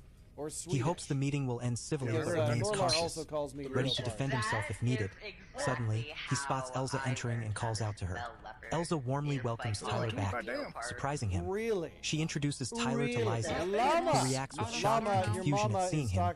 Tyler nervously greets her in return. Elza announces loudly that she has brought home a man, causing a commotion. Tyler looks uneasy as Liza and others express disbelief and shock, while Elza appears slightly embarrassed but amused. For women peer down at Tyler with a mix of shock and disbelief. Their expressions wide-eyed and tense, Tyler stands below, clutching his staff, stunned and speechless, unable to respond to their sudden reaction. Escapes him in surprise. Night falls over a modest house as a voice shouts, Elza-san brought home a Malayan. Inside, Tyler sits at a table surrounded by excited women. He asks Elza to grab something for him, while the others cheer about the delicious food, including grilled arrowfish. Tyler admits feeling winded and embarrassed, confessing he came prepared to fight, but now feels foolish for getting so worked up. He tries to leave, but Elza insists he stay until everyone has eaten and calmed down. The women gather around the table, their mood lightening as Tyler reluctantly agrees. Elza offers Tyler a bowl of soup, encouraging him to relax and take a breather. He sips the soup quietly, thinking he's already calm, while small chibi versions of Tyler and Elza cheer each other on with smiles and encouragement. Widow smiles warmly and introduces herself, reaching out her hand. Tyler hesitantly takes it, noticing her tough skin and firm grip, realizing she's wielded a great sword for years. Liza cheerfully apologizes for startling Tyler earlier and compliments how soft his hands are. She introduces herself as a soldier, greeting him warmly. Tyler thinks about how he never heard Liza's footsteps and didn't notice her until she spoke. She gestures towards someone else, explaining that her skills are probably the real deal. Liza then introduces Lulu to Tyler. Lulu shyly introduces herself as a mage like Tyler. Tyler's expression sharpens as he swears he's seen her somewhere before. Elza invites Iris to join them at the table, while Tyler quietly wonders about Lulu's identity. The archer firmly declares she won't eat with a man in the room. Holding her bow ready, Elza calmly urges everyone to put their weapons down, emphasizing the importance of the moment. Tyler quietly reflects on the group's notorious reputation for disliking men, finally understanding why. The archer introduces herself as Iris, warning Tyler to behave or face her wrath. Elsa cuts to the chase, Sorry, asking sweetie. Tyler about a Take secret. this off. Specifically, the dimensional pouch he carries. Tyler's eyes widen in shock as the truth is revealed. Tyler breathes a sigh of relief but admits he can't accept the truth so easily. He questions what makes the woman think that. She explains that after a hunt, one should carry all sorts of things. Yet when she saw Tyler selling orc meat to the butcher, he didn't move like someone carrying something heavy. She notes she didn't hear a single rustle from his bag, hinting something unusual about it. He acknowledges it's a dimensional pouch, though he knows there's no way to talk his way out of this. The woman asks if he's planning to give it up, warning she won't force it from him and that he won't give in even under torture. Another woman says she wants him to bring it on an expedition into Garl Forest to investigate strange occurrences. Tyler asks what they'll be doing there, and she replies they're investigating mysterious events deep in the forest. He tries to leave, but a woman grabs his cloak, urging him not to just leave. Another clears her throat to get attention. The woman explains they're unsure what gear they'll need, so she wants his pouch as backup. She promises a fair share of the rewards, plus a service fee and hazard pay. He reflects on being called valuable and the generous offer. The woman adds that she doubts anyone else would figure out the pouch's secret since she just happens to have good eyes and ears. Another woman confirms none of them plan to spread this information around. The woman warns that if he refuses the job, there will be consequences. Oh my God, it's another The woman raid! warns Tyler she might get upset Squishy and accidentally buddy! reveal the secret. She reasons that being a porter among many adventurers shouldn't be too dangerous, and worst case, he can teleport out alone. He considers that if it comes to that, he'd be eliminating the only people who know about the pouch, making it a win-win. Tyler agrees to go, prompting relief and excitement from the group. Sorry, They sweetie. eagerly I ask know him that about the hurts. pouch's capacity, and he estimates it to be about the size of a large house. He admits he gave them a conservative estimate, as the pouch's true capacity is practically infinite.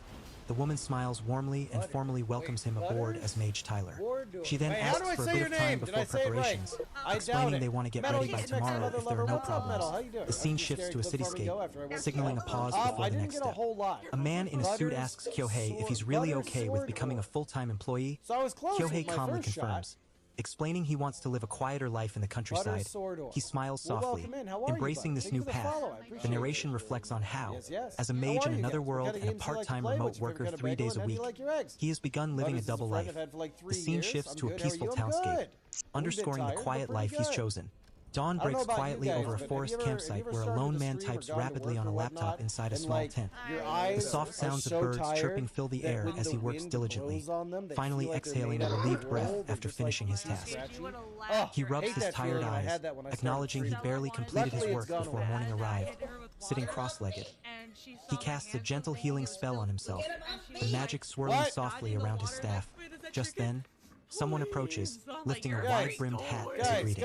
A group of women stands before him, announcing they are packed and ready to depart. The man forces a weary smile, silently questioning whether his Scratchy. new life is gone. Suddenly alert, Okay. the man warns everyone that 5 Gaia wolves are approaching from the east. The group quickly prepares for battle. I The need man to grips grab his great sword two tightly while we're as the at wolves it. charge forward through the forest underbrush. And I think I A might fierce start Gaia heading wolf back. howls Oh fiercely, wait, no, his not. I presence can't shaking head the back to my ground. base. 2 figures leap into action, charging forward with determination. Widow leads the assault, shouting their readiness as she swings her great sword with fierce resolve. Iris swiftly attacks, her blade slicing through the air toward another wolf. The wolf dodges, but Widow praises Iris' skill with a satisfied expression.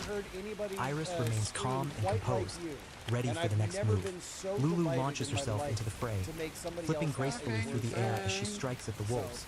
Her movements are fluid and precise, breaking the wolves' momentum with powerful blows. The impact sends the wolves crashing into the ground, stunned. The group regroups, catching their breath after the skirmish. Lulu asks if anyone is hurt, but the man with the wide-brimmed hat assures her he's fine. Needing no healing spell, the man and the mage exchange a glance, acknowledging the fight went as expected. The deeper they venture, the more monsters appear, growing stronger with each step. The group agrees to stay vigilant. Suddenly, a warning shouts out. There's another monster approaching. Instantly, they spring into action, launching a powerful earth spell, Stone Bullet, which strikes the beast with crushing force. The group watches as the monster collapses, narrowly avoiding danger. The young man breathes a sigh of relief, smiling as the others express awe at the speed and precision of the attack. The others stand close, visibly impressed and catching their breath. Lulu excitedly praises the young man's spellcasting, amazed at how he amplified a low-power earth spell to finish a Gaia wolf in one hit without chanting. He modestly shrugs off the praise, while the woman beside Lulu apologizes for her excitement, explaining that chantless casting is an advanced technique only elite mages can master. The young man admits Lulu's praise makes him uncomfortable, while another woman quietly reflects on Lulu's rare enthusiasm. A sharp voice questions Tyler, wondering why his skills haven't earned him a rank higher than silver. Tyler admits he hears that often but offers no real explanation. The group watches him thoughtfully as he shrugs off the question with a casual, well, whatever. The team agrees to move on after collecting the Mana Stones. They proceed deeper into Garl Forest, where the Valkyries effortlessly defeat every monster encountered. Tyler reflects that he sneaks off to work nights as usual, keeping up with healing magic, but a sense of unease lingers. Suddenly, a voice calls out to him, breaking his thoughts. Tyler waits for Lulu, gently urging him to get up for their night shift. He confesses his mental fatigue, explaining that while physical exhaustion heals, mental weariness never fades, leaving him in a constant haze. Apologizing for his state the other day, he seems weary and longing for rest. Lulu admits she was startled by Tyler's ability to cast spells without chanting, but he insists fasting is a good thing. He recalls his master's advice that mages should always go a little overboard, a lesson his mother once taught him too. Lulu's approach to magic, he notes, feels closer to the old ways than the current norm, and he honestly regards her as a truly skilled mage. The magic he learned focused on rapid casting without chance, relying on sheer volume for total damage. But in this modern era, 300 years later, the trend is to for one big hit. Lulu's approach. He notices her fidgeting and nervously asking, Oh, it's you, bitch! You're gonna have fun whacking your ass and you're dead. His eyes widen, recognizing something familiar. They sit together as he notes her eyes are just like her master's. He calls her Merlia, Master. Surprising her, he hesitates, then asks if she knows his grandmother. Embarrassed, he quickly tells her to forget it. She reveals his grandmother was Pokemon community game A Wild Crab Brawler appears catch it using Poke Catch. Winners revealed in 90s. Spells to a new level. She was a true sage, his master, and his first love. He realizes with a heavy heart that she is truly gone, never to be seen again. Memories of her smile and moments together flood his mind, mingling with the weight of loss. Tears stream down his face as he apologizes, explaining she shared the same name as his late master, stirring painful memories. Despite his sorrow, he doubts it's the same Merlia due to the vast time gap, and the woman beside him reassures him that makes sense. By the campfire's glow, she reveals that Lulu is the granddaughter of Merlia the Starfall, a famous figure whose legacy brings trouble. He listens intently as she offers to teach him magic in return for sharing knowledge about Merlia. He is surprised but eager, promising to learn everything she knows. Determined, he vows not to abandon the girls or let his master's granddaughter die, resolving to carry the grief and protect them all. The next day dawns quietly as the young man focuses intently, commanding fire with a sharp word. Flames ignite, perfectly grilling two skewered pieces of meat, sizzling as they cook. Surrounded by the group of Valkyries, the young man calmly enjoys the grilled meat, prompting cheerful applause. One of the girls invites Lulu to try the food, noting how delicious it looks. He reflects on how comfortable he has become around the Valkyries after several days in Garl Forest. Suddenly, a small commotion erupts as a girl dramatically shouts fire. Pokemon community game Crab Brawler escaped. No one caught it. Explains that chantless casting is tougher than it seems, but he still has more precious meat stored safely in his pouch. He recalls his cautious life as a salaryman and how those basic people skills have helped him adapt here. The young man offers a skewer to Iris, who silently contemplates the offer with a serious expression. He waits patiently, holding out the grilled meat, while the others happily enjoy their food nearby. Iris crosses her arms with a proud huff, eyes closed, while the young man watches her nervously, sweat beading on his face. He reflects quietly that despite their time together, a thick wall still separates him from Iris as she walks away through the forest. Under the darkening sky, the young man asks the woman beside him if he is truly needed in the party for the mission ahead. She turns to him calmly, prompting him to clarify what he means. She explains that the Valkyries are all mithril ranked with flawless teamwork and combat skills, and his joining could disrupt that balance. He questions if that risk outweighs the benefit. She hands him a wake-up herb and insists they need him for what comes next. He asks what that is. She recounts how the Valkyries began with just her, Iris, and Witty, all from parties that fell apart due to tension between male and female members. Iris was especially traumatized, and when Liza and Lulu joined later, they too sensed that unease toward men. She insists that if they want to reach even higher ranks, they can't avoid men forever and must build some tolerance. The pouch was just a bonus. He's here as an excuse to work with a guy. He accepts his role as the test subject, surprising her by hiding his smile. She reflects that she never imagined Lulu smiling and chatting with a guy like him. But now her eyes are wide open. He quietly chews the wake-up herb, lost in thought. As they walk deeper into the forest, she notes the strange drop in monsters compared to earlier, explaining that the deeper zones usually harbor the fiercest creatures. The forest's ecosystem is clearly off, with something in the deepest part scaring everything else away. Concerned about the imbalance, he suggests heading back to let Liza try tracking the monsters. She agrees but warns their goal is information and safety first, recalling how last time killing one monster led to an endless fight as the blood drew more in. Iris admits they lack sufficient intelligence on the situation, but suggests taking a calculated risk to uncover something important. The young man agrees quietly, acknowledging the truth in her words. He then asks if everyone is okay with proceeding, and the group collectively consents. He turns to Liza, asking if he can count on her, to which she confidently replies that he can leave it to her. She moves forward into the forest, ready to take action. Lulu suddenly points and shouts that there's something over there. The group turns sharply, calling out to Iris as she rushes forward alone, insisting she doesn't need backup and will handle it herself. The young man and others react with shock and concern, calling for Iris to hold up and warning her she's being reckless. Lulu wonders if Iris is panicking, while they all start running after her. The young man reflects that Iris might have realized things were shifting, seeing how easily he gets along with everyone. He suspects she wanted to prove they could handle the situation on their own, but he struggles with guilt, wondering if this is his fault. Another voice reassures him that he's done nothing wrong, explaining Iris once suffered something awful because of a man. As they chase after Wisebot Iris, 4 viewers, the young man alarm and clock Lulu 8 realize hours their trust in 35 Liza minutes is and completely 25 shattered. seconds. Tension rises as they sprint deeper into the forest, ready to confront whatever awaits them. The sound of a snapping branch signaling something imminent. A massive dragon roars fiercely as it soars through the rain-drenched sky. Its wings spread wide and casting a shadow over the forest below. The voice shouts in alarm, recognizing the terrifying creature. A dragon has appeared. The dragon cracks the air with its powerful wings, diving swiftly toward the ground. Two figures sprint through the forest, one urgently warning that the dragon is heading straight for Iris. The young man clenches his jaw, cursing their luck as he races to intercept the threat. Hidden high in the trees, Iris watches silently, her bow drawn and ready. Her eyes narrow with cold resolve as she mutters bitterly that she hates men. She recalls how they always stare with disgust and look down on her, which drove her to join an all-women party. Yet, despite her feelings, she prepares to face the danger ahead.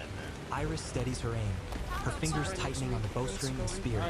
She reflects on her distrust and disdain for men, convinced she could never work alongside them. Still, her grip on the weapon tightens, signaling her readiness to confront whatever comes next.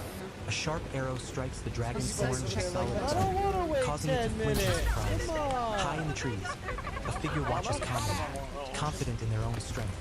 The narration reflects on how they are perfectly capable alone.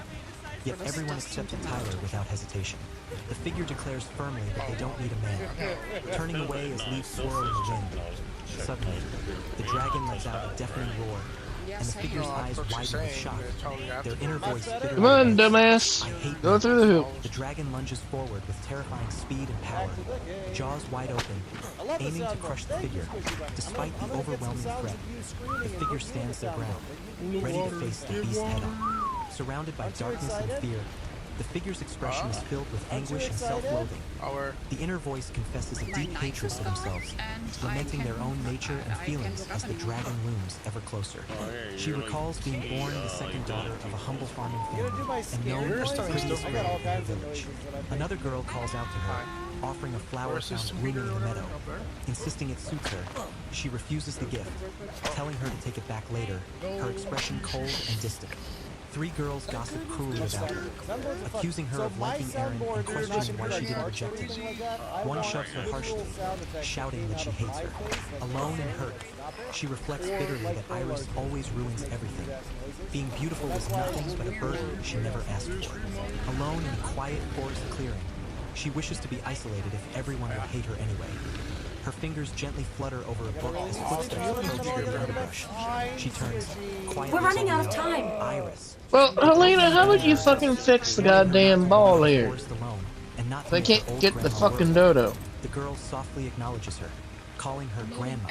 They sit together, and the woman gently advises that it's important to be alone when hugging. Just look, I could have had this done with, but look, your fucking little dodo game living shit alone means needing strength to protect oneself. The girl recalls her grandmother was once a skilled is not hunter who even taught her how to hunt and shoot a fucking bow. go. She grips the bow You know what? firmly, Time's up, realizing she has a natural I was gonna talent for shoot the it. fucker. 2 years Well, later, a tense conversation that didn't go unfolds according to indoors. plan. The girl protests an arranged No engagement shit. to Katashi, the village chief's son, insisting she wants to go to the I like city hearing the center. Japanese version of this voice better. She demands to be heard, questioning what about her own wishes. A voice urges her to marry Katashi and be set for life, telling her she doesn't need to struggle Oh my so God. much. I got around that She freezes, so good. then suddenly dashes away, her breath heavy as she swiftly opens a door and slips outside. She runs through the forest, pursued by several people shouting that they've caught her. Her inner voice declares she's done with the village and will leave, taking her mastery of the bow with her. Suddenly, someone grabs her from behind, and she gasps in shock. A fierce struggle erupts as she fights back, slashing at her captor. The pursuers shout for Katashi, urging him to chase after her. She slips quietly into the shadows of the trees, panting but determined to escape. Footprints mark the ground as a girl, clutching her bow, hides behind rocks, breathing heavily. She recalls using body enhancement spells and her grandmother's hunting skills to run from pursuers, vowing from that day to hate men. Her determination grows as she wants to prove she can survive without relying on others and protect what belongs to them. A massive dragon looms before her, roaring fiercely. She apologizes quietly to everyone as the threat presses close, sweat dripping down her face in fear and resolve. Flames and screeches fill the air as two figures stand against the dragon. Protected by a magical barrier, the girl, Iris, looks exhausted but alive. A young man turns to her with a warm smile, asking if she is all right. Iris collapses, overwhelmed but relieved. The young man, Tyler, reassures her the barrier activated just in time and tells her she can relax now. He confidently mentions that slaying dragons isn't his first time, flashing a hand adorned with rings as he comforts her. The young man floats above a vast forest, gripping a staff as he summons a powerful gust of wind with a booming force. A dragon screeches sharply below, startled by the sudden attack. The man prepares to face the dragon, noting its red scales and slightly swollen throat. He identifies it as a juvenile fire dragon, manageable despite its threat, determined. He braces himself to avoid starting a forest fire, knowing this will be his first real fight in 300 years. Chanting incantations, he casts a combination of spells: Hellfire, Wind Burst, and Flare Tempest, weaving magic through the air as he aims to strike the dragon. He launches a magical assault with swift precision, the spells rushing toward the dragon as it reacts, unleashing a fiery breath and defense. The battle between man and beast erupts in a fierce clash of elemental forces. The young man unleashes a powerful blast that hits the dragon, causing it to scream in pain.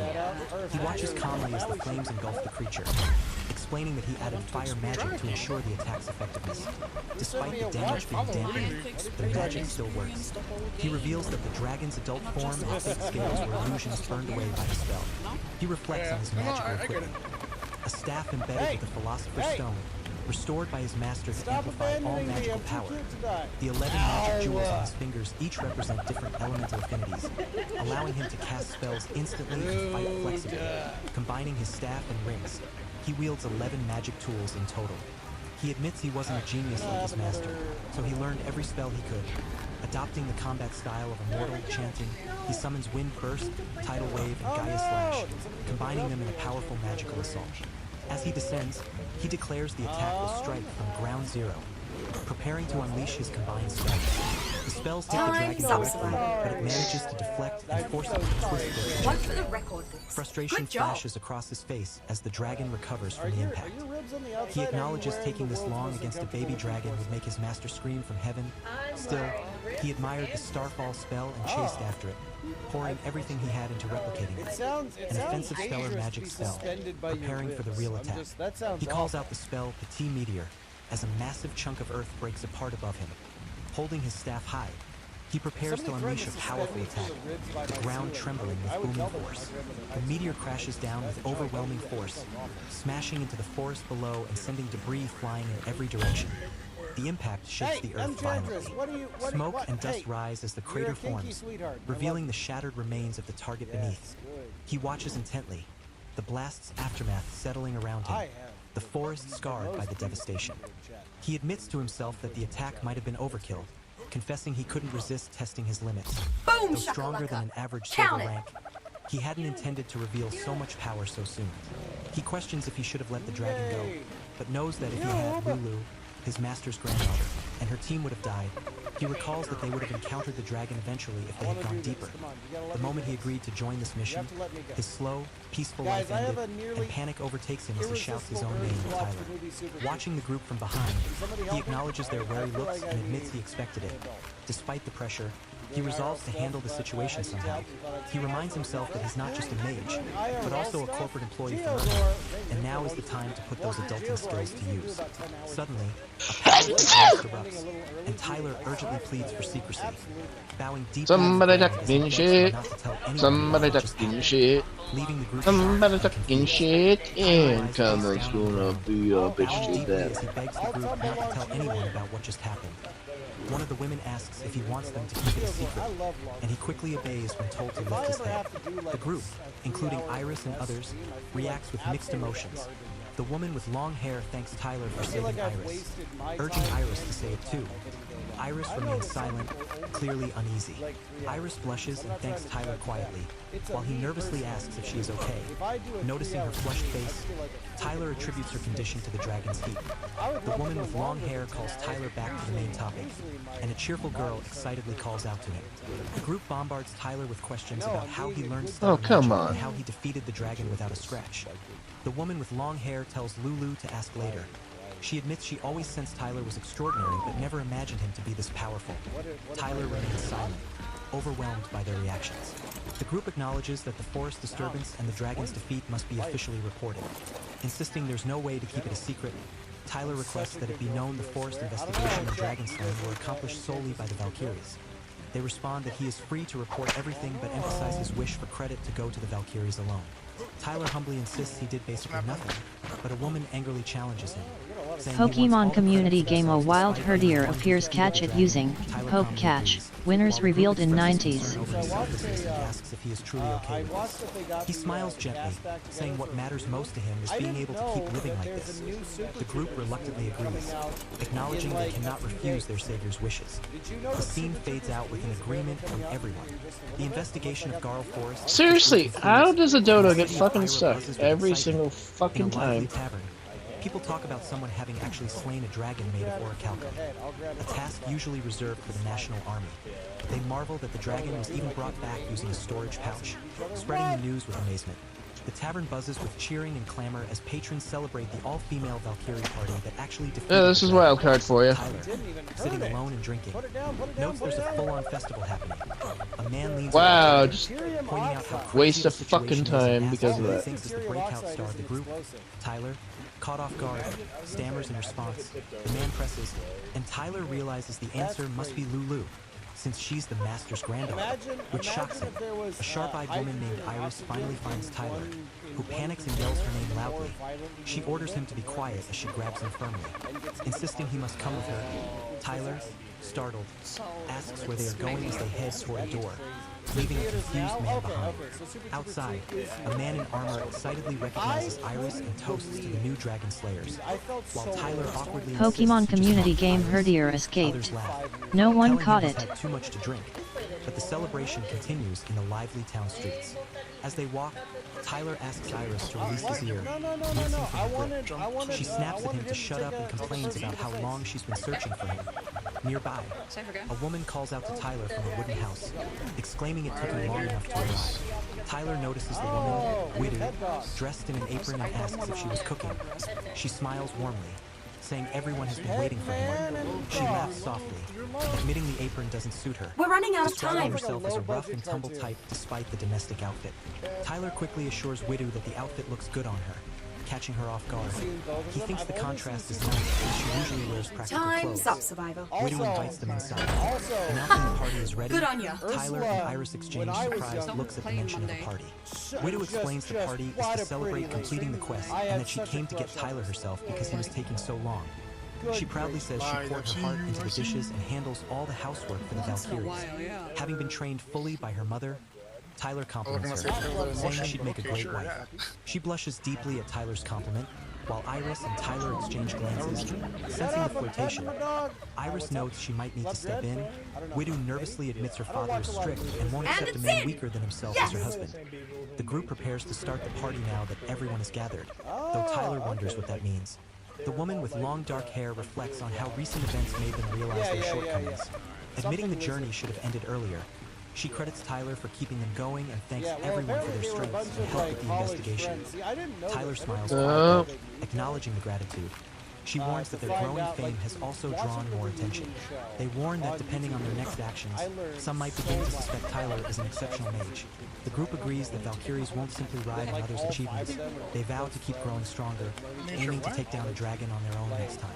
Raising their glasses, they toast to future dragon slaying. Tyler reflects that the gathering feels more like a war council than a celebration. He admits he once considered teleporting away when things got tough, but now feels a growing attachment to everyone. A glass clinks as Tyler reflects that although others learn some of his secrets, their aligned interests mean they'll be fine.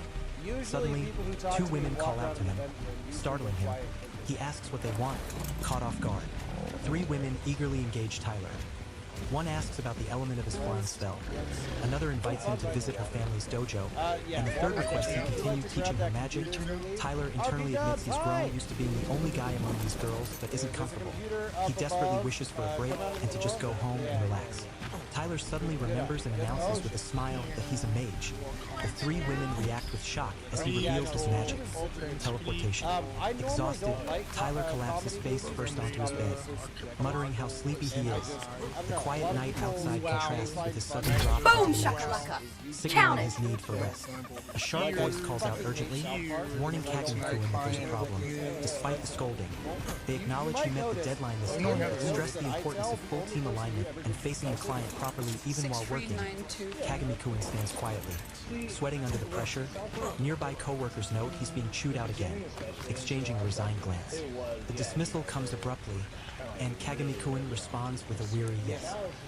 He reflects on how he slayed a dragon without sleeping, then immediately returned to work exhausted.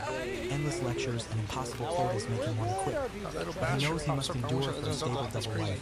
He quietly decides to go home. As Kaganikuin prepares to leave, a cheerful coworker praises his work and jokes about telework being a slow life. Inviting him out for food sometime, Kaganikuin thinks about how people like his coworker are good at playing the game. Explaining why bosses favor them, he waves goodbye, feeling a mix of relief and fatigue as he leaves the office. Just as he steps out, a lively woman named Sashida greets him warmly. Praising his work, Kaganikuin is caught off guard by her sudden approach. She asks if he's free tonight, bowing slightly and smiling nervously, leaving him surprised and unsure how to respond. He hesitates, admitting he planned to work from home but ended up staying at the office a bit longer. She beams with excitement, encouraging him enthusiastically. Then she asks if he wants to grab a drink right now, smiling warmly and leaning casually against the wall. They clink their glasses together with a cheerful cheers. As plates of food arrive, the woman sighs, acknowledging it's been another long day, and he agrees quietly. A waiter sets down skewers with sauce and salt, and they thank him. She sips her drink single thoughtfully, fucking the weight melee. of the day lingering between them. She comments that he seems stronger and more manly lately. He asks if she really thinks so, then admits he's been working out more since escaping a grueling 5-day work grind. He smiles, saying lifting weights might be the reason. She remarks he's lucky, and he quietly enjoys a skewer. His expression softens as he savors the food, overwhelmed by how good it tastes.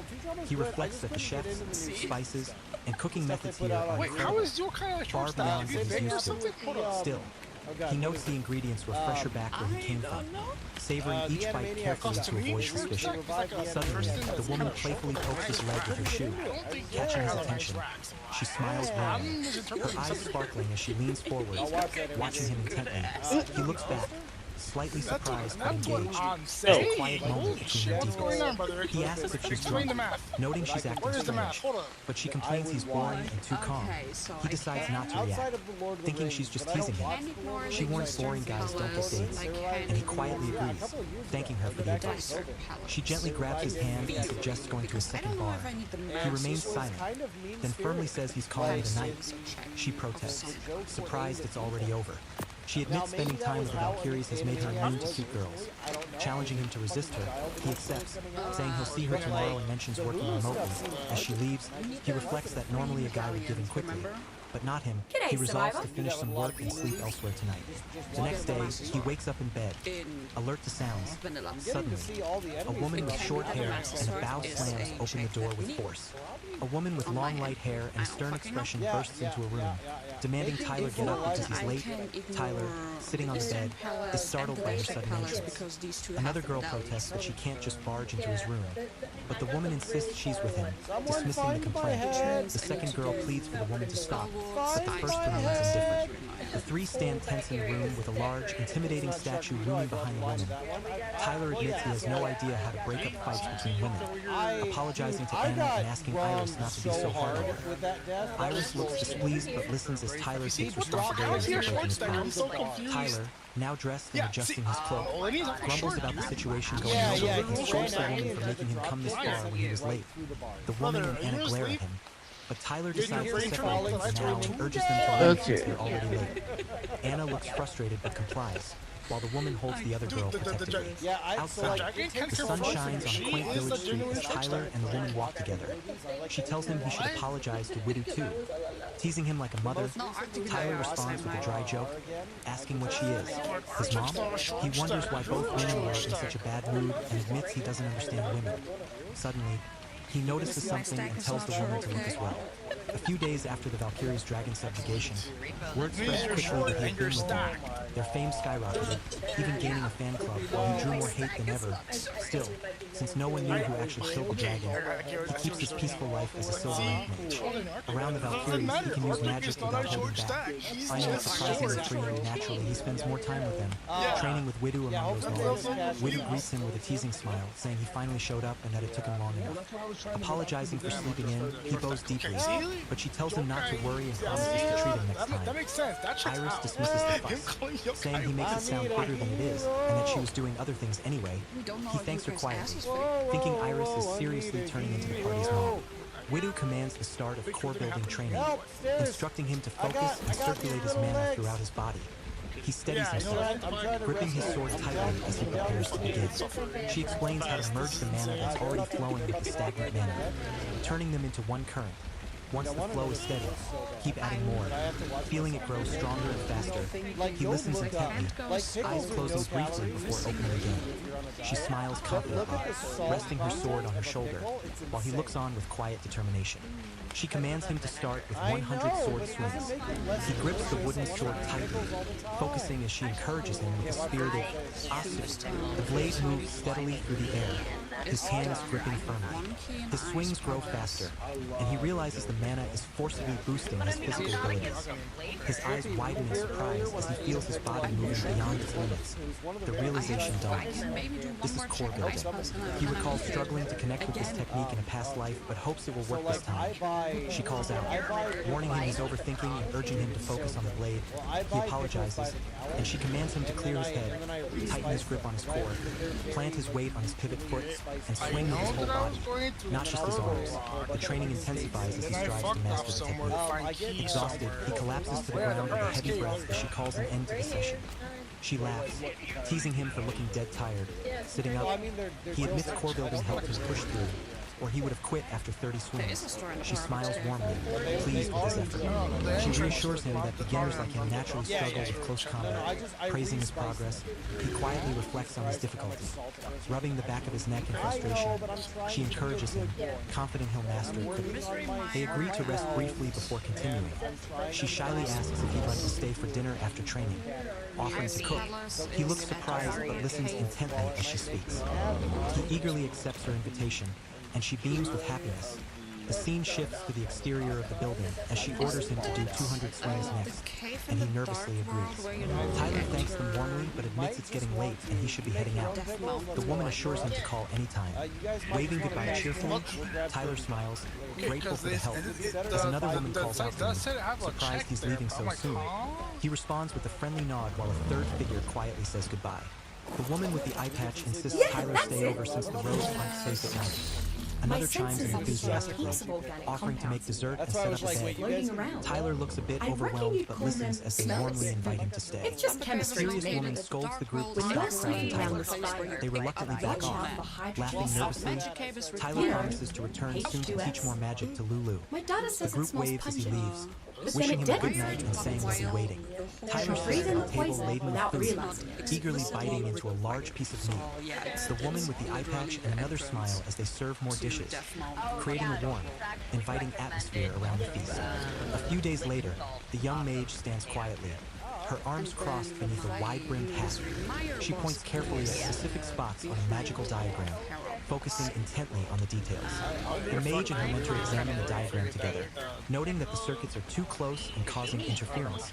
He advises either reducing or redesigning the lines so any interference won't matter. The young mage looks thoughtful and a bit uncertain. While the mentor smiles encouragingly, today is the day she teaches Lulu magical craftwork. The mage recalls how, when they hauled the dragon back to town, people nearly discovered she was the creator of high-capacity storage bags. To avoid suspicion, they claimed the bag belonged to Lulu.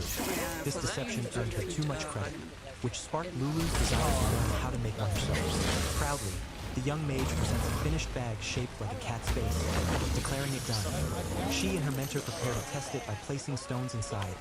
Hoping all will fit perfectly, the mentor praises her good work as she beams with excitement, eyes sparkling with joy. The storage bag suddenly bursts open, spilling stones everywhere. Shocked, she gasps as the bag fails. He confirms the failure, suggesting they break down the process to find improvements.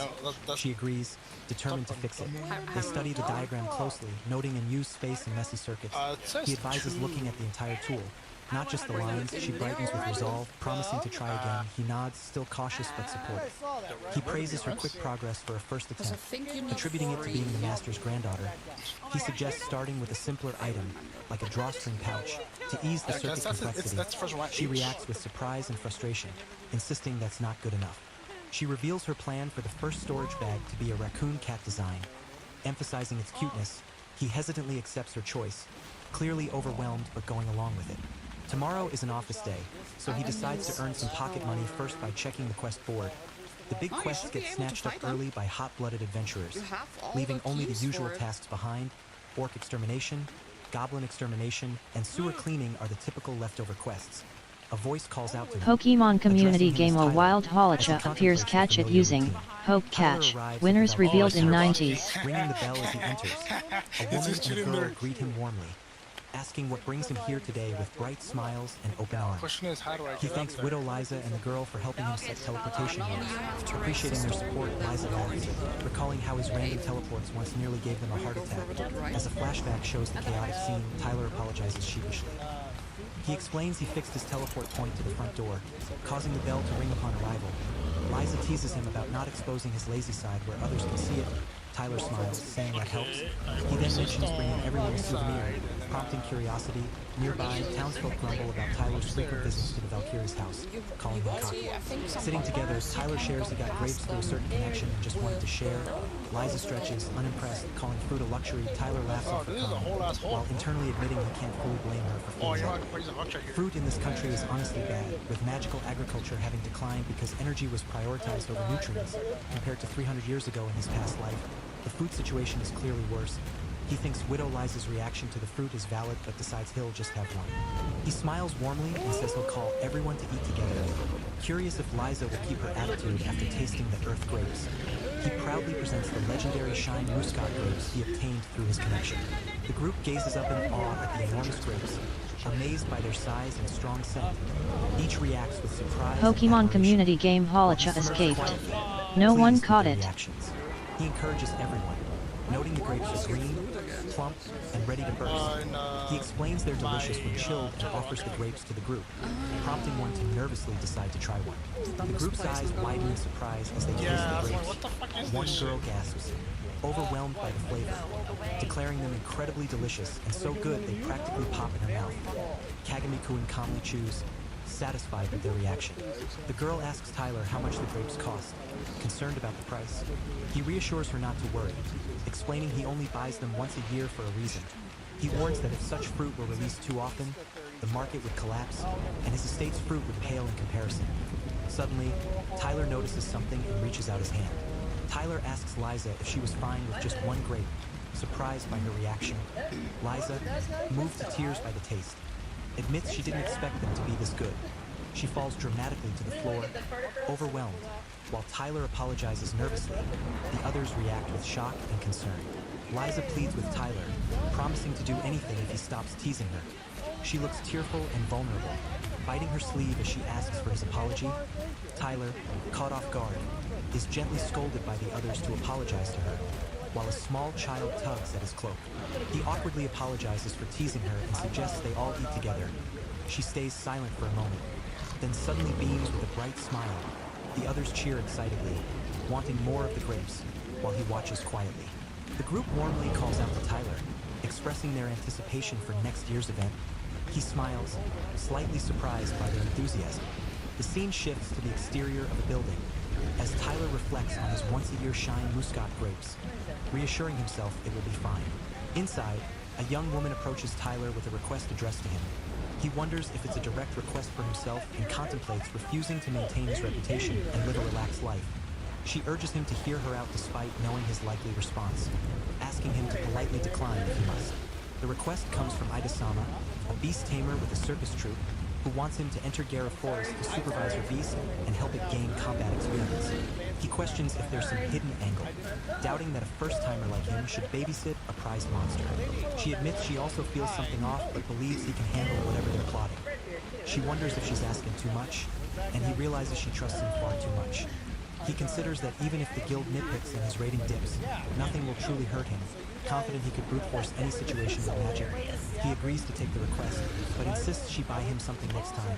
That's how he took his first direct request. He prepares to meet at the Garu Forest gate, recalling the description. A red-haired woman with an anger 8. Upon arrival, he finds the beast growling but acknowledges her presence as she greets him. Ida introduces herself formally as the client, extending her hand with a confident smile and thanking him for accepting her request. Kagami-kun nervously responds with a hesitant, "Why yet?" She presents the beast, the anger 8 named Caricature, and Kagami-kun notes how well trained it looks. Ida gently pats the beast, calling it a good boy, while Kagami-kun instinctively raises his hand in defense. Kagami-kun is startled by the beast's sudden movement, but Ida calmly introduces Tyler, who will be assisting them. Kagami-kun confirms his task is to observe the beast's behavior, and Ida affirms this. Ida instructs Kagami-kun to escort them deeper into Garu Forest, where wild anger apes begin to appear. Kagami-kun agrees, smiling and expressing his readiness, while Ida looks back with a confident smile, counting on him. The beast waits silently as the young man grips his staff, eyes sharp and calculating. He reasons that if the task is merely to gain combat experience, the species of the creature shouldn't matter. He resolves to escort her all the way to the anger ape's spawning grounds with a quiet determination. He thinks that if danger arises, he can always justify using force. The forest surrounds them as he steps forward, ready to proceed. Tyler arrives, ringing a small bell as he enters. A woman with short hair and a younger girl cheerfully greet him, asking what brings him here today. He thanks Widow Liza for helping him set teleportation rules, and she replies the same. They recall how his random teleports nearly gave them a heart attack last time, making Tyler apologize sheepishly. He explains he fixed his teleport point to the front door so the bell rings when he arrives. Avoiding exposing his lazy side, he offers everyone a souvenir. Though some grumble that not everyone likes him visiting, they acknowledge it's for the Valkyrie's growth. Sitting together, Tyler shares he got grapes through a certain connection. Liza protests fruit is a luxury, but Tyler laughs it off. He admits he can't fully blame her, hinting at an unspoken reason. Fruit in this country is honestly bad, the landscape showing a small village beneath snowy mountains. Magical agriculture has declined because energy was prioritized over nutrients, making food worse than 300 years ago in his past life. Liza's reaction to the fruit is valid, but he decides he'll just have one. Smiling, he says he'll call everyone and invites them to eat together, amused to see if Liza keeps her attitude after tasting the earth grapes. He proudly presents a bunch of Shine Muscat grapes he obtained through his connection. The group gazes up in awe at the tremendously huge grapes. They're scent strong and impressive. Each member expresses surprise and admiration, while he smirks quietly to himself. The group marvels at the grape's plumpness and freshness, noting they've never seen grapes like this before. He explains they're delicious when chilled and offers the grapes to everyone, encouraging them to try one. The group reacts with wide-eyed surprise and delight as they taste the grapes. One girl gasps that the flavor popped in her mouth, calling it amazing and delicious. She stammers, overwhelmed by how good it tastes, while he calmly chews, pleased with their reactions. One woman asks how much the grapes cost, and he tells her not to worry, explaining he only gets them once a year for a reason. He warns that if such fruit were released too often, the market would collapse. As he speaks, his hand moves subtly, catching the group's attention. He asks Widow Liza if she was fine with just one grape, teasing her as she admits she didn't expect them to be this good. She struggles to hold back tears of joy, overwhelmed by the taste after he brought them all the way. The others notice and comment that he made her cry, causing him to panic and apologize frantically. Liza, still teary, grabs his sleeve and pleads for him to apologize properly. The group watches as he bows deeply, clearly embarrassed and regretful. She softly calls him out, calling him a poor thing, while he struggles to recover from the emotional moment. A fierce clash erupts as a horned, furry warrior swings a massive arm, striking a lizard-like creature with brutal force. Nearby, a confident woman with an eye patch smirks and praises the attack as a nice caricature, while a young man watches silently. The young man raises a staff and commands a powerful spell, shouting Stone Bullet. As numerous small reptilian monsters rain down from above, the spell strikes several creatures, causing them to screech and writhe in pain. He notes quietly that there are many of them. The horned warrior continues to fight, delivering a devastating blow that crushes one of the lizard monsters. The young man acknowledges the fighter's strength, while the eye-patched woman explains that the horned warrior is a silver-rank monster called an anger ape, assuring him they won't be dragged down. The woman compliments the young man, Tyler, on his toughness and rising rank. He admits to recently learning body enhancement magic, which makes things easier, and that he's been here before. Suddenly, the horned warrior happily leaps forward, calling out caricature, as the woman extends her hand to greet him. The woman with the eye patch praises the horned warrior as a good boy and offers him a treat. The young man contemplates that if the goal is to improve the caricature's combat skills, hiring a higher-ranked escort would be safer. He wonders aloud if he was assigned as a silver rank just to save on fees. 5 days have passed since their departure. The young man sighs in relief inside his tent, exhausted from juggling a quest and teleworking. He left his storage pouch with the Valkyries just in case, noting his stamina is near its limit despite fighting more than before. Using a normal backpack this time helps avoid suspicion. The woman reminds him they have come far and that they should be nearing Anger Ape territory. The young man, still weary, admits he's never taking a job like this again, but agrees they are close. They continue walking through the forest together with the horned warrior. The young man observes that Ida looks tired too, though her job and training should give her decent stamina. He suspects there's another reason for her fatigue. Suddenly, the horned warrior and the woman react to a sound, prompting the young man to ask if it's the caricature, his expression tense and alert. Ida identifies a troop of anger apes ahead, addressing the horned warrior as caricature, and pointing out they are his kin. The young man confirms their presence, eyes sharp with concern. The anger apes react with sudden noises, catching Aida's attention as she calls out to the horned warrior. The group watches cautiously as the creatures gather, the young man observing quietly. Aida's expression hardens with resolve, tears welling as the young man admits he suspected her true reason for requesting this mission all along. She reacts with surprise, demanding clarification. The young man confronts Ida, accusing her of planning to return the horned warrior to the forest and blame him. He tells her to relax, revealing that a lower reputation would actually benefit him, leaving Ida speechless and conflicted. She questions if his plan hit the mark, insisting anger apes have strong pack bonds and that the horned warrior should stay with his own kind. He hesitates, then admits maybe. Suddenly, the anger apes leap toward him, charging fiercely. She reacts in shock as one breaks away and rushes forward. She catches the charging anger ape in her arms, recognizing it with a soft exclamation. The horned warrior watches with a gentle smile. She explains they were part of the same circus, but their act was deemed boring. The ringmaster ordered her to sell the horned warrior, as they sit quietly together in the fading light. She confesses she didn't want to abandon the horned warrior but couldn't defy the boss. Instead of selling him, she planned to return him to the forest where he belongs. The young man smiles, saying with a silver rank mage as witness, no one would doubt an anger ape escape. She apologizes for dragging him into this, then turns away, still uneasy. She declares this experience opened her eyes and refuses to work for anyone who orders her to abandon caricature. She's done with the circus and ready to become an adventurer, though she'll start with odd jobs. The horned warrior looks on quietly as the young man reacts with surprise. She cheers on a relaxed adventurer life with caricature. Striking a confident pose, the horned warrior smiles contentedly beside her. The young man responds quietly, glad to hear it. Narration explains the job ended successfully and her rating increased despite everything. The cheerful woman announces Tyler is nearly gold run, startling him as he panics over his rising rating, ruining his laid-back adventurer life. He worries about retrieving his storage bag from the Valkyries and lowering his rating, while the woman calls his name with concern. Tyler abruptly announces he's going home, startling a girl who calls after him. He rushes out, the sound of his footsteps and the door closing echoing behind him. Lying down, Tyler admits to himself that his current approach isn't working. He reflects on pushing himself too hard with daily quests and remote work, realizing he's more exhausted physically and mentally than he thought. He's asked his company to reduce his office days and give himself time to recharge. Tyler lies on his couch, noting he hasn't left the house in about a week and suspects people might think he's dead. He hasn't seen Anna or the Valkyries in forever. Suddenly, his phone buzzes, catching his attention. He thinks maybe this is his chance. Sitting across from a chica at a restaurant, Tyler listens as she vents about their terrible manager. She admits she invited him out just to vent, and Tyler reveals he came because he was worried about her. The chica insists Tyler is the only one who will listen to her rants, while Tyler's phone shows an urgent meetup message marked with a cute bear icon pleading for help. She whispers that he gets big points for choosing such a nice place, noting he usually picks the nearest izakaya. He admits he tried this time. She smiles, saying she likes izakayas too and is fine with drinking at home.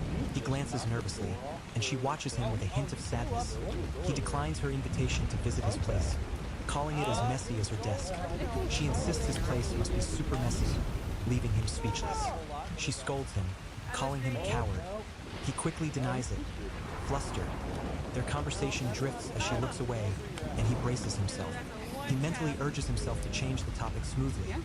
She warns him about drinking at home, urging more self-preservation. Then she turns, asking if he has a minute, catching him off guard. She points out that he's gotten darker again, catching him off guard. He admits it's a little true and thinks to himself she's pretty drunk. As she reaches to hold his hand, he's surprised but doesn't pull away. She notices calluses on his hands and asks if he's been doing something. He nervously tries to respond but can't quite explain. He worries she's certain he's hiding something but can't bring himself to mention another world or farming. She waits silently, and he sighs, feeling the weight of her gaze. She gently tells him she won't force him to talk if he doesn't want to, but reminds him not to forget one important thing as they stand close on the street beneath a lamppost.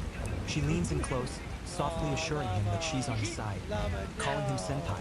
He sweats nervously, caught off guard by her sincerity. Pokemon community game A Wild Bagon appears catch it using Poke Catch. Winners revealed in 90s. He stands alone in the night, his face contemplative and slightly flushed. The city lights surround him as he reflects that day marked the end of his isolation. Though he once thought the world was cruel and unfair, now he wonders if maybe it's not so bad after all. One day in Diasgrad, Mage Tyler prepares to teleport. With a firm grip on his staff, he activates the spell and vanishes from the room. Suddenly, Tyler apologizes as he accidentally intrudes on a woman wrapped only in a towel. She looks surprised, and he nervously asks if this is the bath. The woman, Iris, reacts with shock and embarrassment. Clutching her towel tightly, Tyler quickly apologizes, stumbling back as she scolds him. The sound of a door closing echoes outside. Tyler stands quietly, his face marked by a streak of dirt or paint. Nearby, two women laugh at his awkward teleportation mishap. A narration explains that when Tyler first started hanging around the Valkyries, his teleport spell caused endless trouble. The arc begins with a young woman peeking eagerly at a plate of pastries, her eyes sparkling with anticipation. In the kitchen, another woman hums cheerfully as she prepares food, while the first woman joyfully declares how delicious the treats will be. She carefully picks up one pastry, ready to enjoy it.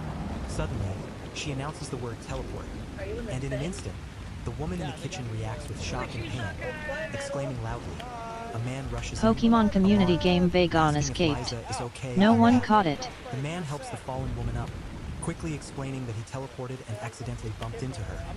She nervously insists it's not what it looks like, while the man looks concerned and apologetic. Liza, still flustered, raises her fist in a dramatic pose, shouting "Justice!" before scolding the man for snacking again, calling sugar her precious. The man apologizes sheepishly as Liza glares at him, and the young woman who was peeking earlier cries out, "Busted!" from the doorway. The Lulu arc opens with Lulu asleep at her desk, surrounded by books and a candle holder. Suddenly, she screams in frustration, tangled in thick vines as she struggles to cast the Slicing Wind spell correctly, panicking over her failure. Lulu groans in discomfort as the vines coil tighter around her legs and waist. Tyler rushes towards her, calling out her name urgently. Lulu, alarmed, calls back to him, pleading for help. Tyler prepares to attack the encroaching vines with a burst of magic energy. The vines retreat as Tyler's magic blasts them away. Lulu cheers happily, thanking Tyler for saving her. Back at her desk, Lulu, still half asleep, murmurs Tyler's name as he gently covers her with a blanket. Tyler watches her, realizing she's talking in her sleep. Tyler quietly leaves Lulu's room, reflecting on his strange teleportation to this place. Lulu stirs and rubs her eyes. Waking up, she notices a note left on her desk, wondering if Tyler left it for her. The Elsa arc begins with a swordswoman training fiercely outside a building. Swinging her sword with precision, she reflects that a swordswoman's weakness lies in ranged attacks and that she must learn to handle bad matchups. She focuses on the challenge of facing a mage, knowing they will spam spells from a distance. She must close the gap quickly and not miss even the tiniest opening. With determination, she shouts a thrust attack while preparing to teleport. Suddenly, the swordswoman's strike narrowly misses a mage who appears startled, shouting in surprise. She questions what he means by the real one. Clearly confused, she admits she was training while thinking about him, blushing as she processes the situation. The mage advises her to fix his teleport point to the front door for reliability. She agrees, looking a bit flustered but understanding. The narration confirms that Mage Tyler's teleport ability has become much more dependable, while the swordswoman tries to catch her breath, her face flushed. Alright, so we let the robe leave. We don't get killed by... Why are there so many enemies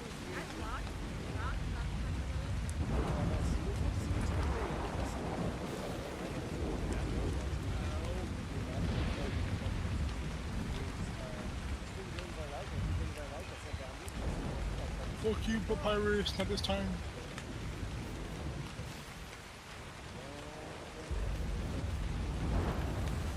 Don't get hit. No.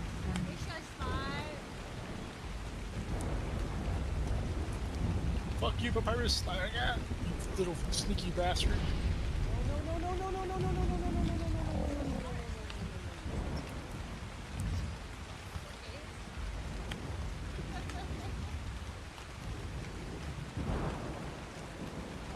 I've had a lot going on recently in my life. I feel bad. I've been around here. I hope things improve. But also don't make that one I could have gone for Zelda the whole time. Bro, what? I just checked. Apparently I got the keys that I needed. My shovel! I can't believe it. I finally have a shovel! Which only gives one check. Literally, just the one in the Sacred Grove. Yeah.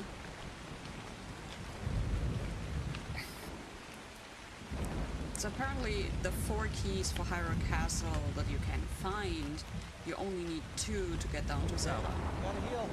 The other 2 are for the escape route. Which you don't need because the one chest that's on the path there is without key lock, and the other 3 you can go over the grave. You're a lovely person and you deserve all the happiness and joy that you deserve. I hope that whatever you need is put into place and it's soon. And you're excited.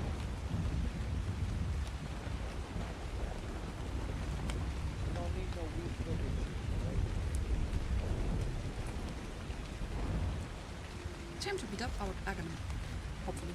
Right. I can do it, you can do it. Right? No hits even, no hits even. Well, I won't be able to do no hit. Oh, I can bring me the reach you. I'll parry you forward.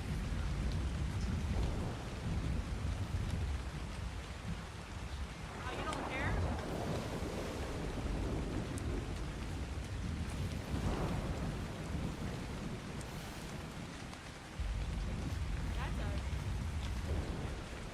Oh, it's just shitty ass room. Fuck. Ah, I already fell. Yeah, I got hit by the drive-by on that one. Got a poem. They're trying to bring the cart over to Nice me all day. This is not a fun selection of enemies. Like, there's definitely a worse. Are you holding up panties? I can close this out. What? Alright, dead people, if y'all can hear me, I can end this. I'm so confused. Large item on this. You okay? just want to peace out? Yokai's emote.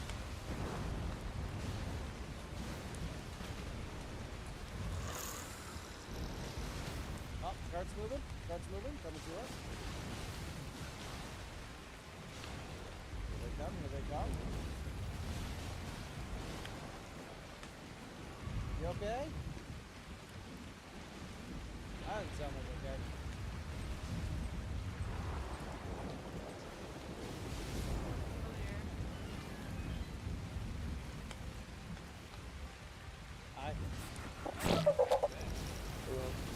Let's dash out and get the hell out of here. Oh, God. Good sword.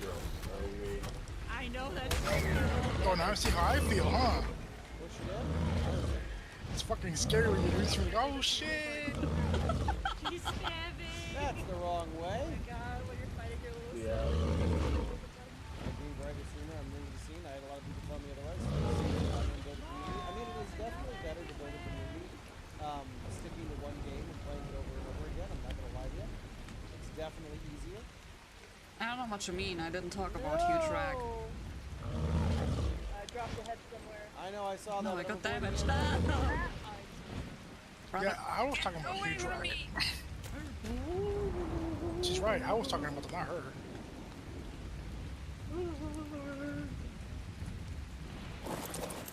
Can you call? Woman, just shoot the arrows. They're fucking dead. I'm gonna call it. Hell yeah. Okay. We got 5 of us. That's what we got. Yeah, don't blame me.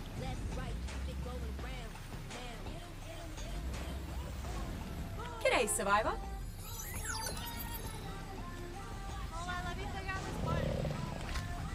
Oh, I'm coming for your ass. I'm sorry. Oh, he's taking Zelda away. If you don't know, but it's 2 hours ago, 5 break. I walk around the house, I get a drink, I get a snack, I pet the cats. I want my I do all that good stuff. We already found her. Stretch your legs, pet your animals, kiss somebody. Enjoy my custom music. I didn't. work hard for that blue box. I don't think she liked me trying to do that. Hey, buddy. Right? Shield bash. Not welcome. I want to see this fight My forward. fucking bag, please. How silly of me. I should have just kept it on my back.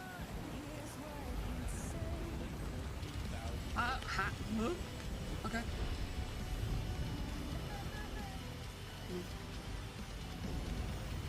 Why did it go sideways?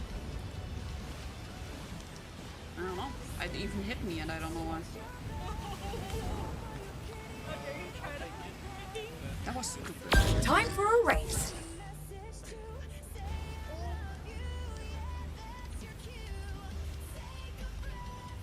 Yeah, rip. I noticed that when he goes to the middle and you go to the side and he doesn't move. Let's so mount he up and fucking get our bang race it. on.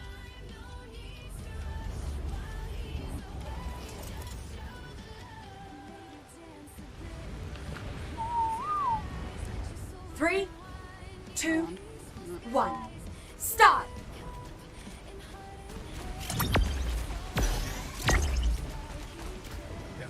Kaito Destiny Lucifer _ Fallenster, welcome to my channel.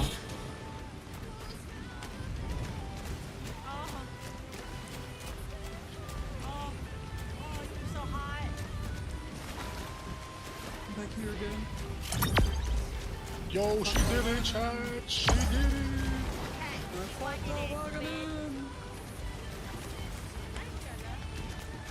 also have those sword, which means 2 force. Yeah, that's what I mean. See, once you defeat Aghanim, you spawn automatically here. It's bummer. You know with that, then you go to the little check on the right. Let her rip, Survivor! Where do you go? 17.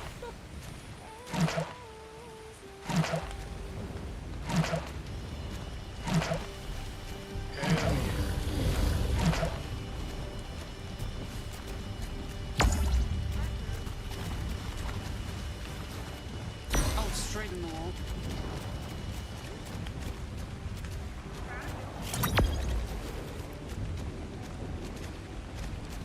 pushing those walls, chat. Yep.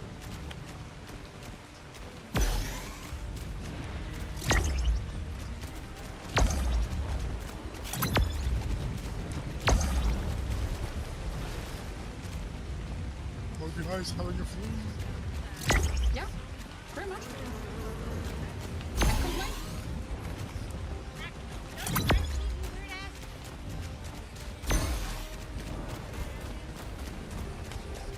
Let's give him the flick.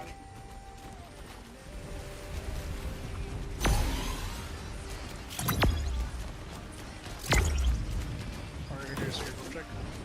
Yep, and then lumber break. That's what I thought you were doing first. I'm like, right, projects. Did it check that you have to ram into a tree? Yep. We're running out of time.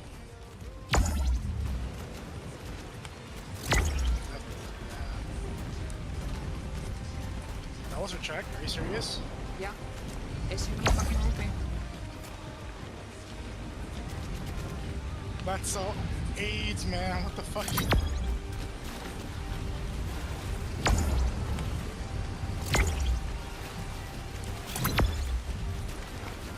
There's hydro people.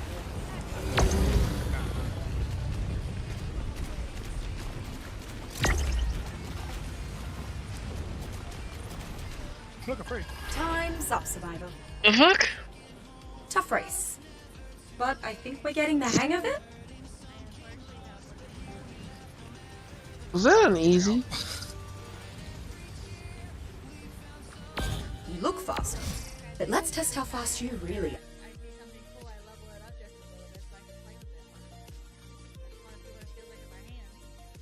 More fairies. Oh my god, it's vanilla.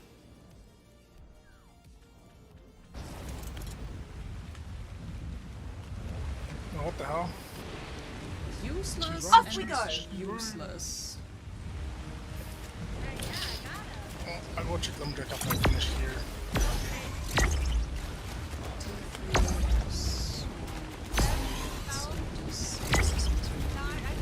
Pokemon community game A Wild Dustix appears catch it using Poke Catch. Winners revealed in 90s.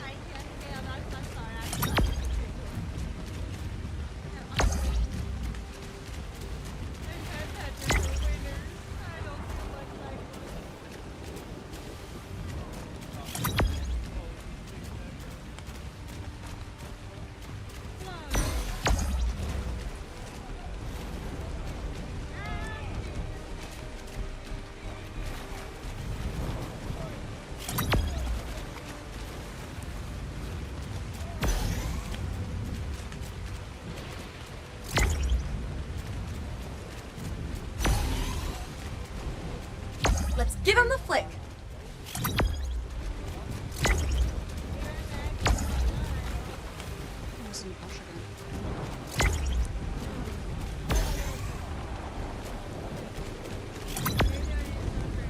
Oh, you dickhead, ow, ow.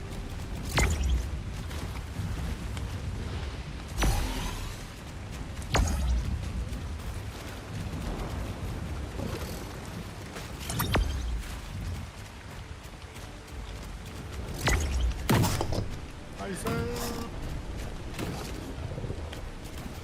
Look, it's the moth again. Come here, bitch. Pokemon community game Dustix escaped. No one caught it.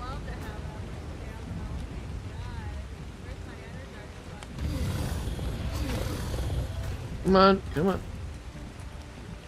Fuck's sake. Oi, let's move. He's dead, he's dead, he's dead. That's so ass. Look, my first medallion. My first medallion.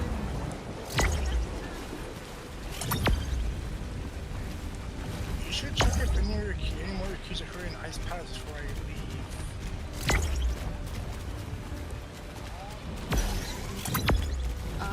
The iced tea room. Oh. I don't think it's over there. Where did you find the freezer chest? Oh fuck! No one's faster than you.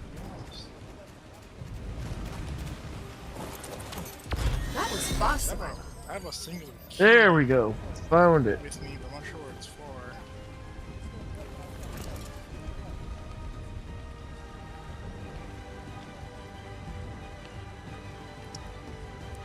Motherfucker. Oh, come on.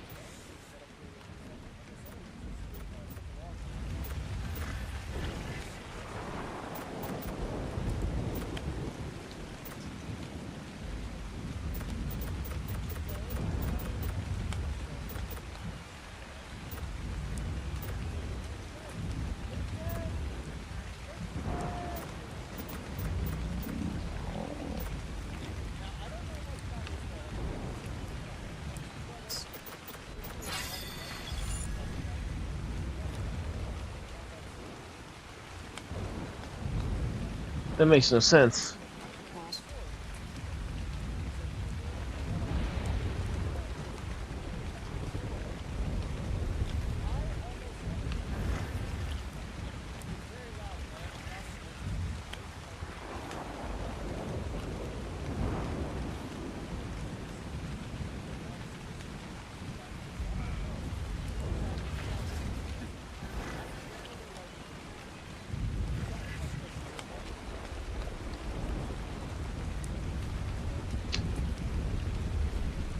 Okay, so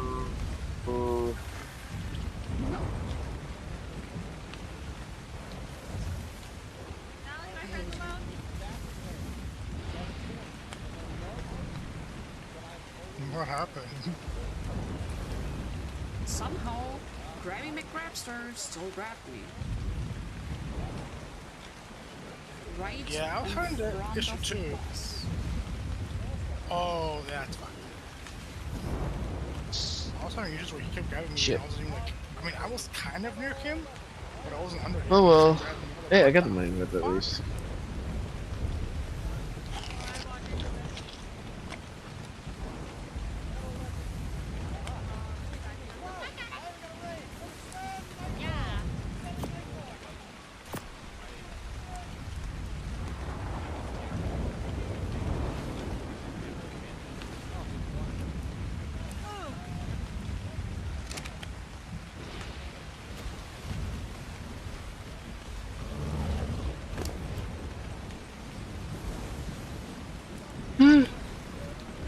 Well, that's not police. Oh god. Him here? That sucks. Oh, yeah. Time for a race. Try that stupid fucking boss from Heroes Tower there. Like, what? That's unfair. Harris Tower still works. Mount up, somehow, survivor. but this Time to one? race. Oh, I thought the worm thing from Heroes Tower there. What the hell? Because this place is constantly moving, this kinda sucks. Yeah, I think one of the ones that we had with the Arctic and Lion, I had fucking Blind there. I'm like, what the fuck is Blind there?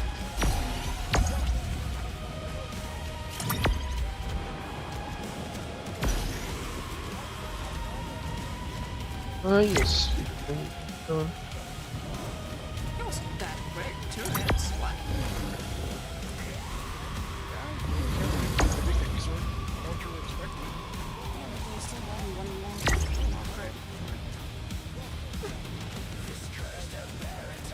Sword? Yeah, it has 4 upgrades. Normally, so you get the sword from your uncle, the master sword. I think the template is the dwarves. You fucking kidding me? I think a fairy gives you the master. Let her rip, survivor.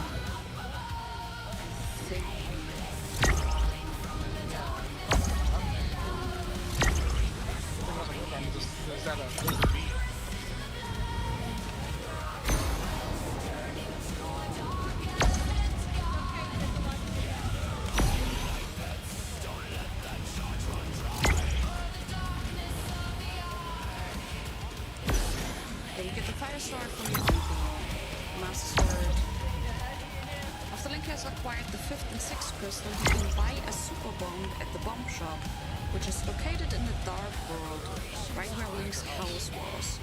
Buy one and it will follow you around. Walk with the super bomb around the overworld to the Pyramid of Power, found right in the center of the map. There is a crack in the wall on the left portion of the pyramid, and the bomb can be used to blow up in the floor.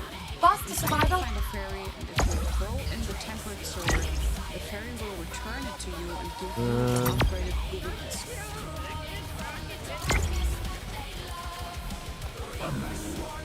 That deals 4 times the damage of the Master Sword.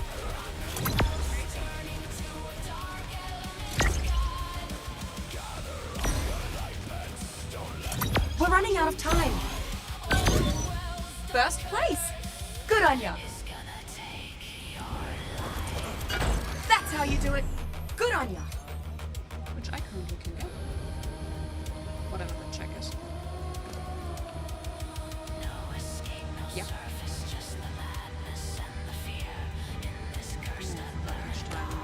Go now. Save your quid in the dark mode and the phone. Whatever happens once you fight it, once you defeat Akan.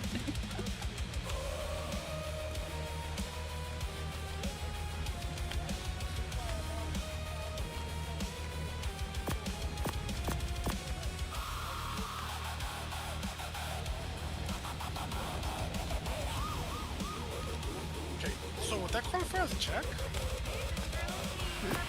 What is a check? Would that qualify as a check? Like that last sword upgrade? Yes. Oh man.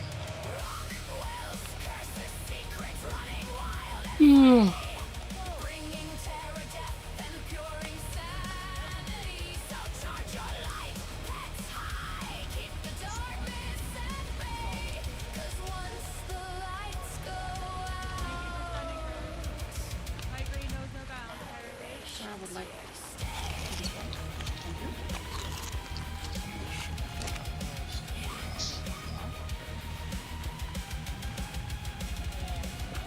You look fast. There it is. But let's test how fast you really are.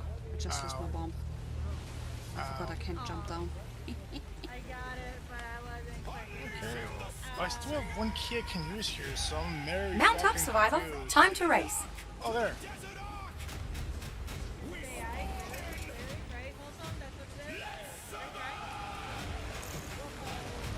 Oh, no, 3, no, no, 2, out of here. Bye.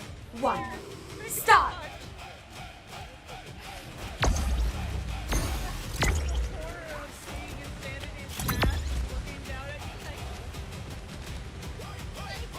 Oh, come on! The Rubang glitch.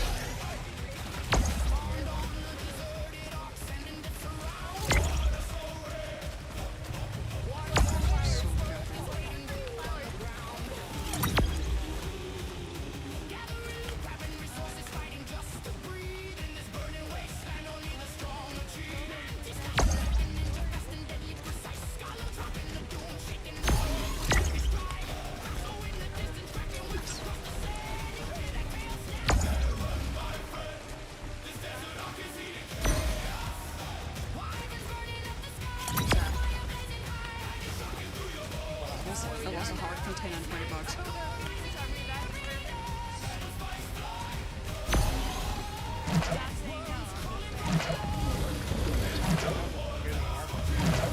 Let's give him the flick. Almost where I go.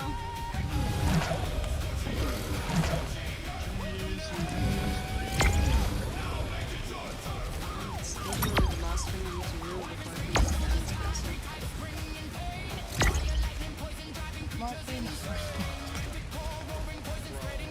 Fuck's sake. Boss piece, so yeah. There's one bees and predator bees. Probably go with ice price first and see if I can. Oh, there's a key there.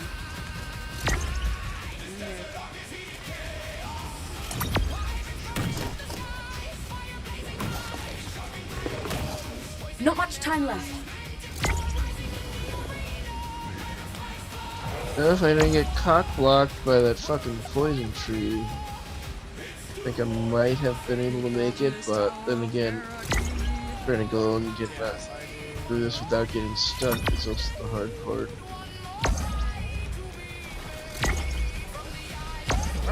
Dwarves. And the lumberjacks. I think the lumberjacks are in the fight. Joyce? Why are you rejoicing all the time?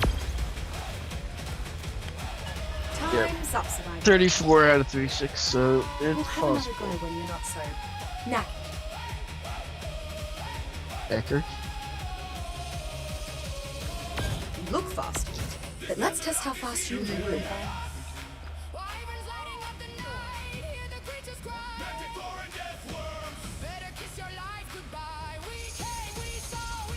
Mount up, Survivor. Time to race.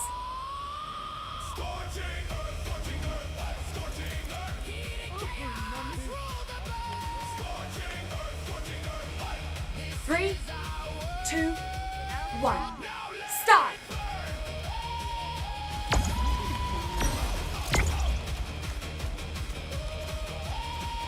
Fuck! That's gonna cost me. I'm scared of keys, right? Hold on. Where is One ice point here.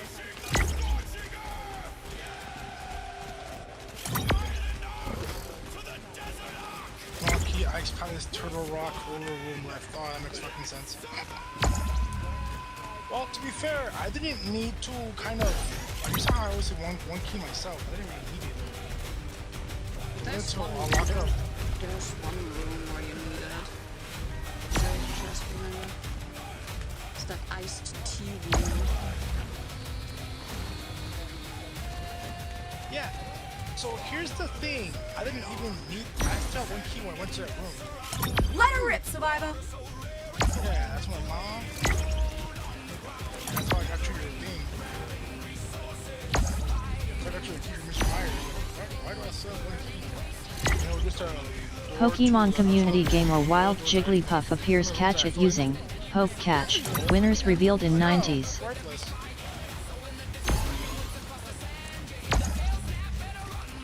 It's like, it's kind of going too fast.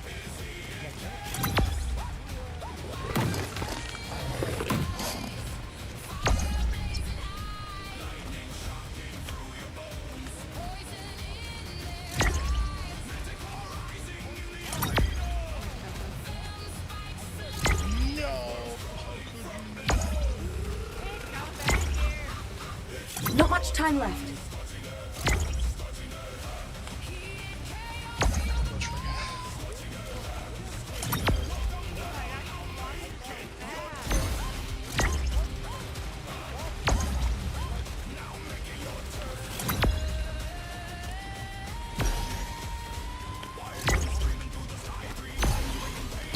No one's faster than you.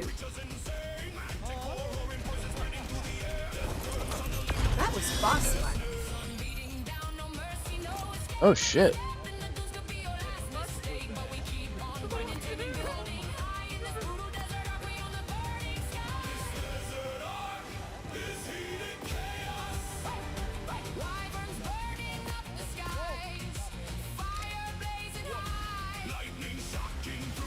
Pokemon Community Game Jigglypuff escaped. No one caught it.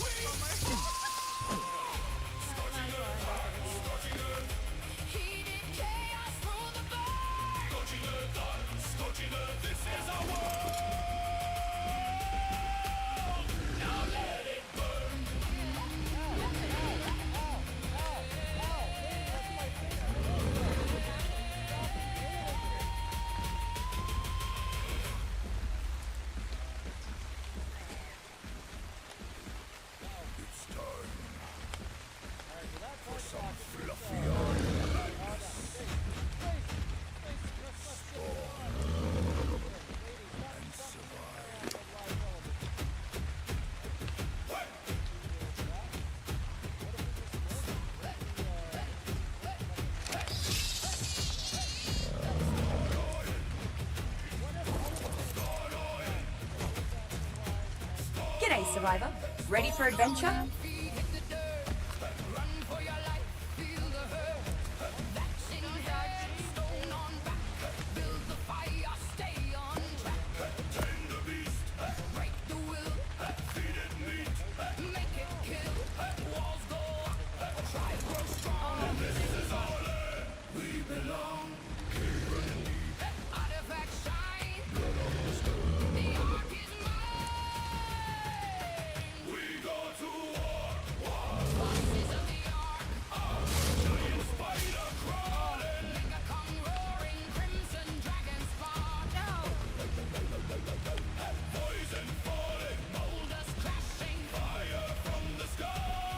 Ugh.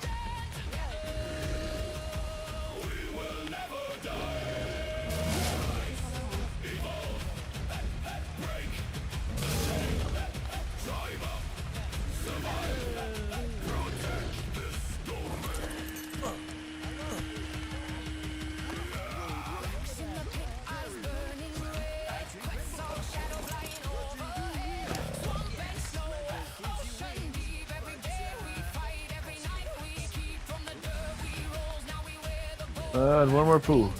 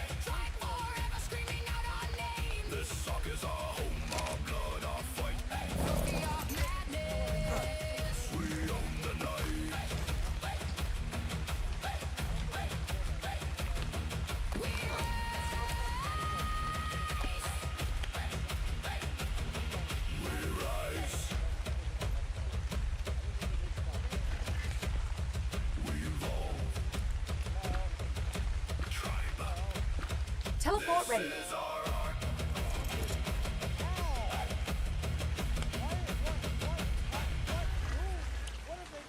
Oh, it's a blazing gorilla head. From what I can see, the emote looks too small. But thank you for stopping on by there, Blue Soul. Teleport activated.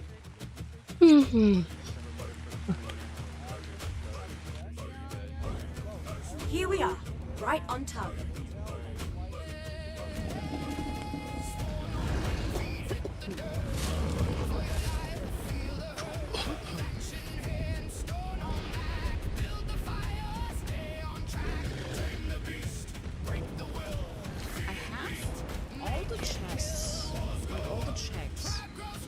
Alright, so let's take a look at what I need to do. Quest.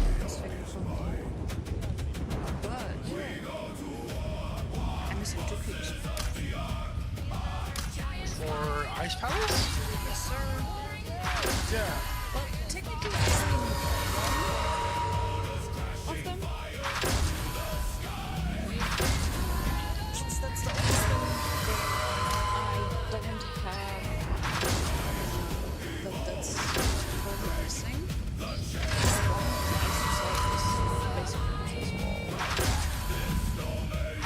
Yeah, it's almost between I think it was B2 and B3.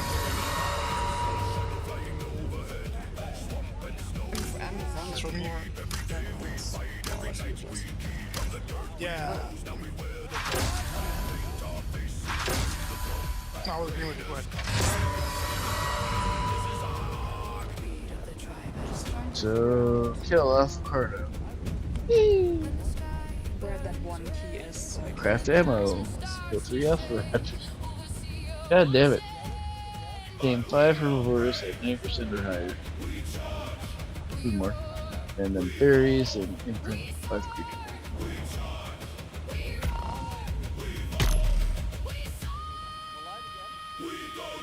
distance on a slope. Harvest from. No, I need taming it. I just go tame a shit one.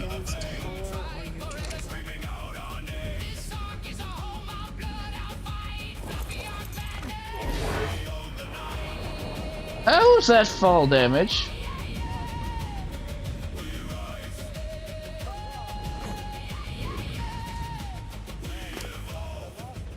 That made no sense whatsoever.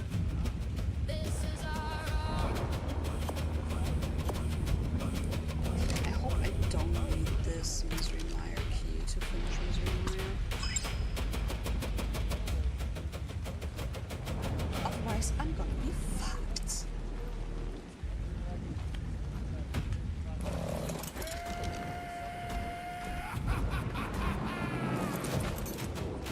It's time for some fluffy art madness.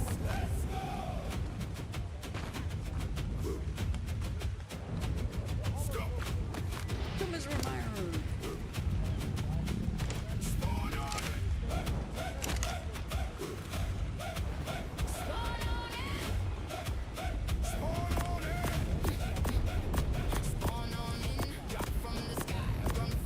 That's so stupid. At least I can now check what I'm missing in Spellwoods. Not that I have to compost.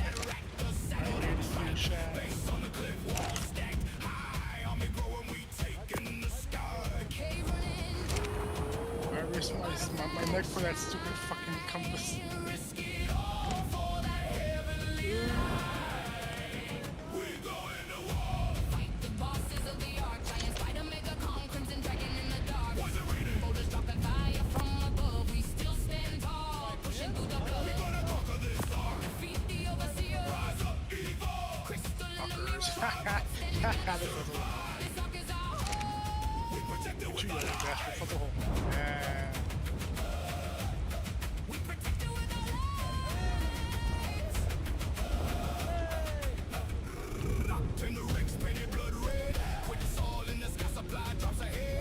Yeah, imagine. Dare you use Misery Mire key to finish Misery Mire. No way, Chad. What do I have? Where's the mouth again? Got that. What the fuck is going on? Let me screen share. I mean, it's not really impacting me, but it's just really weird to see, man. Like on the bottom right corner. What the fuck is that? That happened on my end too. What the fuck?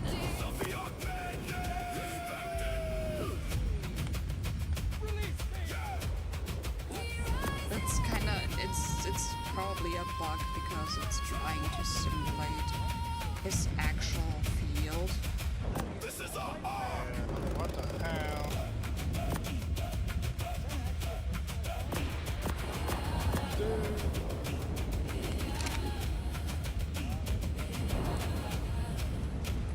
That's so funny.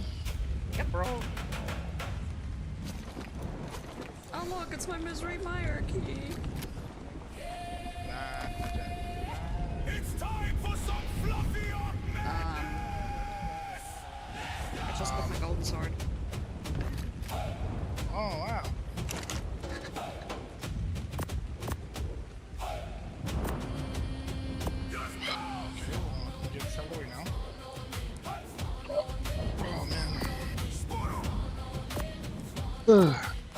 Gotta love it when the crafting stations that show.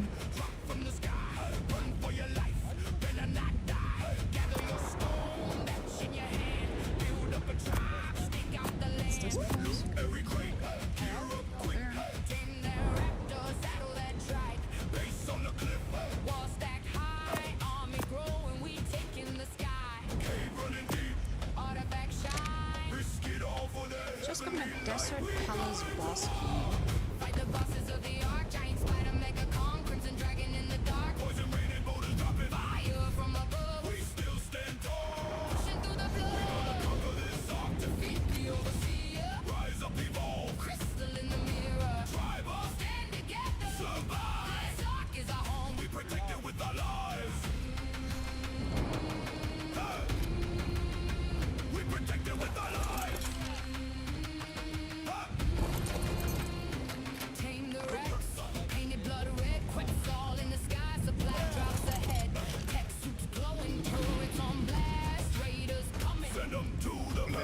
finished the Eastern Palace boss, right?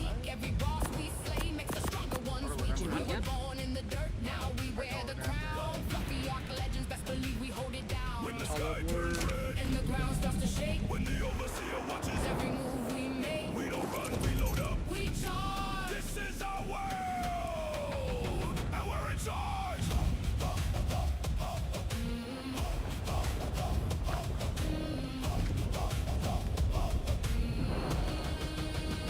We go into war, fight the bosses of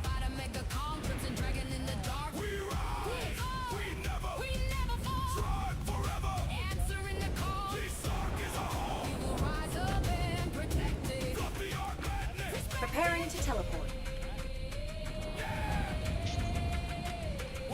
Because there's one. You just need to sit up straight. Pokemon community game A Wild Kadabra appears. Catch it using Poke Catch. Winners revealed in 90s. Yeah, that's Here we go.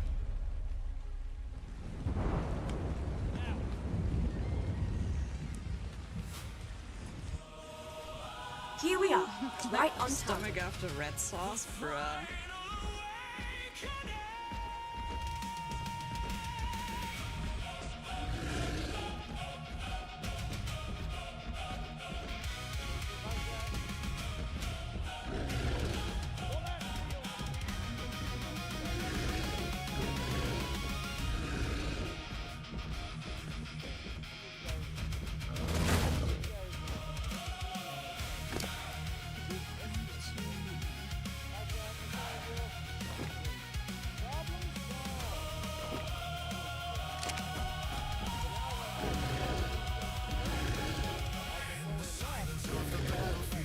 my soul ignites.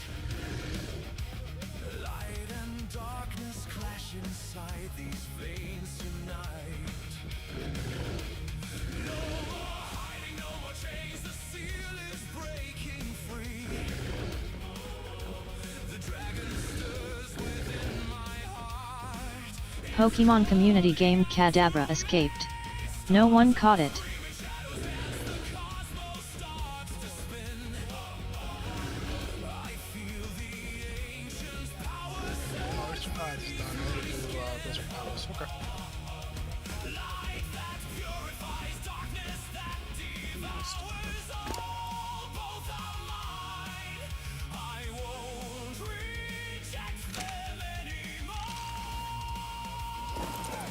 I guess I can go to Desert Palace.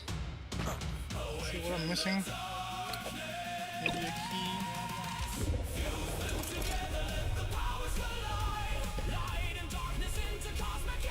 Seriously? Holy shit, Baby's fast.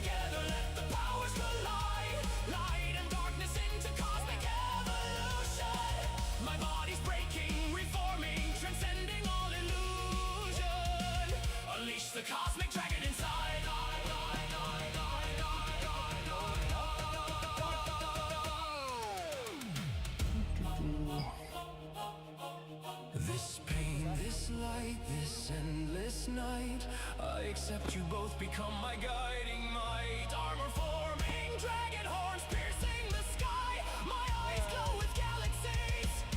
Watch me fly.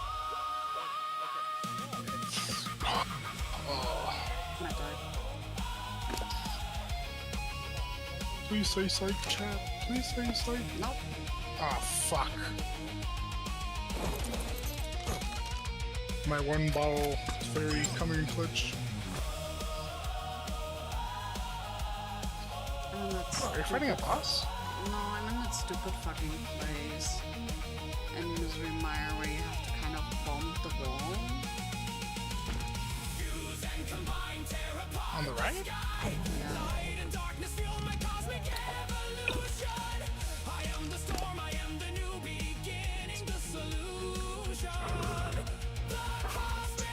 I forgot.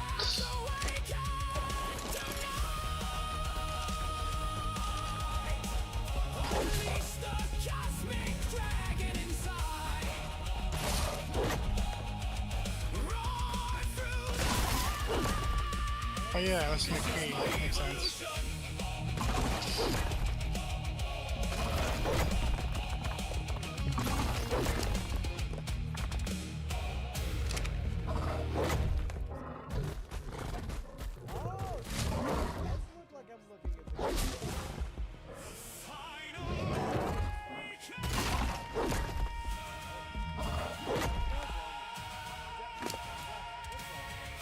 I don't.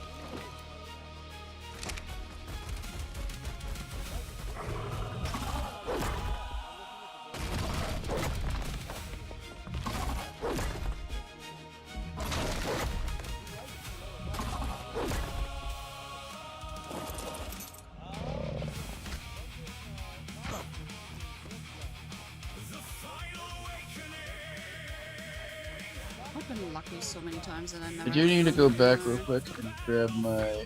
Teleport ready. I forgot my cart and crane. Okay. I think you're actually vanilla.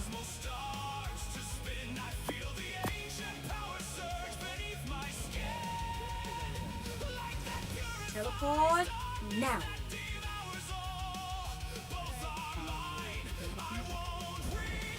Coordinates confirmed. Teleport complete. What do I do now? 10 times small keys. Is that Turtle Rock? Pro key 2. Oh, fuck. How do I work the fucking Turtle Rock? Why are they all at Turtle Rock? What the shit? Sometimes I'm stuck. I can't fight the boss. Why? Because I don't have magic anymore. What do you mean?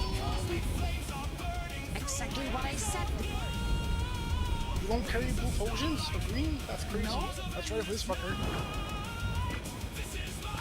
Teleport And ready. one bottle of... What do I do now? Can I bump? Yeah. I don't think Powder, so. should I make cordon on blue chicken keys or?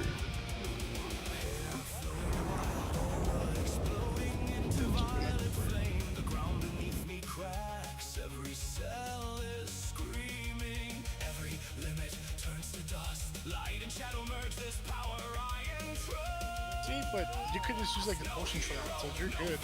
You just gotta spend a little bit of money. Did you see if I like a green potion or something? I know They where sell I it? can, yeah, I can know for now.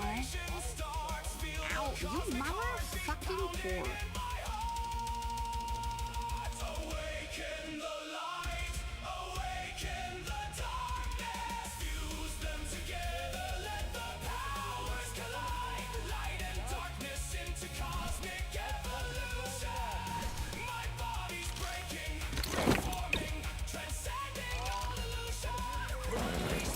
Oh, I thought I got you.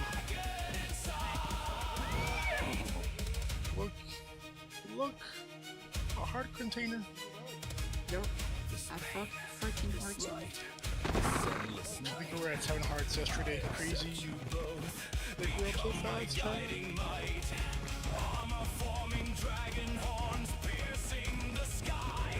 My eyes glow with galaxies. Watch me fly.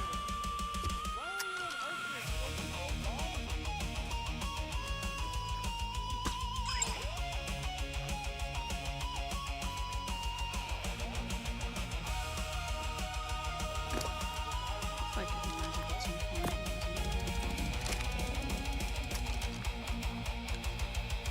Fuse and combine. Wait, have you beaten Desert Palace yet? Light and darkness fuel my cosmic evolution. I am the storm, I am the new beginning. Sorry, the cheat ain't very back.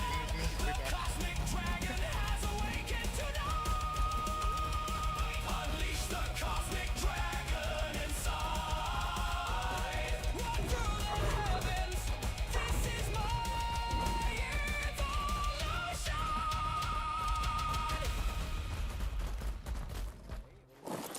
People? Can I talk to you?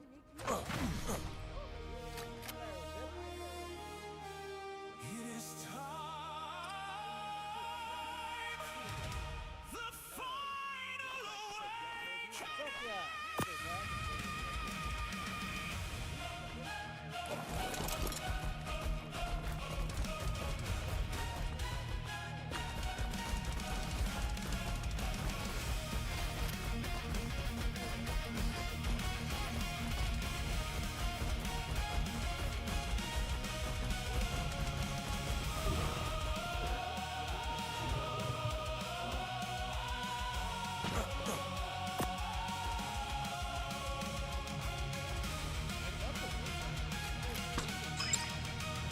In the silence of the battlefield, my soul ignites. Light and darkness clash inside these veins tonight. No more hiding, no more chains. The seal is breaking free. The dragon stirs within my heart. It's calling out to me. Stars are screaming, shadows dance. Oh yeah, I miss how smoky you. I feel the ancient power surge beneath my skin. Light that purifies, darkness that devours all. Still can't finish it. Both the mind and will reject them anymore. Awaken the light, awaken the darkness. Fuse them together, let the powers collide. Light and darkness into cosmic evolution. My body's breaking, reforming, transcending all illusion. Unleash the cosmic dragon inside. I'm evolving, rising, becoming something new. Cosmic flames are burning through my eyes. Are blue wings of starlight, claws of endless night. This is my true form. I claim the dragon's might. Flowing wild aura, exploding into violet flame.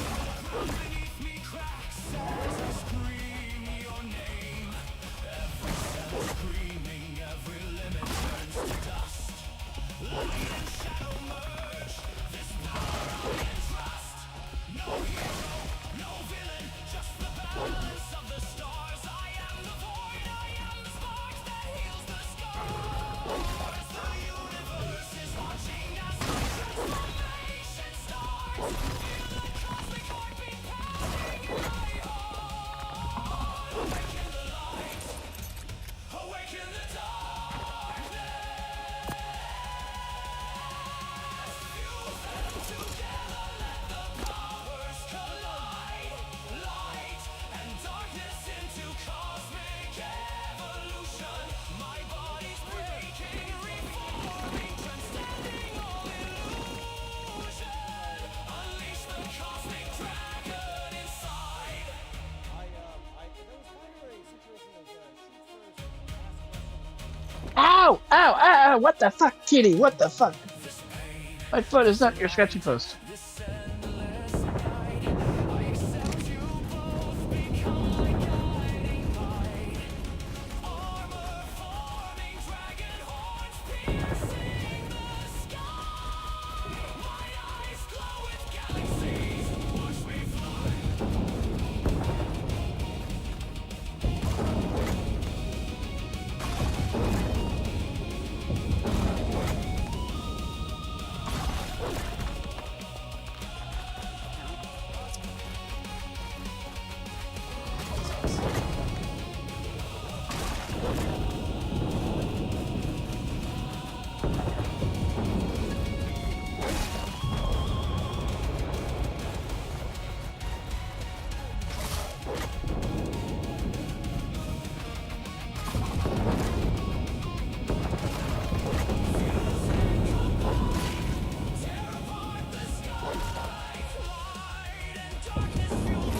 Pokemon community game A Wild Omastar appears. Catch it using Poke Catch. Winners revealed in 90s.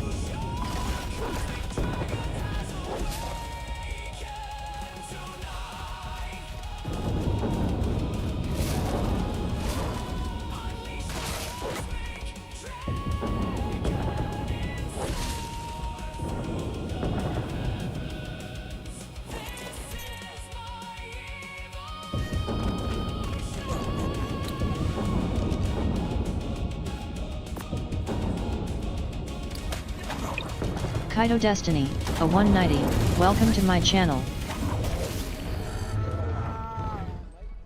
Hey, Nettie.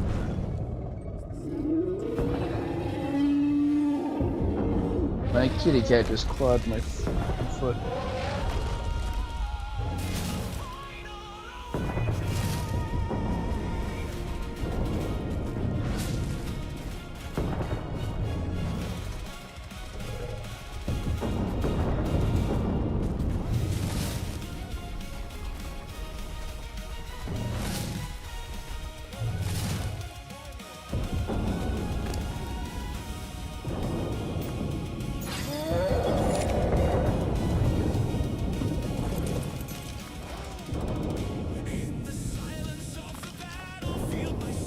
Pokemon community game Omastar escaped.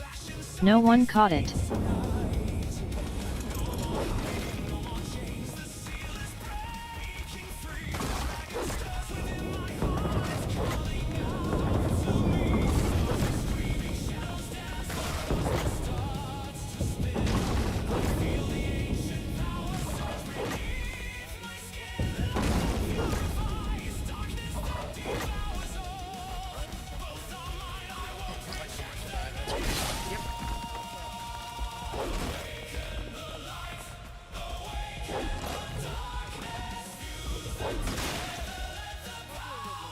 Oh wow, $50.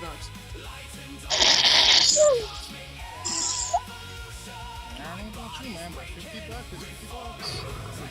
It was for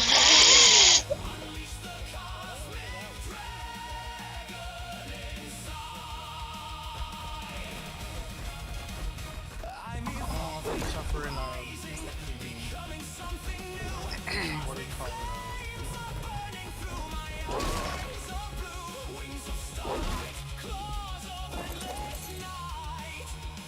I couldn't finish Wisebot 2 viewers, -2, alarm clock 10 hours 18 minutes and 40 seconds.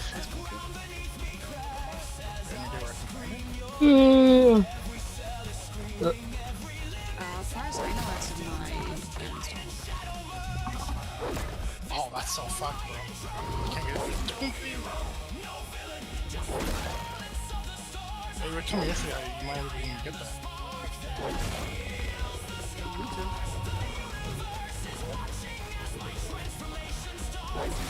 I'm in go mode. I can just beat up Granite.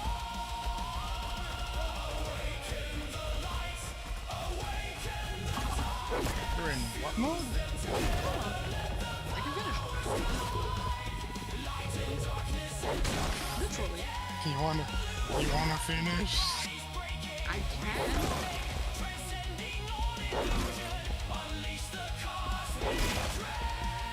I mean, what's her?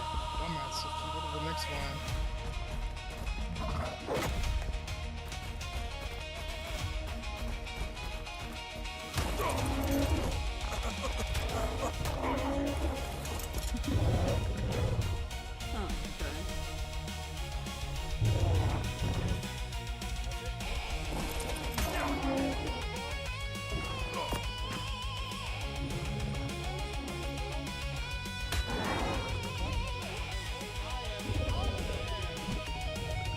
No, you fucking get away, the fairy!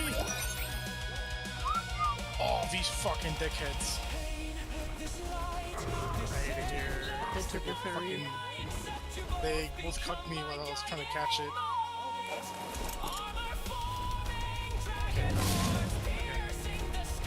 Yeah, now I got fucking stupid things where I start to go fucking run around. Yeah, Deadpool's right on there.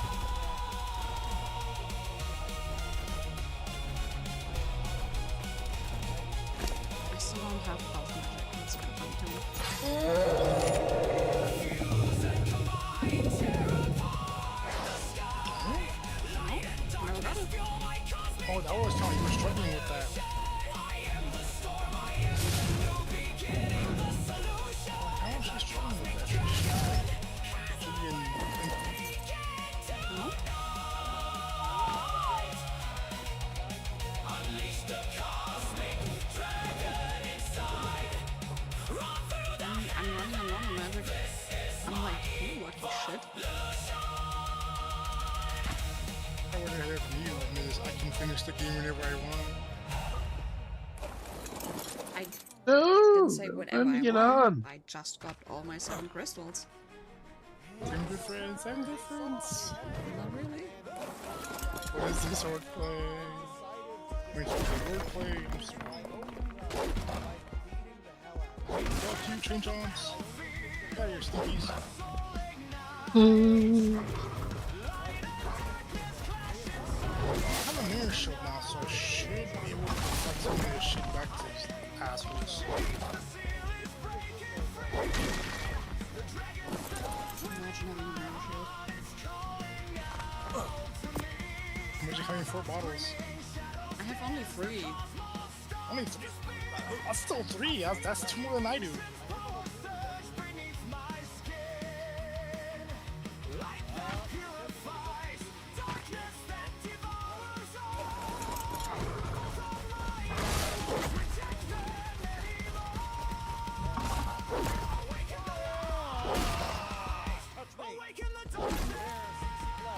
Oh, who needs to make an element farm when you can just farm the element here?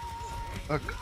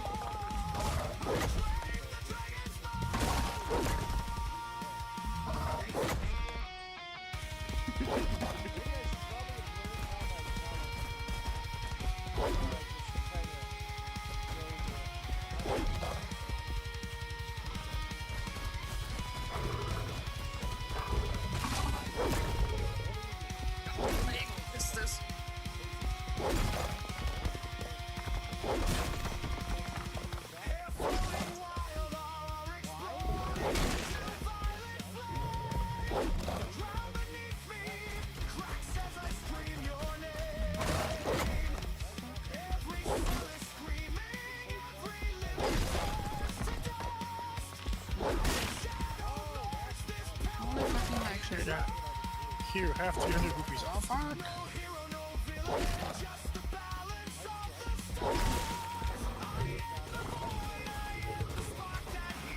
Oh no, it's this part.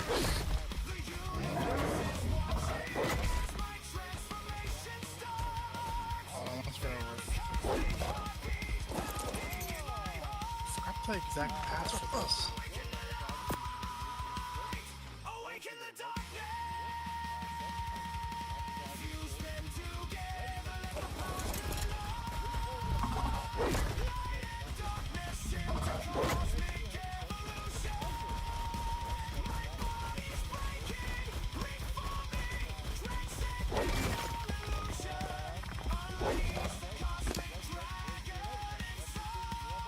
One lady bitch.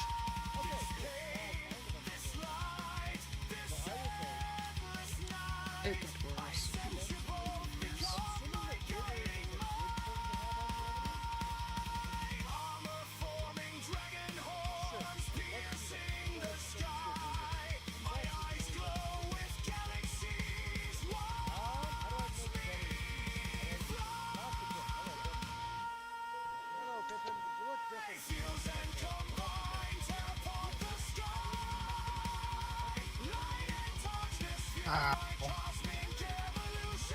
Where do you want checks here? Jesus Christ.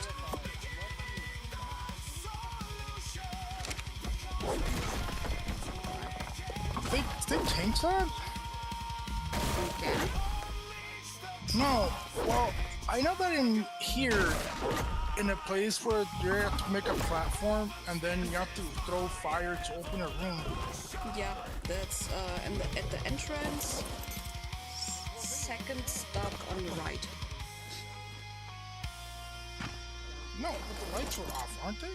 Here they didn't give me the things to turn on with the rod. Oh, fuck.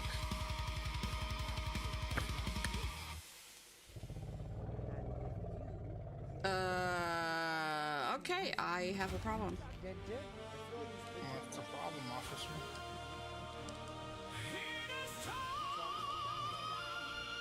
I have the Turtle Rock boss here, and I don't have the Ice Rod. Oh. Yeah? I don't know where that is.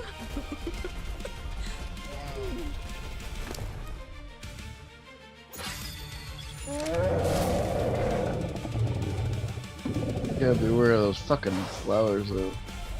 I will cast the big key drop on the world.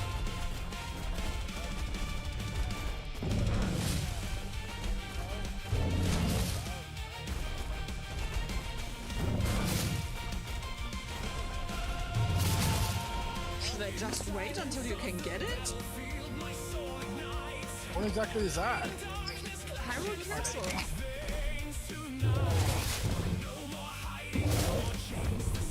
Last fairy, I guess. That'd be nice. I actually used my only fairy a while ago. It's right in front of Zelda cell where you normally get the key from. You mean like when you go like to the bottom of the well? No, in the castle. You do know there is part of the castle. Yes, I'm talking about Zelda's cell.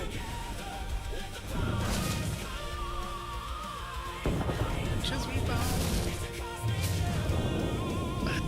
This is so funny to me. Oh my god. Where they just need to fucking one happens too. We have green magic, so.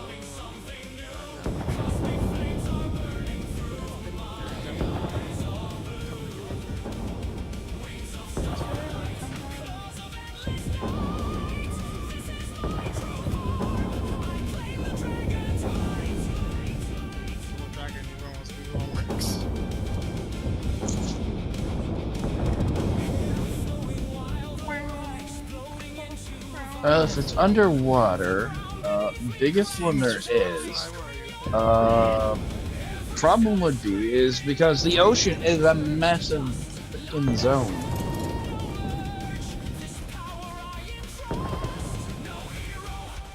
Oh, it's got scuba.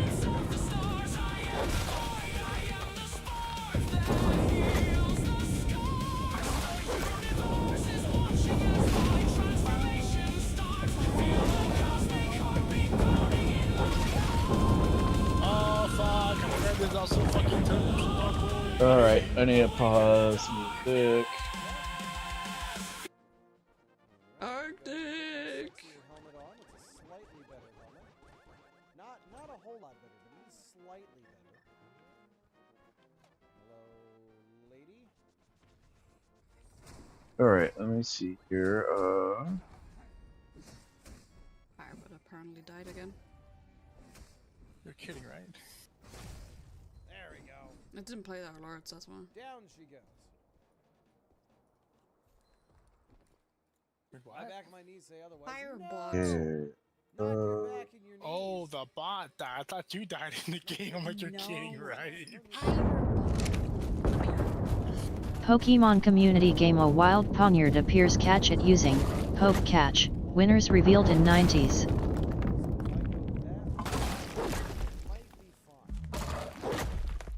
Route anchor. Arthur, you taught me the ways of having all the items in my world. How could you? You cursed me. You cursed me.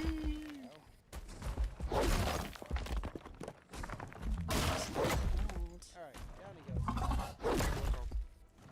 Maybe I'll shut this door behind me. Health magic.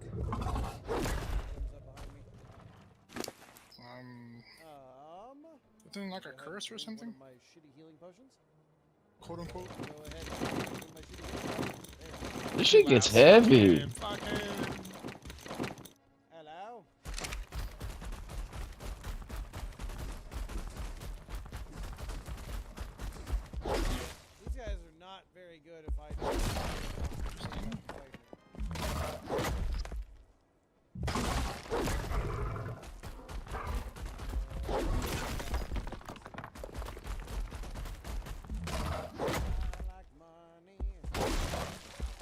running. Of course there's running. You know what I mean?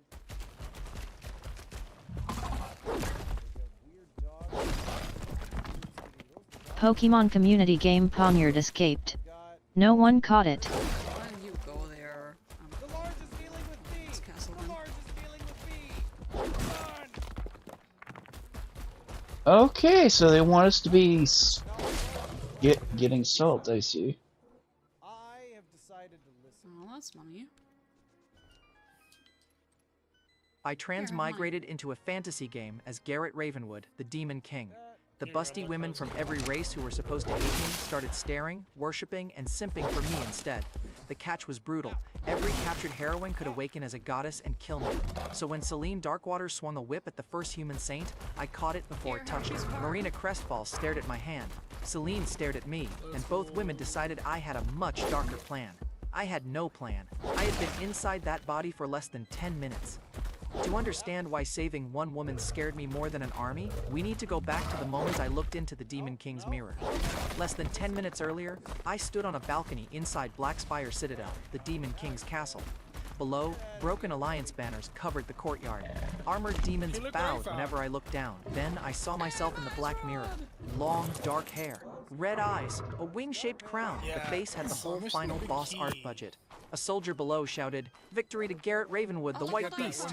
My stomach dropped. The previous night, I had been a normal guy at a computer. I had opened an unfinished game called Captives of the Demon King. Now I was its doomed villain. The game rewarded Garrett for capturing saints, princesses, queens, and magical prodigies. Those women made his empire stronger. Then they awakened as goddesses, joined the heroes, and erased him. I remembered one ending screen clearly. 6 wings opened above Garrett's throne. The next image showed his crown split in half. The game called it Divine Justice. I called it Useful Advance Notice. My memory was incomplete. I had skipped plenty of lore because, in my defense, the combat looked better than the reading, but I knew the rule that mattered. If I followed the original Demon King's lust-driven route, the women around me would eventually kill me. So I made my first decision in Ravenreach. I would survive without becoming the monster the game expected. A dark elf guard rushed onto the balcony and knelt. "Your Majesty, Commander Celine has captured an important prisoner." Of course she had. The heroine route had already started. I turned toward the nearest hall with the confidence of a man who owned the building. The guard cleared his throat. "Your Majesty, the throne hall is the other way." The door I had chosen led to the kitchen. New personal record. I had nearly exposed my transmigration because I walked towards soup. I corrected course without changing my expression. I was checking whether the kitchen remained secure. The guard bowed harder. "Your caution is unmatched. My failure had already become genius. That problem started early." Down in the Citadel dungeon, Celine Darkwater was bringing me the first captive. Celine was my adult dark elf commander and intelligence chief. She had silver hair, dark skin, pointed ears, fitted black armor, and enough confidence to wear a coiled whip-like jewelry. She also looked unfairly good in that armor. Look, I had inherited a doomed villain's body. I was still allowed functioning eyes. Celine dragged an adult human woman from the cell and forced her down. "Move, holy woman. His Majesty dislikes her." The prisoner raised her hand. White and gold church armor framed long blonde hair and a face offended by the entire demon race. That was Marina Crestfall, the Radiant Church's most holy saint. I learned later that Marina had allowed herself to be captured. The stolen Sunward staff was inside my citadel, and she had hidden most of her holy power to recover it. Gutsy plan. Also the kind of plan people make before meeting Celine. The dark elf tapped the whip against her boot. "His Majesty has broken stronger saints than you," Marina answered. "Then he can try." Celine smiled like Marina had improved her evening. At that moment, I knew 2 things. Marina was the easiest heroine to corrupt in the game. She was also the 6-winged executioner who killed Garrett in one of the fastest endings. A black flash swallowed both women. They appeared in my throne hall, with Marina on one knee and Celine behind her. "Bow properly," Celine ordered. Marina stood instead. I bowed to the divine. "Your master can survive the disappointment." The whip uncoiled across the floor. I had been emperor for minutes, and my first meeting had already become workplace violence. Marina looked up, ready to see a beast. Then she saw my face and lost her next insult. Her eyes moved from my crown to my shoulders, then returned to my face. She held the stare 1 second too long. Marina recovered badly, so the white beast hides behind a handsome shell. Celine noticed the stare too. "Mind your eyes, Saint. You're in the presence of the Demon King. I'd rather go blind," Marina snapped. She kept looking. "Yeah." The saint who hated demons was checking me out. I leaned back because standing felt dangerous. Marina's future goddess route knelt a few steps away. Celine watched my next breath like sacred law. One wrong order could create 2 different disasters. Celine stepped beside the throne. Your Majesty, I prepared several methods. Mind control will make her obedient. A drug will make her cooperative. If you prefer resistance, I can begin with the whip. Marina's jaw tightened. Celine still raised the whip. I kept my voice cold. I don't need drugs, mind control, or torture. Celine's smile vanished. Marina blinked. Celine recovered first. Of course! Crude methods would bore you. She had turned the correct answer evil again. Impressive, Marina glared. Then what do you want? Want you alive? Her cheeks warmed. Suspicion hit harder. You expect gratitude for delaying your disgusting plan? Celine snapped. You should be grateful he noticed you. The whip shot forward. I moved. My hand closed around the leather inches from Marina's shoulder. The crack died in my fist. The leather pulled tight between us. Celine had enough strength to tear armored men off their feet. My arm did not move. Her boots slid half an inch across the stone. Marina saw that. The guards saw it too. 2 of them lowered their weapons without receiving an order. One guard had smirked when Marina refused to bow.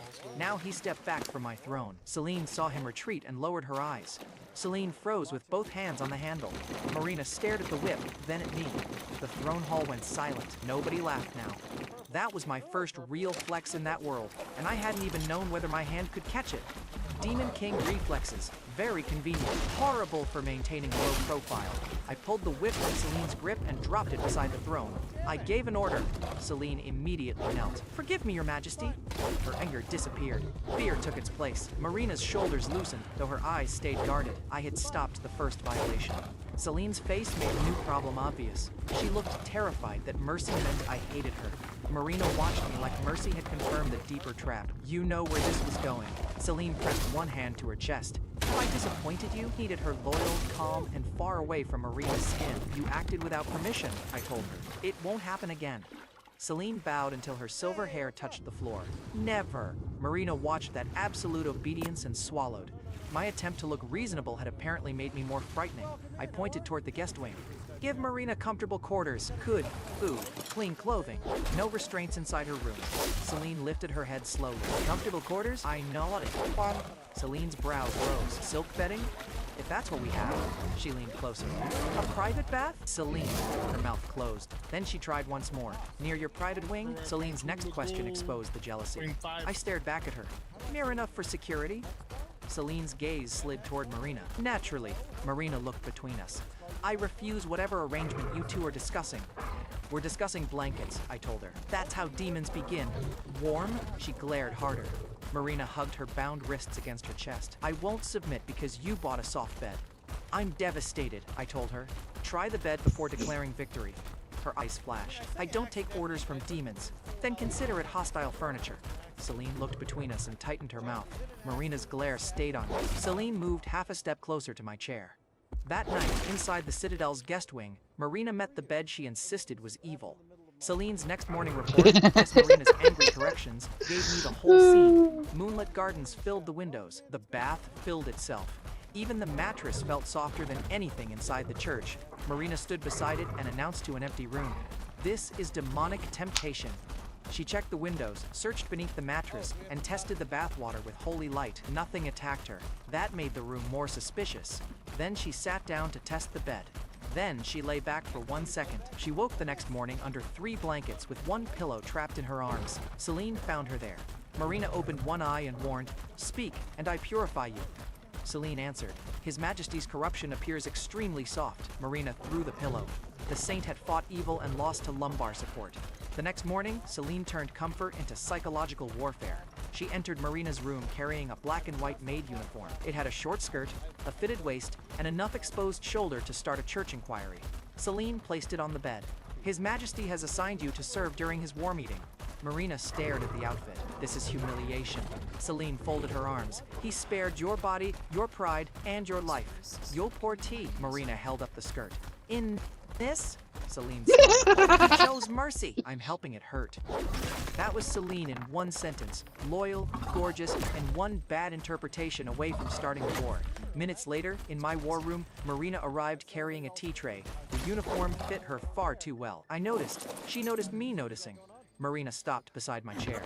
Are you finished inspecting the church's defeat? In my defense, I told her, the uniform was winning the argument. Her face turned. Celine stepped between us so smoothly she nearly became furniture. His Majesty was checking for hidden weapons. Marina looked down at the amount of backup available. Where would I hide one? I lost that round and focused on the table. Keeping Marina close had a purpose. A dungeon would harden her hatred. A harmless roll gave me time to redirect her route. That logic lasted until I asked her to stand beside my chair. Marina's grip tightened around the teapot. You expect me to perform beside the table? I expect. Holy shit! That's what you're calling it? Before I could prepare the sentence, the war room doors opened. Duncan entered carrying a map case. He stopped after one No, second. my train! Revealing maid uniform. You butt Celine stood fucker! behind my chair with one hand holding a sword. I was holding an empty teacup like evidence. Duncan lowered his eyes. I can return later, Your Majesty. No, I told him.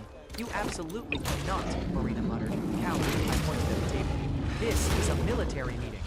Duncan opened the map and pretended it was like honestly, it probably did. He placed one finger on Ironhold Fortress, the strongest Crown Alliance position in the Western God Front. fucking Our damn it. next invasion route is ready. I recognized the route immediately. It was the exact scripted victory that pushed Marina toward her goddess awakening. I had protected the saint from one whip. Now my own army wanted to conquer the fortress that would help her kill me. At the same war room table, Duncan spread the Ironhold map beneath my hands. Marina's maid uniform had already turned tea into a scandal. Now Ironhold threatened to push her heroine route toward my execution. Duncan tapped the Western Road. Our army can break Ironhold with the main legion. Commander Celine recommends a direct assault. Celine stood behind him, still watching Marina whenever the saint moved near me. A clean assault will break the Western Plains. A clean victory would Butt push fuck. Marina one God step damn, that closer to fucking killing me. irritates the hell In out the of me. game, Ironhold was the next scripted conquest. Once my army controlled the fortress and half the Western Plains, Marina's heroine route gained enough pressure to start her goddess awakening. I needed my army to lose. My throne made every order final, and my subordinates treated every bad idea like hidden scripture. I leaned over the map. We won't use the main legion. Duncan's hand stopped above the route. Then which force will lead? Celine glanced at him. The Western Frontier Legion has been asking for a chance. Duncan's face tightened. That unit had old armor, fresh recruits, and a siege cart that barely rolled straight. Marina saw his reaction. Even your commander knows this is madness. Duncan looked at her maid uniform, then decided his career was already suffering enough. The saint is correct about the unit's condition. That was the nicest way anyone had ever called my plan garbage. I remembered his game route. In the game, Duncan Harrowell eventually betrayed the original Garrett for an underworld lord. That was route memory, not proof Duncan had done anything yet. Still, I had a possible future route traitor and an impossible fortress in the same room. So I put the possible future traitor in command.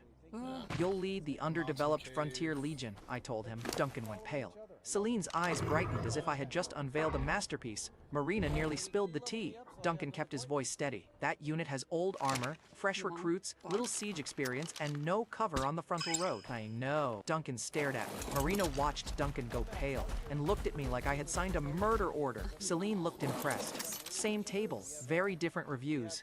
Look, I need you to understand how bad that order sounded. I had basically promoted the man into a funeral, he swallowed. May I ask why? I had no real answer beyond please fail and preferably take your betrayal route with you, so I gave him a Demon King answer. Ironhold is an empty fortress. Marina turned so fast the teapot rattled. Duncan frowned. Our scouts report a full garrison. Your scouts counted bodies, I told him. They didn't measure readiness. That part was a Pokemon bluff. community A game. A confident wild bluff, which is apparently Pidgeotto the appears. dangerous Catch kind. it using Celine studied the Poke map. Catch. You believe Winners their revealed in strength is 90s. staged? I looked at her. She had built my explanation for me. Exactly. Duncan's posture tightened. When do we attack? In 3 days. His eyes widened again. Broad daylight, I added. Marina finally slammed the teapot down. That's suicide. Celine's hand moved toward her sword. The prisoner wasn't invited into strategy. I lifted one finger. Celine stopped. Marina pointed at Ironhold. The walls are reinforced with dwarven runecraft. Their alchemical cannons can tear through a demon formation before it reaches the gate. The room went quiet. Marina heard her own words and froze. She had tried to scare me away from the attack. Instead, she had just told my commanders the fortress's most important defensive secret. Duncan looked at the map again. Celine looked at Marina with new interest. I looked delighted because every detail made my failure plan safer. Cannons on the walls, I said. Marina's eyes narrowed. They'll have clear targets. He took one angry step closer. The front Why, gate is hello covered then. from both towers. Even flying troops can't approach. Oh, that the fucking entry tech Rex. crossfire. Fuck. Better. Her mouth opened. Marina's stare accused me of pulling the Coordinates information locked. from her mind. Time to Celine teleport. reached that conclusion out loud. His Majesty already knew. Allowed you to confirm it. Marina stared at me. You searched my memories. I kept my face still. You volunteered the information. That doesn't answer me. It answers enough. She hated that line. Duncan loved it. His fear turned into Pokemon the community careful game focus of a man Pidgeotto convinced a escaped. short path existed. No one caught 3 it. days, broad daylight, Frontier Legion. Yes, and if I fail, met his eyes. Don't. Teleport The commander bowed now. like I had given him a test. I thought I had given him a grade. Celine watched Duncan leave and whispered, "A beautiful move, Your Coordinates Majesty." confirmed. I picked up the Teleport tea Marina complete. had nearly weaponized. We'll see. Marina leaned close enough for only me to hear. When those soldiers die, their blood is on you. Marina was right. My plan could kill soldiers who had done nothing except obey me. I signed it anyway. The ink dried. Outside the citadel, those soldiers started marching because I wanted one dangerous commander gone. 3 days later, outside Ironhold Fortress, Duncan's undertrained legion entered thick coastal fog. I wasn't there. Duncan's report and 2 later eyewitness accounts gave me the whole disaster. Torin Bramble, the adult Minotaur commander attached to Duncan's force, could lift a siege cart by himself. Thinking was another matter. Torin stared into the fog and told Duncan, "Minotaurs prefer plans with fewer thoughts." Duncan answered, "So does our emperor, apparently." That was brave, quietly brave. The rejected conventional plan had originally come from Nicole Varden, an adult Crown Alliance strategist captured near the border. Duncan dragged her from the prisoner wagon because he needed someone to explain why my nonsense might work. Nicole's wrists were chained. Her voice stayed steady. Duncan placed the 3-day order in front of her. "Make this plan survivable." Nicole read it once. "A frontal assault in daylight?" Duncan nodded. "Yes." She lifted her chained wrists toward the order. "With an undertrained legion?" "Yes," Duncan answered. Nicole looked toward the fortress. "Against Ironhold?" Duncan rested one hand on his sword. "Your next answer decides whether you leave this tent. Pressure makes some people panic." Nicole became employed. She asked when the annual Dwarf Wine Festival began. Torin scratched one horn. "Go to..." Nicole then pointed toward the coast. Ironhold's valley trapped morning fog during that season. She asked for the fortress calendar. The annual wine festival filled the page. Nicole tapped the date. "The princess won't cancel this. Dwarves consider the first barrel sacred." Torin nodded with deep respect. "Correct. The cannon crews will rotate through the courtyard," Nicole continued. "The commanders will still be sober enough to feel safe. That's worse. They won't clear the celebration until they see an army." Duncan looked outside. The fog had already swallowed the nearest banner. Nicole's voice stayed level. "No sane commander attacks before noon." His Majesty ordered daylight. He never specified noon. My 3-day deadline had landed on the one morning their discipline would be weakest. I hadn't known any of that. Reality had rolled perfect luck for the idiot holding the crown. Nicole slid the order back to Duncan. "Attack exactly as written." Duncan searched her face. "You believe His Majesty predicted the fog and festival?" Nicole looked toward the white wall outside the tent. "I believe he gave us one chance. I'd rather use it before he asks why we wasted it." That was enough. Duncan raised his sword and sent the legion forward. Inside Ironhold, the Dwarf Wine Festival had already won its first battle. Barrels filled the courtyard. Musicians blocked one stairway. Half the cannon crews were celebrating below their towers. Colette Ironwood was the adult dwarf princess commanding the fortress. She stood on a banquet table with a tankard in one hand and a command baton in the other. Colette was a grown woman, a royal smith, and currently drunk enough to declare herself taller than the battlements. The Ironhold Grand Marshal pushed through the crowd. "Princess Colette, fog is covering the western road." Colette lifted her tankard. "Then the road can drink with us." A horn sounded outside the wall. The marshal grabbed the baton. "That's a demon assault." Colette sobered by one painful degree. At noon, the first slime soldiers reached the outer trench unseen. Ironhold's cannons could have shredded them. The nearest tower had no crew. Another cannon had been stripped for festival decorations. The third fired once, recoiled sideways, and smashed its own loading platform. Beautiful engineering, terrible timing. Duncan's legion crossed the killing ground before the defenders understood the attack was real. One sober cannon crew finally reached a tower. They aimed into the fog and found their own soldiers retreating across the field. The crew hesitated because firing would hit their own people. Duncan used that delay and drove his troops forward. Nicole's desperate theory had just become a battlefield advantage. The Grand Marshal ordered the gates sealed. Torin hit them with the siege cart. The first strike cracked the bar. Torin stepped back and grinned. "This plan has fewer thoughts now." The second strike snapped it. Demon troops flooded the lower yard. Colette jumped from the table, drew a rune hammer, and knocked a line of soldiers backward. Her people rallied around her for several seconds. Then a slime wrapped both her boots. She swung down and split it. A second slime caught the hammer. A third climbed her back and pinned both arms. The princess disappeared beneath a wobbling pile of blue monsters while screaming threats against my bloodline. Duncan reached her moments later. He expected a final trap. Colette spat slime from her mouth and promised to melt his armor into cups. Duncan looked at the empty cannon towers, the broken gate, and the captured princess. Then he bowed toward the distant east, where the citadel stood beyond the fog. That bow treated every ugly detail like part of my plan. Ironhold fell before the festival ended. Back at the citadel, I was eating cake with Marina when Celine delivered the report. I had chosen the cake because I expected good news. Good news meant Duncan was retreating, Ironhold still stood, and one remembered betrayal route had solved itself. Marina watched me cut the top layer with a knife. Celebrating already? Preparing, I told her. She glanced at the dark frosting. You cut the fortress symbol before your army even arrives. It was a square piece of cake. Marina had turned dessert into military prophecy. I took a bite. You should eat something. Marina folded her arms. I won't share your conquest feast. You lost to a mattress yesterday, I reminded her. Her stare sharpened. The mattress used sorcery. Of course, I told her. The doors opened.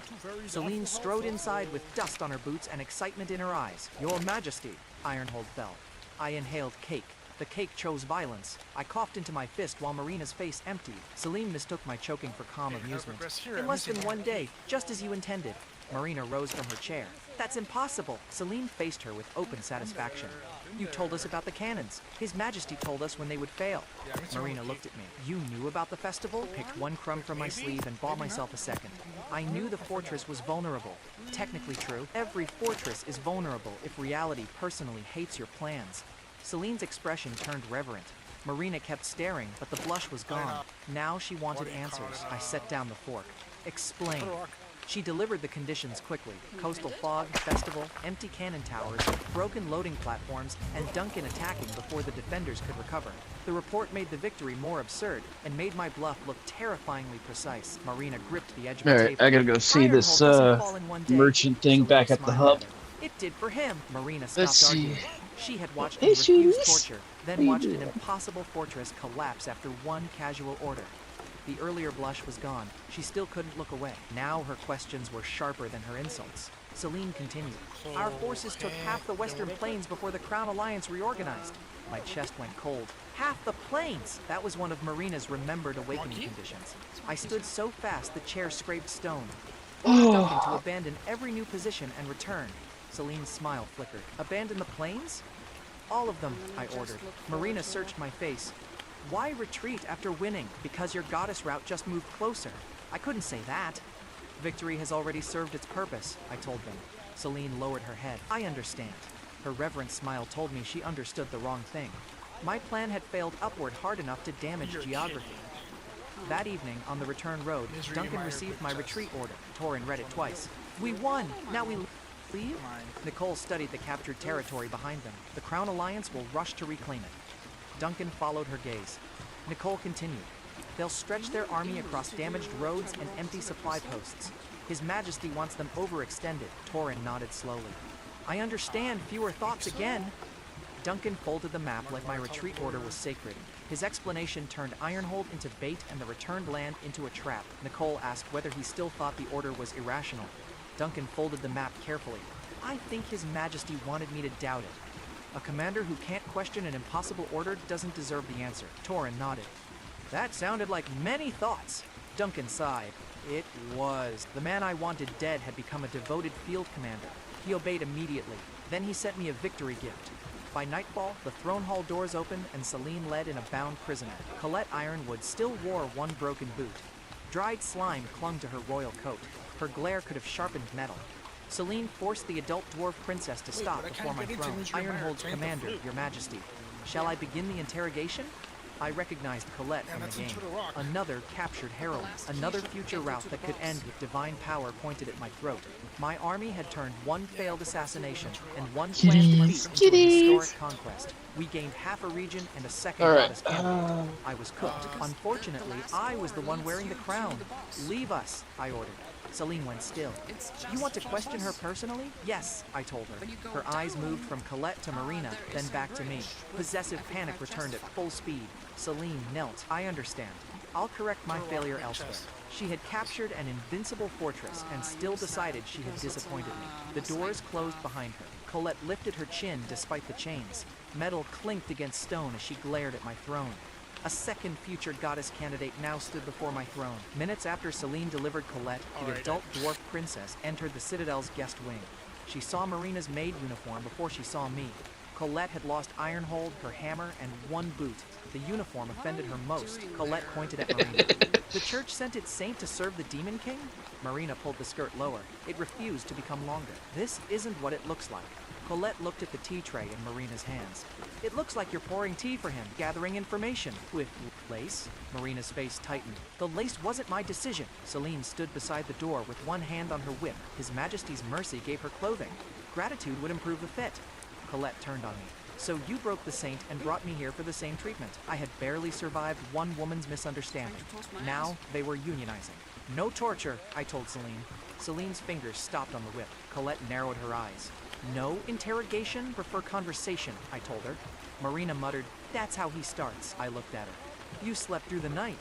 The mattress was enchanted, Marina insisted. Colette's anger cracked for half a second. Colette's mouth twitched. That small crack in her anger was enough.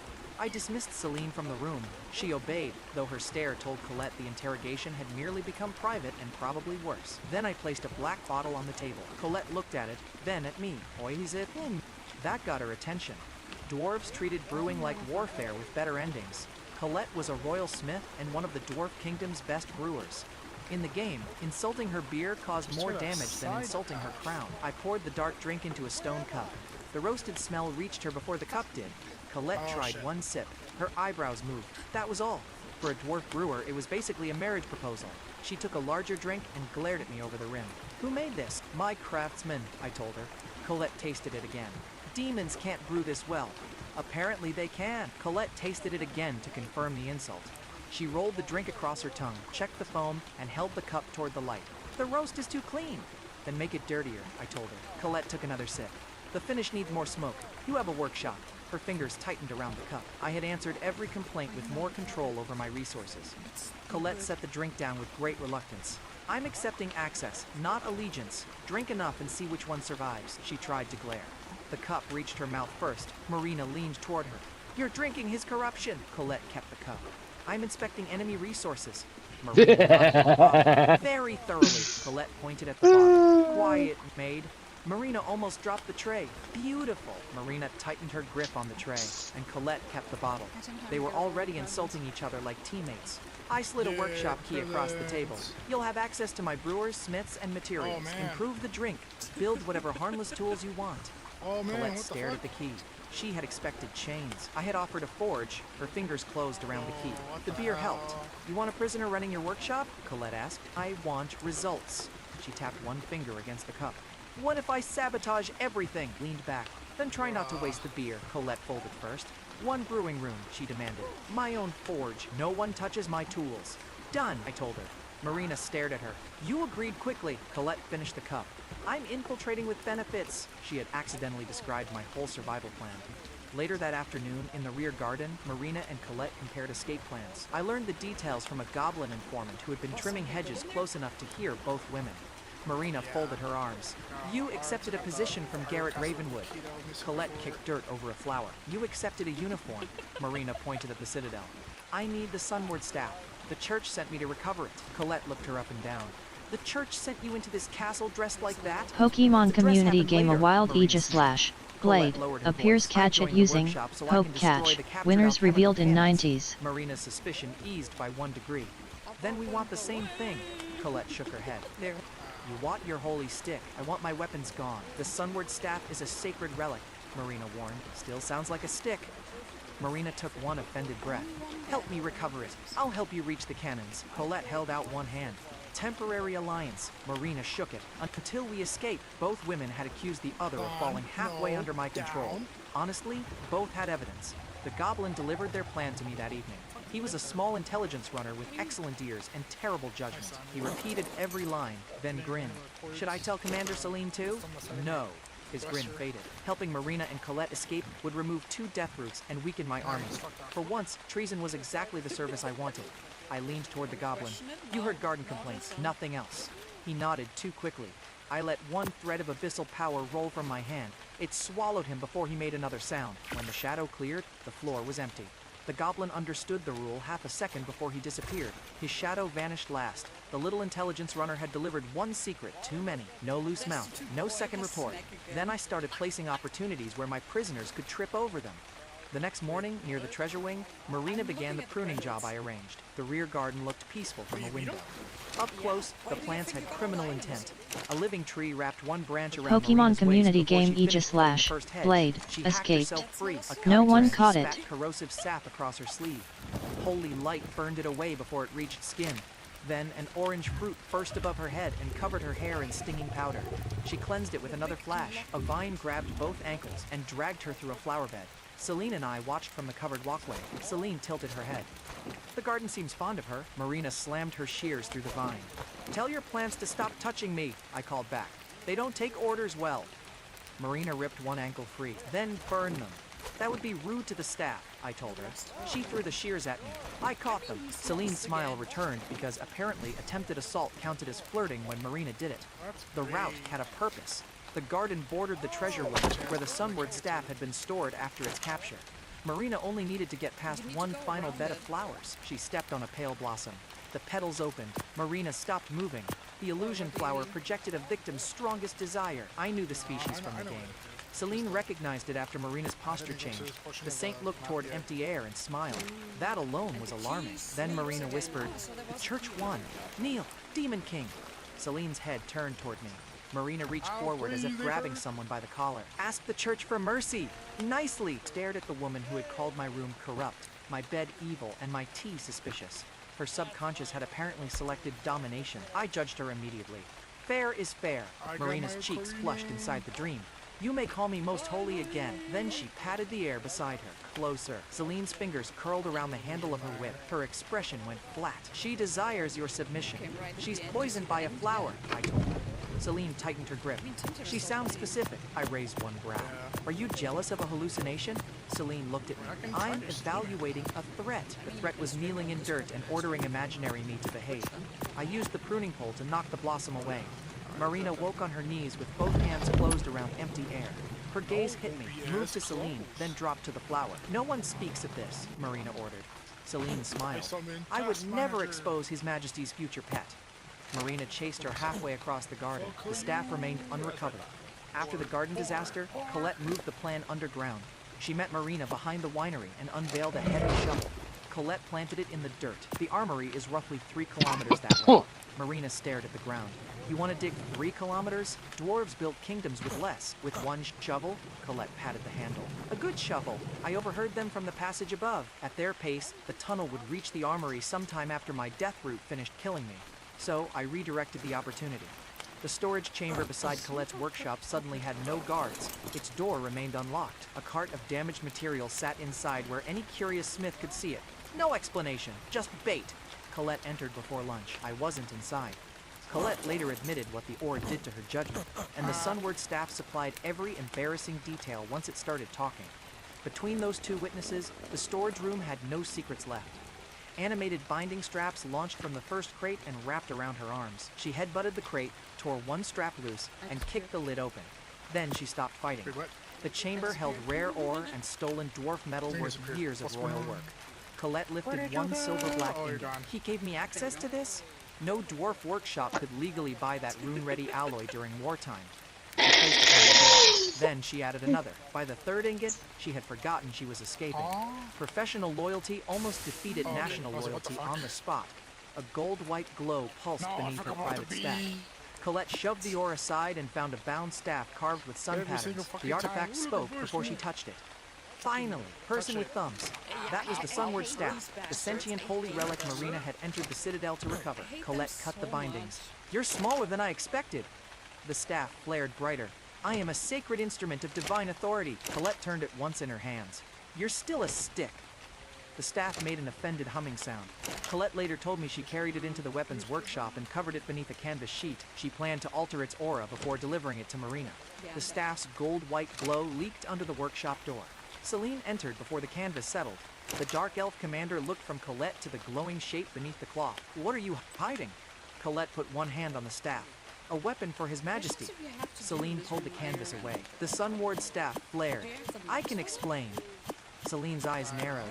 That belongs to the church. Colette grabbed the staff with both hands. I'm melting it down! The relic screamed. Then it started confessing. It promised names, hidden records, and every embarrassing church secret it knew. The words came so fast that Celine took one step back. The staff lost every shred of dignity in under 10 seconds. Colette kept her face serious. Useful material. Talkative, though. Celine considered the terrified artifact. Then she smiled. His Majesty may enjoy hearing it beg. The staff dimmed in horror. Celine left without taking it. Colette waited until the door closed. You owe me, the staff answered. I owe you silence. That can be arranged with a furnace. The relic immediately cooperated. By evening, Colette had covered its holy markings, folded its aura into the new shell, and attached a broad metal head. She carried the result into Marina's room. Marina looked up. You found it? Colette presented a shovel. Marina stared. The shovel sprayed a thin stream of water across the carpet. Marina jumped back. Why does it do that? Colette nodded. Portable cleaning. She twisted the handle again. The shaft vibrated hard enough to knock a cup sideways. Marina stared at it. Why does it do that? Colette answered. Muscle recovery. The Sunward staff groaned from inside it. I was once carried before kings. Colette patted the metal head. Now you dig, spray, and massage. Marina looked genuinely wounded.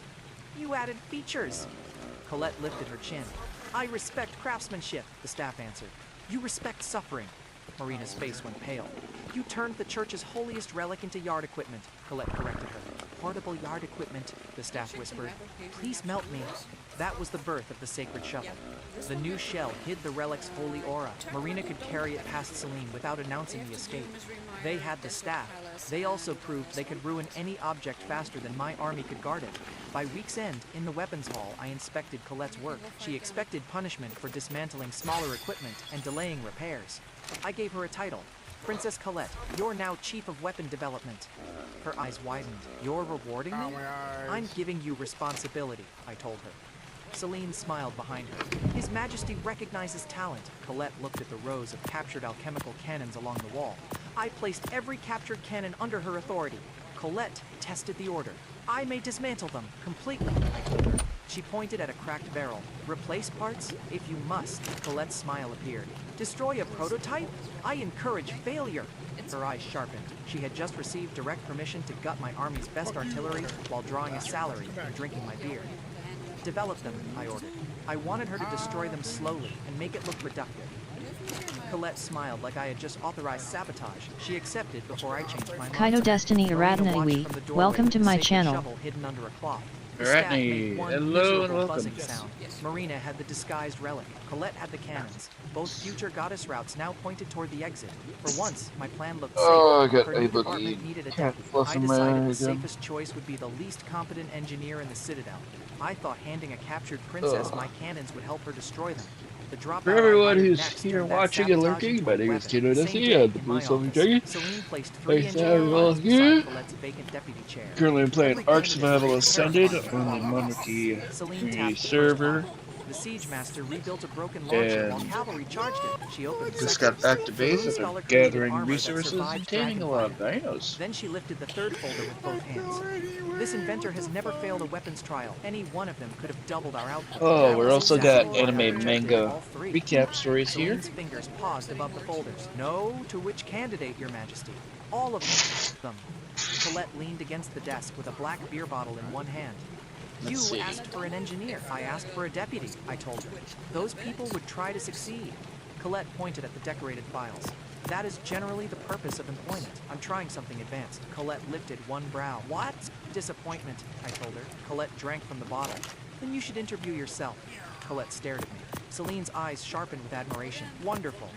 Colette looked at me like I was insane. Celine looked at me like insanity was strategy. I needed someone who could help Colette dismantle the captured cannons without creating anything useful. So I asked Celine for the least productive engineer the Citadel had ever trained. She found one immediately. Giselle Quenby was an adult demon engineer who had spent 2 years at the military academy without producing a single approved weapon. She had failed her final review, avoided every combat assignment, and filled her record with complaints about violence. Beautiful! I had finally found professional failure.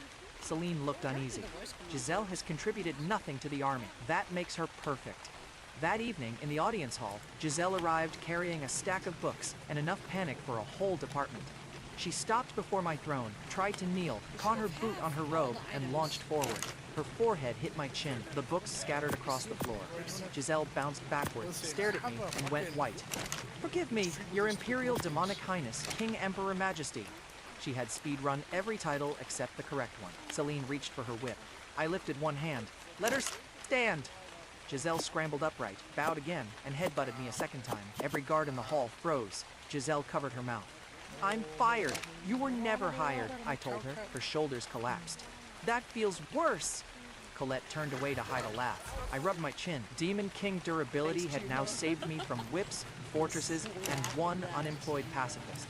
"Giselle Quenby," I said, "you're being appointed deputy engineer under Princess Colette." Giselle's hands dropped. "Deputy weapons engineer?" She backed away from the throne. "I can't accept." Celine's whip moved again. "His Majesty offered you status after you struck him twice." Giselle hugged the books to her chest. "I hate weapons. I hate killing. Every race keeps building larger tools to solve the damage caused by the last tool." Her voice shook, yet she kept talking. "I joined the academy to design shields and rescue machines. They wanted siege weapons. I refused." Celine's expression turned cold. "Then your refusal ends here." I stopped Celine before the whip cleared her belt. Giselle's pacifism was the best qualification in the room. I only needed to make the job sound moral enough for her to accept, so I improvised the worst sentence of my new life. "I'm a pacifist too."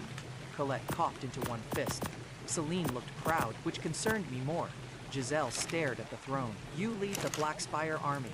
"I inherited a war," I told her. "I want it finished."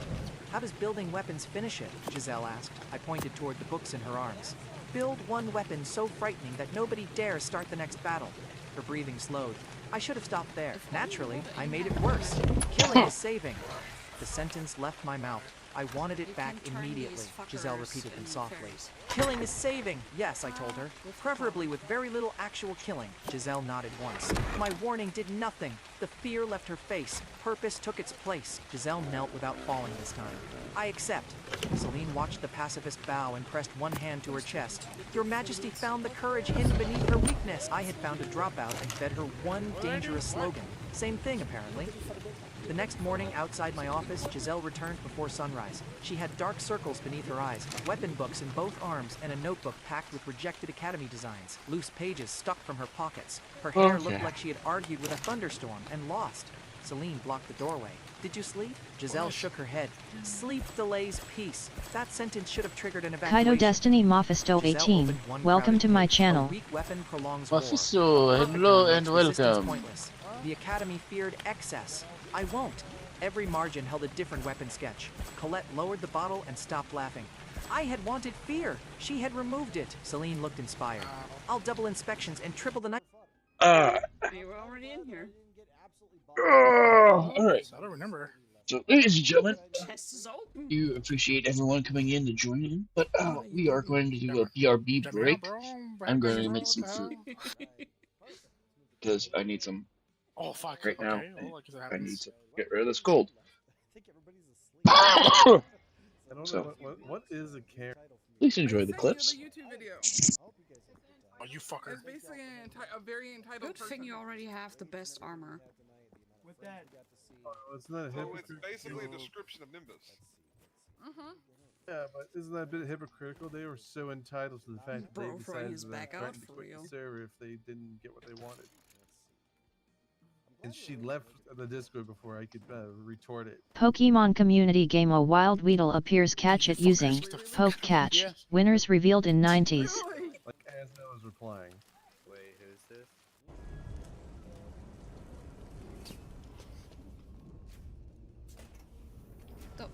Don't. Don't. Go through the room first and open the other lower, because you need to do them all in one go. They stay how they are. Okay, shit gets out of my way. We need to light all 4. They constantly come back. I do back another time. He needs your help to make him alive again!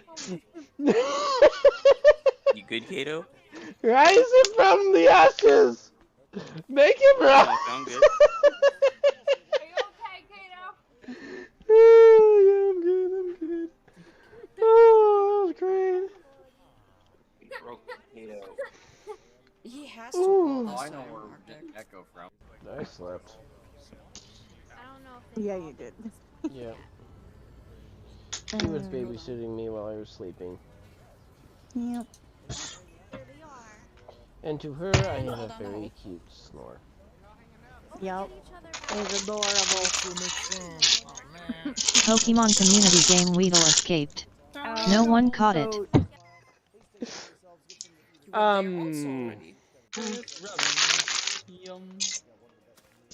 did they open because they finished? There's a little wise ass who's in that.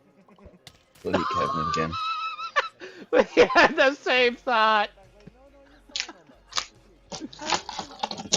Take aim and fire! It's like, the I let little the AC numbers are run too calculating long. in my head. It's like, Now! Who's after that guard booty? You just need the crystals. Why didn't you go Oh, up? okay. I mean, in the room before. Why didn't you just go up?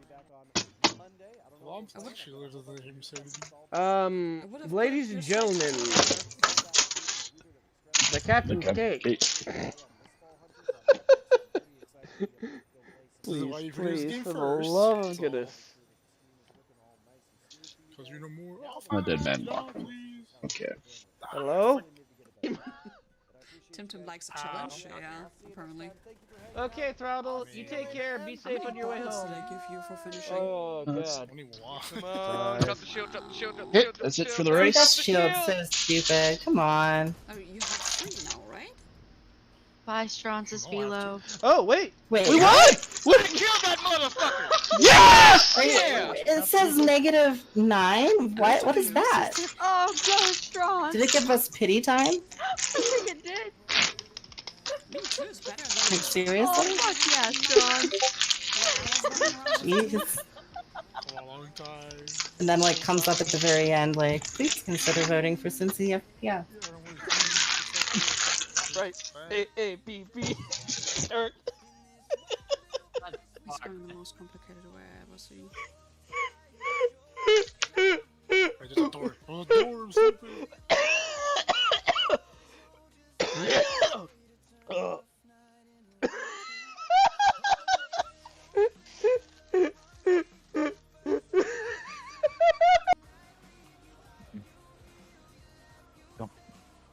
You're making me laugh. Okay. Some quick food here. He got killed by a duck! 5:45 a.m. Monday. Now there's a button under that skull. What'd you do to piss off a little duck? Ow. Ow. Ow. Ow. Hesperornis. A little ducky duck. Twitch.tv/Flow of Yava. Lazy Waters said, Fortnite sounds like an acid trip. Like, how do you explain to someone Master Chief killed John Cena with a 12-gauge shotgun? Yes! Yes! Oh, someone clip that, please. That came out perfect.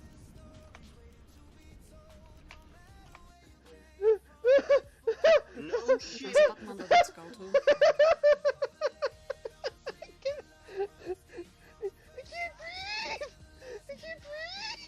Damn! I didn't think Kaito's voice could get that high.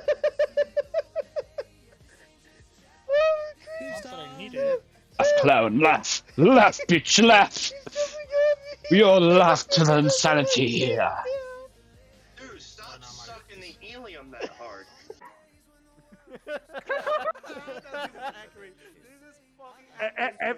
Everyone buy the OnlyFans? Oh yeah. Wait, yes, Dad. Oh, I'm sorry. What the hell? What the hell? What the hell? That's gonna get us banned. It's gonna get Kaito.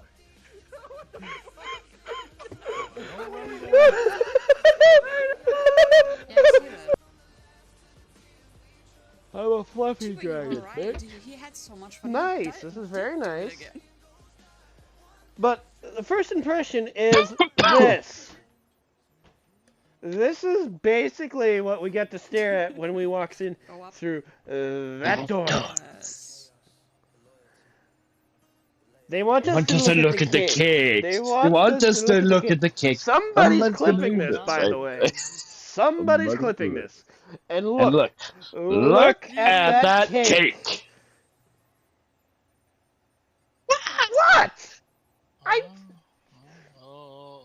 You would stare too. You would stare too, unless you're gay. Money? Yeah, I'll take it. But they weren't staring one bit, so they must be There's gay. gonna be clips after this. Solosis escaped. God damn, it is hard to breathe. I see. Oh, let's see.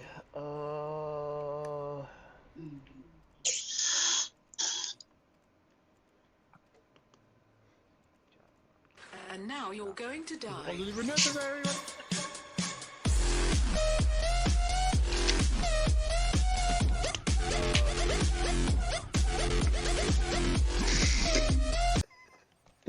Yep.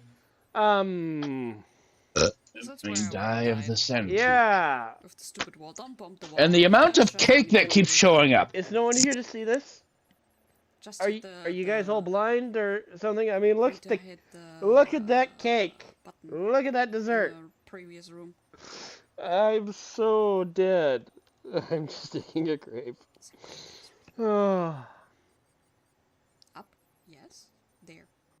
Look, it's Venomous Nix. They were playing Dead by Daylight. Go check them out and give them some fluffy cheers and support. Venomous Nix at https://twitch.tv/VenomousNix. Venomous Nix said. Walks no. into it. Oh man. Oh, what's over here? Oh, look at that thing. Yes, Nix. Yes. Money. You deserve it. You don't need the money. Bullshit. We've acted like this since I was 20. So it's been 10 years we've been acting like this. So ha! Yeah? It's a relationship show. We lived together since I was 18, but we've been dating since I was 18. Okay, my bad. It's been 9 years. Ooh. Nacho cheese flavored chips. Mer. Oh, the ladies and gents be going, ooh, for the lay. That Leon butt. Give me that butt. I don't think they ever stop. Yeah, I'm starting to see that. Oh, I got freezing breath. Oh my god! I almost threw my controller. No, the ghost finally got face into Kaito and came at me. Yeah, the guys at the time, they enjoyed that laugh. Me, I did not enjoy it because controller. Or got killed by a duck. You have half magic, unlike me. I just died. To a duck. Your ass is cursed, mine isn't. You got killed by a duck. Oh.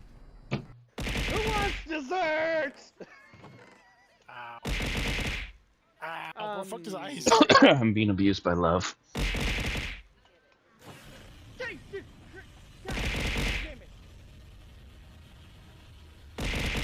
Why am I being bullied so fucking hard and early in the stream? Holy crap! How many points do you fucking have? I got about 50,000. Oh my god. Hypno's abusing me!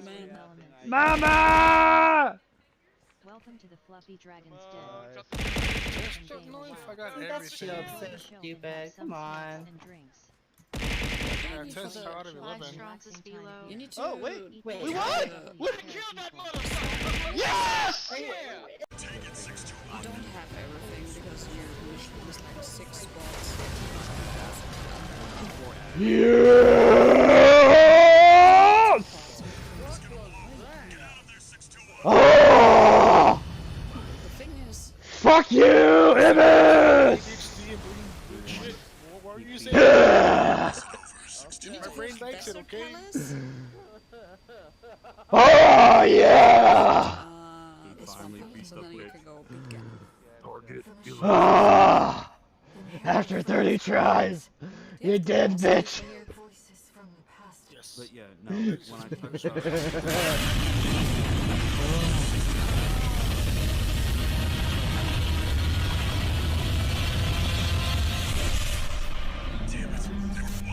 so you can open the I don't know boss what chest, is the a boss's one I check, sent you the YouTube video. and then you still miss one thing. It's basically a very entitled person. With that. Oh, it's not Well, it's basically a description of Nimbus. Yeah, but isn't that a bit hypocritical? They were so entitled to the fact that they decided to threaten to quit the server if they didn't get what they wanted. And she left the Discord before I could retort it. Did she completely leave the Discord? Yeah. Yep. Did you Really? take the pots? As Because I there's was a key replying. underneath them. Wait, who's this? Normally. I should have gotten it, because, wait, why do you still say I'm missing a key? What? Alright. I don't know I got the if you got food, I already got in the front of the boss or numbs, not. got more No, you insanity. gave me a key for here. Ow. I gave you the boss key. Yeah. I wonder if it works on other things other than, Oh, that's a shelf. I can't do that off the shelf. You have to check if you can go. Fish. You missed a key. Or just a boss key.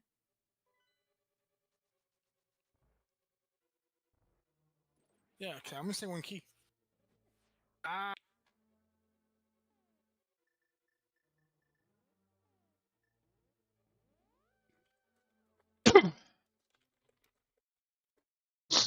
Alright. So now I need to learn things. You actually missed 2. Theoretically. And both are in Turtle Rock.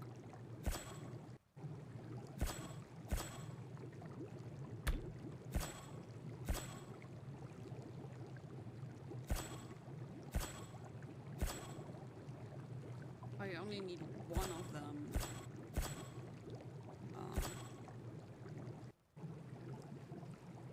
So there's one swamp key in the sewers in your world? Oh, it's your world. Not in my world. You have everything from my world. Everything is, that remains is in your world. And both Desert Palace keys that you're missing are in Turtle Rock. One is in Roller Room, and one is in Pookie 2-key Drop.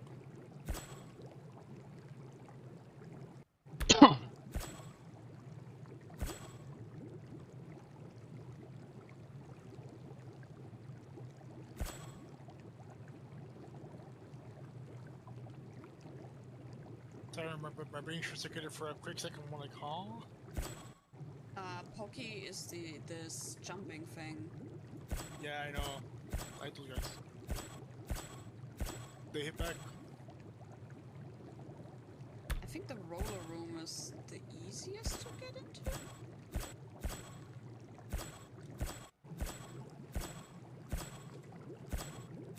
Pokemon community game A Wild Kakuna appears. Catch it using Poke Catch. Winners revealed in 90s.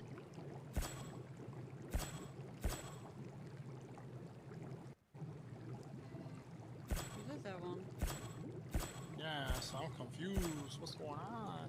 You need to go to Turtle Rock.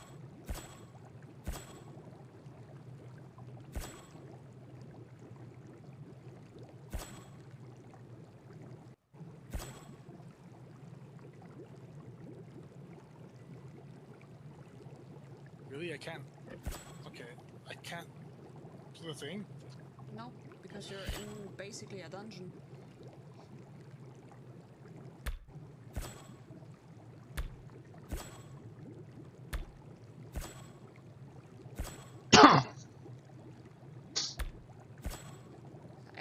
I think I know where you have to go for the key that you need.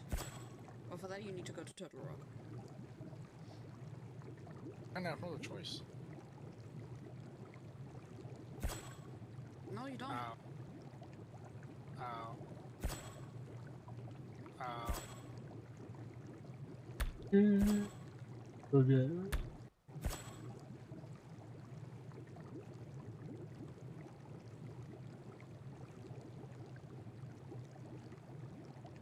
Pokemon community game Kakuna escaped. No one caught it. Yeah, that's the downside of beating Aghanim, more enemies.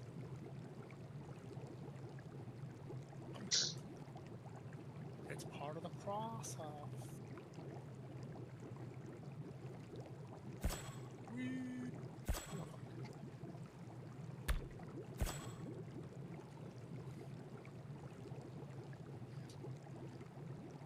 Face stupid. Fuck you.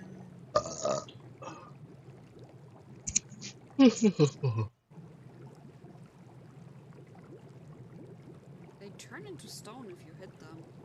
I know, I want the fairy though. I can go kiss ass.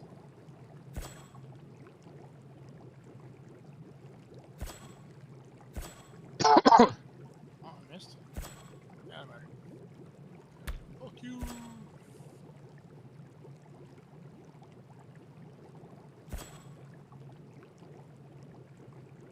Wink.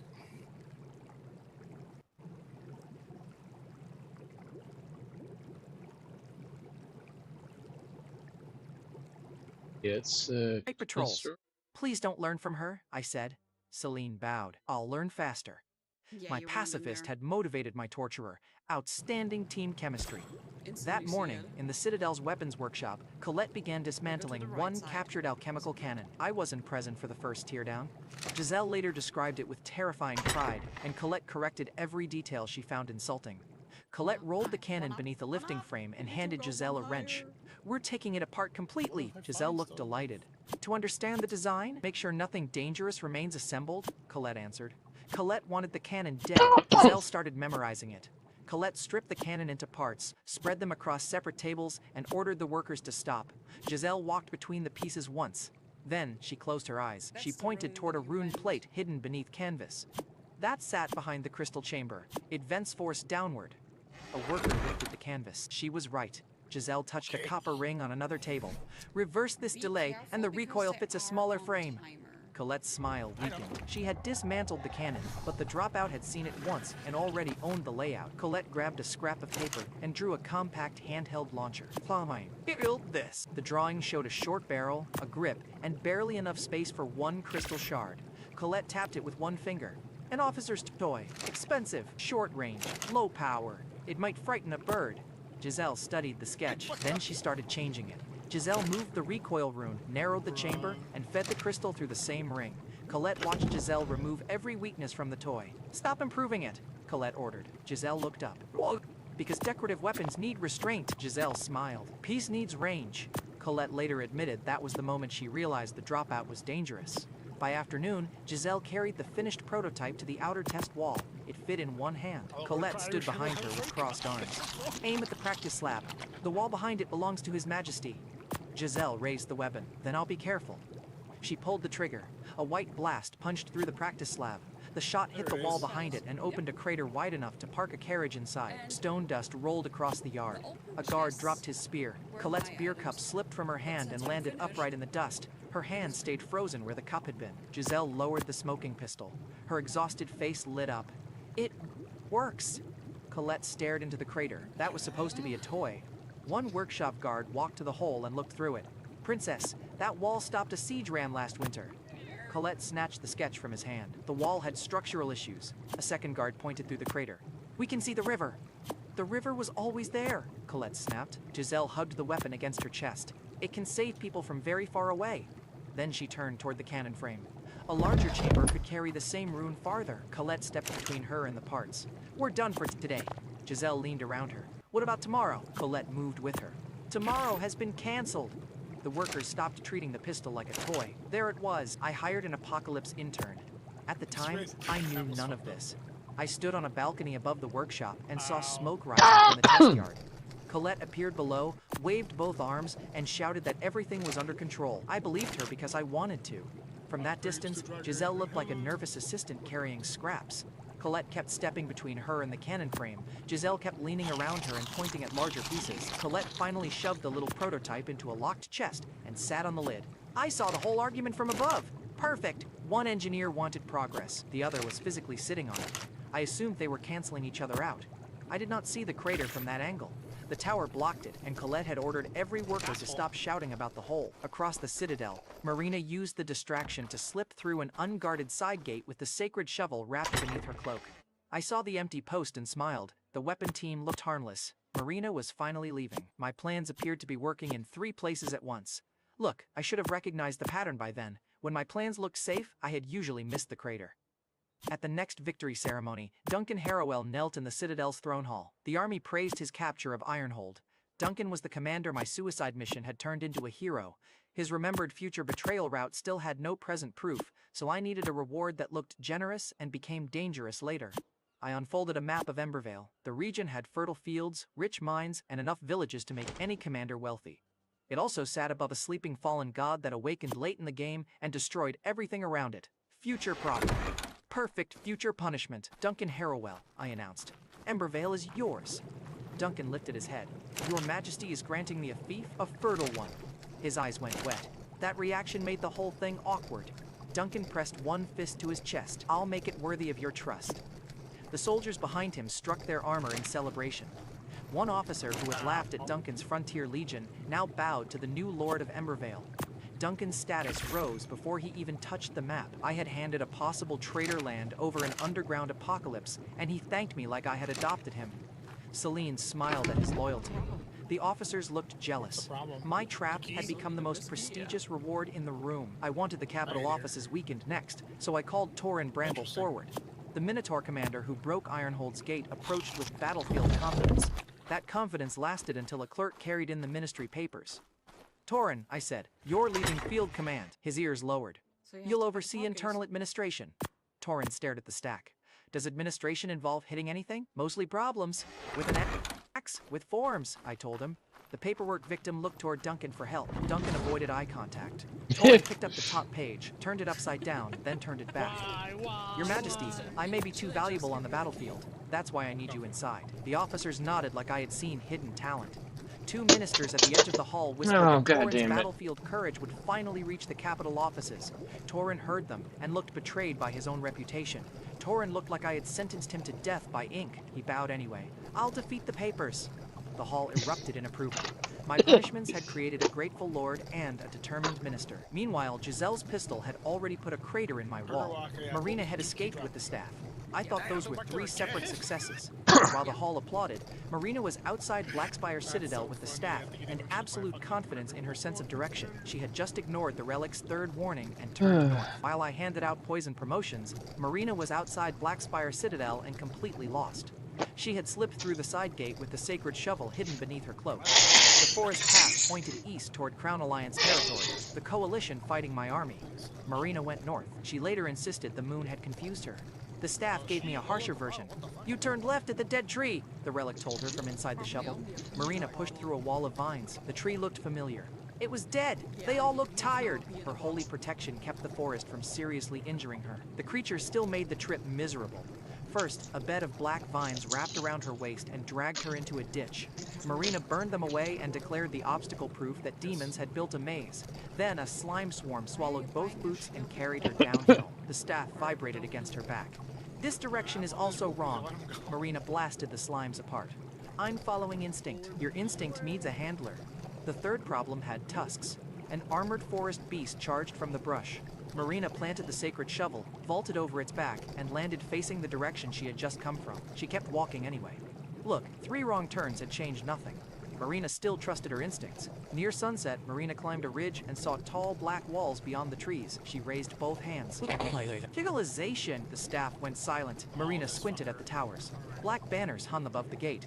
My enormous statue stood beside the road. She had made one full loop around the forest and returned to Blackspire Citadel. The staff spoke carefully.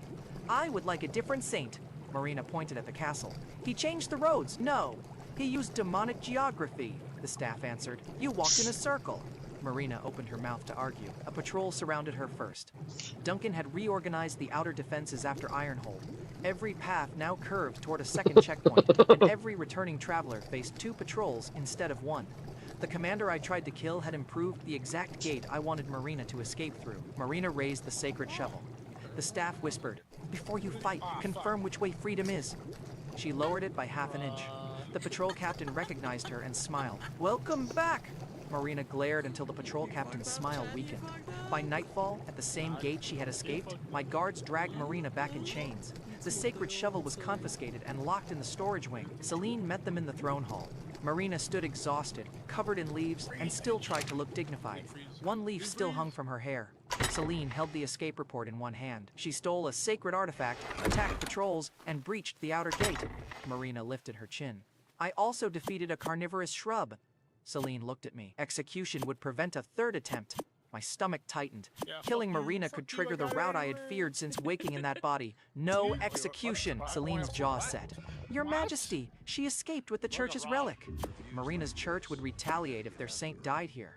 Celine's grip tightened around the report. Celine lowered the report. Then let me break her legs. Marina glared at her. The 2 women were about 3 seconds from fighting in my throne hall. I stood. Return Marina to the dungeon. No one touches her without my order. Celine bowed, though disappointment tightened her shoulders. As you command. Marina looked at me through tangled blonde hair. Your mercy keeps finding new chains. She was right. Every escape route I created had failed. Guards found her. Plants attacked her. The woman could get lost inside a straight hallway. Delegation was cooked. I needed to rescue my own prisoner from my own castle. So I announced that the Demon King was entering seclusion and ordered everyone to stay away from my private chambers. That excuse would become a bad habit later. Inside the sealed room, I changed my appearance and suppressed the abyssal pressure around my body. The Black Knight disguise could hide my demonic traits beneath a human face, dark armor, a hood, and a metal half-mask. The limit was simple. Obvious Demon King power could expose me. I had to fight my army while looking merely impossible.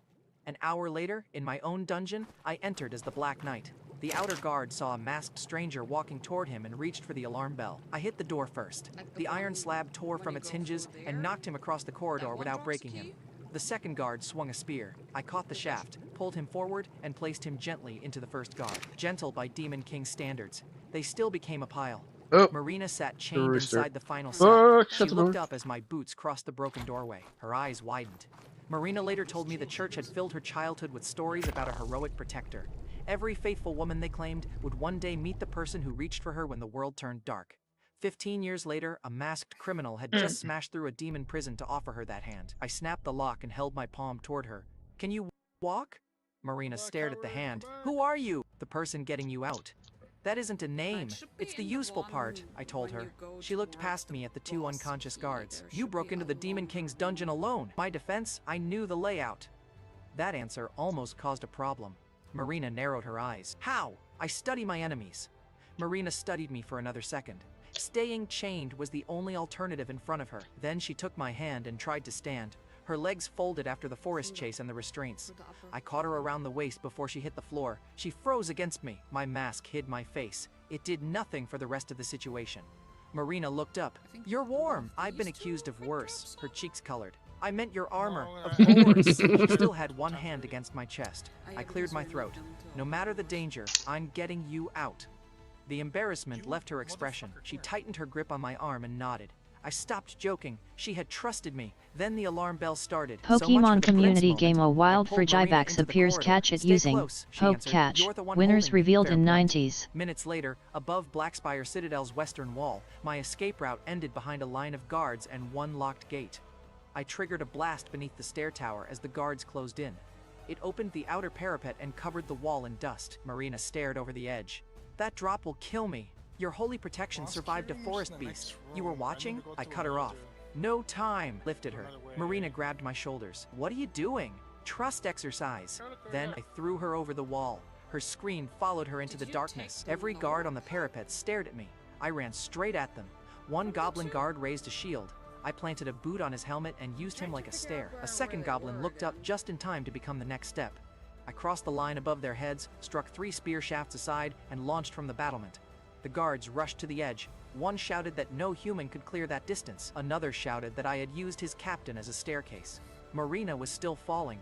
I caught her before she hit the slope outside. Her arms locked around my neck. Marina was furious enough to argue and relieved enough to keep both arms around my neck. Apparently those feelings could coexist. She looked at the wall, then at me. You threw me. I caught you. That doesn't cancel the first part. It improved the ending, I told her. She stayed angry, but the blush reached her cheeks anyway. We had escaped the wall. Then she looked at my empty hands. The staff. I closed my eyes behind the mask. Of course. The guards had locked the sacred Pokemon shovel community in the storage game for room after Jivax recapturing escaped. her. Freedom No without one the caught relic it. would send Marina straight back inside, so I broke into my castle a second time. At the storage wing, before midnight, I tore open the outer lock while Marina covered the corridor with holy light. She found the wrapped shovel on a shelf between seized weapons. The staff buzzed as she pulled away the cloth. You returned for me. Marina hugged the ridiculous artifact.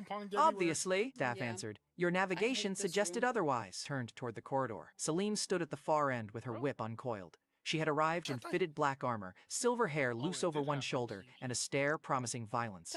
Even under immediate threat, I noticed the entrance. In my defense, Celine made violence look professionally tailored. She studied my mask, then the broken locks. You knew the saint's cell. You knew where we moved the relic. Marina raised the sacred shovel. He also knows how to open doors. Celine's stare cut toward her. Marina stepped beside me. I don't take orders from the Demon King's servant. Celine's smile turned sharp. Servant? A line of demon guards gathered behind her. Celine lifted her chin. I'm His Majesty's loyal hound. I tear apart anything that enters his home, one guard whispered. She said it herself. Another guard nodded with deep respect.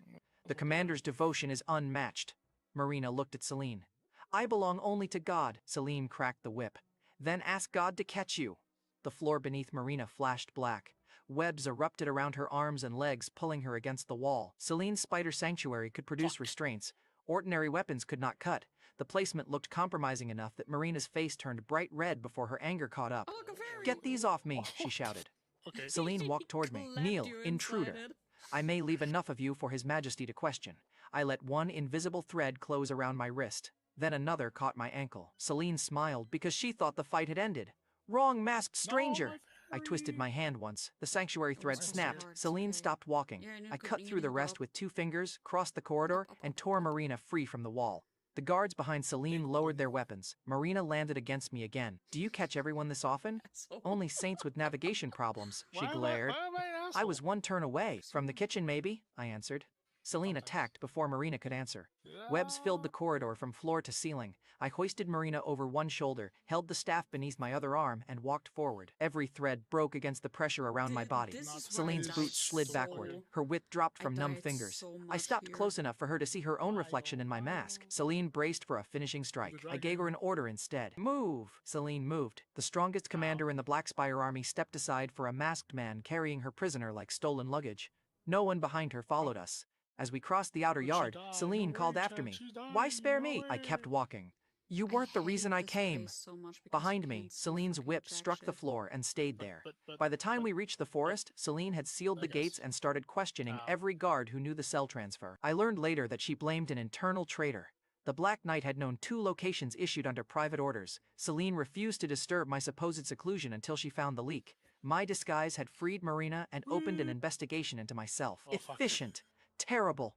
By dawn, beyond the Citadel's patrol roads, Marina finally asked what to call me. I adjusted the hood. Call me whatever gets us through the next town. She studied the black armor. Black Knight, that sounds dramatic. You broke into a demon fortress, threw me over a wall, and carried me through enchanted webs. When you list it like that, I sound exhausting, I told her. Marina smiled.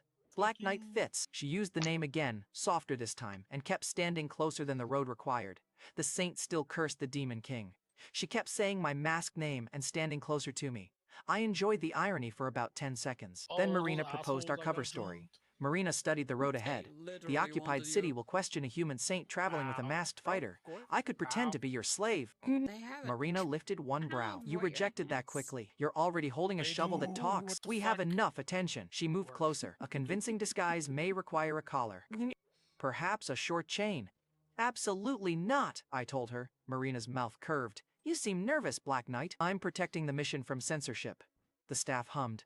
For once, I support him. We entered Greymark, the occupied city ahead, without the collar. That afternoon, inside Greymark, Marina expected starving citizens and demon patrols beating workers. She found full market stalls. Children chased each other between bakery carts.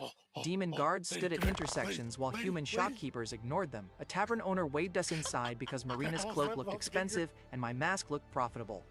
At the table beside us, an older farmer complained about grain prices. Marina asked how demon rule had changed the city. The farmer stared at her. Changed it? The old Viscount took 60% of every harvest. Marina's hand stopped above her cup. The farmer pointed toward a young man beside him. My first son died hauling stone for the Viscount's wall. No pay, no choice. Marina lowered her cup. The tavern owner stopped wiping his glass. Then the farmer continued. The Demon King removed the nobles and cut the tax to 5%. We kept the rest. Marina looked around the busy room. And the former Viscount. The tavern owner wiped a cup. We hanged him ourselves before the demons could change their minds. Marina covered the church insignia at her collar. I had removed the nobles and cut taxes because I wanted Greymark 2 wheat to support my army.